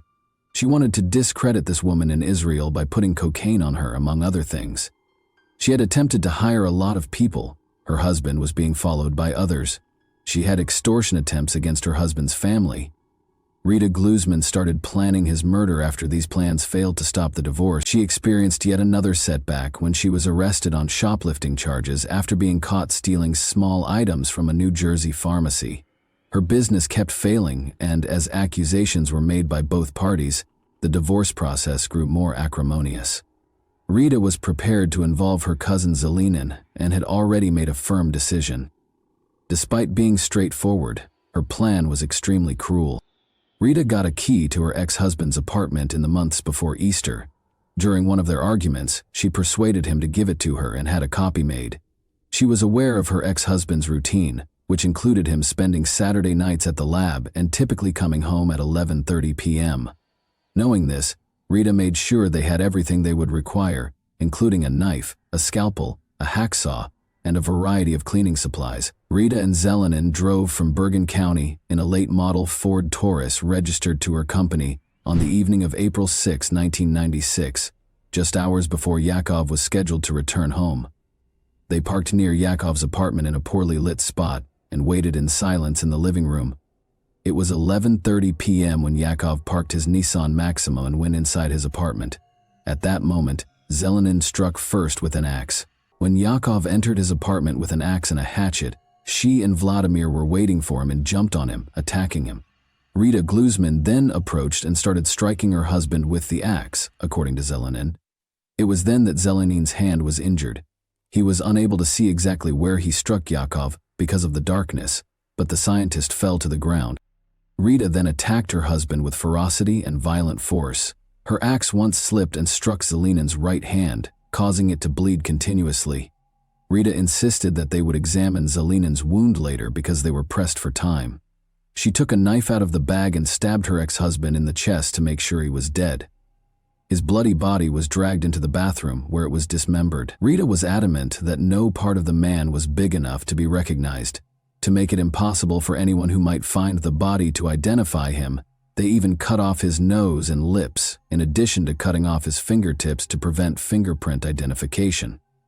Rita went into a cleaning frenzy, trying to get rid of any sign of the crime while Zelenin kept butchering the body. Around 3 in the morning, Kathy Armstrong, a neighbor who lived 1 floor below Yakov, was the only one who heard a thumping and banging sound, April 7, 1996. She was unaware that the remains of Yakov were being disposed of, his bloody clothes and body parts packed into 9 plastic garbage bags. Another bag was filled with the equipment needed for the gory task. After that, the bags were placed in the 2 cars' trunks. After returning to East Rutherford, Zelenin would dispose of Gluzman's remains in the Passaic River and then, before dawn, dispose of the car. But there was a hitch. They were not on time. Zelenin unintentionally set off the car's theft alarm while loading it. If anyone in the apartment complex heard the alarm, they didn't bother to look into it because it was only a short cry in the night. Rita, however, became frightened, leapt into the Taurus and told Zelenin to run. After circling the neighborhood for a while, they cautiously made their way back to the apartment complex, checked to make sure everything was okay, and went back to their solemn task. And it took longer than Rita had expected to dismember Yakov and clean his apartment. The necessity to treat Zelenin's hand wound, which resulted from Rita's violent behavior against her husband, further threw off this schedule. Zelenin and Rita stopped at a CVS pharmacy in the town of Fairlawn on their way south. It was captured on a security camera that Rita spent $32 on bandages. What at first glance seemed to be a simple murder case turned out to be anything but. After investigators inspected the crime scene at Yakov's Pearl River apartment, the strange traces of forensic evidence that the investigators found had not yet been tested. Even after testing, there was still uncertainty, because there was no assurance that Rita would be directly implicated in the crime. The police knew that even if they were able to locate Rita's stray fingerprint, a competent defense lawyer could have it rejected by linking it to one of the couple's sporadic arguments. At this point, Zelenin's confession was the only solid evidence the police had. This presented a problem, though, because according to New York state law, an accomplice's testimony could not be used as the basis for a murder case unless it was backed up by other witnesses or strong evidence, neither of which was present at the time. Michael Rosen, Rita's lawyer, attempted to obtain bail the day after her arrest, pointing to the peculiar circumstances of the case.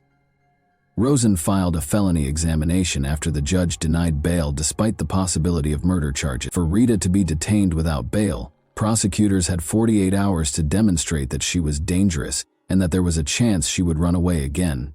Since the police couldn't produce enough proof, Rosen was successful and Rita was taken to jail after posting a $250,000 bond. However, everything changed when an FBI agent called. Unexpectedly, Rosen was ordered to bring Rita to the United States, White Plains Federal Court Building. Rosen found this surprising and didn't understand why the federal government was becoming involved.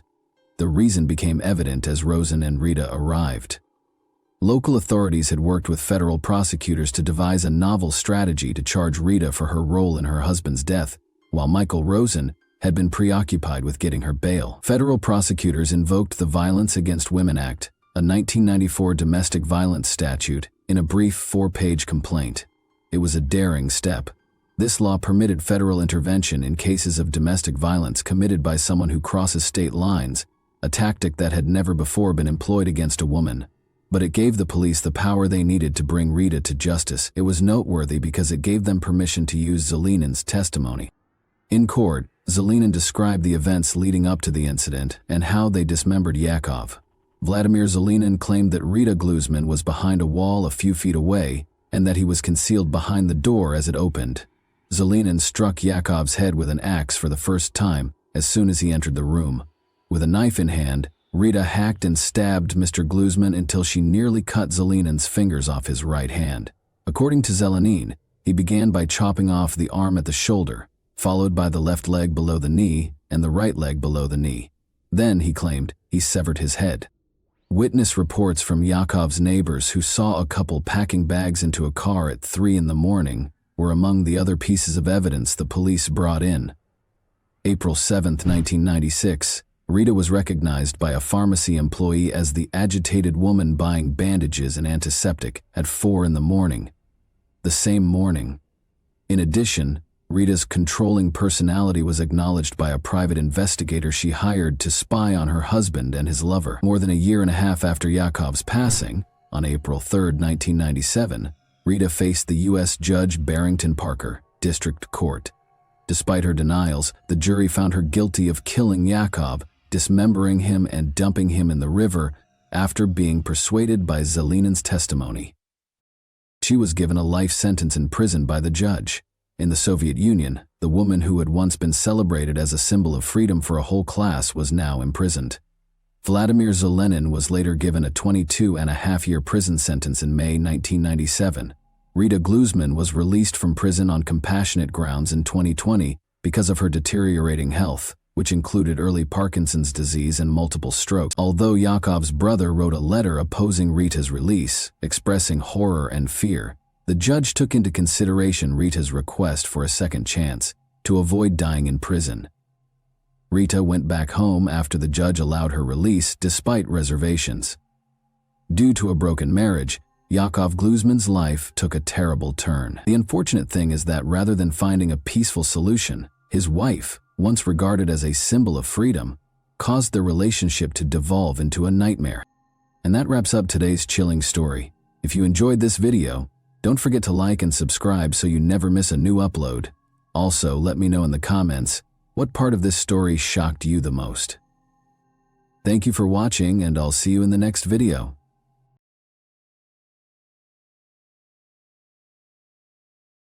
Hey guys, welcome to my channel, and today we're going to take a look at another horrible case with you. Jasmine Block, a 15-year-old from Alexandria, Minnesota, had 1 month until the start of the new school year on August 8, 2017. She was having a great time boating with her friends during her summer vacation, but by nightfall, Jasmine was suffering from a headache. Sarah, her mother, suggested that she take it easy and wait for the pain to subside. Jasmine laid down after taking her mother's advice. Sarah had to leave for an urgent family matter at 10:30 p.m. Before leaving the house, she made sure Jasmine was okay and would attempt to get some sleep. Knowing that Jasmine's older sister and her boyfriend were at home gave her comfort. 3 hours later, Sarah found her younger daughter gone when she got home. To her surprise, the top portion of the pajamas she was sleeping in was on the floor, and Jasmine's phone, keys, and bag were all at home. She had also lost 2 pairs of shoes. At first, Jasmine's family thought she had just gone outside to get some fresh air in the hopes that her headache would go away, because she had never left a note before. She wasn't in the house, though.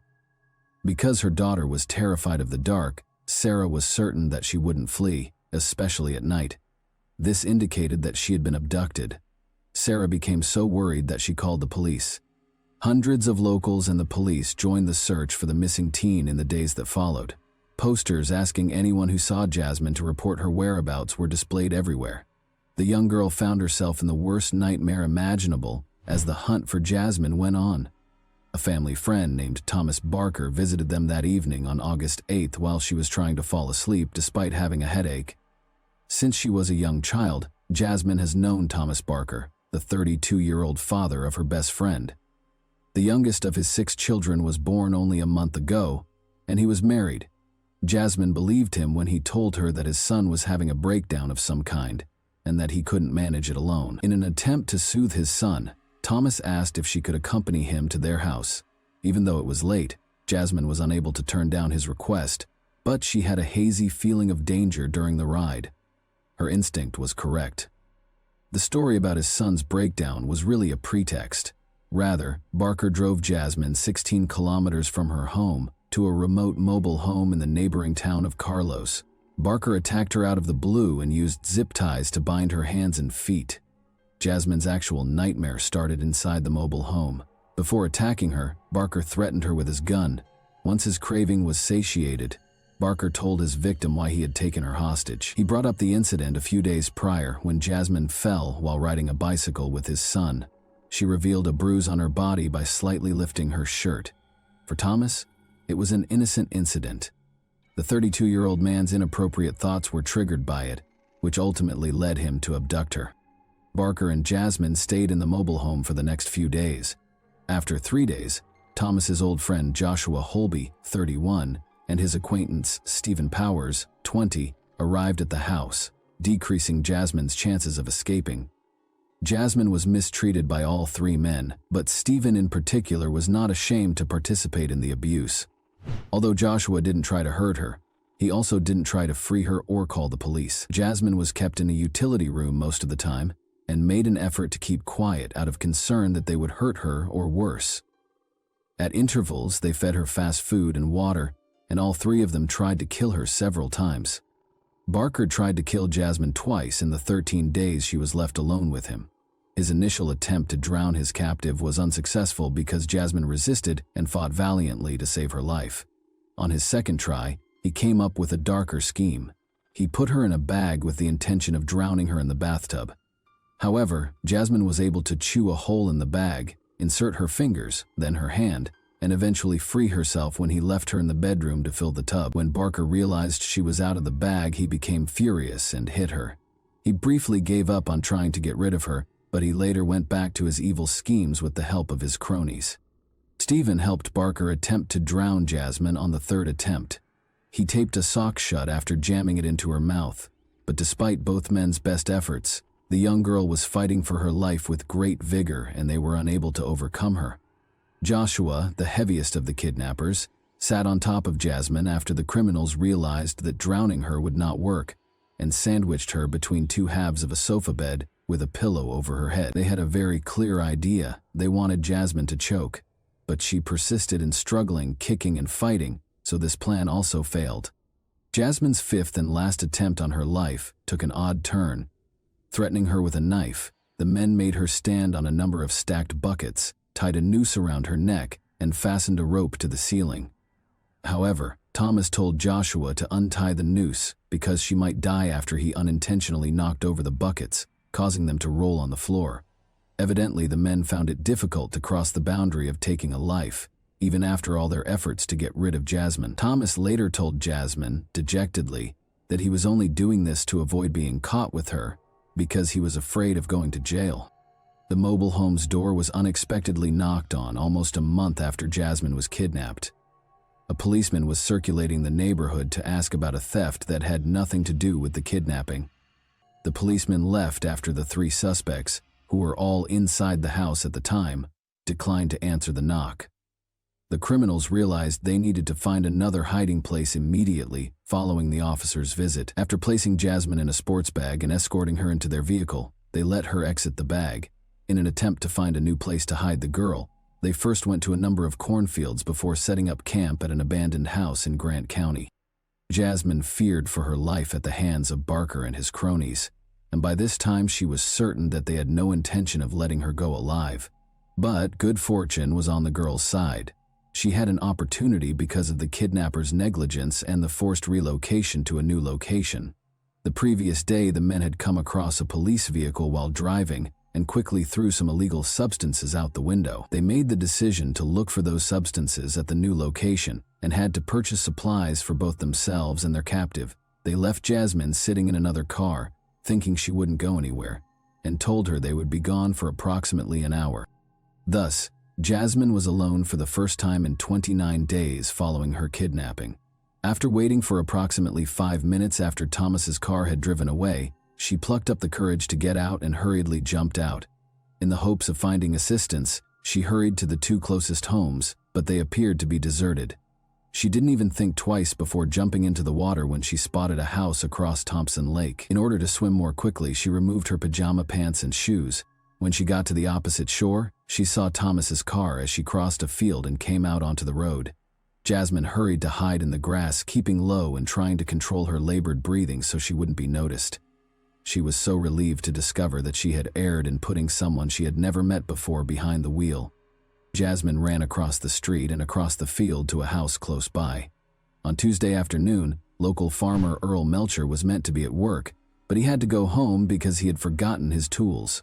He saw something strange in the distance among the grass before he got into his pickup truck to return to work. He thought it might be a deer grazing his field from hundreds of meters away, but when he saw it was a girl, he turned on his car and headed in her direction. When Jasmine heard the car, she rushed to meet him. The man was astounded by what he saw when the girl arrived at Earl's pickup and opened the door. In a single breath, Jasmine exclaimed, "Call the police! I am Jasmine Block and I have been abducted." But Earl had already seen the girl's face on posters around town, so he knew who she was. For him, as a farmer and the father of 3 daughters, it was an incredible sensation. He turned on the car's heater, sat Jasmine down, and gave her a towel. He was going to take her to the hospital when he called 911, but the emergency dispatcher advised him to wait for the police. When the police got there, they saw an absolutely unbelievable scene. Jasmine yelled, "There's that car," as Earl assisted her in getting into the sheriff's assistant's SUV. That car is there. Incredibly, Stephen Powers was just by their house at that precise moment. The suspect was immediately pursued by one of the officers, who jumped into his vehicle. Powers was taken into custody following a comparatively brief pursuit. Shortly thereafter, Joshua Holby and Thomas Barker were captured. Jasmine's family thanked the brave farmer who just so happened to be home on that fateful day in the days after she returned home. Earl received a reward of $7,000 from the police for helping to save the girl. "Thank you, Earl," said the police chief, praising his actions. "This world is a better place because of people like you." To which Earl replied respectfully, "Anyone could have called 911. I was in the right place at the right time by chance." Earl already knew what he was going to do with the reward money. He gave the money to Jasmine and her family and invited them to lunch. He clarified that, although the sum meant a lot to him, Jasmine's family needed it far more than he did. Their family and friends were shocked to learn that Thomas, Joshua, and Stephen were the ones who had abducted the girl, even though they had previous criminal records. According to Thomas's sister, she couldn't fathom how her brother, who has cerebral palsy and uses a walker, could have managed to kidnap a teenager. She added that she helped with the search for the girl, and that Barker's wife and mother even went to the house where he was keeping her, but they had no suspicions. Thomas Barker was given a 25-year prison sentence for his actions toward his son's friend a year after the kidnapping. He will spend the rest of his life listed as a violent offender. He can, however, apply for civil commitment after being released from prison, and, if accepted, he will live out the rest of his days in a specialized facility. Stephen Powers will spend 8.5 years, and Joshua Holby will spend 8 years behind bars. Even though the girl managed to get away, the 29 days that the 3 men held her captive had a profound effect on her. Never again will she be the same. Her words, "None of us will be." She has trouble sleeping because she fears nightmares, and every time she closes her eyes, she sees the faces of the kidnappers. Jasmine finds it difficult to trust people these days, so she withdraws from them. "Fortunately," acknowledged Sarah, her mother, "the world is not without kind people." Jasmine had the chance to visit a post-traumatic stress disorder specialist in Texas to try out novel therapeutic approaches. She brought 2 gadgets home from the meeting that have been effectively assisting her in managing her PTSD symptoms, anxiety, and nightmares. In addition to these resources, Jasmine says she has found comfort in talking to friends and creating art as a way to express herself. She is getting better every day. In order to support other girls who might have gone through something similar, she made the decision to share her story. Jasmine smiles and responds that she just wants everyone to know that she is doing well when asked if she has anything else to share.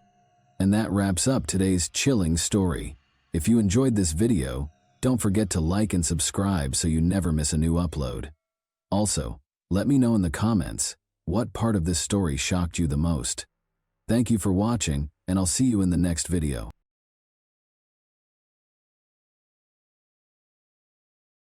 Hey guys, welcome to my channel, and today we're going to take a look at another horrible case with you.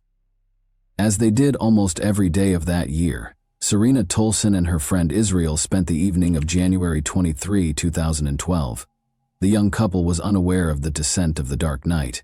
They heard a scream while they were seated at a picnic table in the neighborhood park. Since it was 2:30 in the morning, it couldn't have been children playing. Israel and Serena ran toward the source of the shrill scream when it recurred. The scene that played out in front of them looked like the bloodiest horror film ever. A man was hovering over a girl in the middle of the road, repeatedly stabbing her with a knife. Serena yelled for the man to stop as she ran toward him. Israel shoved the assailant away from the girl, but the man got up and fled back to his car as Serena was calling the emergency hotline. With a bigger knife in his hands, he moved away from it. The two were pursued by the man.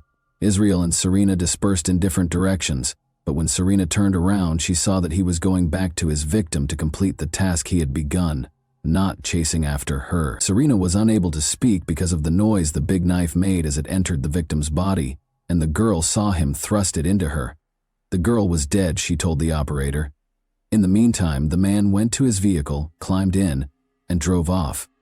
Melissa Dahm was born in the well-known resort city of Clearwater, Florida, which is renowned for its immaculate white beaches. Being the youngest in her family, Melissa was surrounded by her parents' and older siblings' love as she grew up. She never had any issues. She wanted to make her parents proud, so she did well in school.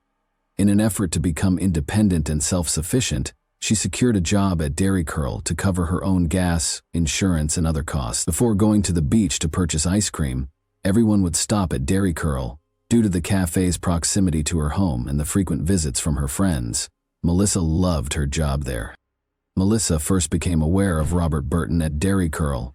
Although he was a few years older than Melissa, they went to the same school. Robert's amiable and charming demeanor enthralled the girl. He was tender and kind. The young couple wanted to spend more and more time together, even though they seemed to be very different from one another. Robert didn't particularly enjoy getting together with friends, but Melissa was gregarious and energetic and loved spending time with them. In addition, Robert felt uneasy around his own family, whereas Melissa grew up in a close-knit household. He felt alienated in his own home because his mother had remarried and he had stepbrothers. He consequently began spending more time with Melissa's relatives. When Melissa discovered that Robert had not given up smoking as he had promised, it was the first red flag in their relationship. Although he expressed regret and pledged to stop lying to her, Melissa felt uneasy about being duped for such a long time. Their tension only grew after Robert persuaded her to abandon her aspirations of enrolling in a prominent university where she had been accepted. Melissa told everyone that she didn't want to leave the town, but in actuality, Robert was the main reason. Robert spent all of his time with her, which interfered with her work when she was able to secure a part-time job at the hospital. While still holding on to her dream of becoming a nurse like her mother, he would set up scenes, making her the guilty party and persuading her that she was the reason behind their frequent arguments, even if she attempted to tactfully explain that her shift had only just started. Melissa, who was practically a teenager, didn't realize that Robert's actions were out of the ordinary and thought that was the case in all relationships. Melissa received an invitation from her sister to hang out on the beach with friends in the spring of 2011. Melissa's ex-boyfriend was brought up by one of the guys, which obviously upset Robert. He began acting like a child and stepping on her shoes from behind as they were making their way back to the parking lot. Despite knowing she wasn't at fault, the young man obviously wanted to get even with her. Melissa tried to escape him by running ahead of him, knowing he wouldn't stop. She turned around when she came to a small hill and yelled at him to stop acting like such a child, but he pushed her off the elevation without a word. The girl suffered severe scratches after falling down the hill. Her friends hurried to her aid when she cried out, but Robert went to the others and said Melissa had fallen, rather than running to her. Robert called Melissa a liar after she claimed he had shoved her. If Melissa's older sister hadn't stepped in and taken her home, it's unclear how the argument would have ended. The young couple shouldn't be left alone, in her opinion. Melissa's mother insisted that her daughter end the relationship with him after hearing about the incident, and the girl appeared to comply. But 2 weeks later, to her astonishment, Robert returned to her home. Their relationship completely changed as a result of this incident. He threatened to harm himself, which prevented Melissa from ending their relationship. Melissa and Robert were once more hanging out with friends on October 25, 2011. Melissa apparently felt more courageous than normal because she refused to go get cigarettes when Robert insisted on it. Clearly upset, the young man grabbed her car keys and demanded that they go to the gas station store together. Melissa subtly requested that the guys follow them in their cars since she could sense a storm coming. After noticing this tactic, Robert began to wonder if Melissa had spoken to them. Naturally, she denied it, but he was unable to relax. He began flinging Melissa's phone, keys, and bag across the street after they got home and she braked in the driveway. He hit the girl in the face after she screamed for him to stop. Melissa was clearly trying to beat Robert when he lunged at her, but she was able to hit him in the groin, get up, and flee. The girl recalled where her phone had been thrown by him. Reaching for it, she dialed 911, but she hesitated when it came time to hit the call button. Robert always threatened to kill her if she ever complained about him to anyone, after all. However, he was only 2 steps behind her when she turned around. She gained courage from that. She called the number and informed the emergency operator about the attack. She realized he wasn't pursuing her as she ran toward the intersection where the gas station was. She had the sudden thought that he was aware of the location of the keys he had thrown. As he always threatened, he would visit her home and murder her mother. It was Robert's primary means of controlling Melissa, because he was aware of how important her mother was to her. Melissa hurried back, terrified for her mother. Robert grabbed her as he leaped out from behind the bushes.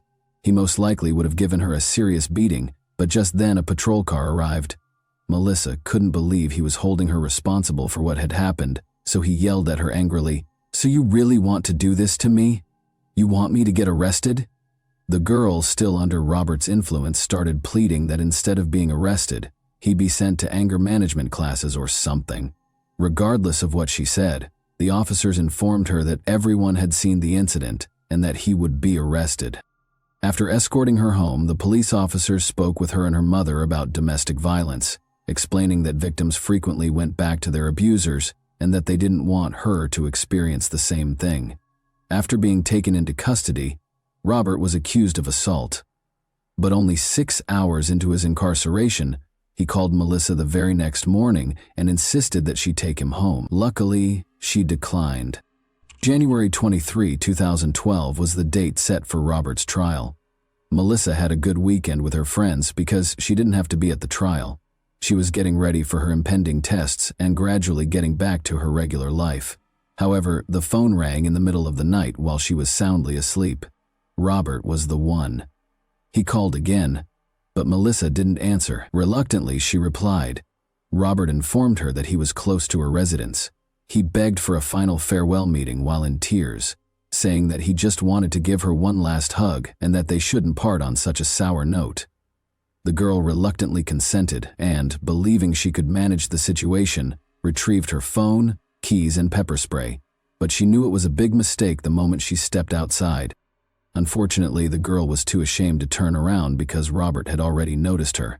She hoped to bid him farewell as soon as possible and then go back to bed to rest before her test. The young man came up to her and gave her a tight hug, and then she heard a click. He pulled out his pocket knife. With great force, he hit her, striking her throat, face, and shoulders. Melissa let out a cry and struggled for her life. Suddenly, a girl came out of the shadows and told him to stop. Melissa reached for the girl's hand even though she didn't know her and wasn't sure how she could help. She hoped to call for assistance when she noticed a phone in her hands. Israel complied with Serena's instruction to push the assailant away from the girl at the same moment because that was her name. Robert got up and walked calmly to his car. Robert abruptly started chasing after them as Serena went up to Melissa and was ready to take her hand. Fearing she would be his second victim, the girl was frightened. She reported the attack to 911 while she was running. However, she turned around to see that the man had gone back to finish what he had begun with the bloodied girl on the ground. The girl was dead, Serena was sure. In actuality, Melissa was still conscious, but she was certain that everything would end when Robert ran her over with his car. That evening, Clearwater police officer Melissa Harris was working on paperwork in her patrol car when a radio call regarding a crime was received. She was told that the man who had attacked the girl had driven off in a red pickup truck and that a dead girl was lying on the side of the road on the north side of the park, but there was nobody there when she got there. Unable to comprehend what was going on, she slowly looked around the park. Melissa was certain Robert was aware that assistance was on the way, and that everything needed to be completed as soon as possible. In order to prevent him from running her over with his car, she crawled and did everything she could to get off the road. Her neighbor's mailbox was close to 2 sizable cement piles. She knew that the cement and the mailbox would keep her safe if she could crawl there. She even succeeded in getting to her feet at one point. The weary girl reached the mailbox, collapsed in the dirt, and heard his car just pull away. It grew very quiet, slowly. Melissa thought she was going to die. When she was illuminated by a police car's spotlight, she prayed for sin forgiveness. Officer Melissa Harris acknowledges that she had never witnessed anything like it in her years of police work. The victim had numerous wounds, many of which were still heavily bleeding, and her teeth had been knocked out. However, she was able to provide Melissa with Robert's name, address, birth date, and car make in addition to Melissa's own name. To dispel any uncertainty regarding the identity of the offender, she even spelled out his last name. The girl whispered that she could now go after giving all the information. But the oncoming medics stopped her from closing her eyes because they knew she might not wake up again if she did. Melissa's mother woke up as they struggled to treat her most serious injuries. The woman was asked to accompany the police officer, who had already arrived at their house after the girl had been attacked, because her daughter had also been attacked. She was positive that Melissa was sleeping upstairs because the police had misidentified the door. She realized, however, that the officer was pressing her along in order to get her to see Melissa before it was too late. Every second that went by made Melissa's condition worse. She was clearly in need of helicopter transportation. Cameron, a firefighter who also showed up on the scene, recommended landing on the football field. He marked the landing area with signal cones after jumping over the fence. Melissa was placed on a stretcher in a matter of minutes. Nobody thought she would live, and her condition was critical. Cameron, however, felt somehow certain that he would see her again as he watched the helicopter take off. Melissa came dangerously close to death multiple times on the operating table. Her body just didn't have enough blood, and her heart had a hard time pumping it. As a result, while transfusing blood on one hand, the doctors attempted to halt the bleeding on the other.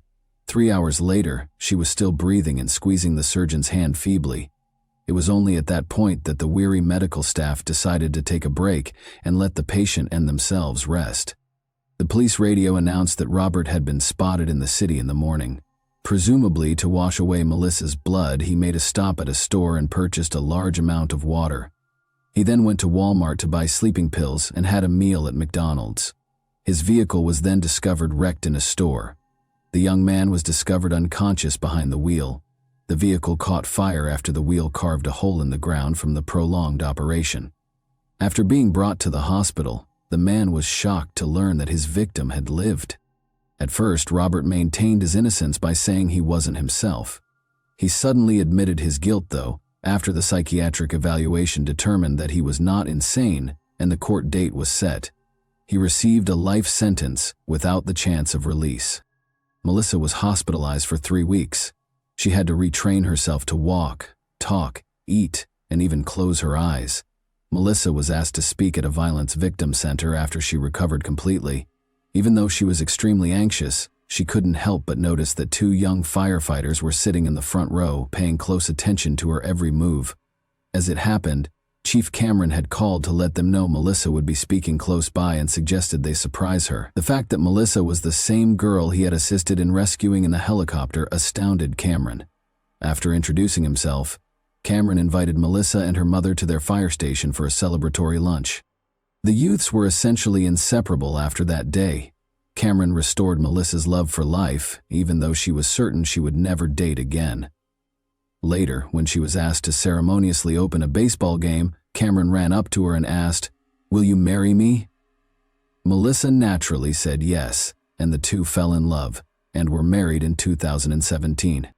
Never date an ex-partner after a relationship breakup is Melissa's main piece of advice as a lawyer who advocates for the rights of victims of violence.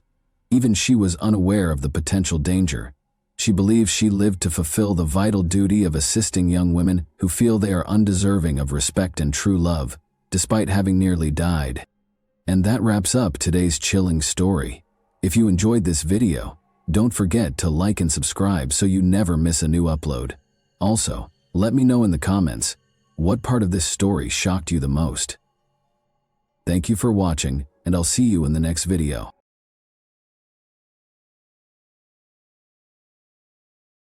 Hey guys, today we're diving into another truly horrifying case. If you want to support my channel, make sure to subscribe and stay active. It really helps me out. I'd be super grateful for that. Let's get started. One of the most important people in the tech sector, Forrest Hayes, was discovered dead in Santa Cruz Harbor, California, on November 23, 2013. His death was found on board the Escape, a lavish yacht that he owned himself. When Forrest was discovered unconscious in one of the cabins, attempts to resuscitate him failed.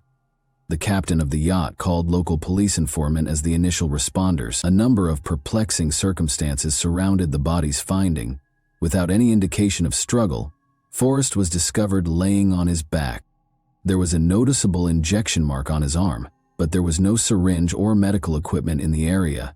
As a result, detectives were instantly prompted to think about whether this was an accident or an intentional conduct. There was chaos in the cabin where Forrest was discovered.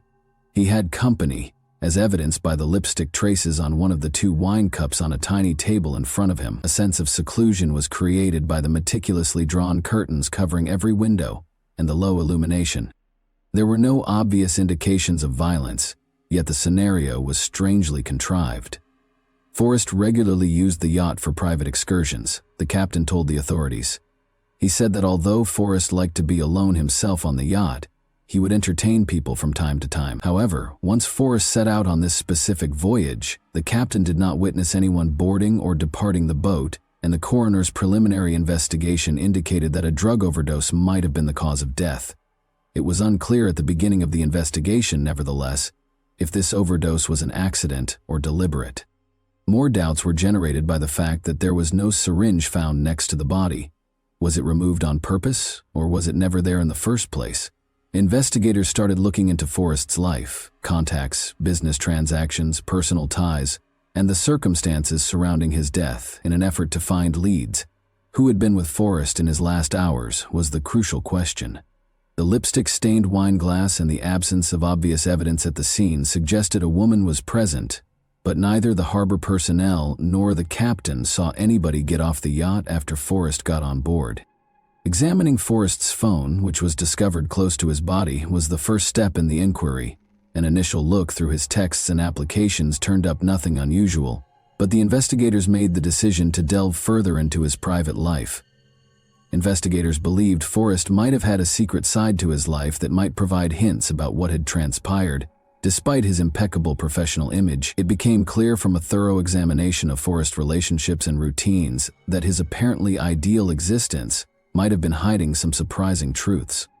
In their efforts to comprehend what happened aboard the Escape that tragic evening, law enforcement made finding these their top priority. On May 10, 1962, Forrest Hayes was born in Dearborn, Michigan. He demonstrated exceptional learning skills at a young age, and his innate charisma, curiosity, and talent for handling challenging situations made him a leader among his peers. His captivating personality and drive for perfection were often praised by teachers and classmates, and these attributes set the groundwork for his eventual success in the workplace. Forrest enrolled at a prominent university to study computer science and engineering after graduating from high school. He rapidly became proficient in the state-of-the-art technologies of the time and started working on his own projects, which attracted the interest of significant tech firms. Early in the 1980s, when the information technology sector was just starting to take off, his career really took off. Forrest's 2005 hire by Apple was a turning point in his career. Apple was expanding quickly at the time and was creating groundbreaking devices like the iPhone and iPad.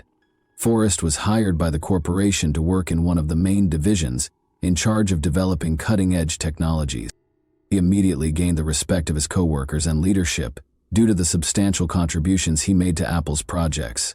Forrest was more than just an accomplished expert. He was a pioneer. He was a vital team player because of his exceptional ability to come up with novel answers to challenging problems. Coworkers recalled his unwavering commitment to putting innovative concepts into practice that improved the usability and accessibility of Apple's products.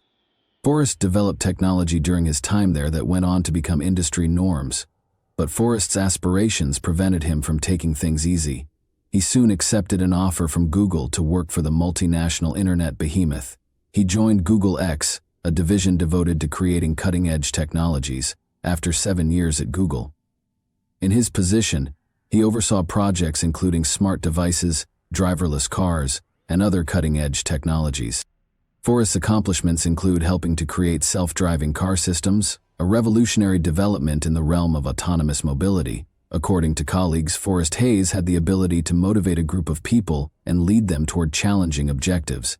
He promoted a positive work atmosphere as a leader who was fair but firm. Forrest gained the respect and affection of his team since he didn't hesitate to take on the most difficult assignments. He was able to successfully oversee large-scale projects that influenced the direction of technology because of his ability to blend strategic thinking with meticulous attention to detail. Forrest's family life and career accomplishments were closely related. He married Denise Hayes in 1996, and the two of them had a close relationship based on support and understanding. Asha, Lily, Roscoe, Lauren, and Daniel were the couple's 5 children. Forrest was a loving parent in addition to being a prosperous businessman. He always found time for his family in spite of his hectic job schedule. He loved spending time with his children, planning family vacations, and establishing customs that strengthened their bonds, according to individuals who knew him well. Forrest seemed to have a happy family life. Situated in one of California's most prominent communities, their $3 million 0-cents home provided a peaceful and comfortable sanctuary. But trips aboard his yacht were the source of Forrest's greatest happiness. For him, the yacht was more than just a means of transportation. It represented the unity of the family. He regularly took his family on quick getaways, where they could unwind and spend quality time away from friends, co-workers, and the bustle of the city. Admired Forrest's ability to strike a balance between his commitment to his family and his career achievement. He demonstrated how to balance professional accomplishments with personal obligations. Those around him were profoundly impacted by his attention to detail and desire to succeed in all that he did. But notwithstanding, Forrest occasionally confided in intimate friends about feeling empty despite the external peace. Though it didn't provide him total fulfillment, he felt as though he had accomplished everything he could have imagined. This restlessness might have contributed to his pursuit of novel hobbies and experiences, which ultimately had disastrous results. Using the app Seeking Arrangement was a big part of Forrest's covert existence. For casual relationships that frequently include financial support, this network connects wealthy people with younger companions. Forrest used the app frequently. He had been texting dozens of women, setting up meetings and negotiating the conditions of their contacts, according to an examination of his account. These connections went beyond simple friendships. Forrest was renowned for providing his companions with lavish assistance, including meeting in private, paying for their expenses, and giving them pricey presents. His yacht escape was one of those places. After serving as a family vacation boat for brief excursions, Forrest turned it into a private hideaway where he hosted ladies he had met on the app. He was able to avoid unwanted attention since the yacht gave him the privacy he needed. The police eventually learned that the yacht was frequently used for these kinds of meetings from the captain, who was employed by Forrest. He remembered that Forrest sometimes traveled small distances with women or sat with them alone for numerous hours. The captain claimed that this started to happen frequently, but he was prohibited from inquiring because of a confidentiality agreement. Alcohol was frequently consumed during these interactions, and occasionally illegal narcotics were used as well. Conversations regarding obtaining these drugs were discovered in messages on Forrest's phone. Sometimes he asked his partners to bring them along. Unaware of his other existence, his family and co-workers were taken aback by this news. One woman that Forrest had met through Seeking Arrangement attracted special scrutiny from investigators.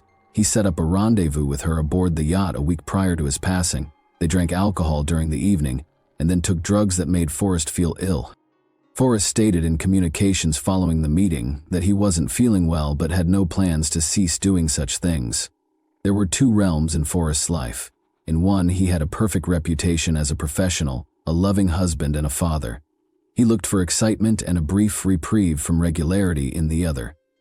His family thought that his yacht vacations were just a stress reduction strategy, and his acquaintances and coworkers were unaware of this hidden side of him. Forrest viewed these private sessions as a means of relaxing from his rigorous work schedule, but they ultimately had disastrous results. His success was formally symbolized by the yacht. Freedom became the place where his premature death and double life met. Investigators and Forrest's loved ones were forced to reevaluate their perception of a man they had assumed to be perfect in light of the facts. Alex, whose real name is Alexandra Catherine Tillman, was born in Canada on April 8, 1987. Leslie Ann and Bart Tillman adopted her at a young age, thus her biological parents were unknown. Alex received a secure and caring upbringing from her new family, complete with a cozy home and stable finances. The family enjoyed a high social status because Bart was an executive at a large corporation, and Leslie Ann worked in retail. Alex was raised in a loving home. She aspired to be a writer and excelled academically, particularly in literature. Her teachers were aware of her rich imagination and innovative ideas. She also enjoyed playing sports and took an active part in school tournaments. Parents encouraged their daughter's goals, supported her education, and were proud of her. But for Alex, adolescence marked the start of a string of issues. She first took marijuana when she was 14. Although it was more of a haphazard choice, it eventually brought to a slow entry into the forbidden world. Alex started using lighter drugs at first, but by the time he was 16, he was using harder ones. Her life underwent a significant transformation during this time. She started skipping school, avoiding the sports sections, and separating from her parents, Leslie and Bart Tillman, who did everything in their power to support their daughter. They sought the help of psychologists and brought her to counseling, but things kept getting worse. They sent Alex to a private rehabilitation school in Maine in a last-ditch effort to make things better. This school was well known for teaching teenagers with behavioral issues in a severe manner. The parents believed that removing their daughter from her familiar surroundings would aid in her transition back to a regular life. However, the anticipated outcomes of the stay at the institution were not achieved. Unable to adjust to the new surroundings, Alex quickly went back home and resumed her old way of life. Alex had finally left school at the age of 18. She experimented with many paths, such as journalism, but soon lost interest. She struggled with addictions continually, which prevented her from establishing a personal or professional life. Her attempts to achieve were consistently foiled by a return to medicines. Alex relocated to San Francisco in 2010. She wanted to dedicate herself to the entertainment industry in order to begin a new chapter in her life. She started a YouTube account during this time, posting videos about makeup and her daily life. But the initiative didn't work out, and Alex was disappointed. She looked to the modeling world once more in an attempt to make a name for herself, but after determining that the typical requirements for a lucrative modeling career did not apply to her, Alex decided to specialize on fetish photography. She took involved in picture assignments that emphasized provocation and epotage in the BDSM style. Although this decision helped her establish her audience, it did not result in stable finances. Alex was still battling addictions, living in disarray, and dealing with difficulties all the time. Alex started using the Seeking Arrangement website in 2011. This choice gave her access to wealthy men who could support her financially and provide her access to a more opulent lifestyle. This platform introduced Alex to Forrest Hayes. As was common on the platform, they started their connection by talking about the conditions of their meetings. In exchange for financial support and lavish presence, Forrest was looking for a partner to join him for intimate gatherings on his yacht retreat. He offered Alex the opportunity to attain the stability she sorely desired. Their sessions were informal and frequently included light chat and wine, but as investigators eventually found, their encounters soon took on a new dimension. On occasion, Forrest asked Alex to bring illegal drugs to their sessions, and he paid her extra for doing so. Alex accepted, seeing this as a chance to make more money. They started meeting frequently, and the yacht escape became their main gathering spot. Among the important people in Alex Tillman's background was Dean Riopel, a musician, entrepreneur, and proprietor of well-known nightclubs in Atlanta. Because of their significant age difference, their romance, which started in 2011, immediately attracted attention. Alex was only 24 at the time, while Dean was 51. They both seemed to thoroughly embrace a colorful and intense lifestyle, though, and didn't seem to mind the difference. In addition to being a prosperous businessman, Dean had a strong interest in rock music. His band frequently played at his clubs, which were essential to Atlanta's music culture. Dean was well known for his vivacity, charisma, and passion for an unrestrained lifestyle. Dean took a major role in Alex's life, as she sought both stability and attention. Their relationship reflected the idealized anarchy of rock and roll, wild parties, travel, and a carefree lifestyle. However, there were serious issues underlying their relationship's glitzy exterior. Alex frequently started arguments, according to Dean's friends and co-workers. Their relationship was unstable due to her impulsive behavior, which was made worse by her use of drugs and alcohol.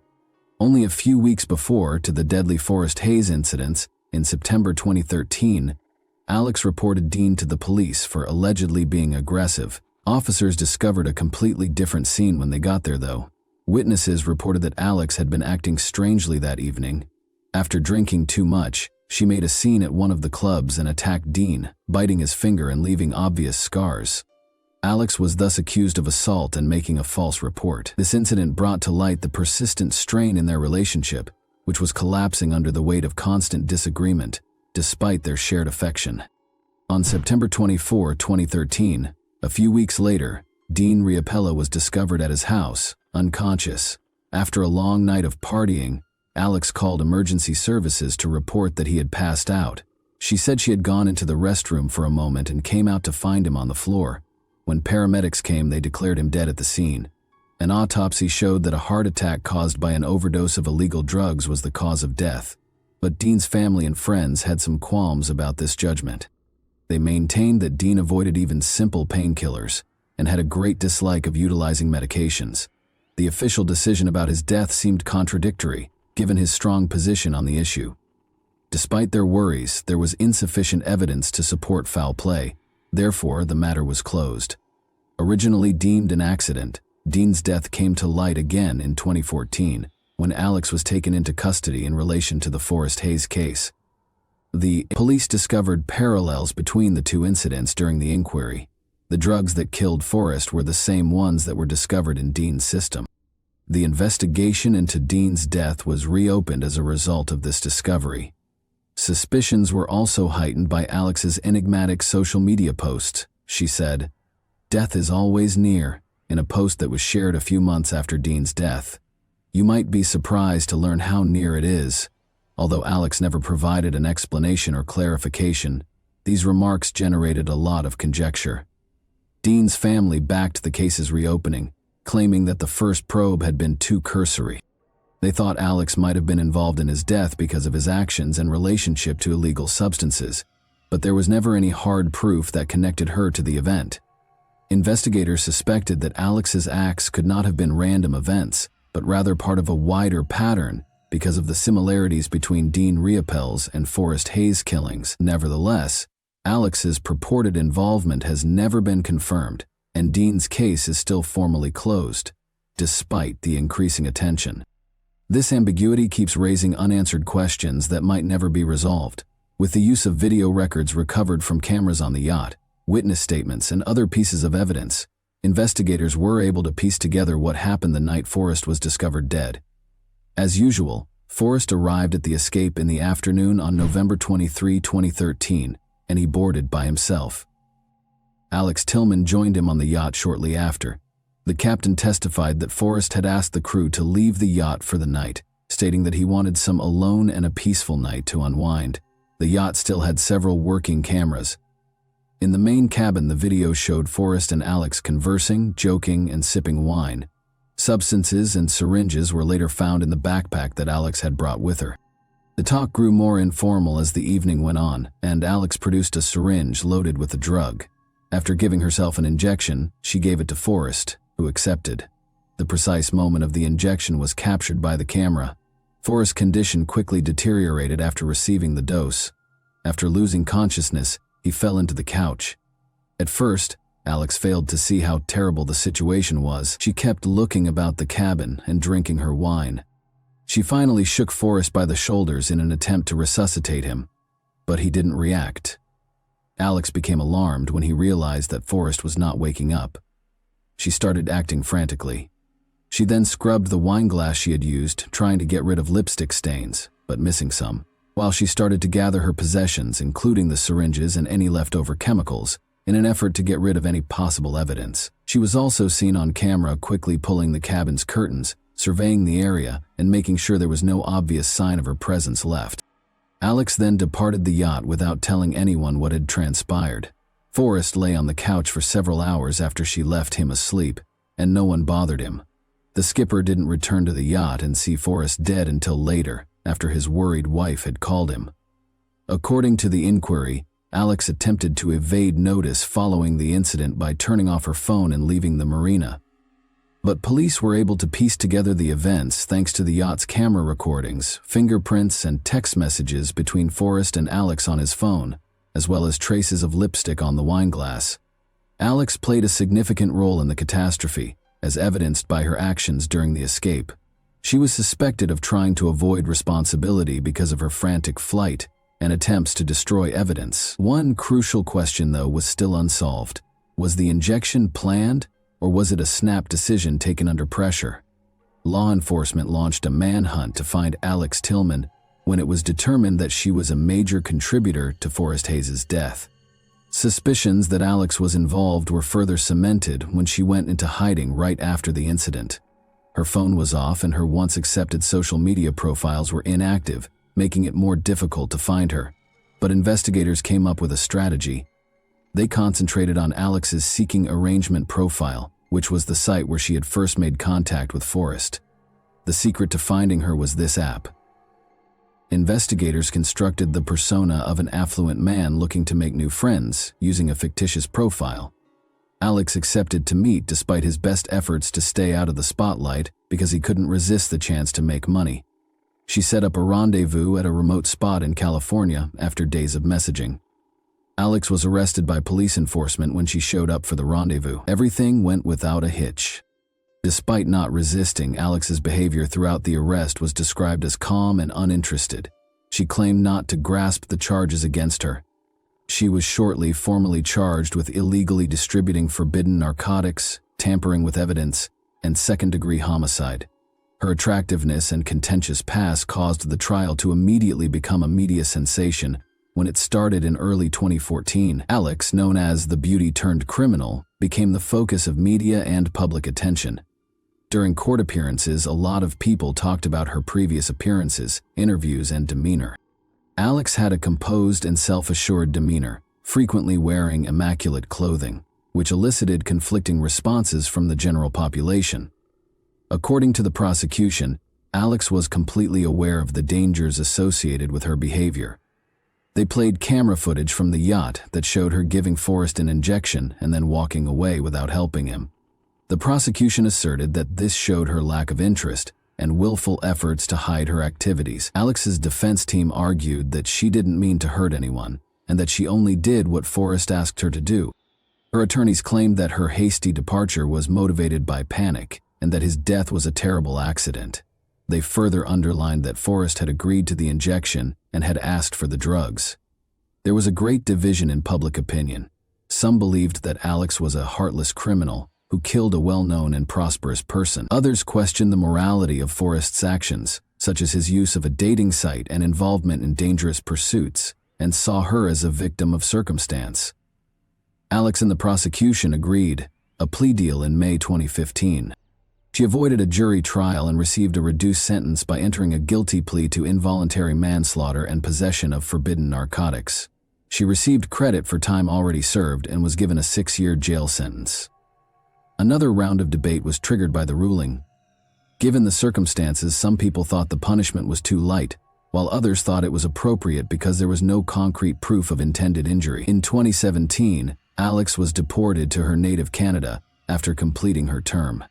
Her name did, however, keep coming up in conversations and stories about well-known crimes. To the general public, Alex Tillman came to represent double lives, dangerous conduct, and the far-reaching effects of careless choices that resulted in a catastrophe that affected a great number of lives. After being freed, Alex tried to start over. She remained out of the spotlight for a while, avoiding social media and media interactions. But a year later, she had her first significant video call interview with a Canadian journalist. To many, Alex seemed collected, serene, and emotionally aloof.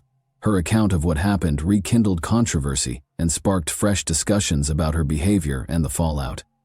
Alex claimed in the interview that she had never meant to hurt Forrest Hayes and that she was shocked by his passing. She asserted that she was not aware of any prior medical conditions he might have had and that the injection had been given at his request. Alex said she thought Forrest knew his boundaries and had control over his behavior. Additionally, she denied intentionally attempting to conceal evidence, stating that her actions were motivated by panic and ill-advised decisions made in a moment of crisis. However, the evidence in the case contradicted her allegations.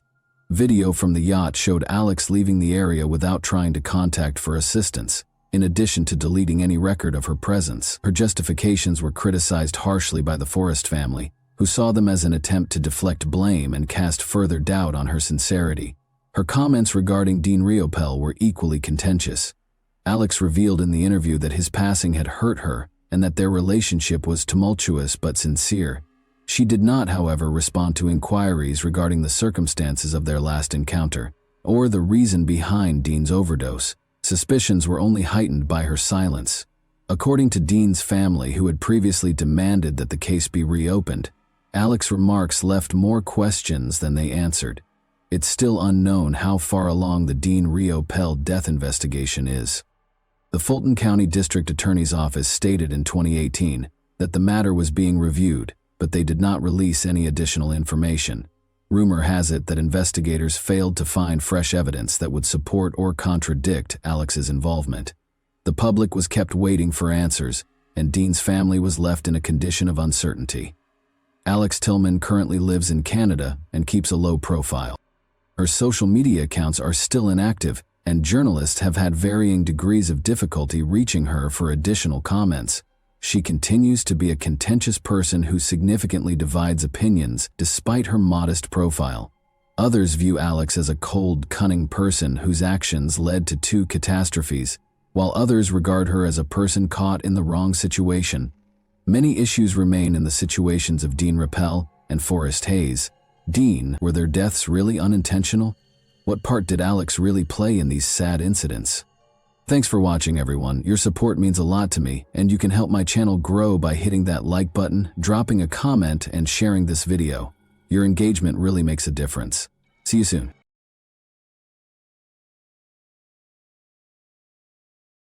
Hey guys, welcome to my channel, and today we're going to take a look at another horrible case with you. On a calm street in the Grapevine Hollow neighborhood early on January 1, 2012, the joyous mood gave way to fear and terror. Ashley Fallis, a young mother who had been shot in the head, was being transported in an ambulance to the hospital, her life in shambles. When her parents returned from a brief absence, they were shocked to see paramedics and police encircling the house. Only a few hours before, there had been a lot of happiness and celebration in the house. What had transpired on this particular New Year's Eve? Her husband Tom, who was present in the room when the tragedy occurred, was the only person who could know the answer. However, his account of what happened left more questions than it resolved. Although Ashley's family was certain they knew the truth, investigators had to deal with a lot of inconsistencies and odd information. Nobody could have predicted the depth of the mystery that existed behind those houses' doors. Ashley Fallis, then 28 years old, was shot in the head and taken to the hospital early on January 1, 2012. Ashley's family thought they knew what had happened right away. It was clear to them that her husband Tom was the only possible culprit. When the gunshot was fired, he and Ashley were in the room. Tom was Ashley's family's main suspect because of his short fuse and domineer. For the police, though, the story was less straightforward. A detailed investigation was necessary because contradicting evidence was discovered at the scene. Ashley's past turned out to be as complicated as her present, and witness accounts continued to change. It would be years before fresh information surfaced that would provide a new perspective on what happened that night. The festive evening that started on December 31, 2011, was intended to be peaceful and centered around the family. At their Zinfandel Street residence, Tom and Ashley Fallis threw a New Year's celebration. They celebrated, danced, and drank. Ashley and Tom appeared to be a contented couple. To the delight of their guests, they had been dancing together and gazing affectionately at each other just an hour before. However, as midnight drew near, Ashley made the announcement that she was going outside with her family, which infuriated Tom. Ashley's family was the last group of guests left at the house when the argument broke out. Ashley and her family attempted to defend her, but Tom started shouting at them. Tom demanded that the relatives leave after their attempts at mediation failed. Tom withdrew to the bedroom and slammed the door. The couple was left alone when Ashley's parents also made the decision to move out. Tragic events occurred several hours later. Ashley's family's intrusion into their private lives irritated Tom. Ashley and her parents had been drinking all evening, so he thought it was inappropriate for them to go outside. He insisted Ashley's parents get out. Tension between the couple only increased after they left. The argument resurfaced in the bedroom after the guests had left, leaving Tom and Ashley alone. According to Tom, their argument stemmed from old grievances, but Ashley was adamant that she would live her life as she saw fit, regardless of what he thought. Tom claimed that her family had an influence on her. Tom claimed to have heard Ashley handling the gun stored beneath the mattress while he was getting into his pajamas and standing by the closet. Tom started to ask her what she was doing, but the shot went off before he could finish. On January 1, 2012, early in the morning, emergency personnel arrived on the scene. After Ashley's family made accusations, the police enlisted the help of Colorado Bureau of Investigation investigators. Jenna Fox and Joe Ridden, her parents, blamed Tom for the incident right away, pointing to his hostility and rage earlier that night. Ashley appeared to have committed suicide based on the evidence found at the scene, but investigators found information that cast doubt on the situation. Items strewn all over the floor and crooked picture frames on the walls suggested a potential struggle prior to the gunshot. Unsigned divorce documents discovered on a dresser appeared to support rumors of marital discord. An online dating site had brought Ashley and Tom together in the spring of 2007. Ashley was gregarious and energetic, and Tom fell in love with her right away. Their relationship progressed swiftly, and Ashley already had 2 daughters from a prior marriage. The couple married 2 weeks after the birth of their son, who was born a year after they first met. Ashley's daughters were adopted by Tom in 2010, and the family moved in together. But the family was becoming more tense by the end of 2011. Ashley's youngest son had just turned 3, and their 2 older daughters were 6 and 9 years old. The boy needed multiple surgeries after being diagnosed with hydrocephalus. Ashley, who was finding it difficult to manage her duties as a mother and the challenges in her marriage to Tom, was severely impacted by the stress of his illness. The tragic events of that New Year's Eve were predicated on the tense atmosphere created by these difficulties. Ashley Follis was let go from her job at North Colorado Medical Center in 2010. Aggressive behavior was cited as the official reason, which was insubordination. Despite winning a settlement in her wrongful termination lawsuit, the legal victory did little to address her other issues. She had a brief affair with a high school sweetheart the following year, which made her already shaky marriage to Tom even more strained. At the same time, Ashley went to a psychiatrist for assistance. Since she was having up to 4 or 5 panic attacks a week, she was prescribed medication to lower her anxiety and stabilize her mood. Her relationship with Tom was severely strained as a result of these difficulties. Even though Tom knew about her affair, he decided against filing for divorce. Ashley herself created the divorce documents that investigators later discovered in their bedroom in 2009 when the couple was thinking about divorcing because of their divergent work schedules. But in the end, they made the decision to remain together and improve their relationship. According to Tom, their relationship had begun to improve in the months preceding the tragedy. He had found a stable job as a corrections officer with the Weld County Sheriff's Office. Ashley, meanwhile, discovered her own method of handling life's challenges. She started giving talks at conferences, offering support to other parents facing similar challenges, and sharing her experiences of raising a child with hydrocephalus. Ashley tested positive for pregnancy at home a few weeks prior to New Year's Eve. This was unexpected because she had been sterilized to avoid getting pregnant again after the birth of their youngest child. Ashley thought she might be pregnant in spite of the odds. She stopped taking her mood-stabilizing and anxiety medications to protect the unborn child. However, Ashley started her menstrual cycle just hours before guests arrived on December 31, 2011, the day of the party. She and Tom were devastated when a second pregnancy test revealed a negative result. A conversation about the possibility of trying to conceive another child and undoing the sterilization process had started that day. Years before, Ashley's mother had proposed the procedure, but now they had complete control over the choices. Tom and Ashley both stated that they would like to have another child, so the abrupt change in circumstances caused a great deal of emotional strain. All of this served as the background for what happened that night. Even though the day was emotionally taxing, the party at Ashley and Tom Fallis's house was exciting. Ashley tried her hardest to look happy. She danced, drank, and gave her loved ones hugs. Ashley appeared content and resilient, as she always did, according to her parents Joe and Jenna.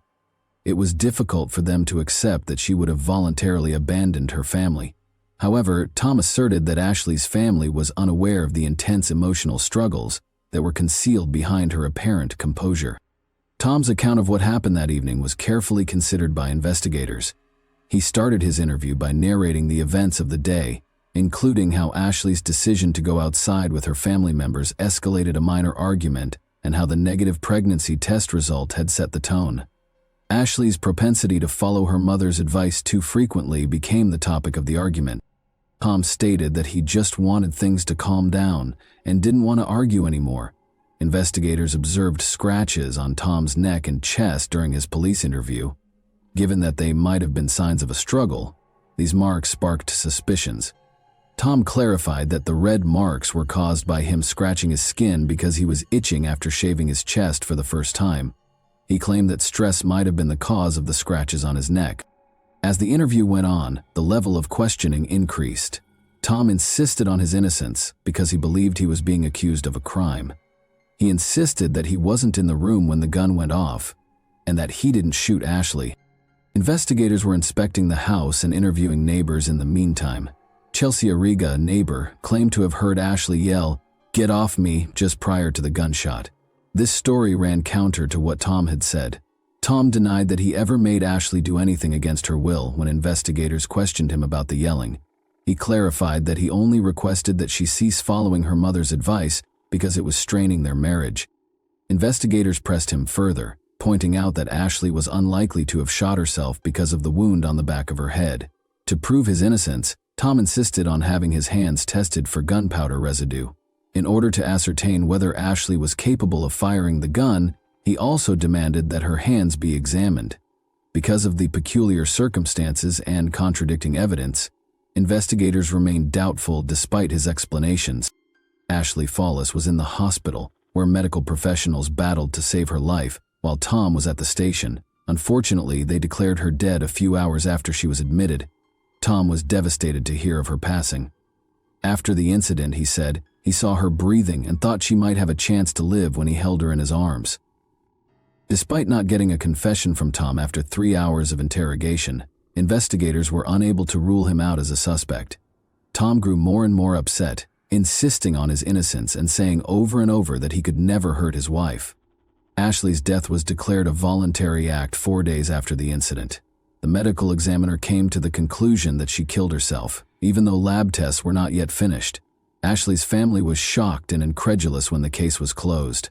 They felt that the investigation was hurried and that Tom's employment in the county's correctional system had given him preferential treatment, which they felt affected the investigation's conclusion. It was challenging to demonstrate that Tom had any ties to the detectives working on the case, though, because of his employment with a different law enforcement organization that was unrelated to the investigation. Almost immediately, the Colorado Bureau of Investigation was called in to guarantee impartiality. However, errors were made. In contrast to standard procedure, Tom was not kept apart from possible witnesses at the scene. Furthermore, he did not cover his hands to protect any gunpowder residue that might have been important evidence.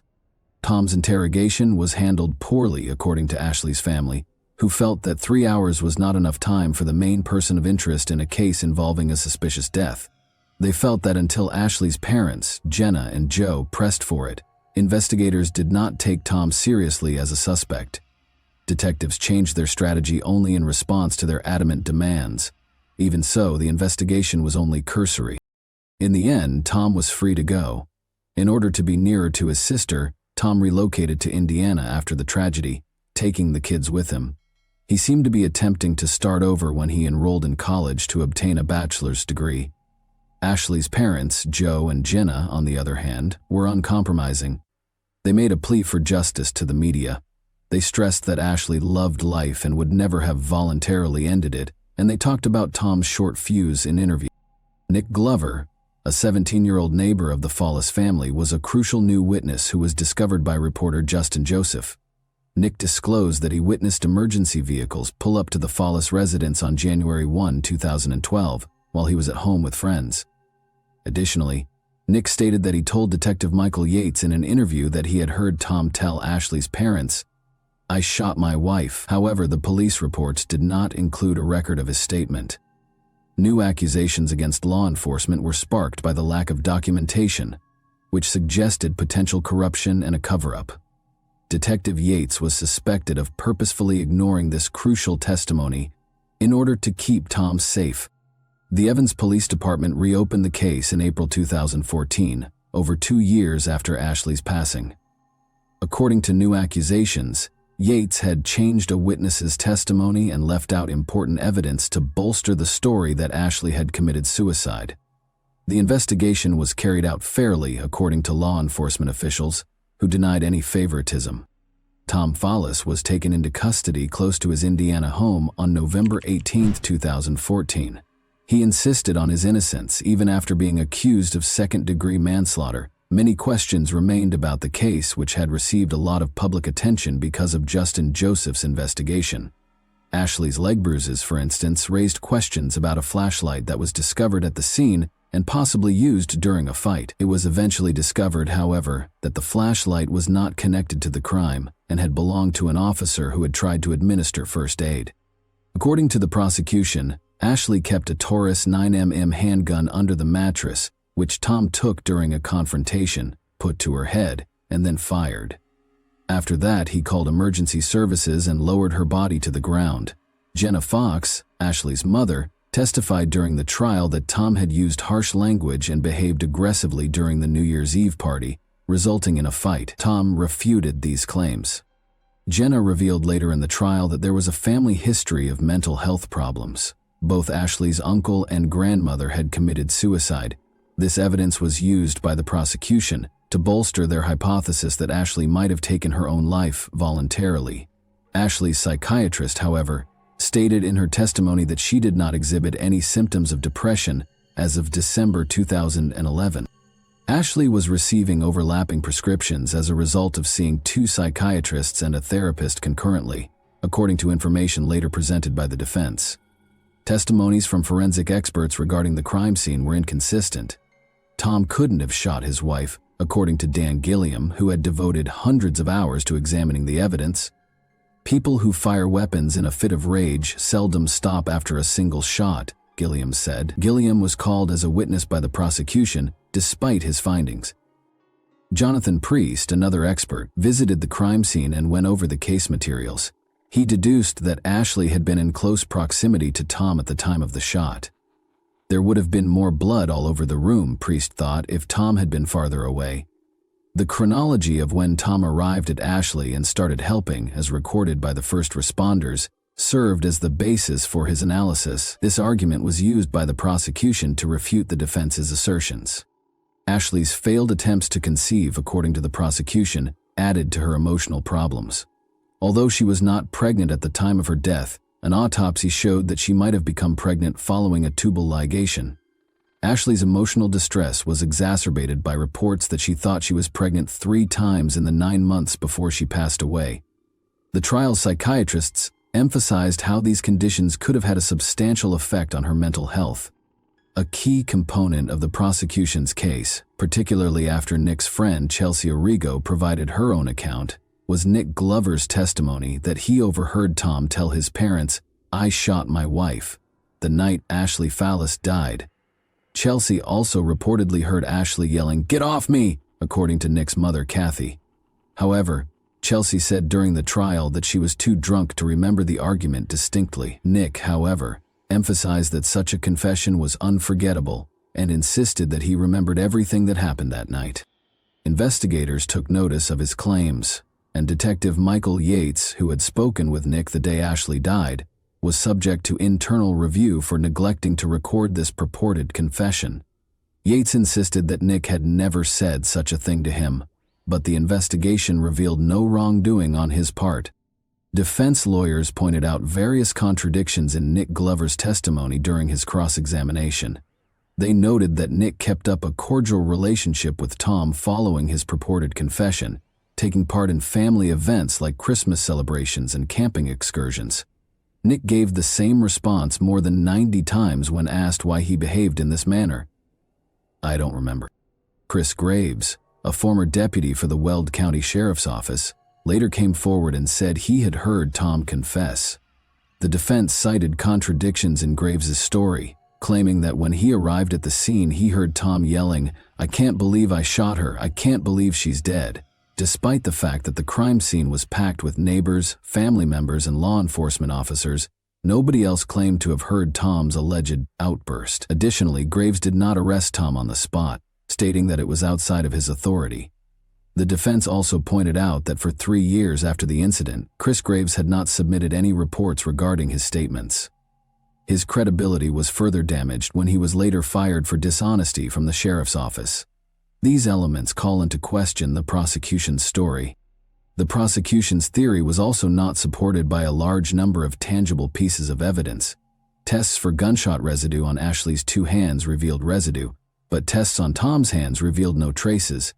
Neither nail scrapings from Ashley nor scratches on Tom's chest, which could have been signs of a struggle, contained any evidence of Ashley's DNA. The idea that the couple had a physical altercation prior to the shot being fired was seriously called into question by these findings. In his own defense, Tom Fallis declined to testify. Over 40 witnesses were called to testify during the trial, which lasted for several weeks. Ashley's mental health and the major obstacles she had encountered in the months before her death, repeated pregnancy tests, her son's illness, prescription drugs, losing her job, and having an affair, were the main topics of the defense's closing arguments. The defense argues that these elements may have played a role in the tragedy. Ashley's purported farewell letters were introduced during the trial, which was a startling development. She wrote that she could no longer live, called herself a failure, and apologized to Tom in these letters. Since they were only made aware of these letters years after Ashley's passing, her family questioned their veracity.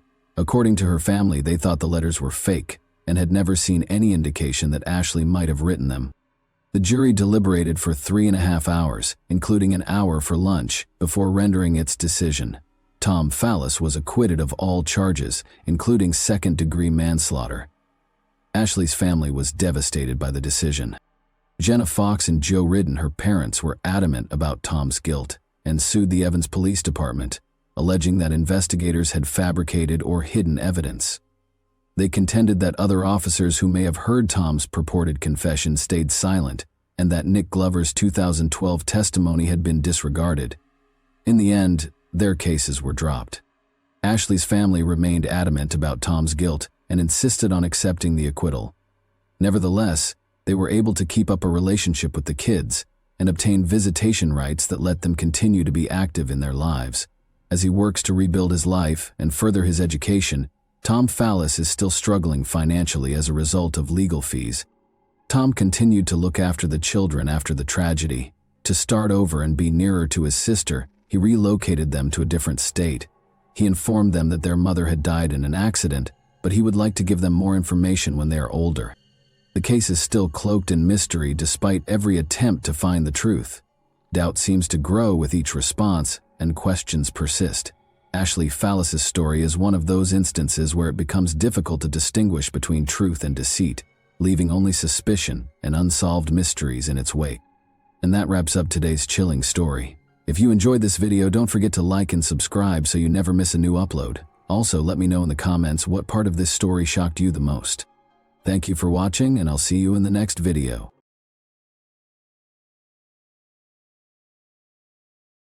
Hey guys, welcome to my channel, and today we're going to take a look at another horrible case with you. We're going to go over another terrible instance with you today. Statistics show that the number of crimes perpetrated by young people has been rising globally. Violence among school children has increased recently, typically targeting their friends. As a result of these attacks, victims are frequently hospitalized, handicapped, or even killed. The main objective of such violent activities is typically to demonstrate their own dominance, authority, and tolerance. Furthermore, adolescent offenders have confidence in their impunity because many countries' laws are liberal. The nation was rocked by the tale of Agnes Marin, a French girl who was killed by a high school student. They attended a famous university with a stellar reputation, where it seemed impossible for anything like this to occur. The culprit had previously attacked the girls, as it turned out, but his affluent parents were able to conceal the truth about his exploits by securing their son's admission to a prestigious school in a different city. Adolescent anger is said to be a kind of protest during the time of self-discovery and personality development. However, in today's narrative, the boy's brutality sprang from a total lack of empathy, or the capacity to understand and feel the same emotions as others. He became the second teenager in French history to receive a life sentence because he was deemed to be incorrigible and a serious threat to society. Agnes Mara was who? The only child of Paula and Frederick Marin. Agnes Mara was born in Paris on November 26, 1999. The girl was raised in a rather prosperous household. Her parents wanted to give their child the finest because they loved her. I didn't know how to say no to Agnes from a young age. She was taken to the sea, dressed in name-brand boutiques, and purchased pricey toys and technology. Marin was a lively, outgoing, and restless youngster. She always had a large social circle and many interests. She had a creative streak, enjoyed movies and music, and hoped to work as a filmmaker. She did well in school and her teachers recognized her high potential, but she was frequently hindered from achieving the best outcomes by her general inattention and laziness. Agnes joined a bad firm when she was 13, which had a detrimental effect on her conduct and academic performance. She began skipping school, consuming beer and smoking cigarettes, not just conventional cigarettes. Her parents opposed harsh parenting methods and made multiple attempts to have a dialogue with their daughter, but were unsuccessful. When the girl was once again discovered smoking and drinking beer on school property, she lied about her vows to change her ways and stop interacting with unsavory people. The issue of her expulsion came up. Her parents understood that nothing would change if their daughter remained in Paris and continued to interact with negative influences. In order to escape the hustle and temptations of the capital, Frederick and Paula made the decision to move Agnes not merely to a different school, but also to a different city, or even a province, a brand new school. The closed private college Sévenol, which is situated in the commune of Le Chambon-sur-Lignon, in the department of the Upper Loire area of Auvergne, was the choice made by Marin's parents after weighing their possibilities. With nearly a century of history, it is a distinguished educational institution. Established in the 1930 CCs, the institution operated on the boarding school model, where students resided in addition to studying. However, in a small town with a population of barely 2,500, the college was in severe financial trouble by the end of the 2000s and was in fact on the verge of going bankrupt. The local educational institution faced a dearth of students and consequently a shortage of funding as young people increasingly preferred to study in the capital or a major metropolis. In the past, admission to this college required both good character and a high grade point average. However, as there were multiple competitors for a single spot, even this did not ensure entrance. However, a significant student shortage in 2011 caused a significant shift in the scenario. The school, specifically not, declared total bankruptcy, drastically lowering the entrance requirements, particularly if they were the offspring of affluent parents who were prepared to serve as sponsors. Agnes had a strong academic record and grade point average, which helped her gain admission to Sévenol College despite her behavioral issues. The authorities chose to ignore her traits. The parents of Agnes were pleased. They thought their daughter would benefit from the change. She would grow more mature and be able to go through this challenging time of transition more readily. Marin was an outgoing, happy, and amiable girl. She managed to blend in with the new group. She made friends right away and felt at ease from the first few days. She also made good academic progress, particularly in new subjects that were unavailable at her former Parisian school. Every 2 or 3 weeks, her parents paid their daughter a visit at the boarding school. They were quite happy with her accomplishments and positive behavioral changes. During her studies, Agnes only made one visit home. Notably, the new school was situated on a sizable plot of land that was encircled by woodland. Since the crime rate in these areas was regarded as one of the lowest in the nation, there were no rigorous security measures or obvious border barriers. Students sometimes went there in groups after school because it only took a quarter of an hour to walk from the college to the town center of Le Chambon-sur-Lignon. However, everyone had to return by 5 o'clock in the evening. Discipline was applied for both rule violations and student disappearances. After class on November 16, 2011, Agnes and a few of her classmates made the decision to go for a walk in the town. She made a buddy there who attended a different school, but they kept in touch and contacted each other frequently. The two females trailed behind the general company when they made the decision to go shopping. Marin was not present when the youths returned to campus a few hours later. This situation did not initially raise any concern, and everyone was confident that she would return shortly. However, as time went on and darkness descended, the teachers became quite concerned about the student's absence. The school administration reported the event to the police without hesitation because she was nowhere to be seen on campus and her phone was off. Students, instructors, and law enforcement officers performed the search, which started that evening. They separated into groups and searched different areas, but they were unable to locate the missing girl. Everyone hoped she would return alive and unhurt, but no one had seen her and no one knew where she may be. Almost instantly, Marin's parents were informed and inquired as to whether their daughter had come home. After hearing the shocking news, Frederick and Paula hurried as quickly as they could to Le Chambon-sur-Lignon. They reassured them that Agnes could not have fled because she had nowhere to go and no incentive to do so. They said their daughter was really happy at her new school. Here, she had made lots of pals. She had no problems with anyone, and she didn't feel uncomfortable. The hunt was actively aided by the involvement of Agnes's mother and father. In an attempt to locate their daughter, they displayed images of her throughout the city, spoke with her friends, and looked for any leads or clues. What is the friend of Agnes concealing? The first thing the police did was search for those who may have known about Agnes's future plans, and were the last to see her. According to the girls in her class, Marin went shopping with a buddy she made in the city. Although no one was able to provide her identity, Estelle, the same buddy from a different school, was soon located by law enforcement. Agnes had indeed been in contact with the girl for the last time. She was therefore seen as an extremely valuable witness. She did not, however, offer any helpful details. She said in the initial interview that Agnes had assisted her in selecting a birthday gift for her father. After saying their goodbyes, they each enjoyed a milkshake. Agnes had to go back to school, and Estelle went home. The girl's behavior seemed a little strange, but her narrative sounded reasonable. She appeared to be holding something back and was clearly nervous. When they made the decision to speak with her once more, the account she had previously recounted abruptly started to include some details that she wanted to keep private. Estelle admitted that Agnes had supposedly scheduled a meeting with a young man that day, but she had not disclosed his name to her. The boys were going to do something wicked, apparently using illegal substances, even though it wasn't intended to be a date. When Estelle tried to call Agnes a few hours later, she didn't pick up, and by the evening her phone was off.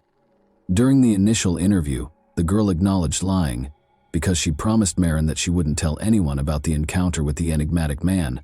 But when word spread that Agnes had vanished, Estelle made the decision to come clean, since she thought this young man might be connected to the abrupt disappearance. Some have speculated that Agnes might have just fled from college. It's possible that the girl has fallen in love and is currently hanging out with her hidden beau. The day she vanished, her phone was the last one on campus, but it was switched off thereafter, making it impossible to find. However, all of the information about Agnes's calls and communications was readily available to police officers. At that point, the authorities initially identified 17-year-old Matthew Molinas, a high school student at the same institution as the missing Marin, as the primary suspect. What may have connected the missing woman to a 17-year-old young man? It turned out that she had been corresponding with Matthew Molinas for the past few days. What could they possibly have in common? Regardless, the youngster needed to be questioned since he might have important information that could help solve the crime. They were indeed scheduled to meet on campus and go on a walk together on the day of Agnes's disappearance, but there was nothing specific or concerning in their correspondence. Matthew said he would show her something, but he didn't say what. On November 17, Marin was initially asked to speak with the police. He was quite composed, but his hands and face had odd, seemingly new scrapes on them. The young man acknowledged, however, that he was experimenting with illegal substances, and yesterday he went overboard, losing consciousness and lying for several hours in a thorny bush. Teachers and fellow students attested to the fact that this student did have issues. In January 2011, Mathieu was accepted to Sivanal College, where his parents allegedly moved him to shield him from trouble and bad company. Even so, the young guy used alcohol and other illegal substances, which made his expulsion a possibility. Nevertheless, he felt sorry for him and was given time to change. Moulinas appeared to be a normal, troubled adolescent rebel. His demeanor and appearance seemed to challenge people around him. He liked hot beverages, smoked, and dressed in Gothic fashion on campus. He boasted to his peers about his pranks, saying he would not face consequences. Mathieu vanished for several hours on the day Agnes vanished. In the evening, he emerged from the woods wearing filthy clothes and with scratches on his hands and face. He responded to any inquiries by saying that he had consumed too much alcohol and had passed out on his own. Although everything about him seemed and sounded suspicious, the investigators chose to check into him more further because there was yet no concrete proof against him. The wealthy parents' pampered son, the eldest of 3 children born to Sophia and Dominique Moulinas, Mathieu Moulinas was born in December 1993 in the Garda municipality of Negi-Solorg. He was raised in a reasonably well-to-do household with his 2 younger sisters and was accustomed to having all of his wishes met right away. He was noticed acting strangely from a young age. The boy attempted to avoid being around other kids since he was a very hostile, irascible, and difficult to communicate with. The condition deteriorated during adolescence. Mathieu experienced angry outbursts. He started drinking alcohol on a regular basis, tried with other illegal substances, and frequently caused fights. However, the young man's stunning features helped him gain popularity with the opposite sex, despite his aggressive and antisocial behavior. He had a girlfriend at the time of the events in his hometown, whom he visited on the weekends and whose parents were aware of. Mathieu had several police records, including one for stealing prescription medications from a pharmacy with a companion. However, the matter was kept quiet, most likely because the teenager's parents paid for it. During interrogations, his father also volunteered to sponsor the school while it was in trouble, which allowed him to get into a prestigious private school despite having a low GPA and legal issues. Despite his stubborn and haughty demeanor, Moulinas maintained his composure to the point where the authorities questioned whether he was involved in Agnes's disappearance. He never left his favorite toy, a yo-yo, in his hands, which he was twirling all the time. He first denied knowing Agnes during the initial interrogation, but after seeing a printout of their correspondence, he started to modify his evidence and attempt to make up a lie on the spot, but he soon found himself unsure of what he was saying. The man claims that he promised to show Agnes a mushroom-growing area in the forest. They allegedly utilized them in tandem. Following his illness, Mathieu collapsed under a prickly shrub, where he remained until dusk. He also saw that Marital was gone when he woke up. Since it was growing late, he returned to the campus without searching for her. During all of the interrogations, a lawyer who had been retained by the Moulinas' parents suggested that his young ward indicate the location where he had last seen Agnes and where they allegedly consumed mushroom. However, Mathieu claimed that he would not be able to locate that clearing because they had accidentally discovered it. He left the area on autopilot, without really comprehending his surroundings or where he was. However, specialists quickly disproved Mathieu's claims after discovering no evidence of mushroom consumption in his blood. Furthermore, it was determined that the wounds on his body were the result of a battle. That is, he was scratched with nails by someone who was presumably a girl, a gory finding in the thicket. The school children who had witnessed Mathieu emerge from the forest that night indicated the direction from which he had come, and it was determined to conduct a comprehensive, extensive search in that area of the forest. There was still a slim chance that Marital would be found alive at that point. On November 18, however, searchers awaited the horrifying discovery of the missing Agnes's severely disfigured and partially burned remains in a tiny space tucked away in a thicket. Her clothing was ripped. There was no sign of her underwear. In addition to evidence of deep knife wounds, there were all the telltale symptoms of violence. Don't believe Moulinas was responsible for this horrible crime. There was no question, but it was important to wait for the forensic specialist's conclusions and to get the killer to confess. The strangler admitted in Confessions of a Ruthless Killer that he purposefully lured Agnes into the woods to abuse her but allegedly had no plans to kill her. In fact, Matthew did not particularly deny the horrific discovery when he was informed about it and started to testify, explaining how everything was. She, however, resisted vehemently. He had to use the rope from his favorite toy, the yo-yo, which he always carried with him, to tie up the victim after he scratched him. The man was upset about going to jail when Agnes yelled and threatened to turn him in to the police. He chose to kill the unlucky and dispose of the body, since he did not want to. Agnes suffered 17 knife wounds, the majority of which were to the neck, face, and chest, after Matthew viciously beat her, fracturing her arm, nose, multiple ribs, and shin. He doused the victim with a combustible concoction from a canister and lit her on fire when she ceased exhibiting any signs of life in the hopes that the flames would totally destroy the body. Then, as night fell, he hastily left, failing to see that the fire had been put out. He removed his toy from the corpse and carried it away. As though relishing each word and seeing the investigator's response, the high school girl described the incident calmly and in great detail. He had neither regret nor sympathy for the victim. The investigation revealed that Agnes had evidence of the rapist's biological fluid in her body and pieces of mature skin and epithelium beneath her fingernails. Additionally, traces of the victim's and the offender's perspiration were discovered on the rope of the actual toy yo-yo. Agnes's parents received her body following all required tests and medical evaluations, and they buried their only daughter in Paris. Notably, the burial for the first victim of a young psychopath was held on her birthday, November 26, 2011. The fact that Marin was not the only victim of Moulinas stunned law enforcement when they closely examined his biography, but this information was purposefully concealed.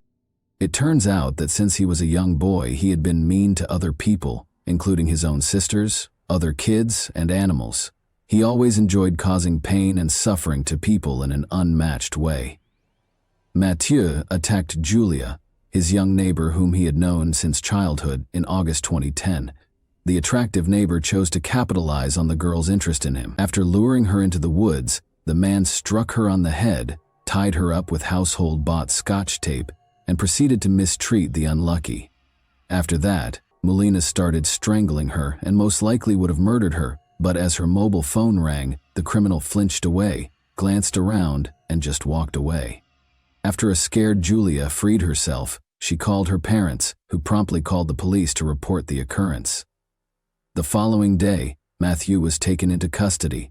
He sobbed during questioning in an effort to please the police and tried to place all the blame on the victim, saying that she was the one who provoked him by making fun of him and suggesting closeness. However, authorities recognized that he had planned the crime ahead of time and even brought duct tape to render the victim immobile.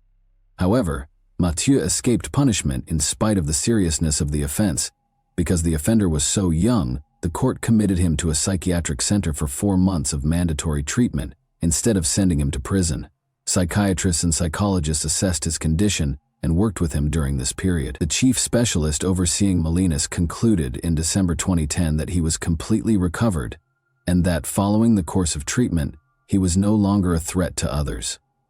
After reviewing this report, the court granted the offender freedom with the condition that he only attend a number of anger management classes and receive parental support.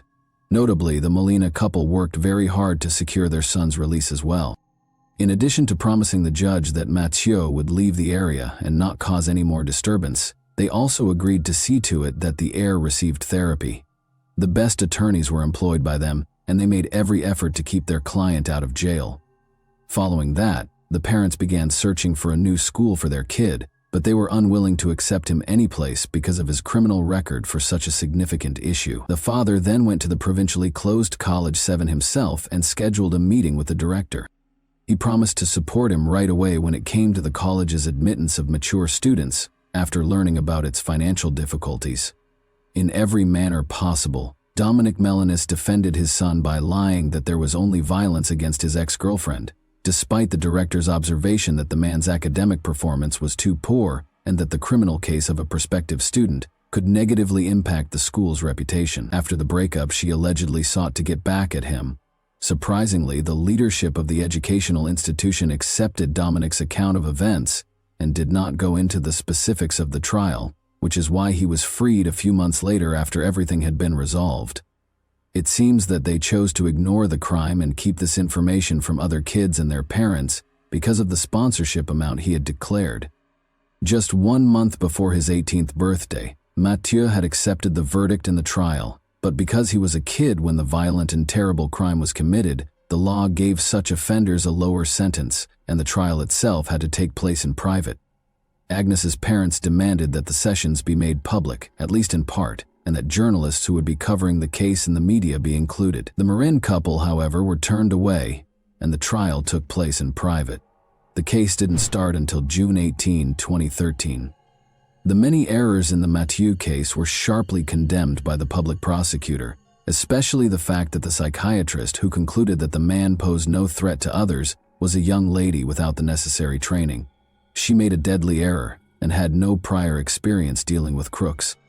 After the defendant had a second mental evaluation, specialists came to the conclusion that, in addition to being unrepentant, he may very easily conduct the same crime again if given the chance. This was corroborated by Mathieu himself, who claimed to have delighted in seeing the victims suffer. Marin's schizoid and paranoid disorder symptoms, along with his uncontrollably violent outbursts, made him a serious threat to others. He could, however, face legal repercussions for his activities, because he was well aware of them.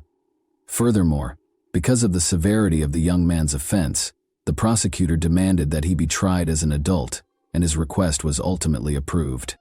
Mathieu was convicted of torture and murder with specific cruelty on June 28, 1313.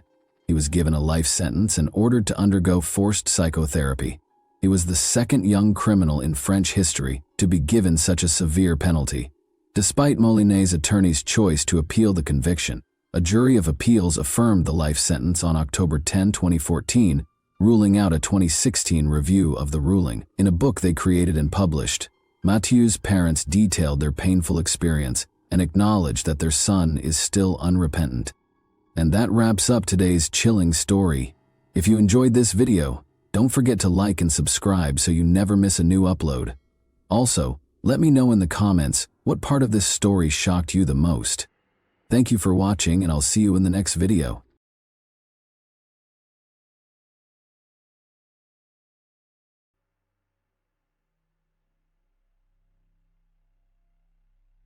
The only significant clue was a bite left by the attacker on the victim's body. It took the police over 20 years to discover the horrifying truth, but such a turn of events sparked outrage and criticism because no one expected such a result. Sherry Rasmussen was born on February 7, 1957 in the state of Washington. She grew up in a big, friendly family with 2 sisters and loving parents. They later moved to Tucson, Arizona, where Sherry attended the local school. Sherry was an excellent student who completed elementary school a year ahead of her peers. During her summer vacation, she completed the entire 7th grade program by herself. After graduating from high school in 1973, she enrolled at a California college where her older sister was already a first-year student. Sherry decided to pursue a medical education and become a nurse, which required her to complete additional courses at another institution. After graduating from college in 1975, Sherry decided to pursue a master's degree at the University of California, Los Angeles, where she also worked as a nurse to fund her education. She received her master's degree at the age of 23. Her father purchased an apartment in the Los Angeles suburbs for her, but Sherry refused to live on her parents' income, so she wrote her father a check every month for the full amount of the mortgage payments. She also got a job at a local hospital, where she led the nursing department that cared for seriously ill patients. In May 1984, Sherry met John Ruthin, a computer engineer with a good education and intelligence. They started dating and married a year later. John moved in to share their apartment. They spent their honeymoon in Jamaica and returned home to celebrate Christmas with Sherry's family. Closer to 10 a.m. John tried to reach her by phone, but she didn't answer. Half an hour later, he tried again, but still no answer, so he called her workplace to check if she had gone to work, but Sherry hadn't shown up at the hospital. Either her sister also tried to reach her, but without success. John returned home from work at around 6 p.m. and immediately noticed something strange. The garage door was open, even though he had closed it in the morning, and Sherry's car was missing. Therefore, he first thought that she had gone somewhere. As he approached the garage, he saw a lot of broken glass and immediately discovered its source. There was a small balcony above the garage with a glass door which had been smashed. He entered the house through the garage and to his horror found Sherry there. She was lying on the floor, her body badly disfigured. John immediately called the police and detectives began to examine the crime scene. In all the rooms there was complete chaos. Broken vases, overturned furniture, and scattered items. A bloody handprint was found on the wall next to the alarm button. Apparently, the victim tried to reach it but failed. In addition to extensive bruises and wounds, experts discovered a human bite mark on Sherry's wrist. Aside from all of the foregoing, the marks on her hands indicated that the attacker had tied the victim before releasing her. The death was caused by 3 close-range gunshot wounds. Detectives discovered a blanket with bullet holes in the apartment and concluded that the attacker had wrapped the gun in it to muffle the sound of the shots. Detectives immediately concluded that the attacker and Sherry had engaged in a prolonged struggle. This was demonstrated by the number of scattered and broken items throughout the apartment, as well as a bloody near the alarm button. The lead investigator quickly stated that they were dealing with a failed robbery. In his opinion, at least 2 criminals broke into Sherry's apartment, but they didn't expect her to be there. A struggle ensued between them, and Sherry fought for her life until the end. Several facts supported the robbery version, the first of which was the disappearance of Sherry's car from the garage. Second, someone had placed the stereo equipment and player near the staircase leading to the second floor. According to police, the robbers intended to take them and leave, but after the scuffle and murder, they fled the scene. However, there were some questionable scenes in this version. First, the police found no evidence of forced entry, implying that either Sherry let the criminals in herself or they had a key. Second, the perpetrators did not touch all of the valuable items, including the jewelry box that was in plain sight. Detectives interviewed all of Sherry's neighbors but found no new leads. Residents reported hearing a struggle but no gunshots, and no one entered the woman's apartment. Experts collected blood samples and fingerprints, but DNA analysis was not possible in 1985. The lead investigators soaked a piece of cotton in the trace of the bite on Sherry's body, hoping that the attacker's saliva could be left behind as a clue to catch the killer. Furthermore, he informed the police about the disappearance of the document. Detectives were unable to find an explanation for this unusual occurrence. After a week and a half, they discovered Sherry's car in a parking lot 4 kilometers from her apartment. It was unlocked, with the keys in the ignition. Forensic experts attempted to locate fingerprints, but were unsuccessful. Either the criminals only touched it while wearing gloves, or they removed all fingerprints. A robbery occurred 2 months after the murder, which took place just a few hundred meters from Sherry's home. Detectives immediately discovered numerous parallels. 2 criminals broke into a stranger's apartment through the garage, threatened the owner with a gun, and took stereo equipment. The lead investigator suspected that these 2 were responsible for the woman's murder, so the police searched for them through witness accounts. They made approximate composite sketches of the suspects and discovered that both men were Latino, but they were never found. However, investigators showed little interest in finding out the truth, which irritated Sherry's parents. Her father visited the police station on a regular basis, inquired about the investigation's status, and requested that the detectives consider various versions. He even asked them to look closer at John's ex-girlfriend Stephanie Lazarus, who was also a police officer. Sharia repeatedly told her father that she was obsessed with John, but the investigators laughed it off and told him to watch fewer detective shows. Stephanie couldn't accept John's departure after learning he was going to marry another woman. Stephanie came to Sherry's workplace and told her that their marriage was doomed and that she and John would get back together sooner or later. In addition, she claimed that John had already slept with her after getting engaged to Sherry. Of course, Sherry was very upset after this visit. When she returned home, she told John what had happened, and he admitted that he had slept with Stephanie. After learning of his engagement, the young woman begged him to come over, spoke of her love, and urged him to return to her. But he refused, saying he loved Sherry and planned to marry her. Stephanie then offered to sleep with him one last time, and John accepted. He apologized to Sherry and admitted it was a huge mistake on his part. The woman eventually forgave him and the incident with Stephanie faded away. However, Stephanie continued to visit their home without warning under various pretexts. One time, she came with a set of skis and announced that John promised to wax them for her the next time she entered their apartment when the man was not present. Sherry was surprised to see Stephanie in her living room when asked what she was doing. Apparently, the woman used her police badge and the security letter to enter Stephanie's apartment otherwise. A duplicate key was required otherwise. She could not have entered without breaking the log. Sherry also noticed that someone was following her while she and John were sitting in a restaurant, and the woman saw someone staring at them intently. When she looked at this person, he immediately left. Sherry couldn't see his face because it was covered with a hood. Unknown calls also frequently arrived on their home phone, and Sherry suspected it could be Stephanie. The victim's father told detectives about all of these incidents, but they ignored his words because they were certain that the murder was committed by the two Mexicans who robbed an apartment near Sherry's house. 3 months after the murder, some documents from Sherry's case disappeared from the police station, including detectives' records of the investigation progress. The police were unable to locate the journals, but there were no significant leads. The case has remained unsolved for years. 7 years later, the lead investigator on the case retired, and the victim's father decided to meet with his replacement, hoping that he would take his job more seriously. Furthermore, it was 1993, and police were already actively using DNA analysis technology to solve crimes. Sherry's father requested a DNA analysis and offered to pay for it, but the detective declined due to the lack of a single suspect to compare the obtained profile to. Meanwhile, John started a new family and reunited with Stephanie. They planned to go to Hawaii together, but something unusual happened before that. The man called the detective and asked if they had any new evidence.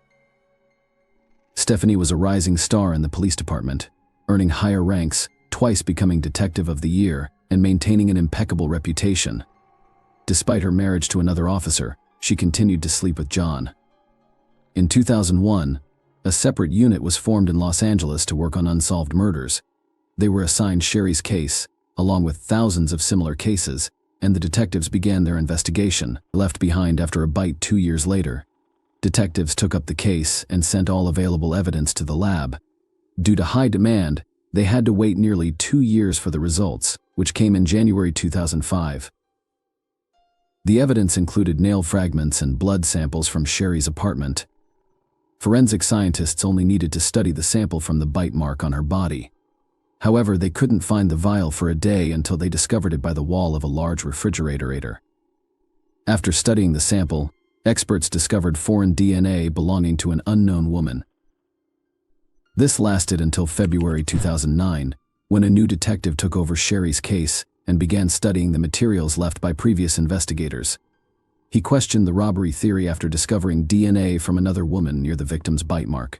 Detectives reasoned that the motives for this crime could be very different, so they compiled a list of all the women who could be linked to Sherry's murder. As a result, they were able to collect 5 names, including Stephanie, the victim's work colleague, and 3 other young women. The detectives initially questioned Stephanie's involvement, citing her reputation and successful police career. For this reason, he decided to investigate the other suspects first. Together with other investigators, they quickly concluded that 3 women on this list had no connection to Sherry's death, they lacked motives, and had alibi. Following that, they began investigating the nurse who worked with Sherry. The file stated that their relationship was tense, and the police obtained a sample of her DNA from the trash she threw away. Experts extracted the profile and discovered that it did not match the saliva found at the bite mark location, leaving the detectives with only one suspect. Stephanie and several colleagues agreed to keep this information secret until they could obtain solid evidence or disprove this theory. None of them wanted to accuse a police officer with an impeccable reputation of murder, and Stephanie could easily ruin their careers using her connections.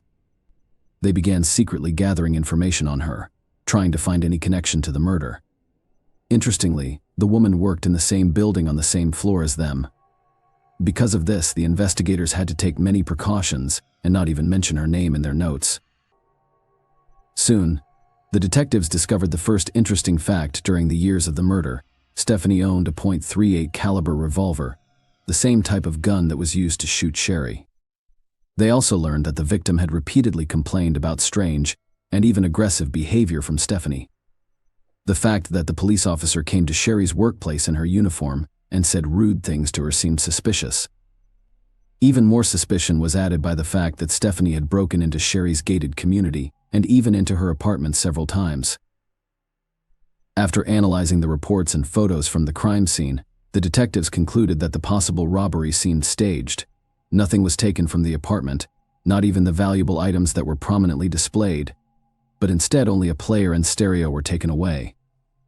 Moreover, the shooter had to be well versed in how the gun worked in extreme conditions. They were able to wrap the gun barrel with a blanket in such a way that the neighbors did not hear a single shot.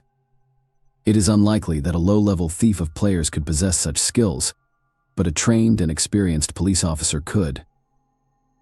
Another fact indicating Stephanie's involvement was a stolen marriage registration certificate found in her apartment. Why would some random burglars look for this document and take it with them, leaving a whole box of jewelry behind? But for Stephanie, it could have had significant symbolic value. Perhaps killing Sherry was not enough for her, or she had planned to break into her apartment only for this document, but the woman caught her in the act. In the end, the detectives learned that 2 weeks after the murder, Stephanie came to the police station and filed a report of theft. According to this information, someone had broken into her car, which was left near the pier, and stolen several items, including a sports bag, clothes, videotapes, and a .38 caliber revolver. Given all the facts presented, the moment with the gun seemed very suspicious. Detectives suspected that she intentionally got rid of the weapon, disguising it as a theft. Furthermore, she filed a report at a different police station where nobody knew her, which seemed very strange since her colleagues would have taken the case with the utmost responsibility. As a result, the detectives decided to obtain a DNA sample from Stephanie. Several officers undercover followed her for a week until they finally had the opportunity to get it.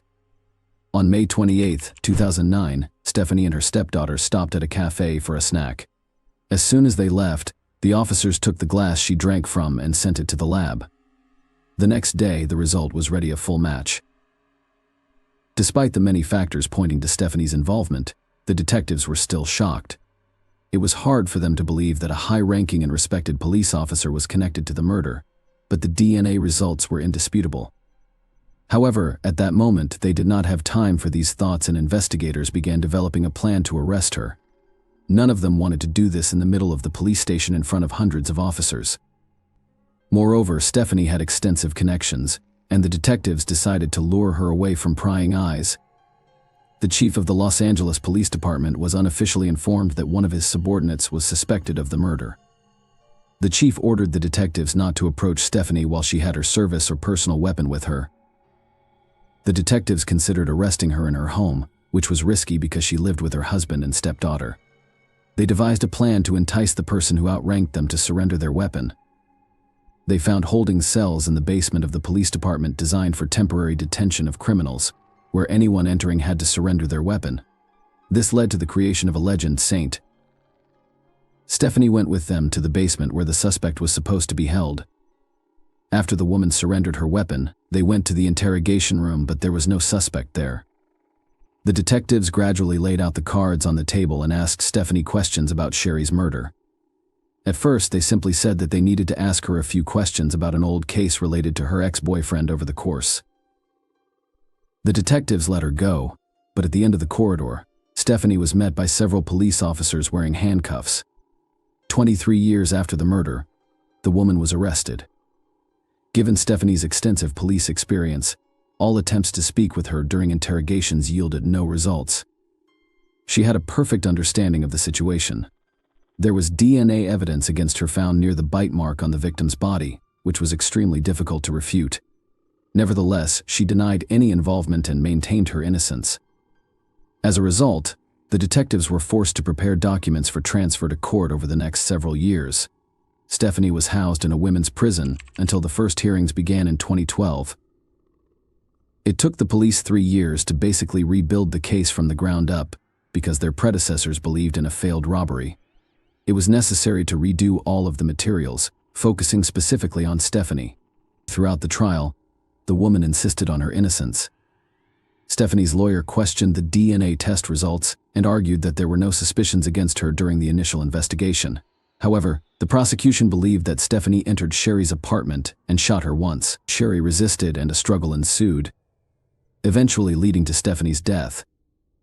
The trial concluded on March 8, 2012, with Stephanie being found guilty of murder by the jury. She received a sentence of 27 years to life in prison, plus an additional 2 years for using a service weapon.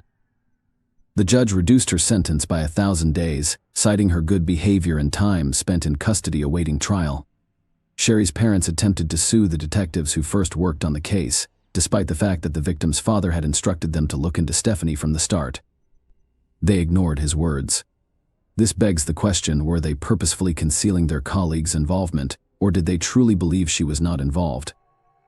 In the first case, it would have been a serious crime, whereas in the second case, it would have been simple negligence and disregard for significant facts. The statute of limitations expired in this case, so the court did not prosecute the police officers. Stephanie filed an appeal after the trial, but it was quickly rejected. She still denies her guilt and can only petition for early release in 2039. Sherry's ex-husband John lost interest in investigating her murder and began a new life. Please share your thoughts on this story in the comments section, and thank you for watching.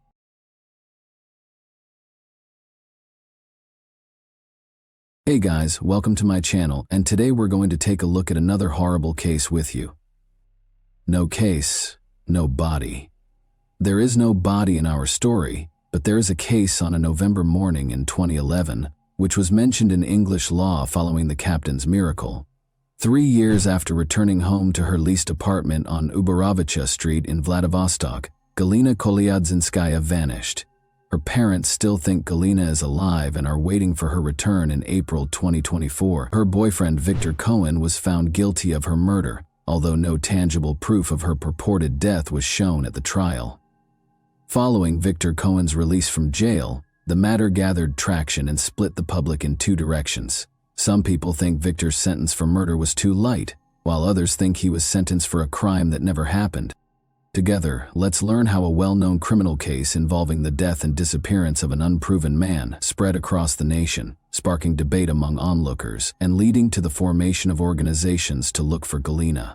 Viktor Polov was born in Vladivostok on July 9, 1988. He adopted Cohen as his last name. When the youngster was very little, his parents split in 2012, leaving his mother and grandma to raise him entirely on their own. He graduated from Far Eastern State University's high school gymnasium in 2005. He enrolled in the PR department at the same university's Institute of Mass Communications, but left after 6 months in 2007. Ilona, who had COVID, presented her sister Galina, who was 3.5 years older than Victor, to her classmate. Galina Kolyadzinskaya was born in Rostov-on April 22, 1985. Her parents relocated to Vladivostok when she was 13 years old. The girl stood out, had a theatricalized way of dress, and was characterized by her brightness. She was slim, intelligent, and highly creative. After completing her education, she attended an art school before enrolling in the Far Eastern Federal University's Faculty of Design. She captured Victor's heart, and he fell deeply in love for the first time. They left their hometown of Vladivostok for Moscow, and Victor abandoned school because they both wanted to enroll at the Theater Institute. Vitya did not fail the entrance examinations, but Galina did. However, he made the decision to go back home in support of his beloved girl, and the two of them moved back to Vladivostok and began living together. Victor found out of his grandfather's passing and the inheritance he had inherited upon his return. The couple decided to use the remaining funds to invest in a successful business after renting an apartment in the heart of the city and purchasing a car each. The young couple was depressed as a result of their unsuccessful attempts to set up a shop for the fabrication of automobile tires, start a chain of donut shops, and even resell church kila. As time went on, the young people's relationship started to fall apart due to conflicts. The furious argument between the couple did not end there. Galina's pals once saw Victor grab his fiancée by the neck during a fight between them, but sometimes Galina did the same. She might break the furniture in their leased apartment or strike her partner. Galina eventually began attending nightclubs more frequently, and Victor developed an interest in other women as a way to escape the issues in his present life. After another trip to the club, Galina was on her way home early on the morning of November 14, 2011. Galina was incensed that Victor was not home, so at 6:43 IEM, she called him and insisted that he come right away. Victor arrived at their leased apartment 15 minutes later. The young folks decided to eventually part ways after a fight broke out between them. Alina sought 300,000 rubles from Victor in exchange for the previously gifted car, after which she would go and stop bothering him. She left the flat, as it turned out, forever after Victor gave her the money. Galina's parents became concerned and began phoning her the following day, but she had turned off her phone. Victor also did not return their calls. He didn't call the girl's mother to inform her of the argument until the second day following Galina's departure. After extorting a substantial amount of money from him, she packed up her belongings and departed. "I'll never be seen by you again. Don't try to find me. Inform my mother that I'm doing well." Victor also told Galina's mother that he repeated what Galina had said in her final words. Galina's parents and friends were not shocked by her abrupt absence, because she was known for her flighty behavior and might go absent for days. He called her after she left, but the girl did not return his calls either, because the phone was initially only switched off. However, 3 days later, the police started looking for Galina Kolyadzinskaya when her father informed them of his daughter's abduction. The matter was enthusiastically taken up by specialists, and Victor was initially called to the station for a discussion. Since he saw Galina last, he was able to address a number of questions throughout the interrogation. Victor said that he had another woman and frequently argued with his girlfriend, whom he had become distant from. Victor claimed that he was tired of his scandalous lover, who could throw her hand at him or slather his car with yogurt when she was envious. Galina once declared while intoxicated that if her opponent kept dating her, she would rip his hair out. "Galina wasn't killed by me. We did argue with her. After packing her belongings and taking all of our money, 300,000 rubles, she departed. Her whereabouts are unknown to me," Victor demanded. The investigating team also looked at both of the young people's automobiles and the apartment where they shared housing, but they were unable to find any evidence of Galina's murder or blood traces. During the questioning, Victor was even put through a lie detector test. Although the young man's evidence was muddled, it was not shown that he was responsible for Galina's disappearance. After questioning Galina's neighbors and acquaintances, the police declined to file a criminal complaint because they could not find any evidence of corpus delicti. But Galina had never been anywhere but Vladivostok. Her passport was not from another country. Victor moved in with his new girlfriend, Tatiana, and began a new life after gathering Galina's possessions and giving them to her parents. Young people's affections were so intense that they made the decision to get married in 2012. Victor finally shed his father's last name, which had burdened him since he was a young boy. His future wife, who heard the lovely last name in one of the films, suggested the Cohen option, which he found appealing. The vanished Galina Kolyadzinskaya was forgotten. For a number of years, a young married couple has been married for 3 years. Cohen flew with great joy. They had a calm and collected life, visited the mountains, and traveled frequently. However, once Galina vanished for 3 years and the case was reclassified as a murder investigation, everything changed. At first, Alina Kolyadzinskaya, Galina's mother, was not overly concerned. She was aware that her creative and erratic daughter could go far based solely on her mood. The fact that no one demanded in June 2014, based on the materials of the inspection of the fact of Galina Kolyadzinskaya's unknown disappearance, that a criminal case under the article of murder be started, may help to explain why the case did not become a criminal case for nearly 3 years. Employees of the Crime Investigation Department started to piece together different explanations for Galina's disappearance after she was placed on the wanted list as missing. These included murder and traveling overseas to work as a model. The police became aware of Kolyadzinskaya's ex-boyfriend as they were figuring out the latter version. As it happened, Cohen and Galina were frequently at odds. His relationship with another lady caused him to feel jealous of the girl. Additionally, it was said that when Galina was younger, she was organizing a trip to Korea. She had previously worked as a model in China and planned to stay in this line of employment. Since he was the last person to see Galina alive, ex-boyfriend Victor Cohen was named as the primary suspect. There was further reason to suspect Victor of being engaged in the crime because of the testimony he and the witnesses had previously provided at different points during the case regarding the circumstances surrounding Galina's disappearance. After being called in for interrogation on July 23, 2014, Victor was arrested and brought to the investigation unit. He admitted there that he had strangled Galina following another argument on the morning of November 14, 2011, then dismembered the body in the restroom, placed the remains in 3 plastic buckets, and transported them to a wooded area close to the Verones factory. There, he built a fire with tires, burned the body, and scattered the ashes in various locations.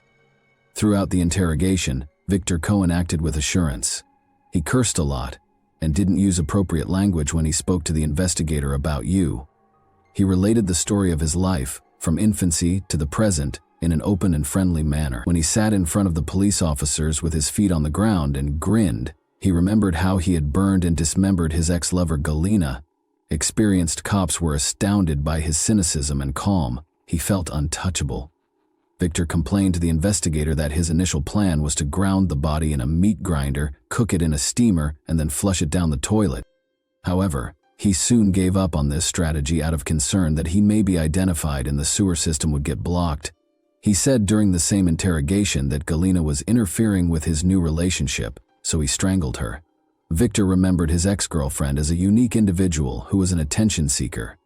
Her fierce temper might produce a huge scandal at home, and she frequently vanished in nightclubs. Galina frequently stated in chats that she would want a lovely life as an escort model, but she also refused to accept the claims that such job is impossible without the supply of intimate services. Up to a certain point, Victor tolerated all of his friend's strange behavior and kept thinking of her as a nice and fascinating individual. I was annoyed during Victor Cohen's grilling. I stood close to the coffee maker. As I stood there, I drank some coffee. I felt something change. There was only this one individual. I went home, went to where she was sleeping, apologized and began strangling her. She opened her eyes and began to struggle. After choking her for a while, I sobbed and left the house. Fear wasn't the reason, it was loss and frustration. Even though I was aware of what I had done, I remained composed since I am a reasonable person. In November 2011, following the interrogation, the agents brought Victor to his residence with Galina Kolyatsinskaya. That night, Victor showed how he strangled Galina on a folding sofa for an investigation experiment in the flat. He claims that because she was intoxicated and slept off when he was certain she was dead, she did not protest. He hurried out of the apartment and headed to his car, where he devised a heartless scheme to dispose of the body. In India, the bodies of the deceased are burned, and vehicle tires are frequently used in this process to achieve the proper burning temperature. Victor learned about this elaborate method of disposing of the body from a documentary on the country. Victor informed the agents that killing and disposing of the body was considerably simpler than he had anticipated. Victor was brought to the empty lot where he reportedly dumped Galina's body late at night. Cohen had to identify the precise spot on the girl's body where he had set fire to it, in complete darkness. Human rights advocates claim that he was brought to an area devoid of CCTV cameras and traffic, making it impossible to establish his innocence.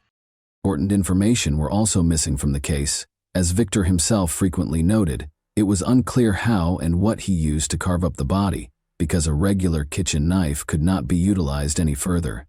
It was unclear how he was able to place Galina's remains in 3 buckets, how he transported them out of the door where everyone could see them, and why no one noticed. The Bygalovs, who rented the apartment to Galina and Victor, were then questioned by the inquiry. When they found out that the cops were in the apartment, they acknowledged that they couldn't get in touch with Victor. They discovered the apartment was empty when they got there to inspect their accommodations. The ceiling was free of occupants and their possessions. They discovered black streaks on the wallpaper, which were probably caused by storing automobile tires, and brown splatters that the couple believed were from coffee or tea. However, Victor Cohen, the captive, was unaware that a video camera was recording his interrogations. He later withdrew his testimony after realizing he had said too much on camera. He claimed that during his interrogation at the Karbasheva Street Operative Investigation Unit, they used illegal interrogation techniques to coerce confessions from him, and that Victor was threatened with harm if his wife Tatiana visited the same station. He went on to say that the operative cops had made up the tale he told during the hour-long interrogation, and that his phone billing from that evening was used to pinpoint the location where the bodies were burned. However, does the CCTV footage from the investigation unit actually show torture? At 6 o'clock in the evening, Tatiana Cohen drove up to the building. She was not permitted inside, so she remained outside. Around 6:30 p.m., Tatiana also entered the facility and 20 minutes later, Victor was taken in for interrogation. At 6:38 p.m., the questioning began to be recorded. After 8 minutes of torture, he quickly produced a confession and conjured up a vivid, gory tale in great detail. Following the initial court hearing on August 11, 2015, Victor Cohen was found guilty of Galina Kolyatsinskaya's murder. According to the court's August 11, 2015 verdict, he was given a sentence of 9 years and 10 months in prison, which he was to serve in a strict regime penal colony. Tatiana, Victor Cohen's wife, became his most devoted defense attorney after he was accused of murder because she believed he was innocent. Every inhabitant of Vladivostok kept up with the news and even attended Victor Cohen rallies. People separated into accusers and defense. Even after hearing the heartbreaking news that her husband would have to serve nearly 10 years in prison, Victor's wife remained steadfast in her defense and refused to back down. During the court session, the revealing footage that was retained in the criminal case was revealed. Victor claimed that interrogators used torture and threats to get confessions out of him during court procedures, which led to the case becoming well known. Victor was discharged from the hospital with a diagnosis of ear barotrauma and concussion. His lover had been burned, dismembered, and strangled in cold blood by a young, attractive man with large brown eyes. Nobody was able to accept it. A man with charisma could pursue a career in acting. In fact, he was admitted to the Theater Institute of Moscow. Victor refused to study, as we already know, and he was characterized favorably by friends, classmates, and even casual acquaintances. Attorneys based their case on the fact that no human DNA was detected at the location where he burnt the body, or in the flat where the crime was allegedly committed, according to the inquiry. Witnesses even claimed to have seen Galina in the city after she vanished. The public was stoked by Alina Kolyatsinskaya, Galina's mother, who genuinely thought her daughter was still alive. She stated in every interview that Victor was innocent and that Galina would return shortly to explain her disappearance and where she had gone for so long. Victor Cohen argued that the circumstances surrounding the murder that were submitted to the investigators were wholly made up after the guilty verdict. Ultimately, no biological evidence was discovered at the purported location where the victim's remains were burned. Additionally, the forensic analysis of Cohen's residence and vehicle produced unconvincing findings. Additionally, the defendant supported Galina's parents, who believed their daughter was still alive. Ivan Mikalev, the defendant's attorney at the time, claimed that there was no objective evidence in the investigation. Nothing was found when the earth at the clearing where his client is said to have burned the body was examined. There were no biological traces found during the examination. Some of the case materials were later discovered to be missing as well. The lie detector data, camera footage, and inspection reports of the apartment and automobile that were acquired back in 2011 led Cohen's defense team and family to assume that the case had been reclassified to absolve him of guilt for the unsolved homicide. It was never discovered that Galina disagreed with the court's decision. Victor filed an appeal and started arguing that he was not a party to the incriminating crime and that the police had coerced him into making the confession. Tatiana Cohen started a massive campaign to defend her husband. She actively maintained social networks, participated in protests, and made appearances on a variety of talk shows and programs. In exchange for posting false information, she actively raised money for a lawyer.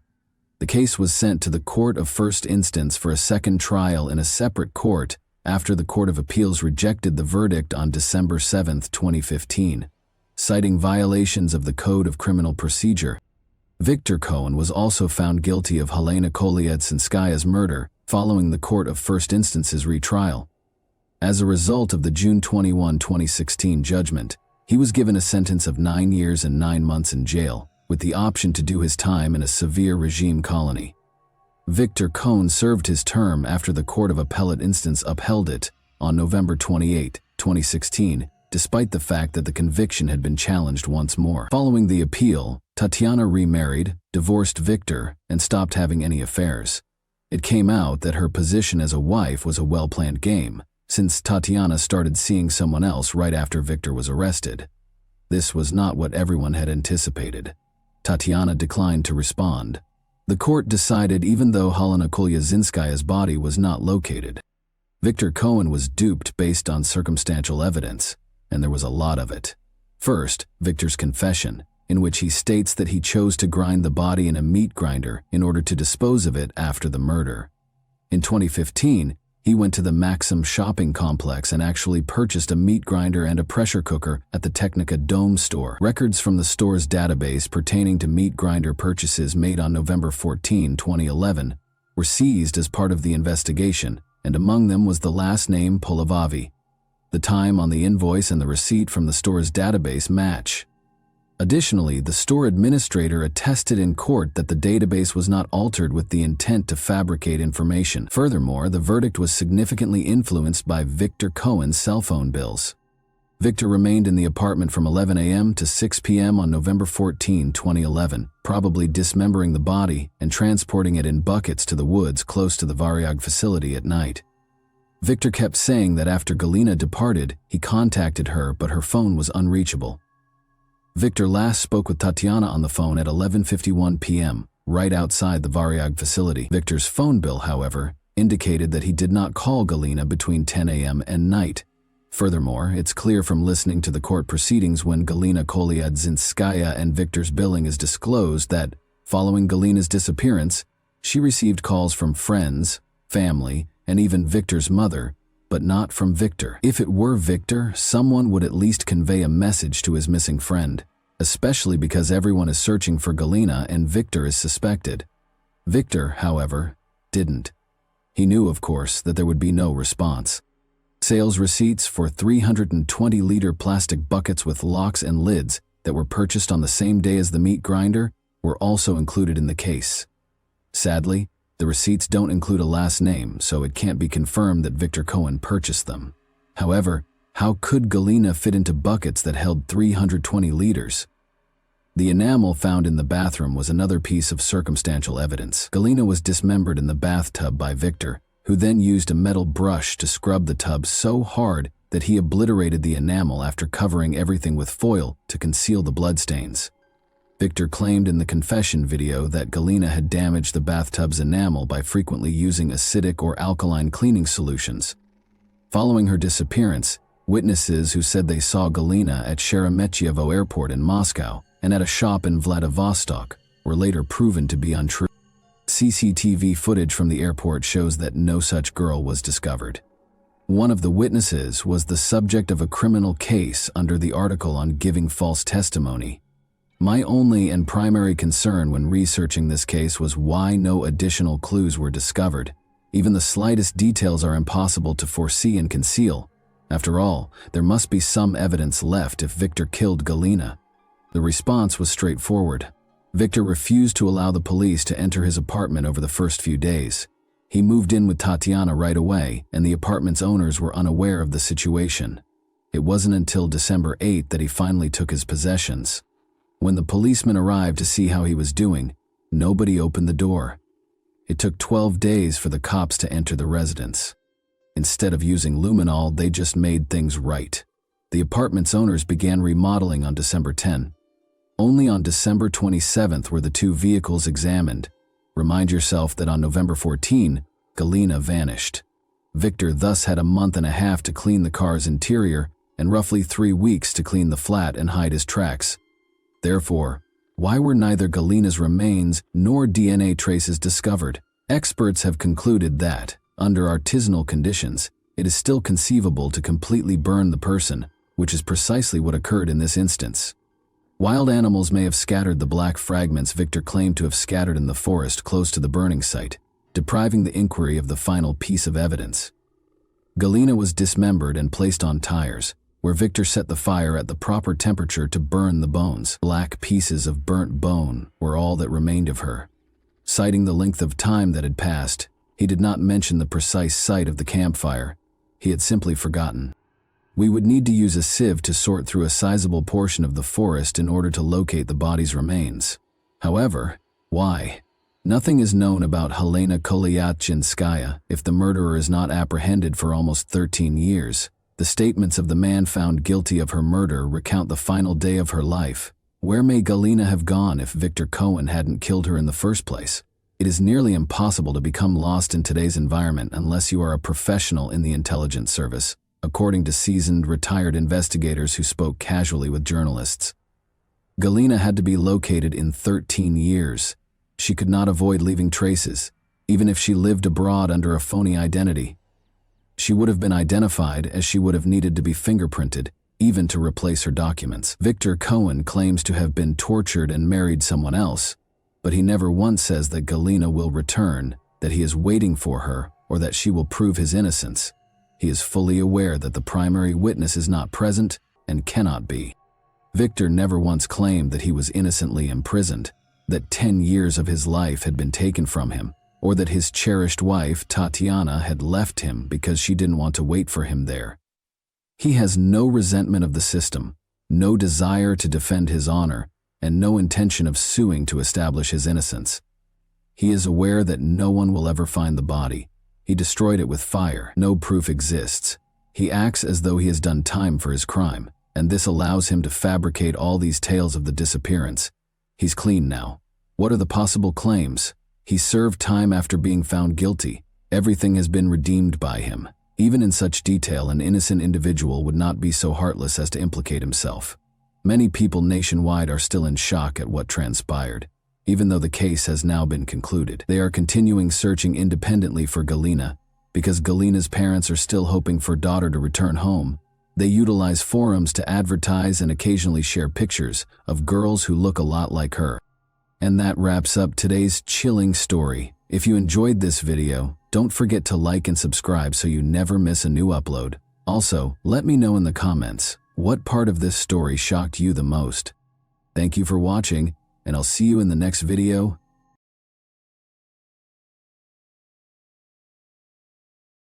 Hey guys, welcome to my channel, and today we're going to take a look at another horrible case with you. David Edward Moust, in contrast to other serial killers, was viewed as an outlier, a lunatic, who didn't match the conventional description of a ruthless, malevolent, uncontrollable killer. Rather, he was someone who truly regretted his actions and wanted to be imprisoned for the rest of his life in order to protect others. He screamed for assistance, but nobody responded.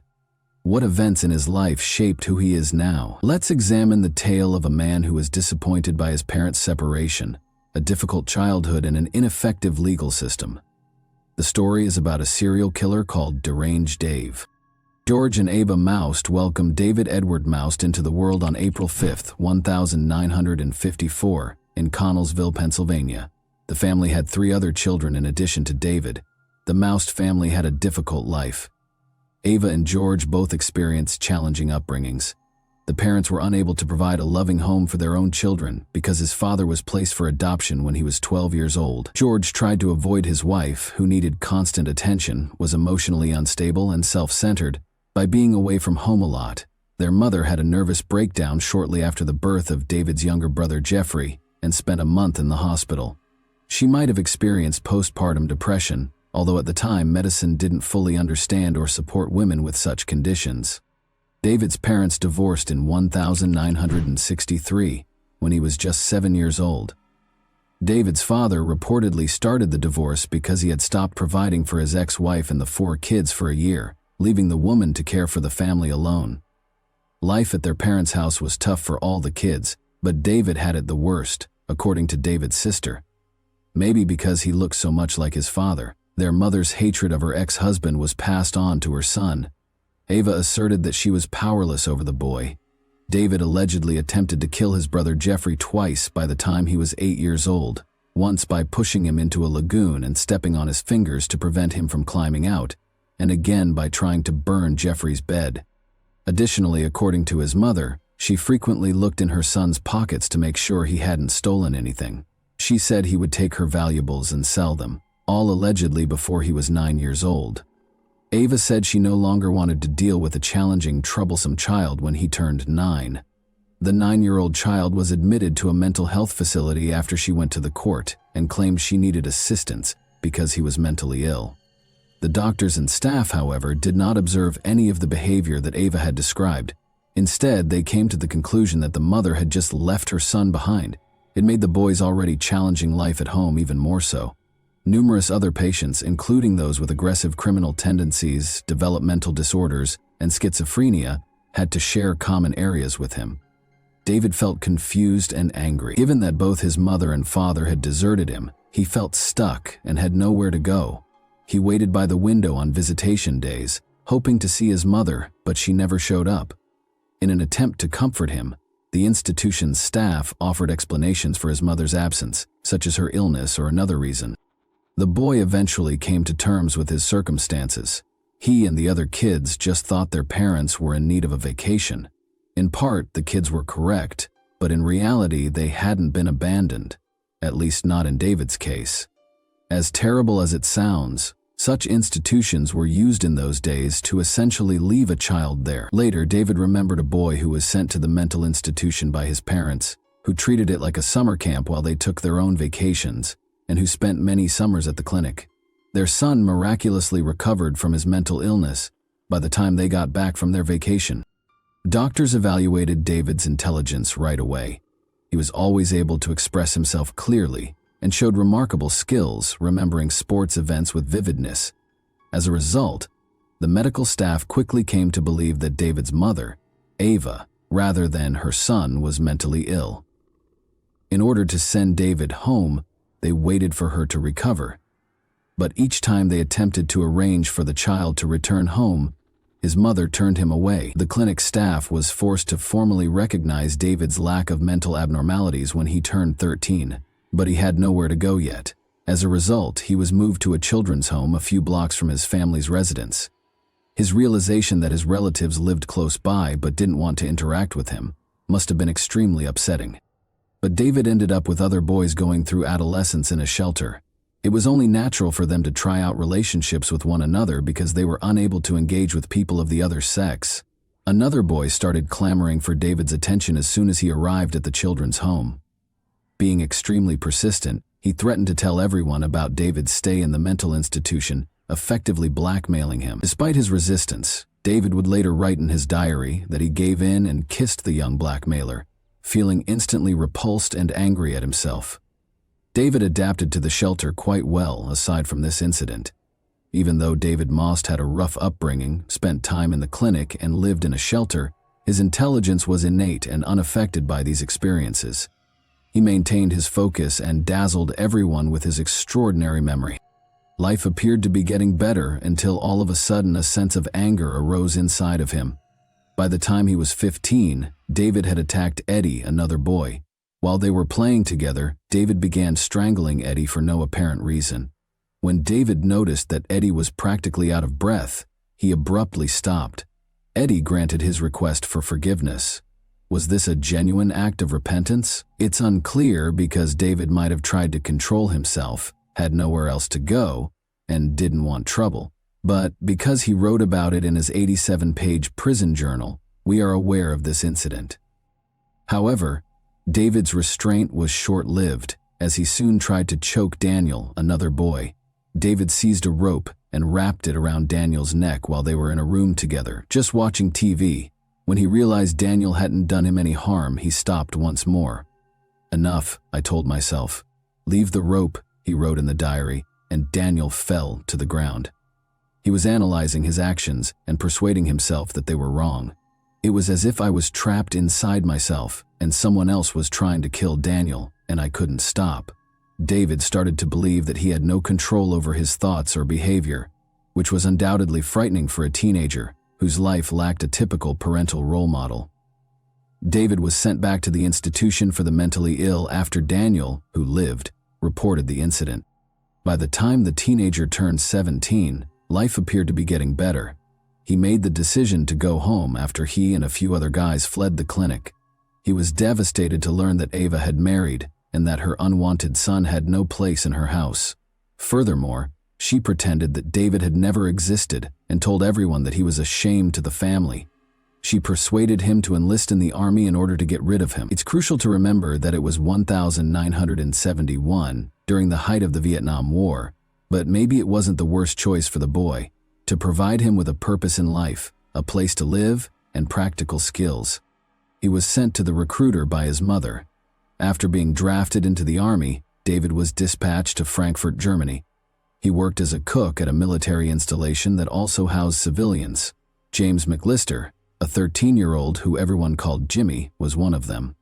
On the base, his parents were engineers. It was at the Army bowling alley that David and Jimmy first met. David also found another talent. He was a great bowler who competed and made a respectable living doing it. After becoming friends, David and Jimmy spent time together until one night when David woke up in his bed with Jimmy, naked. He became furious. He recommended that Jimmy take a moped ride. The boy obviously viewed him as an older brother, trusted him wholeheartedly, and complied without hesitation. If only he understood David's thoughts. David tied Jimmy to a tree and beat him with a plank he found there after they drove a long way from the base to a location where a World War II bomb crater still existed. Jimmy's killer just untied the body and left it there when Jimmy stopped breathing. David went back to the base and acted as though nothing had occurred. They looked for the boy, of course, but he was only located a month later. Despite being in custody, David managed to persuade the judge that it was a tragic mishap. The boys allegedly damaged the moped, and Jimmy crashed out of it. David hid Jimmy's body because he was afraid and unsure of what to do. He was taken seriously. David was given a 3-year prison sentence because there was no proof of murder. It's interesting to note that David behaved flawlessly while incarcerated, received a diploma, wrote to his family once a week, and learned practical new skills. He was eligible to be considered for early release on parole because of his excellent behavior, but he turned down the offer. The young man was terrified of being free as he realized what he was capable of. He had ample opportunity to think about his actions while confined, and he came to the conclusion that he would undoubtedly murder someone else if he were freed. He was repulsed by such thoughts and feelings and hated himself for them. Because he had a conscience, his lawyer subsequently referred to him as one of the most remarkable serial killers. Even up until the point at which he committed another murder, he felt bad about killing people. Because of what he had done, he detested himself, but the desire to kill came back, and he gave in and killed once more. It's a really odd behavioral pattern. However, when he turned 23 in 1977, he was set free.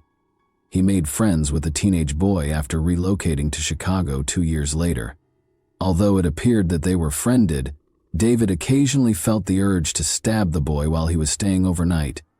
David gave in to this overwhelming desire after they had another drink, and the teenager dozed off on the couch. He nearly disemboweled him by stabbing him in the abdomen with a knife, but the teenager lived. David was found guilty of attempting to kill someone. He was found not guilty, despite lying on the witness stand. We don't know what he said to convince them. Maybe he was also a devilishly convincing person when needed. David had not been able to learn to control his desires by the time he was 27. He remembered the kiss at the orphanage when a boy came up to him, trying to figure out what was happening to him. He hypothesized that his bad behavior stemmed from this unpleasant, intimate experience. He therefore made the decision to track down and murder that boy, who was now a man. He thought he could stop his destructive impulses and desires by doing this. He therefore embarked on a quest to target this man with his anger. But he found out that the man was incarcerated when he got to the location where the boy had lived. Therefore, David wasn't the only person who got into trouble after leaving that orphanage. He was unable to control his urge to kill or vent his anger on his offender. Then he saw a 15-year-old boy named Donald Jones going by his car. He was utterly innocent and just happened to be in the wrong place at the wrong time. Under the pretense of a straightforward odd job, David persuaded the teenager to get into the car and drove him to a remote location with quarries. Like his last victim, he stabbed Donald multiple times in the abdomen. He later described in his diary how the boy repeatedly pleaded with him not to be killed, saying, "Don't kill me, I'm only 15 years old." Nevertheless, David was powerless to stop himself. Then, unable to leave the teenager alone, he led him to the section of the quarry that was flooded. The teen died. David left the town without waiting for the body to be found. He was aware that Galveston, Texas, was where his uncle resided. David was given a job in his construction company and was permitted to live with his uncle. Once more, David demonstrated that he was a great worker, but after he unintentionally damaged the company van, his uncle fired him. The situation worsened. He offered a 14-year-old boy alcohol and illegal drugs when he invited him to his hotel room, but instead he started beating him. He stopped abruptly, as though the regular David took over and realized he had committed this terrible deed. Embarrassed, he dropped the weapon and started crying. David was given a 5-year sentence and the boy lived. He once more believed that he would carry on killing if he were released from prison. He was extradited to Chicago in 1982 in connection with the murder of Donald Jones, after investigators began linking him to the Donald case. They kept him in a mental health facility for a long time because they didn't think he was competent to stand trial. But in 1994, after waiting for a trial for 10 years, David acknowledged his guilt. He received a 35-year sentence. He was the most dangerous inmate the Illinois Department of Corrections would have, according to a report written by the Cook County prosecutor. He was even called a criminal on par with John Wayne Gacy by the sheriff. However, David Moust's sentence was lowered by 12 years because he had to wait 12 years for a trial and extradition. His remaining sentence was also reduced by 2 years due to his excellent behavior while incarcerated. In a 6-page letter to the Illinois Department of Corrections, David expressed his desire to remain incarcerated and acknowledged that he was unable to control himself. Illinois had a law at the time that permitted a convicted sexual assault offender to voluntarily serve out the rest of their life in prison. When given this choice, David wrote back, "Bring the papers, I'll sign everything," but no one approached him. His attorney claims that the letter was never even read, and he was freed from detention in 1999. Following a subsequent release, David relocated to Oak Park, Illinois. A year later, he attacked his friend Anthony by striking him on the back of the head with a metal pipe, despite his hope that a new place to live would allow him to start over. It would seem reasonable to assume that the police would deal with him more severely this time, but since Anthony was a former gang member who didn't want to involve the police and wouldn't testify against David, no charges were even filed against him. After his parole expired in 2002, David made the decision to relocate once more, this time to Hammond, Indiana. He discovered a local job that frequently involved and was frequented by teenagers. Employers were already able to investigate the backgrounds of potential hires by that point. David was just permitted to work with young boys in spite of his history of abusing teenagers. He soon fell back into his old routine, going to public pools and other places where teenagers congregated. By assigning the boys what appeared to be easy tasks, he gave them chances to make money. No teen would turn down the opportunity to make some cash by performing an apparently simple task, but these tasks turned out to be sinister. This went on until the disappearance of James Rainey, 16, and Michael Dennis, 13. That summer, David had made friends with these boys at the public pool and invited them to his house. The boys disappeared on September 10, 2003, the last time they were spotted. Given Michael and James's disobedient behavior, the police initially thought they might have simply fled. Therefore, the disappearance of Nick James, 19, on May 2, 2003, garnered more attention than the disappearance of these two boys. Nick James's family had been putting pressure on the police for months, and he wasn't rebellious. Investigators looked into his background after discovering that he shared a store with David Moust. They asked him to take a polygraph test because they had no proof, and he passed. He said he hadn't seen them in a while, which was pretty much accurate, but they didn't inquire as to whether he had murdered the boys. Investigators chose to search David's home even though he passed the polygraph exam. In 2003, the K-9-wielding officer, Emo, was on the hunt for bodies. In order to search David Moust's basement, the police invited the dog and its handler. The dog started barking at the basement's far wall when the officer gave Emo the order. The handler told investigators that although the dog had been trained to pretend to dig, this behavior was strange because the dog was acting against its training. However, there had to be a reason why the dog wouldn't leave that specific location, so it was necessary to break through the concrete and investigate what was behind it. They were asked to go back to the same house a week later. Nothing was discovered when officers dug a deep hole in the floor. They went around and drilled a longer hole, but they were unsuccessful, so they gave up. They requested that they bring the dog back. He went straight to the hole this time and lay down. Since the officer was unable to record this, he asked the handler to give the dog another command. The dog then went to another hole and lay down again. After bringing in a concrete specialist, police discovered that David had used a staggering 80 bags of concrete. This was obviously done to conceal something, most likely bodies. 3 bodies were discovered when the police finally removed the concrete. Along with Nick, David had buried James and Michael beneath the basement after suffocating them in his apartment. David's brother and mother, who hadn't spoken to him in a long time, suddenly showed up. In numerous interviews, Jeffrey questioned whether the events could have been avoided had the police taken notice of David sooner.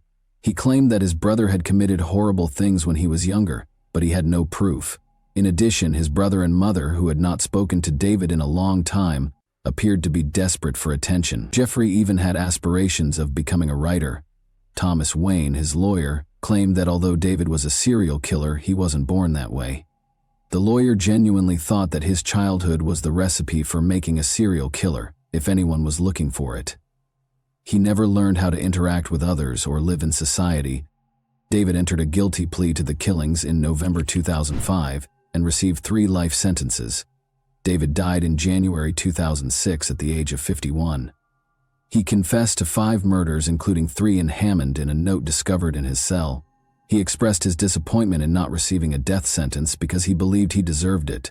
He felt that he would not have committed as many crimes if he had been kept out of the public eye. He also didn't want his existence to be funded by taxpayers. He accepted responsibility for his actions and begged the families of the victims for forgiveness. He only blamed himself, not his parents or upbringing. David wrote that although he loved his family, they never loved him back.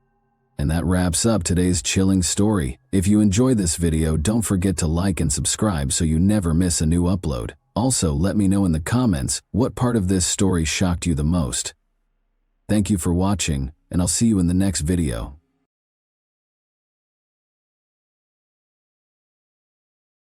Hey guys, welcome to my channel, and today we're going to take a look at another horrible case with you. This was only the start of a call in which Derek Rosa, a 13-year-old son, would divulge information so startling and unthinkable that even the experienced dispatcher would find it hard to believe what she was hearing. Officers arrived at the horrific scene within minutes. Unaware that they were going to come across one of the most unsettling cases they had ever come across, the police carried on with their investigation. Derek shockingly called 911 on October 12, 2023, to report that his mother, Alina Garcia, was hurt at their apartment in Hialeah, Florida. The most horrifying crime they could have ever envisioned began with that unsettling 911 call. Derek appeared to be experiencing intense grief during the call, as he told the authorities that his mother, Alina Garcia, had been confirmed dead. A 13-year-old son reporting the news to the dispatcher would have been a heartbreaking moment, but everyone was about to be shocked by the horrible secrets concealed behind this call. "I shared some pictures with my friends," he told the dispatcher. What images would he have been able to show his friends? Derek quickly gave the answer when he disclosed yet another startling fact that caught everyone off guard. It was shocking to hear Derek tell the dispatcher that he killed his mother. Derek's motivations are still unknown, but he was going to divulge information that would only make matters worse. The apartment was occupied by 3 people. Given that Derek and the newborn baby were in the apartment, the dispatcher recognized the urgency of the situation right away. To protect the infant, the police had to move quickly. To find out what had happened, detectives raced to the crime scene. Everyone in the area was shocked when the police arrived and took Derek into custody. Derek was standing with bloody hands and no remorse at all. Without any delay, the detectives got to work on their investigation. They found Alina lying on the bed with her newborn baby covered in blood, and they also found a pool of blood on the floor of her room. Derek had committed the heinous crime of stabbing his mother more than 40 times. After attempting to collect all of the evidence discovered in room 201, the authorities were taken aback when they came across a crucial piece of evidence that left the entire team in shock. Just before Derek dialed 911 on the evening of October 12, 2023, they first discovered the doorbell camera footage. When Alina was last seen, she was nursing her newborn child, according to the footage from the doorbell camera. A moment later, Derek showed up and hurried off. Derek asked why Alina always told him to run slowly after she told him, in Spanish, not to run too fast. Then he walked out of the apartment and then came back in. What might have caused that horrific crime? Derek might have been annoyed by his mother's worry, but the question was still unanswered. In addition to remembering Derek's 911 call exchange with the dispatcher, The detectives needed to figure out how he was carrying a weapon. Furthermore, just as he was about to reveal yet another unexpected development, the dispatcher asked if he had any weapons at home. He soon disclosed a startling reality. He acknowledged that, after killing his mother, he intended to use the gun he had to end his own life. The fact that Derek had attempted self-harm shocked the detectives. It exposed his unstable mental state at the time of the murder. They were uncertain, though, whether it was the product of mental illness or a deliberate act. The video of Irina's murder was the first important piece of evidence the detectives were about to see, and they were shocked to find it. The video clearly showed Irina lying on the bed with her newborn baby gently comforting her. However, in a subsequent clip, Derek was seen standing over Irina with his hand in motion, suggesting that he'd attacked her while she was asleep. The knife that Derek claimed he used to attack his mother was also discovered by the authorities. Luckily, he didn't hurt his sister, but these pictures were sufficient proof that Derek killed his mother. In addition, he admitted that after killing his mother, he had sent 2 pictures to his online friend, one of himself and the other of his mother, who had passed away. His hand was obviously covered in blood in the picture he sent to his friend, which amply demonstrated the gravity of the situation. The revelation of a 13-year-old son who not only murdered his mother, but also dared to show pictures of the crime to someone was startling. Once the detectives gathered sufficient evidence, they became certain that something was wrong with Derek. The investigators recognized the importance of comprehending the family's history, as it could reveal information about Derek too. Without any delay, the investigators began their investigation to ascertain the precise cause of his behavior. They focused on investigating Derek's background and his family. Derek Rosa, a former model student, consistently made the honor roll and excelled academically. According to the teachers, they described him as a good boy and an intelligent one. He was very close to his mother, Irina Garcia. In the family, the one who received the most caring attention from Irina was Derek. For his emotional life, the relationship was therefore important. But when Irina became pregnant with a girl in early 2023, everything changed. The newborn's arrival somewhat altered the dynamics of the household. Derek was left feeling defeated on the sidelines, as Irina instantly turned her focus to the baby. Derek was more emotionally affected by the shifts in family dynamics, which made him more shy and envious of his younger sister. According to some people involved in the case, Derek might have felt abandoned and believed that the new baby was receiving the same amount of love that his mother used to give him. Adding to the emotional strain mentioned earlier, Derek's father, Frank Ramos, was a truck driver who was often away from home due to his rigorous delivery routes. Irina had to take care of all the housework and childcare because he only came home a few times a month. Even though there were no overt signs of severe family strife, the investigators later came to the conclusion that Derek might have felt lonely and emotionally deprived as a result of the lack of a father figure and a newborn child. Derek became more and more resentful as the months went by. Over the course of the evening of October 12, 2023, it became violent. The video from the baby monitor that showed Derek standing over his mother while she slept was found by the police. This terrifying incident occurred shortly before Irina passed away. According to the police, Derek acted out of jealousy, displaced aggression, and a desire to win back his mother's affection and control over the family. The investigators felt compelled to question Derek in order to obtain a more thorough understanding. The investigators took extra care when questioning him because he was only 13 years old and might be dealing with psychological problems. Detective Gonzalez started asking Derek straightforward questions so he wouldn't feel threatened. They began by posing straightforward queries to Derek regarding his daily schedule. In order to learn more about Derek's whereabouts and mental state before the incident, the detectives immediately focused on the events of the morning of October 12. As he interacted with the authorities, Derek seemed composed and helpful, demonstrating a solid grasp of his family's dynamics. He talked about spending weekends with his stepfather, Frank Ramos, and the family didn't seem to be having any problems. After that, detectives turned their attention to what had happened that evening. Derek appeared to hesitate before answering this question when detectives asked it. Derek had been giving accurate information up until that point, but the detectives were about to ask a crucial question when he gave them an unexpected response. When the detectives asked him what weapon he used to stab his mother, he gave them an unexpected answer. Derek casually brought up the size of the murder weapon. He seemed to be casually speaking with the authorities, displaying no remorse, and he was not aware of the grave consequences of his crime. The detectives carried on their discussion. He disclosed yet another startling fact. He had stolen the gun from his stepfather's closet and tried but failed to shoot himself. They were hoping to learn more about his friend, with whom he shared the crime photos, and the conversation was going well so far. It was important to mention that he spoke with Sweden, an online friend, virtually every weekend. Additionally, Derek confided in him enough to share pictures of the crime, suggesting that they may have discussed something significant. As a result, the detectives quickly turned their attention to Derek's conversation with his friend. Detective Gonzalez noticed something on Derek's shirt just as he was about to mention the 911 call. He remained unaffected, even though the officers were appalled by the evidence of his crime on his shirt. Rather, he calmly held up his bleeding hand. Derek was clearly emotionally detached as he explained what he had done. The investigators asked the crucial question, and shortly after, the graphic depiction of Derek's crime surfaced, frightening them. It was genuinely terrifying when Derek described the crime in detail, demonstrating each stage of his assault on Alina with hand gestures.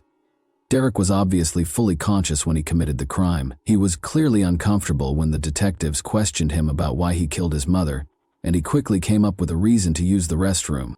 Still, the investigators persisted in asking the same question. Derek asked for a lawyer after becoming uncooperative. Without Derek Rose's confession to explain his actions, the case was still being investigated. Nevertheless, detectives gathered enough evidence, such as CCTV footage, a knife found at the scene, and photos from the crime scene, to create a case. Given that Derek chose the best time and location to carry out the murder, this evidence demonstrated that he was a premeditated killer. Derek was charged with first-degree murder and made his first court appearance on October 15, 2023. He showed no remorse for the charges against him and remained emotionless and icy throughout the hearing. Derek's defense attorney asked for a postponement of the hearing, claiming that they had not yet received the state attorney's notice of intent. They also asked whether psychological factors might have been involved and talked about the part that some mental health conditions may have played. Evidence quickly refuted this, demonstrating that Derek had searched for prohibited items on Google at 6 p.m. on October 12, 2023. At 6 p.m. on October 12, he did conduct Google searches. He entered the following search terms: is a small knife good for killing? What is the best place to stab someone? And the carotid artery image diagram. This search history revealed evidence of planning, which bolstered the prosecution's claim that the act was planned rather than spontaneous. Derek was moved from the adult jail to a juvenile detention facility at the request of Derek's defense lawyers. They claimed that Derek needed a psychological test that could only be performed in a juvenile facility because of his age. The prosecution, however, disagreed, claiming that Derek's search history demonstrated premeditation and that this offense was extremely serious.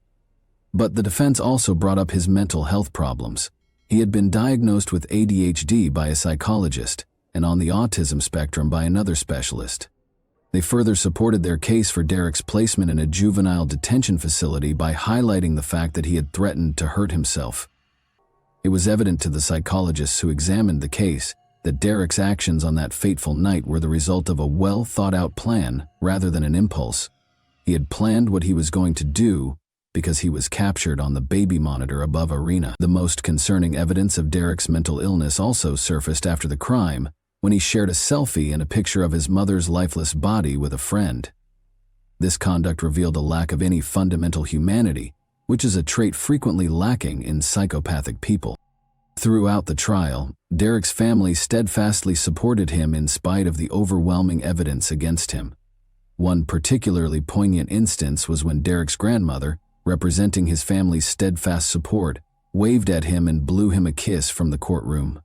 At this point, more than 50 people were shouting Derek-supporting slogans while holding banners outside the court. On November 7, 2023, the organizers presented him as an innocent teen and a former honor student. Regardless of the offense, Derek's supporters argued for his opportunity to change. A hearing regarding the admissibility of evidence was held on December 15, 2023. Citing the premeditated nature of the crime, the judge decided, after considering the facts, that Derek would continue to be held in adult custody. His supporters criticized this decision, claiming it disregarded his age and mental health conditions. Derek's defense team keeps arguing for a lighter sentence as the case progresses, claiming that life in prison without the possibility of release would be unfair to a child of his age. The trial has come to represent the complexity of juvenile justice, bringing up tough issues for society to consider. Do serious crimes committed by minors deserve life in prison, or should they be given an opportunity to change? The court will further evaluate Derek's mental health and determine his ultimate sentence at the next hearing, which may be set for December 2024. Derek is currently being held in adult custody under 24-hour supervision while his family and the general public await the outcome. Traditional ideas of guilt, innocence, and rehabilitation in the legal system have been called into question by the case, which has had a long-lasting effect. What elements, in your opinion, might have contributed to Derek's choice to carry out this crime? His actions could have been motivated by a number of things, including jealousy, specific psychological issues, or the possible influence of his online friend. And that wraps up today's chilling story. If you enjoyed this video, don't forget to like and subscribe so you never miss a new upload. Also, let me know in the comments, what part of this story shocked you the most? Thank you for watching, and I'll see you in the next video.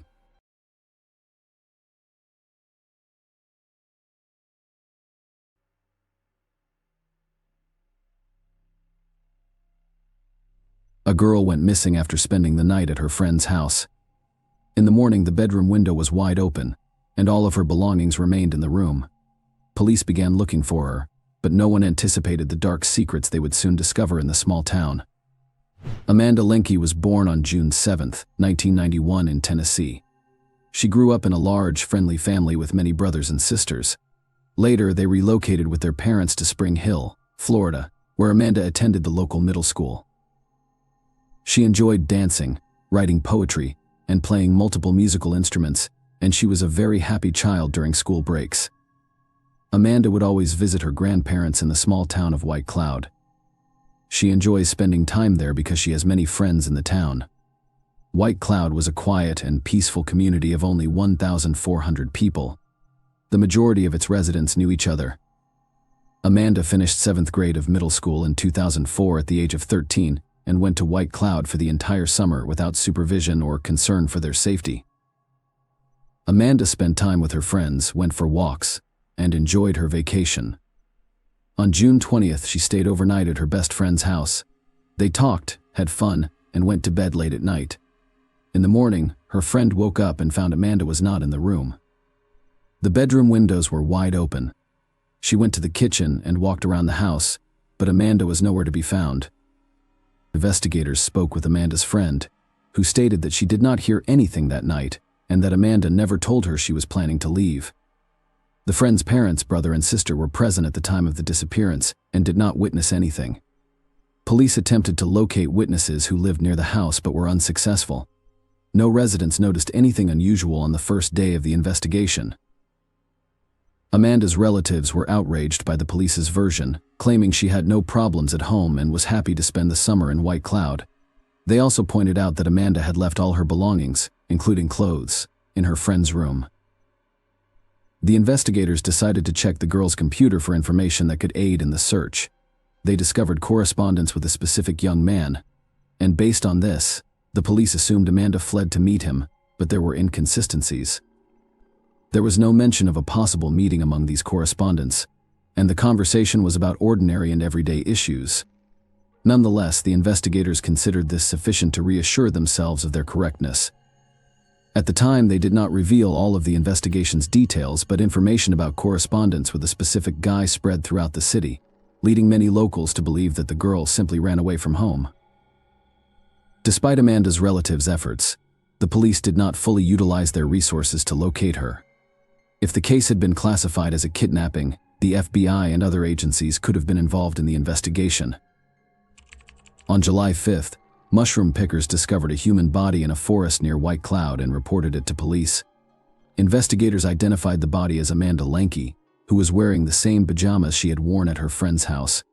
Medical experts confirmed her identity and determined she had received multiple blows from a heave. They also decided to look into the young man with whom Amanda had communicated online. The problem was that his nickname included the word killer. Police considered the possibility that the victim went to meet him and he murdered her, but this version contained numerous inconsistencies. There was no reason to believe the girl would have gone to meet someone in her pajamas in the middle of the night, and their correspondence contained no hints of a personal meeting. The investigator was unable to identify this individual, and the version of his involvement was quickly abandoned in order to generate new leads. Detectives decided to investigate all of Amanda's belongings, which resulted in a breakthrough. They discovered her personal diary, which contained extremely disturbing information. Amanda wrote shortly before her death that a certain man was harassing her, and the following pages were torn out. Investigators suspected his name had been written on them. This diary quickly became the focal point of police investigations into the man's identity. They spoke with all of Amanda's friends and inquired whether the girl had mentioned anything about this. Several of her friends admitted that she had indeed told them about it, and even named the man Cecil Wallace, who was the stepfather of Amanda's friend, and she had stayed the night for detectives, so this was a huge surprise. They had been looking for the killer all over town and beyond, and in the end, the possible suspect was in the same house as the victim. But the friend's testimony was insufficient to arrest him. Investigators had no substantial evidence against the man. No DNA samples were found on the victim's body, and court documents did not state whether she had been abused. Detectives questioned Wallace, who denied any involvement in the crimes. The police were perplexed as to how the man could have done all of this without being noticed in a small house where his wife and 3 children were sleeping. The detectives were unable to detain Wallace due to a lack of evidence or confession. However, they discovered that Wallace's sister, Candace, worked in the police department handling Amanda's case. She actively assisted her brother and his family during interrogations, literally telling him what to say and how to behave. Other detectives were already handling Amanda's case and questioned the objectivity of the investigation by the local police. However, they could not confirm that anyone other than Candace could be helping Wallace. Investigators questioned the man and his family several times but did not yield any results. They continued to look for leads, but the case stretched on for several years. 4 years after the murder in 2008, detectives turned to the National Center for Missing and Exploited Children for medical help.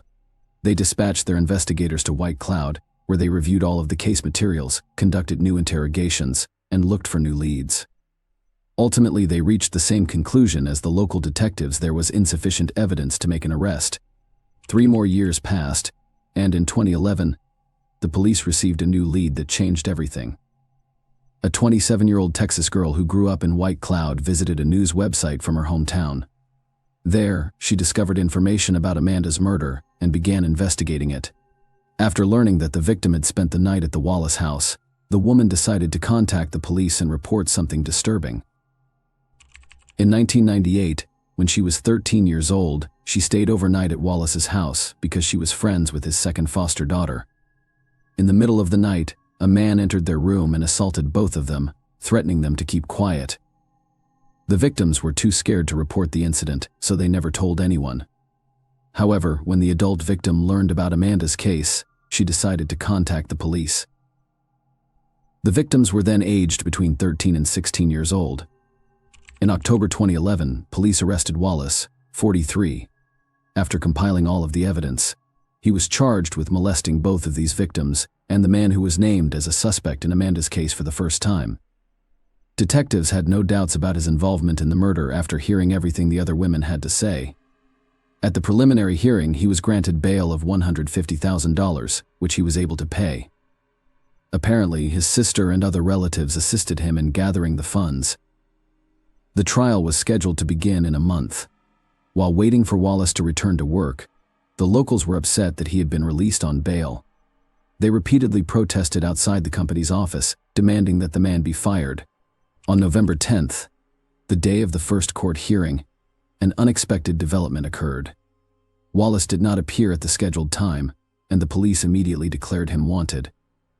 A few hours later, they discovered his car in the woods near the city. The man was also there. All he had done was commit suicide.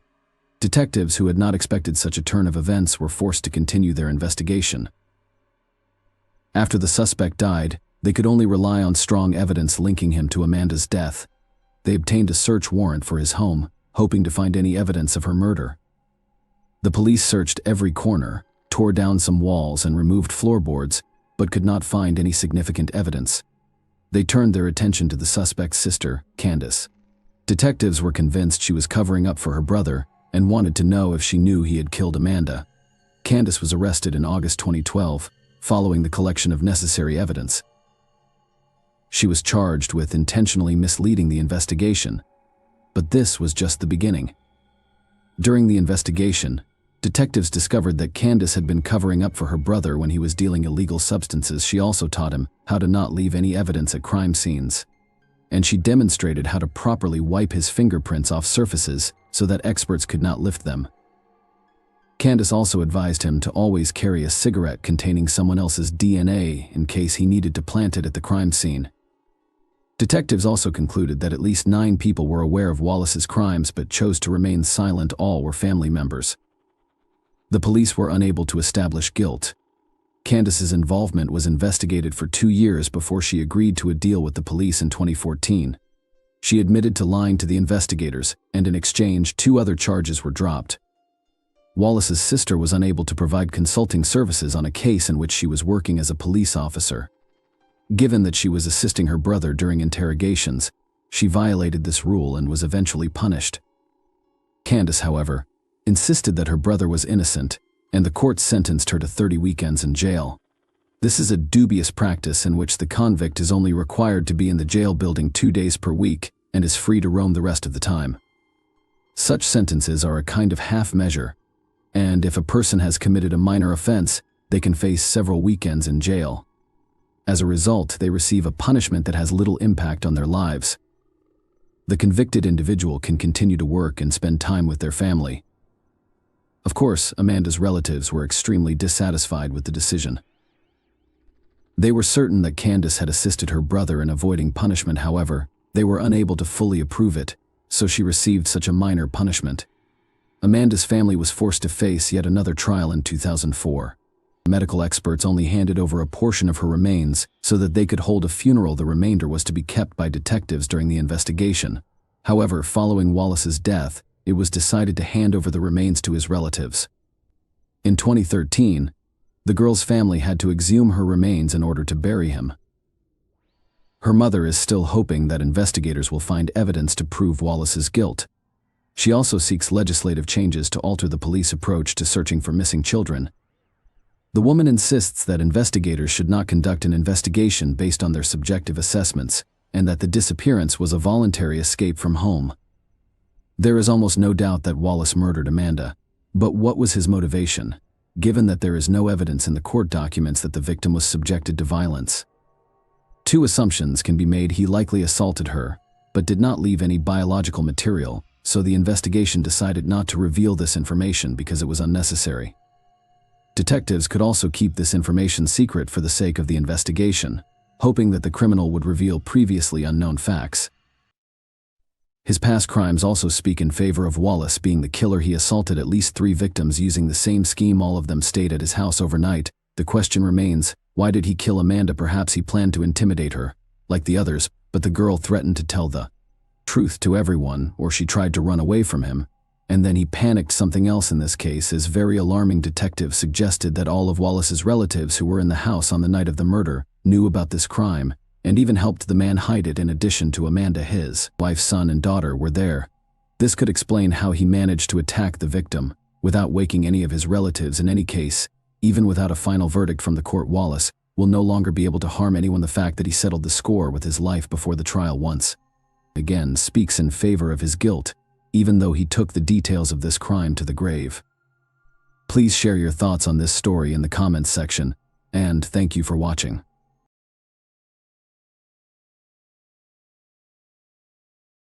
Hey guys, welcome to my channel, and today we're going to take a look at another horrible case with you. The date was March 24, 1961. It was cold in Keystone Islands, North Miami. Frances Deari, 32, called the Miami-Dade police just after 3 in the morning. She said that 2 unidentified attackers had murdered her husband, 52-year-old Joseph Deari. Who were the attackers who murdered Joseph? Was this a random act of violence, or was it part of a planned hit? Today, we're examining Joseph Deari's complex cold case, which was finally solved in 2023 and dates back 62 years. So, let's go straight to the riddle without any more ado. Northeast Miami-Dade County, Florida, is home to the city and suburb of North Miami. There are a little over 60,000 people living there. North Miami saw a significant increase in organized crime in the 1950s and 1960s, including several mafia families. During this time, the Dearis were also thriving in North Miami, and the mafia, also known as La Cosa Nostra, had a big impact on the city's underground. Joseph J. Deari was born in 1910 and raised in Boston with his younger brothers, Joseph and Dominic. He had a strong relationship with his brothers that lasted into adulthood. The three brothers opened a fresh vegetable sales company in 1928. After beginning with a pushcart, they eventually set up shop in Boston. As a result of their increasing sales, they relocated to Quincy Market in 1930. By 1939, their company had grown all over the country. To satisfy the demands of grocery chains, the Deari brothers partnered with tomato producers in other states, including Florida, Texas, and California. In order to guarantee a year-round supply for their clients, they were also the first in New England to import tomatoes straight from Cuba. The brothers made the decision to engage in farming as their firm prospered. In Florida and then California, they began growing tomatoes in open packing operations. They spread to other places, such as South Carolina. Joseph married Josephine, who was only 2 years his junior, in 1937. Joseph, Josephine, and their three children, Richard, James, and Joseph Jr., migrated from Boston to North Miami in the early 1940s. Joseph and his brothers had established a living selling fresh produce there. Before relocating to Keystone Island in North Miami in 1953, Joseph Deari resided in Miami Beach. Linda, Joseph's only child, was born. Sadly, his cherished wife Josephine died shortly after, in 1956, from breast cancer. Joseph Deari married Frances, a woman who was 20 years his junior, 3 years later in 1959. To combat frost, winter farmers in the late 1950s would light kerosene lights and place them in between tomato plant rows. To make sure their crops didn't freeze, Richard recalled his father awakening them and then guiding them to the fields. Before the tomato plants were delivered to be processed, Joseph and his three boys would drive into farms and tend to them. The 21-year-old Richard went to Ohio in March 1961 to revise his 52-year-old father's will and meet with his siblings and business associates to discuss the prospect of a divorce between Joseph and Frances. At the time, Frances, his stepmother, did not reside with them. Joseph Deari frequently traveled throughout the United States and Latin America while managing several facets of the company from Miami. His kids lived on the family's Bradenton farm, while he and his new wife Frances and Joseph's daughter resided at the Keystone Point House in 1961. However, none of them could have ever anticipated what was going to happen. On March 24, 1961, a chilly winter night in Bradenton, Richard and his two brothers were sound asleep on their father's farm around 3 in the morning. At the same moment, however, Frances Deari called the police in a panic and told them a terrifying story. She reported that she had left her home in Keystone Point to go out to dinner with Joseph. As they headed out for dinner, Joseph sat beside Frances, who had taken the wheel of their Cadillac Fleetwood. They came to a stop at a junction slightly west of the Broad Causeway, close to Keystone Point's south exit. Anarchy ensued as two men abruptly leapt into their vehicle. Frances was forced to drive to an empty lot in San Souci Estates when one of the men firmly placed a gun against the back of her head. When Joseph turned to look, the pistol slammed into his face. Frances yelled and was struck as well. Frances was struck by the rifle and rendered unconscious. Joseph was dead in the seat next to her when she woke up, and the murderers had left. In a hurry, she dashed to a Phillips 66 service station nearby, racing through the shrubs and brambles. She called the police from that location. The first officer on the scene was Patrolman Van Scola of the North Miami Police Department. At the petrol station, he watched Frances, and she didn't look too hurt. She had scratches on her face and her dress had some bloodstains on it. She appeared to have scratched her face with her hands, as if she did it herself. Frances told him she couldn't see the shooting because she was knocked out or rendered unconscious. Shell casings were found in the Cadillac's rear seat during the investigation. Upon closer inspection of the photos, it was discovered that the rear seat also had at least 2 unused rounds. Police records show that Norman Logan, a gas station employee, claimed that Frances never spoke of her husband being shot until the police arrived. According to 2 local fishermen, they heard nothing during the incident. Frances told the police that the attackers stole $400.00 in cash from her husband and $5.00 worth of jewelry from her. A day after the murder and heist, however, a gold ring and diamond cufflinks were still discovered on her husband's body. Frances claimed that the gunman had taken her valuables with force, according to the Miami Herald. She disregarded the bandits' orders not to look back, and one of them hit her with his revolver, knocking her out. She did, however, tell the police that her spouse had turned around earlier.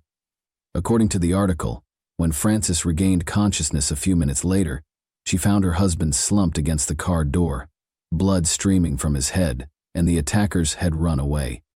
Panicked, she hurried to a neighboring Phillips 66 fuel station, where she contacted the police for help, navigating the brambles, thorns, and jagged pebbles. In a follow-up interview with the Miami Herald following the killing, Frances said that the attacker called her husband Frank rather than Joe. She guessed that they might have thought Joe was someone else for some reason. Additionally, when the police spoke with her about the murder, she did not provide them with this information. According to other news accounts from the time, Frances described how the shooter tried to grab her jewels, and when she became emotional, he hit her brutally with the revolver. She lost consciousness as a result, and when she regained consciousness, she found her husband shot. Once more, the cops did not bring up the hysterical aspect of this during their interrogation with Frances. Frances arrived to the petrol station and told the owner's son, Norman Logan, that the 2 men had gotten into the car, one in the front and one in the back, according to another Herald piece. On the night of the murder, however, Norman had made it plain to the police that Frances had not brought up the murder until they got to the gas station. Frances's explanation of the shootout at the murder scene contained numerous inconsistencies. Was this because, during all of this, she was under pressure from someone?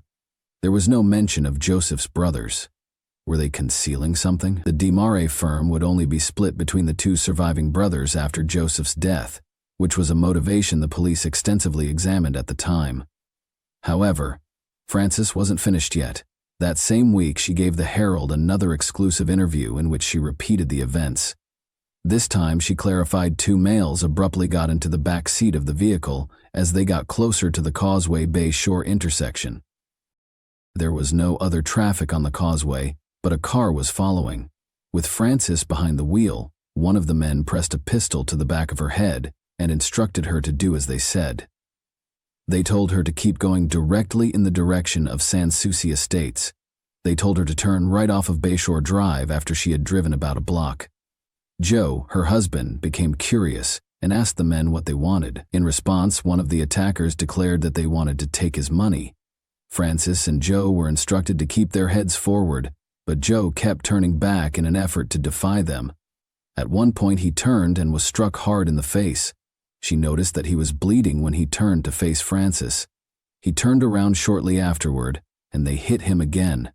Frances started to shout in return. She was then struck twice on the head by the assailants. She was resting on the gravel outside the automobile when she came to conscious again. Her attackers had stolen all of her valuables, which was worth about $5,000.00. At the time, Joe had about $400.00 in cash, which she later found had also been stolen. The men, Frances was convinced, were no amateurs. Despite not having a clear view of them, their calm and meticulous manner persuaded her of their experience. Their speech patterns did not fit the stereotype of a hoodlum. The fact that the men called her husband Frank rather than Joe left Frances with the unshakable impression that a grave error had been committed. She claimed that she thought they had misidentified Joe for someone else, or that maybe robbery was their main motivation for some reason. She thought they had no intention of hurting anyone. Frances rationally addressed every item in this conversation that did not align with the assertions she made to the police and to press. However, why was she defending her claims? It was clear that she would not recall every detail of what happened if she had suffered a concussion from the hits to her head. More intriguingly, though, She was also justifying the attackers by claiming that they might have thought Joseph was someone else and that their main goal was robbery rather than murder. This prompted the authorities to speculate that the murderer might have been a close friend or relative of Joseph and Frances. The authorities were unable to collect any DNA samples or even fingerprints that would have allowed them to identify the murderers because technology was not very advanced back then. Since no one saw the murderers and they left before Frances regained consciousness, there were no more hints, and the case slowly faded into obscurity. However, Joseph's son Richard recalled that before to Joseph's murder, there was some friction between him and Frances. Richard actually met with the other members of the family to talk about the divorce from Frances and his father's bequest. Additionally, Frances had moved to Ohio and was not living with Joseph at the time of the murder. After learning that Joseph had altered his will, she had returned. His will now states that if Frances remained with Joseph during their marriage, she would only be entitled to a portion of the wealth. Richard said that Frances did not even cry on the day of Joseph's funeral. As straight-laced as they come, she was. Although she claimed to have been hit by the pistol's butt on her forehead, there were no visible wounds there, and she was more concerned with getting her hair done for the funeral than the actual event. Following the funeral, Frances got $250,000 from Joseph's bequest and gave all of Joseph's children a 24-hour notice to vacate. Additionally, Frances was married again a few weeks after Joseph's funeral. Unexpectedly, this was the lawyer who would represent Frances in her divorce case. In the 1980s, some 20 years later, Richard resumed his investigation into the case with the assistance of volunteer and lawyer Paul Novak. Novak had first-hand knowledge of crimes that occurred in and around Miami. Following careful deliberation, Novak suggested that Richard forward the case to a forensic scientist. Given that Joseph was a prosperous businessman and that organized crime had been rampant in Miami throughout the 1960s, and that numerous crimes were connected to one another, Novak and Richard believed this might be a mafia hit. Nearly 30 years after Joseph's passing, in 1991, Richard Deari saw the case from a different angle. For a second opinion, he contacted John Thornton, a professor of forensic science at the University of California, Berkeley. Following his investigation of the case, Thornton expressed his skepticism over Frances's assertions in a letter to the Miami-Dade police.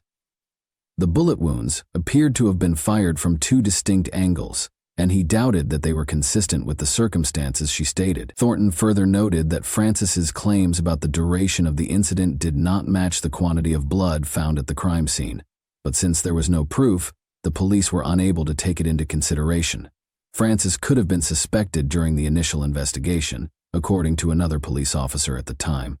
However, a high-ranking official had instructed the police not to investigate Frances because she was a victim and a widowed woman in grief. As a result, the police did not follow up on the Frances angle or question her again. Then, in the 2000s, 40 years later, Richard was presented with a list of suspects by several officers. Joseph's murder was one of the older crimes the police department was investigating. Richard's own investigations had already produced a list of these suspects, but Frances was not one of them. Frances Deari passed away in 2006. She was 82. Including her marriage to Joseph Deari, she had 4 previous marriages. Around 2019, Paul Novak and the homicide team at the Miami-Dade Police Department's Cold Case Squad began going over the Joseph Deari cold case file once more, nearly 60 years after the murder and 20 years after Frances's passing. They discovered numerous hints about the probe in the old police reports. First, Richard had provided the police with some shell casings following the murder of his father. These round casings were from an Italian auto pistol, a .25 caliber SATA, which Joseph possessed but was constantly with Frances. Richard had recovered the ammunition casings after firing a few bullets into the swimming pool at their property. Richard gave the police these casings, but why? Because the shot casings discovered in Joseph's car's back seat at the time of his murder resembled these casings. The police inquiry revealed that 2 empty bullets were still laying there when the deceased was discovered. Joseph was wounded by 4 gunshots. 2 bullets went straight into his mouth from the front. The 2 additional shots struck the region in front of and behind his left ear from the left side. Because these shots were fired so close together, there were gunpowder remnants near the wounds. This indicated that the person who killed Joseph was really close to him in terms of closeness, since the wounds were on his mouth and around his left ear. It was also evident that the person who shot him did so from Joseph's left side before also shooting through his mouth to confirm that he had died. This indicated that the attackers were not seated in the back seat. Joseph had 9 cuts or bruises on his skull in addition to the gunshot wounds. Additionally, Joseph exhibited injuries on his right index finger and left arm, indicating that he was either dragged after being shot or that he struggled before to being shot. Blood was discovered on the outside of the vehicle, on the front and rear seats, and inside the vehicle. The blood leaked out from the bottom of the door and ran down the glass. It was confirmed during a follow-up examination in late 2019 that there was no blood found on the driver's door, steering wheel, or seat. Additionally, no blood splatter was discovered outside the front seat's center. This implied that Francis, the person occupying the driver's seat, was completely unharmed. Blood trails were seen traveling backward on the outside of the automobile. The volume of blood revealed how severe the injuries were and how long it took for the bleeding to start following the shooting. This indicated that Joseph was shot while the car was moving, and it continued to move while he was bleeding. This, too, went against Francis's statement. The automobile could not have continued to move after she passed out, as she had claimed to have done while behind the wheel. Joseph's jaw was somewhat red, but there was no blood found in his lungs. According to medical professionals, these results might indicate that Joseph's airway was blocked when he was shot, because someone had their arm around his neck. On the other hand, it can indicate that the lethal bullet instantly stopped breathing. Francis said it was a heist, but when Joseph was found in the car, his diamond cufflinks and gold ring were still on him. There were no gunshots, indications of a struggle, or even a bullet being fired, according to 2 men fishing nearby. Francis's feet were uncut, and her shoes were discovered next to the car in a way that indicated they had been placed there on purpose rather than strewn about. A female officer suffered many cuts and bruises to her feet as she walked the same route Francis claimed to have gone, barefoot, from the automobile to the gas station. Norman Logan, the first person Francis spoke to at the petrol station, said she never brought up her husband's shooting. However, when the police and Novak conducted ballistic tests, the greatest hits were still to come. They discovered that only if the bullet was shot from the driver's end could the trajectory of the bullets at the crime scene be satisfied. It did not follow the path of the bullets Francis had described in her initial remarks. Furthermore, it was established that the round casings Richard provided to the police matched the shells of the bullets that killed Joseph, indicating that a .25 caliber SAIT also killed Joseph. The day Joseph walked out for the final time with Francis, the identical gun had vanished from the Deari home. The most shocking aspect of the case files, however, was the discovery of a blood trail from Joseph's garage that led to the location of his Cadillac. This made it quite evident that Joseph had actually been shot in his garage while he and Francis were at home before they even left for supper. The homicide squad investigators and Novak were aware that Francis could only inherit Joseph's debt if she remained with him during their marriage, and that is exactly what transpired. Francis received the $250,000 0 cents because she remained with Joseph till his death. The authorities came to the conclusion that Francis killed Joseph in order to obtain the money from him because of the divorce angle and Joseph's alteration of the will. The police concluded that Francis Deari was the only individual who would carry out all of this, based on this and all the other clear indicators. The Miami-Dade Homicide and Cold Case Squad conducted a press conference on May 10, 2023, nearly 3 years after the Joseph Deari cold case was reopened. They declared that they had sufficient grounds to suspect Francis Deari of Joseph Deari's murder. The upcoming divorce and Joseph's alteration of the will served as the motivation for her murder. In order to do this, she shot Joseph in the garage of their home, drove the car 3 or 4 miles away, went barefoot to the gas station, and called the police while leaving Joseph's body in the car. The murder weapon was never located because the police thought Francis had thrown the .25 caliber STA pistol beneath an underbridge. Richard, aged 82, expressed relief after this announcement, although he was not pleased at all. He was aware that the murderer was his stepmother. Richard further disclosed that he had instructed the police to look into Francis and her murder in 1961, but they had refused. Since Francis died in 2006, She was unable to face consequences for her crime. She had never been held responsible for her acts in her entire life. According to Novak, this case exemplifies how politics can trump justice. It is still unclear whose senior official gave the order for the police to leave Francis alone. Since then, the Demer business has expanded greatly, going global. They state on their websites that the Demer firms still adhere to the principles of excellence, honesty, and hard work that the brothers created. They think that the next generation of the Demer family and their hard-working staff will carry on their tenacity and resolve.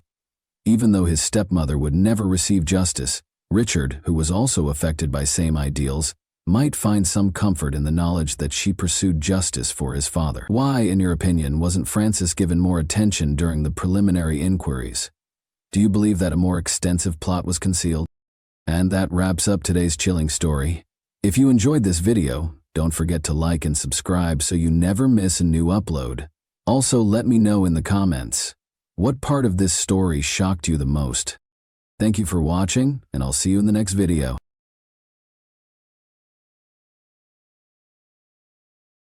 Hey guys, welcome to my channel, and today we're going to take a look at another horrible case with you.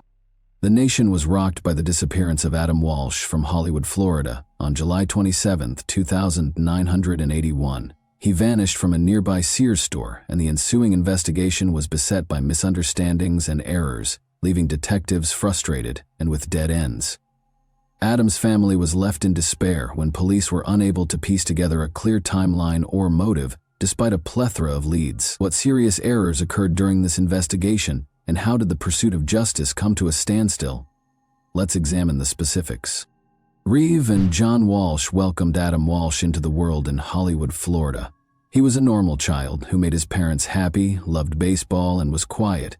But after going missing on July 27, 1981, when he was 6 years old, he became well known. Adam and his mother, Reeve, went shopping at the Hollywood Mall that summer afternoon. They went directly to the Sears store after entering the mall via the north entrance. Reeve was there with a specific goal in mind: to ask questions regarding a lamp that was for sale.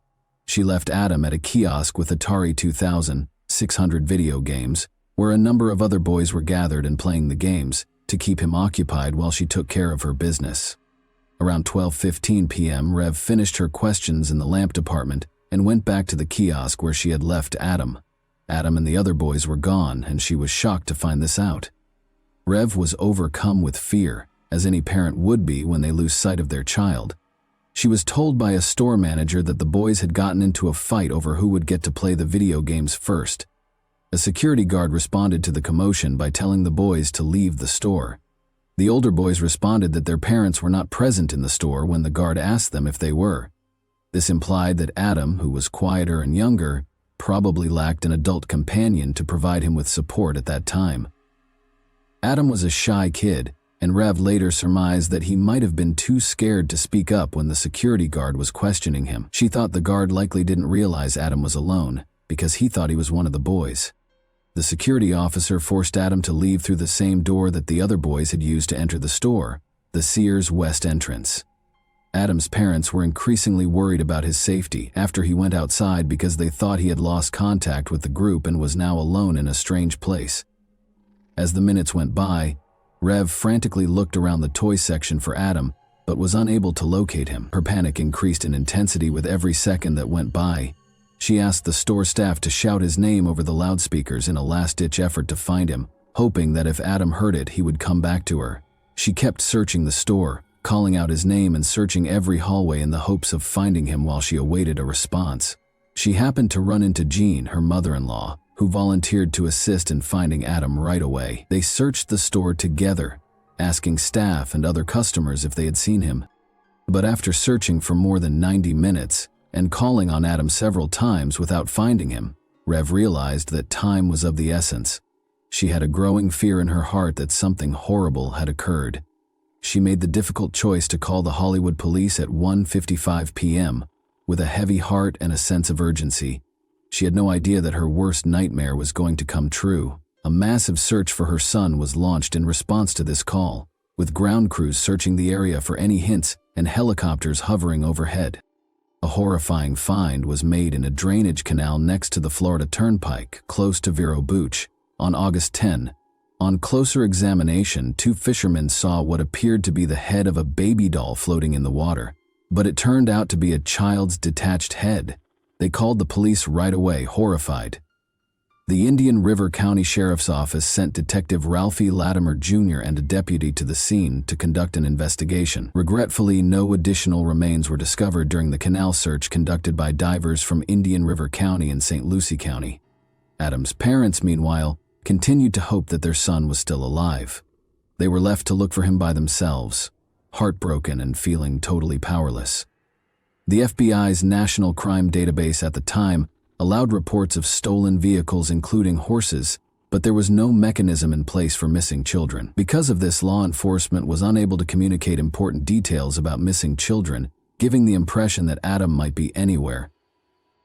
Adam's parents made a public plea for their son's safe return on the Good Morning America television show on the morning of August 11th. In the hopes that their message would strike a chord with viewers and inspire anyone with information to come forward, they shared their anguish and desperation. Additionally, they promised a $100,000 reward for any leads that could lead to Adam's location. This outreach emphasized the gravity and urgency of the situation and was a component of their attempt to engage the community in the search. The medical examination was essential in identifying the recovered remains as the investigation progressed. Adam's dental chart and the severed head discovered in the canal were thoroughly examined by the coroner's office. One notable similarity that emerged from this comparison was a filling on the cheek side of a lower left molar. This distinctive dental feature verified that the remains were, in fact, those of Adam Walsh. The coroner then conducted an autopsy to ascertain the cause of death. Adam had died from asphyxiation, according to the examination, which indicated a lack of oxygen because of an obstruction of the airway. This suggested that the act was violent and planned. In addition, the condition of his remains indicated that Adam had most likely passed away a few days prior to his head being found. Adam's death was officially declared a homicide by the coroner, which horribly confirmed the worst suspicions. Despite thorough searches of the canal and the surrounding areas, the remainder of Adam's body was never found, which presented a major challenge to the investigation. The nation was shocked when Adam's head was found 130 miles from his Hollywood home. People were saddened and deeply disturbed by the heinous crime. The way the Hollywood Police Department conducted the investigation into their son's disappearance infuriated John and Reeve Walsh. They believed the case was not handled with the necessary urgency from the beginning, which resulted in a disjointed response that made them feel powerless. John took action to bring attention to Adam in those early days. He held press conferences, distributed flyers featuring Adam's photo, and contacted the local media to request information. In addition to finding Adam, they wanted to force a more exhaustive police investigation. They argued for a thorough investigation of every lead during their meetings with law enforcement. They persisted in trying, but the police's lack of cooperation demoralized them more and more. John became a vocal critic of the investigation as a result of his frustration, which eventually influenced his subsequent public policy work. Their message was further amplified by John Walsh's hosting of the 1988 premiere of the television program America's Most Wanted. The program developed into a potent vehicle for bringing attention to wanted criminals and missing children, in order to encourage viewers to pay attention and report any information they may have. Each episode included segments on current missing child cases. In addition to educating the public about the realities of child abduction, the series gave law enforcement a way to ask for community assistance. The life of convicted serial killer Otis Elwood Toole was filled with violence, abuse, and chaos. Toole was born in Jacksonville, Florida, on March 5, 1947. His early years were characterized by an abusive mother who dressed him in girl clothes and called him Susan, an alcoholic father who abandoned him, and a maternal grandmother who exposed him to satanic rituals and practices. His older sister and a neighbor next door were among the many family members and acquaintances who sexually assaulted him. With an IQ of 75, Toole was categorized as having mildly disabled intellectual capacity. Due to his epilepsy, he frequently had grand mal seizures. Toole visited gay bars and became a prostitute as a teenager, At the age of 14, he allegedly committed his first murder in 1961 after being coerced into having sex by a traveling salesman. In the 9th grade, Toole left school and started living on the streets of the southwestern United States, earning a living through panhandling and prostitution. Toole, then 17 years old, was arrested for loitering in August 1965. Although there is little evidence of his activities after this arrest, authorities believe he drifted around the southwestern United States between 1966 and 1973, making a living through panhandling and prostitution. Toole was implicated in the 1974 murder of Patricia Webb, a 24-year-old woman in Nebraska. He left Nebraska shortly after and briefly made Boulder, Colorado his home. His stay was brief, though, as he quickly emerged as a leading suspect in the October 14, 1974 murder of 31-year-old Ellen Holman. Toole's private life was a mystery in the years that followed. He hitched a ride in the American South and drifted back to Jacksonville in early 1975 D. Toole married a woman 25 years his senior on January 14, 1976, but their marriage didn't last long. When his wife found out he was gay, she left him 3 days later. Later on, Toole disclosed that his marriage was an attempt to conceal his actual sexual orientation.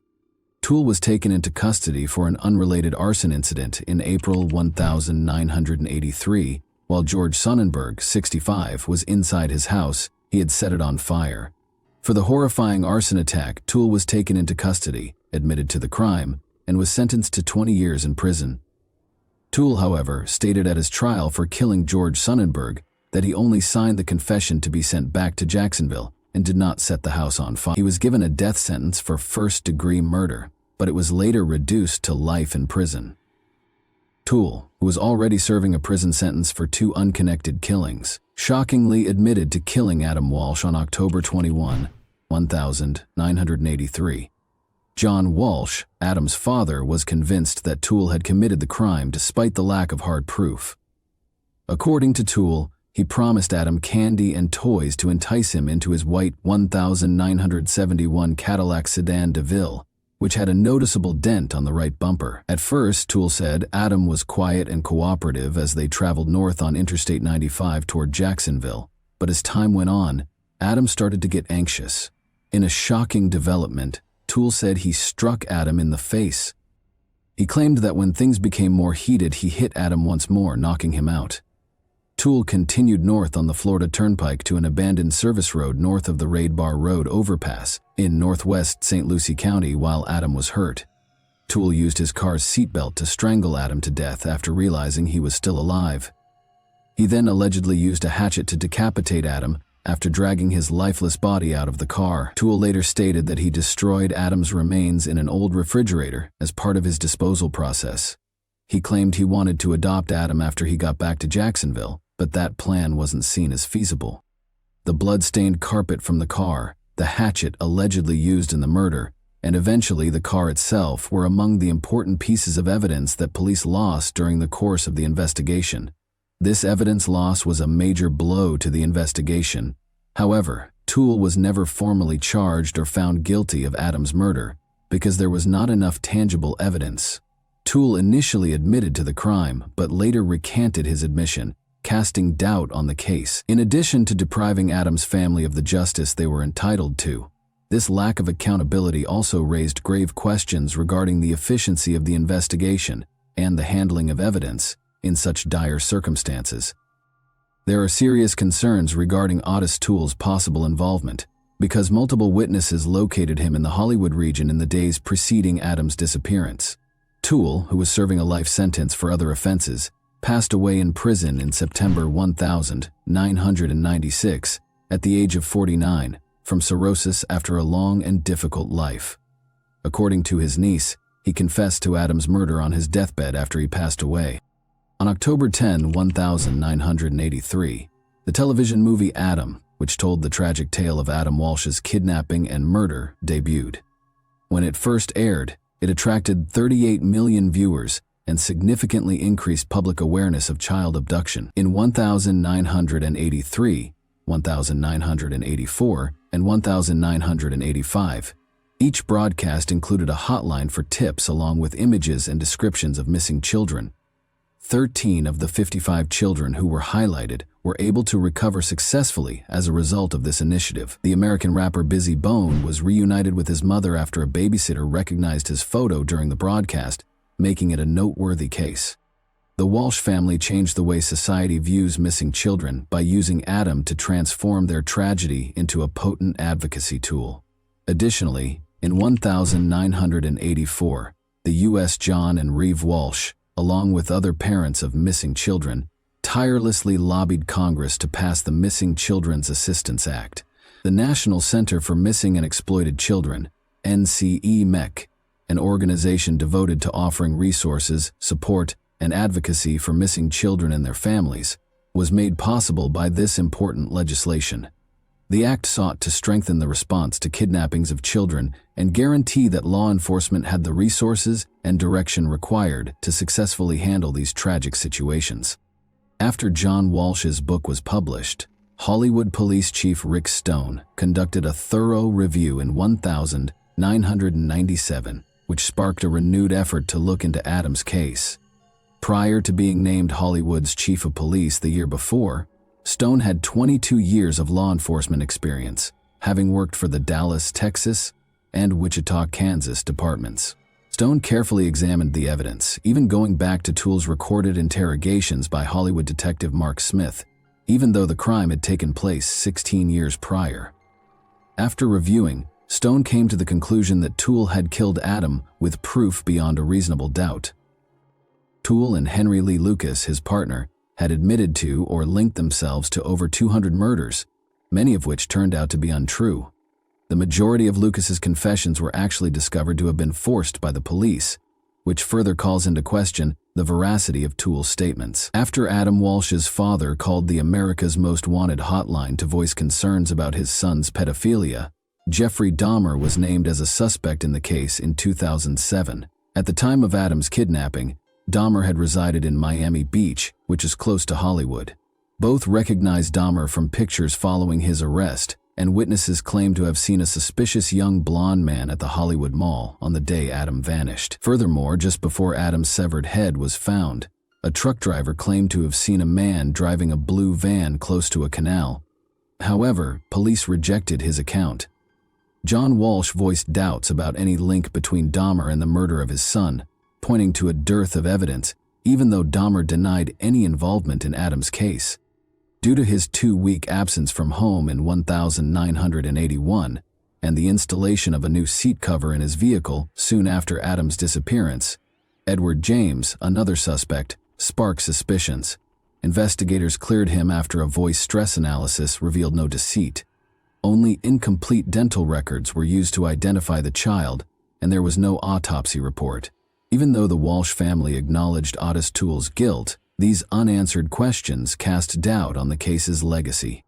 With John Walsh at his side, Hollywood Police Chief Chad Wagner declared the case closed on December 16, 2008. The police came to the conclusion that Otis Toole was the murderer following an outside review. Following Adam's tragic story, legislative efforts kept changing. On July 25, 2006, the Adam Walsh Child Protection and Safety Act was passed by President George W. Bush, who signed it into law a few days later. This historic act strengthened punishments for violent crimes against children, put policies in place to prevent human trafficking, and created a national database for convicted juvenile offenders. The Adam Walsh Reauthorization Act, which was introduced in 2016, made sure that programs established under the 2006 Act had the money they needed to continue their essential work. This law, which was a part of the Survivors' Bill of Rights, demonstrated a strong dedication to protecting children. Even though Adam Walsh's passing is a tragic chapter in American history, his narrative has sparked important change. And that wraps up today's chilling story. If you enjoyed this video, don't forget to like and subscribe so you never miss a new upload. Also, let me know in the comments, what part of this story shocked you the most? Thank you for watching, and I'll see you in the next video.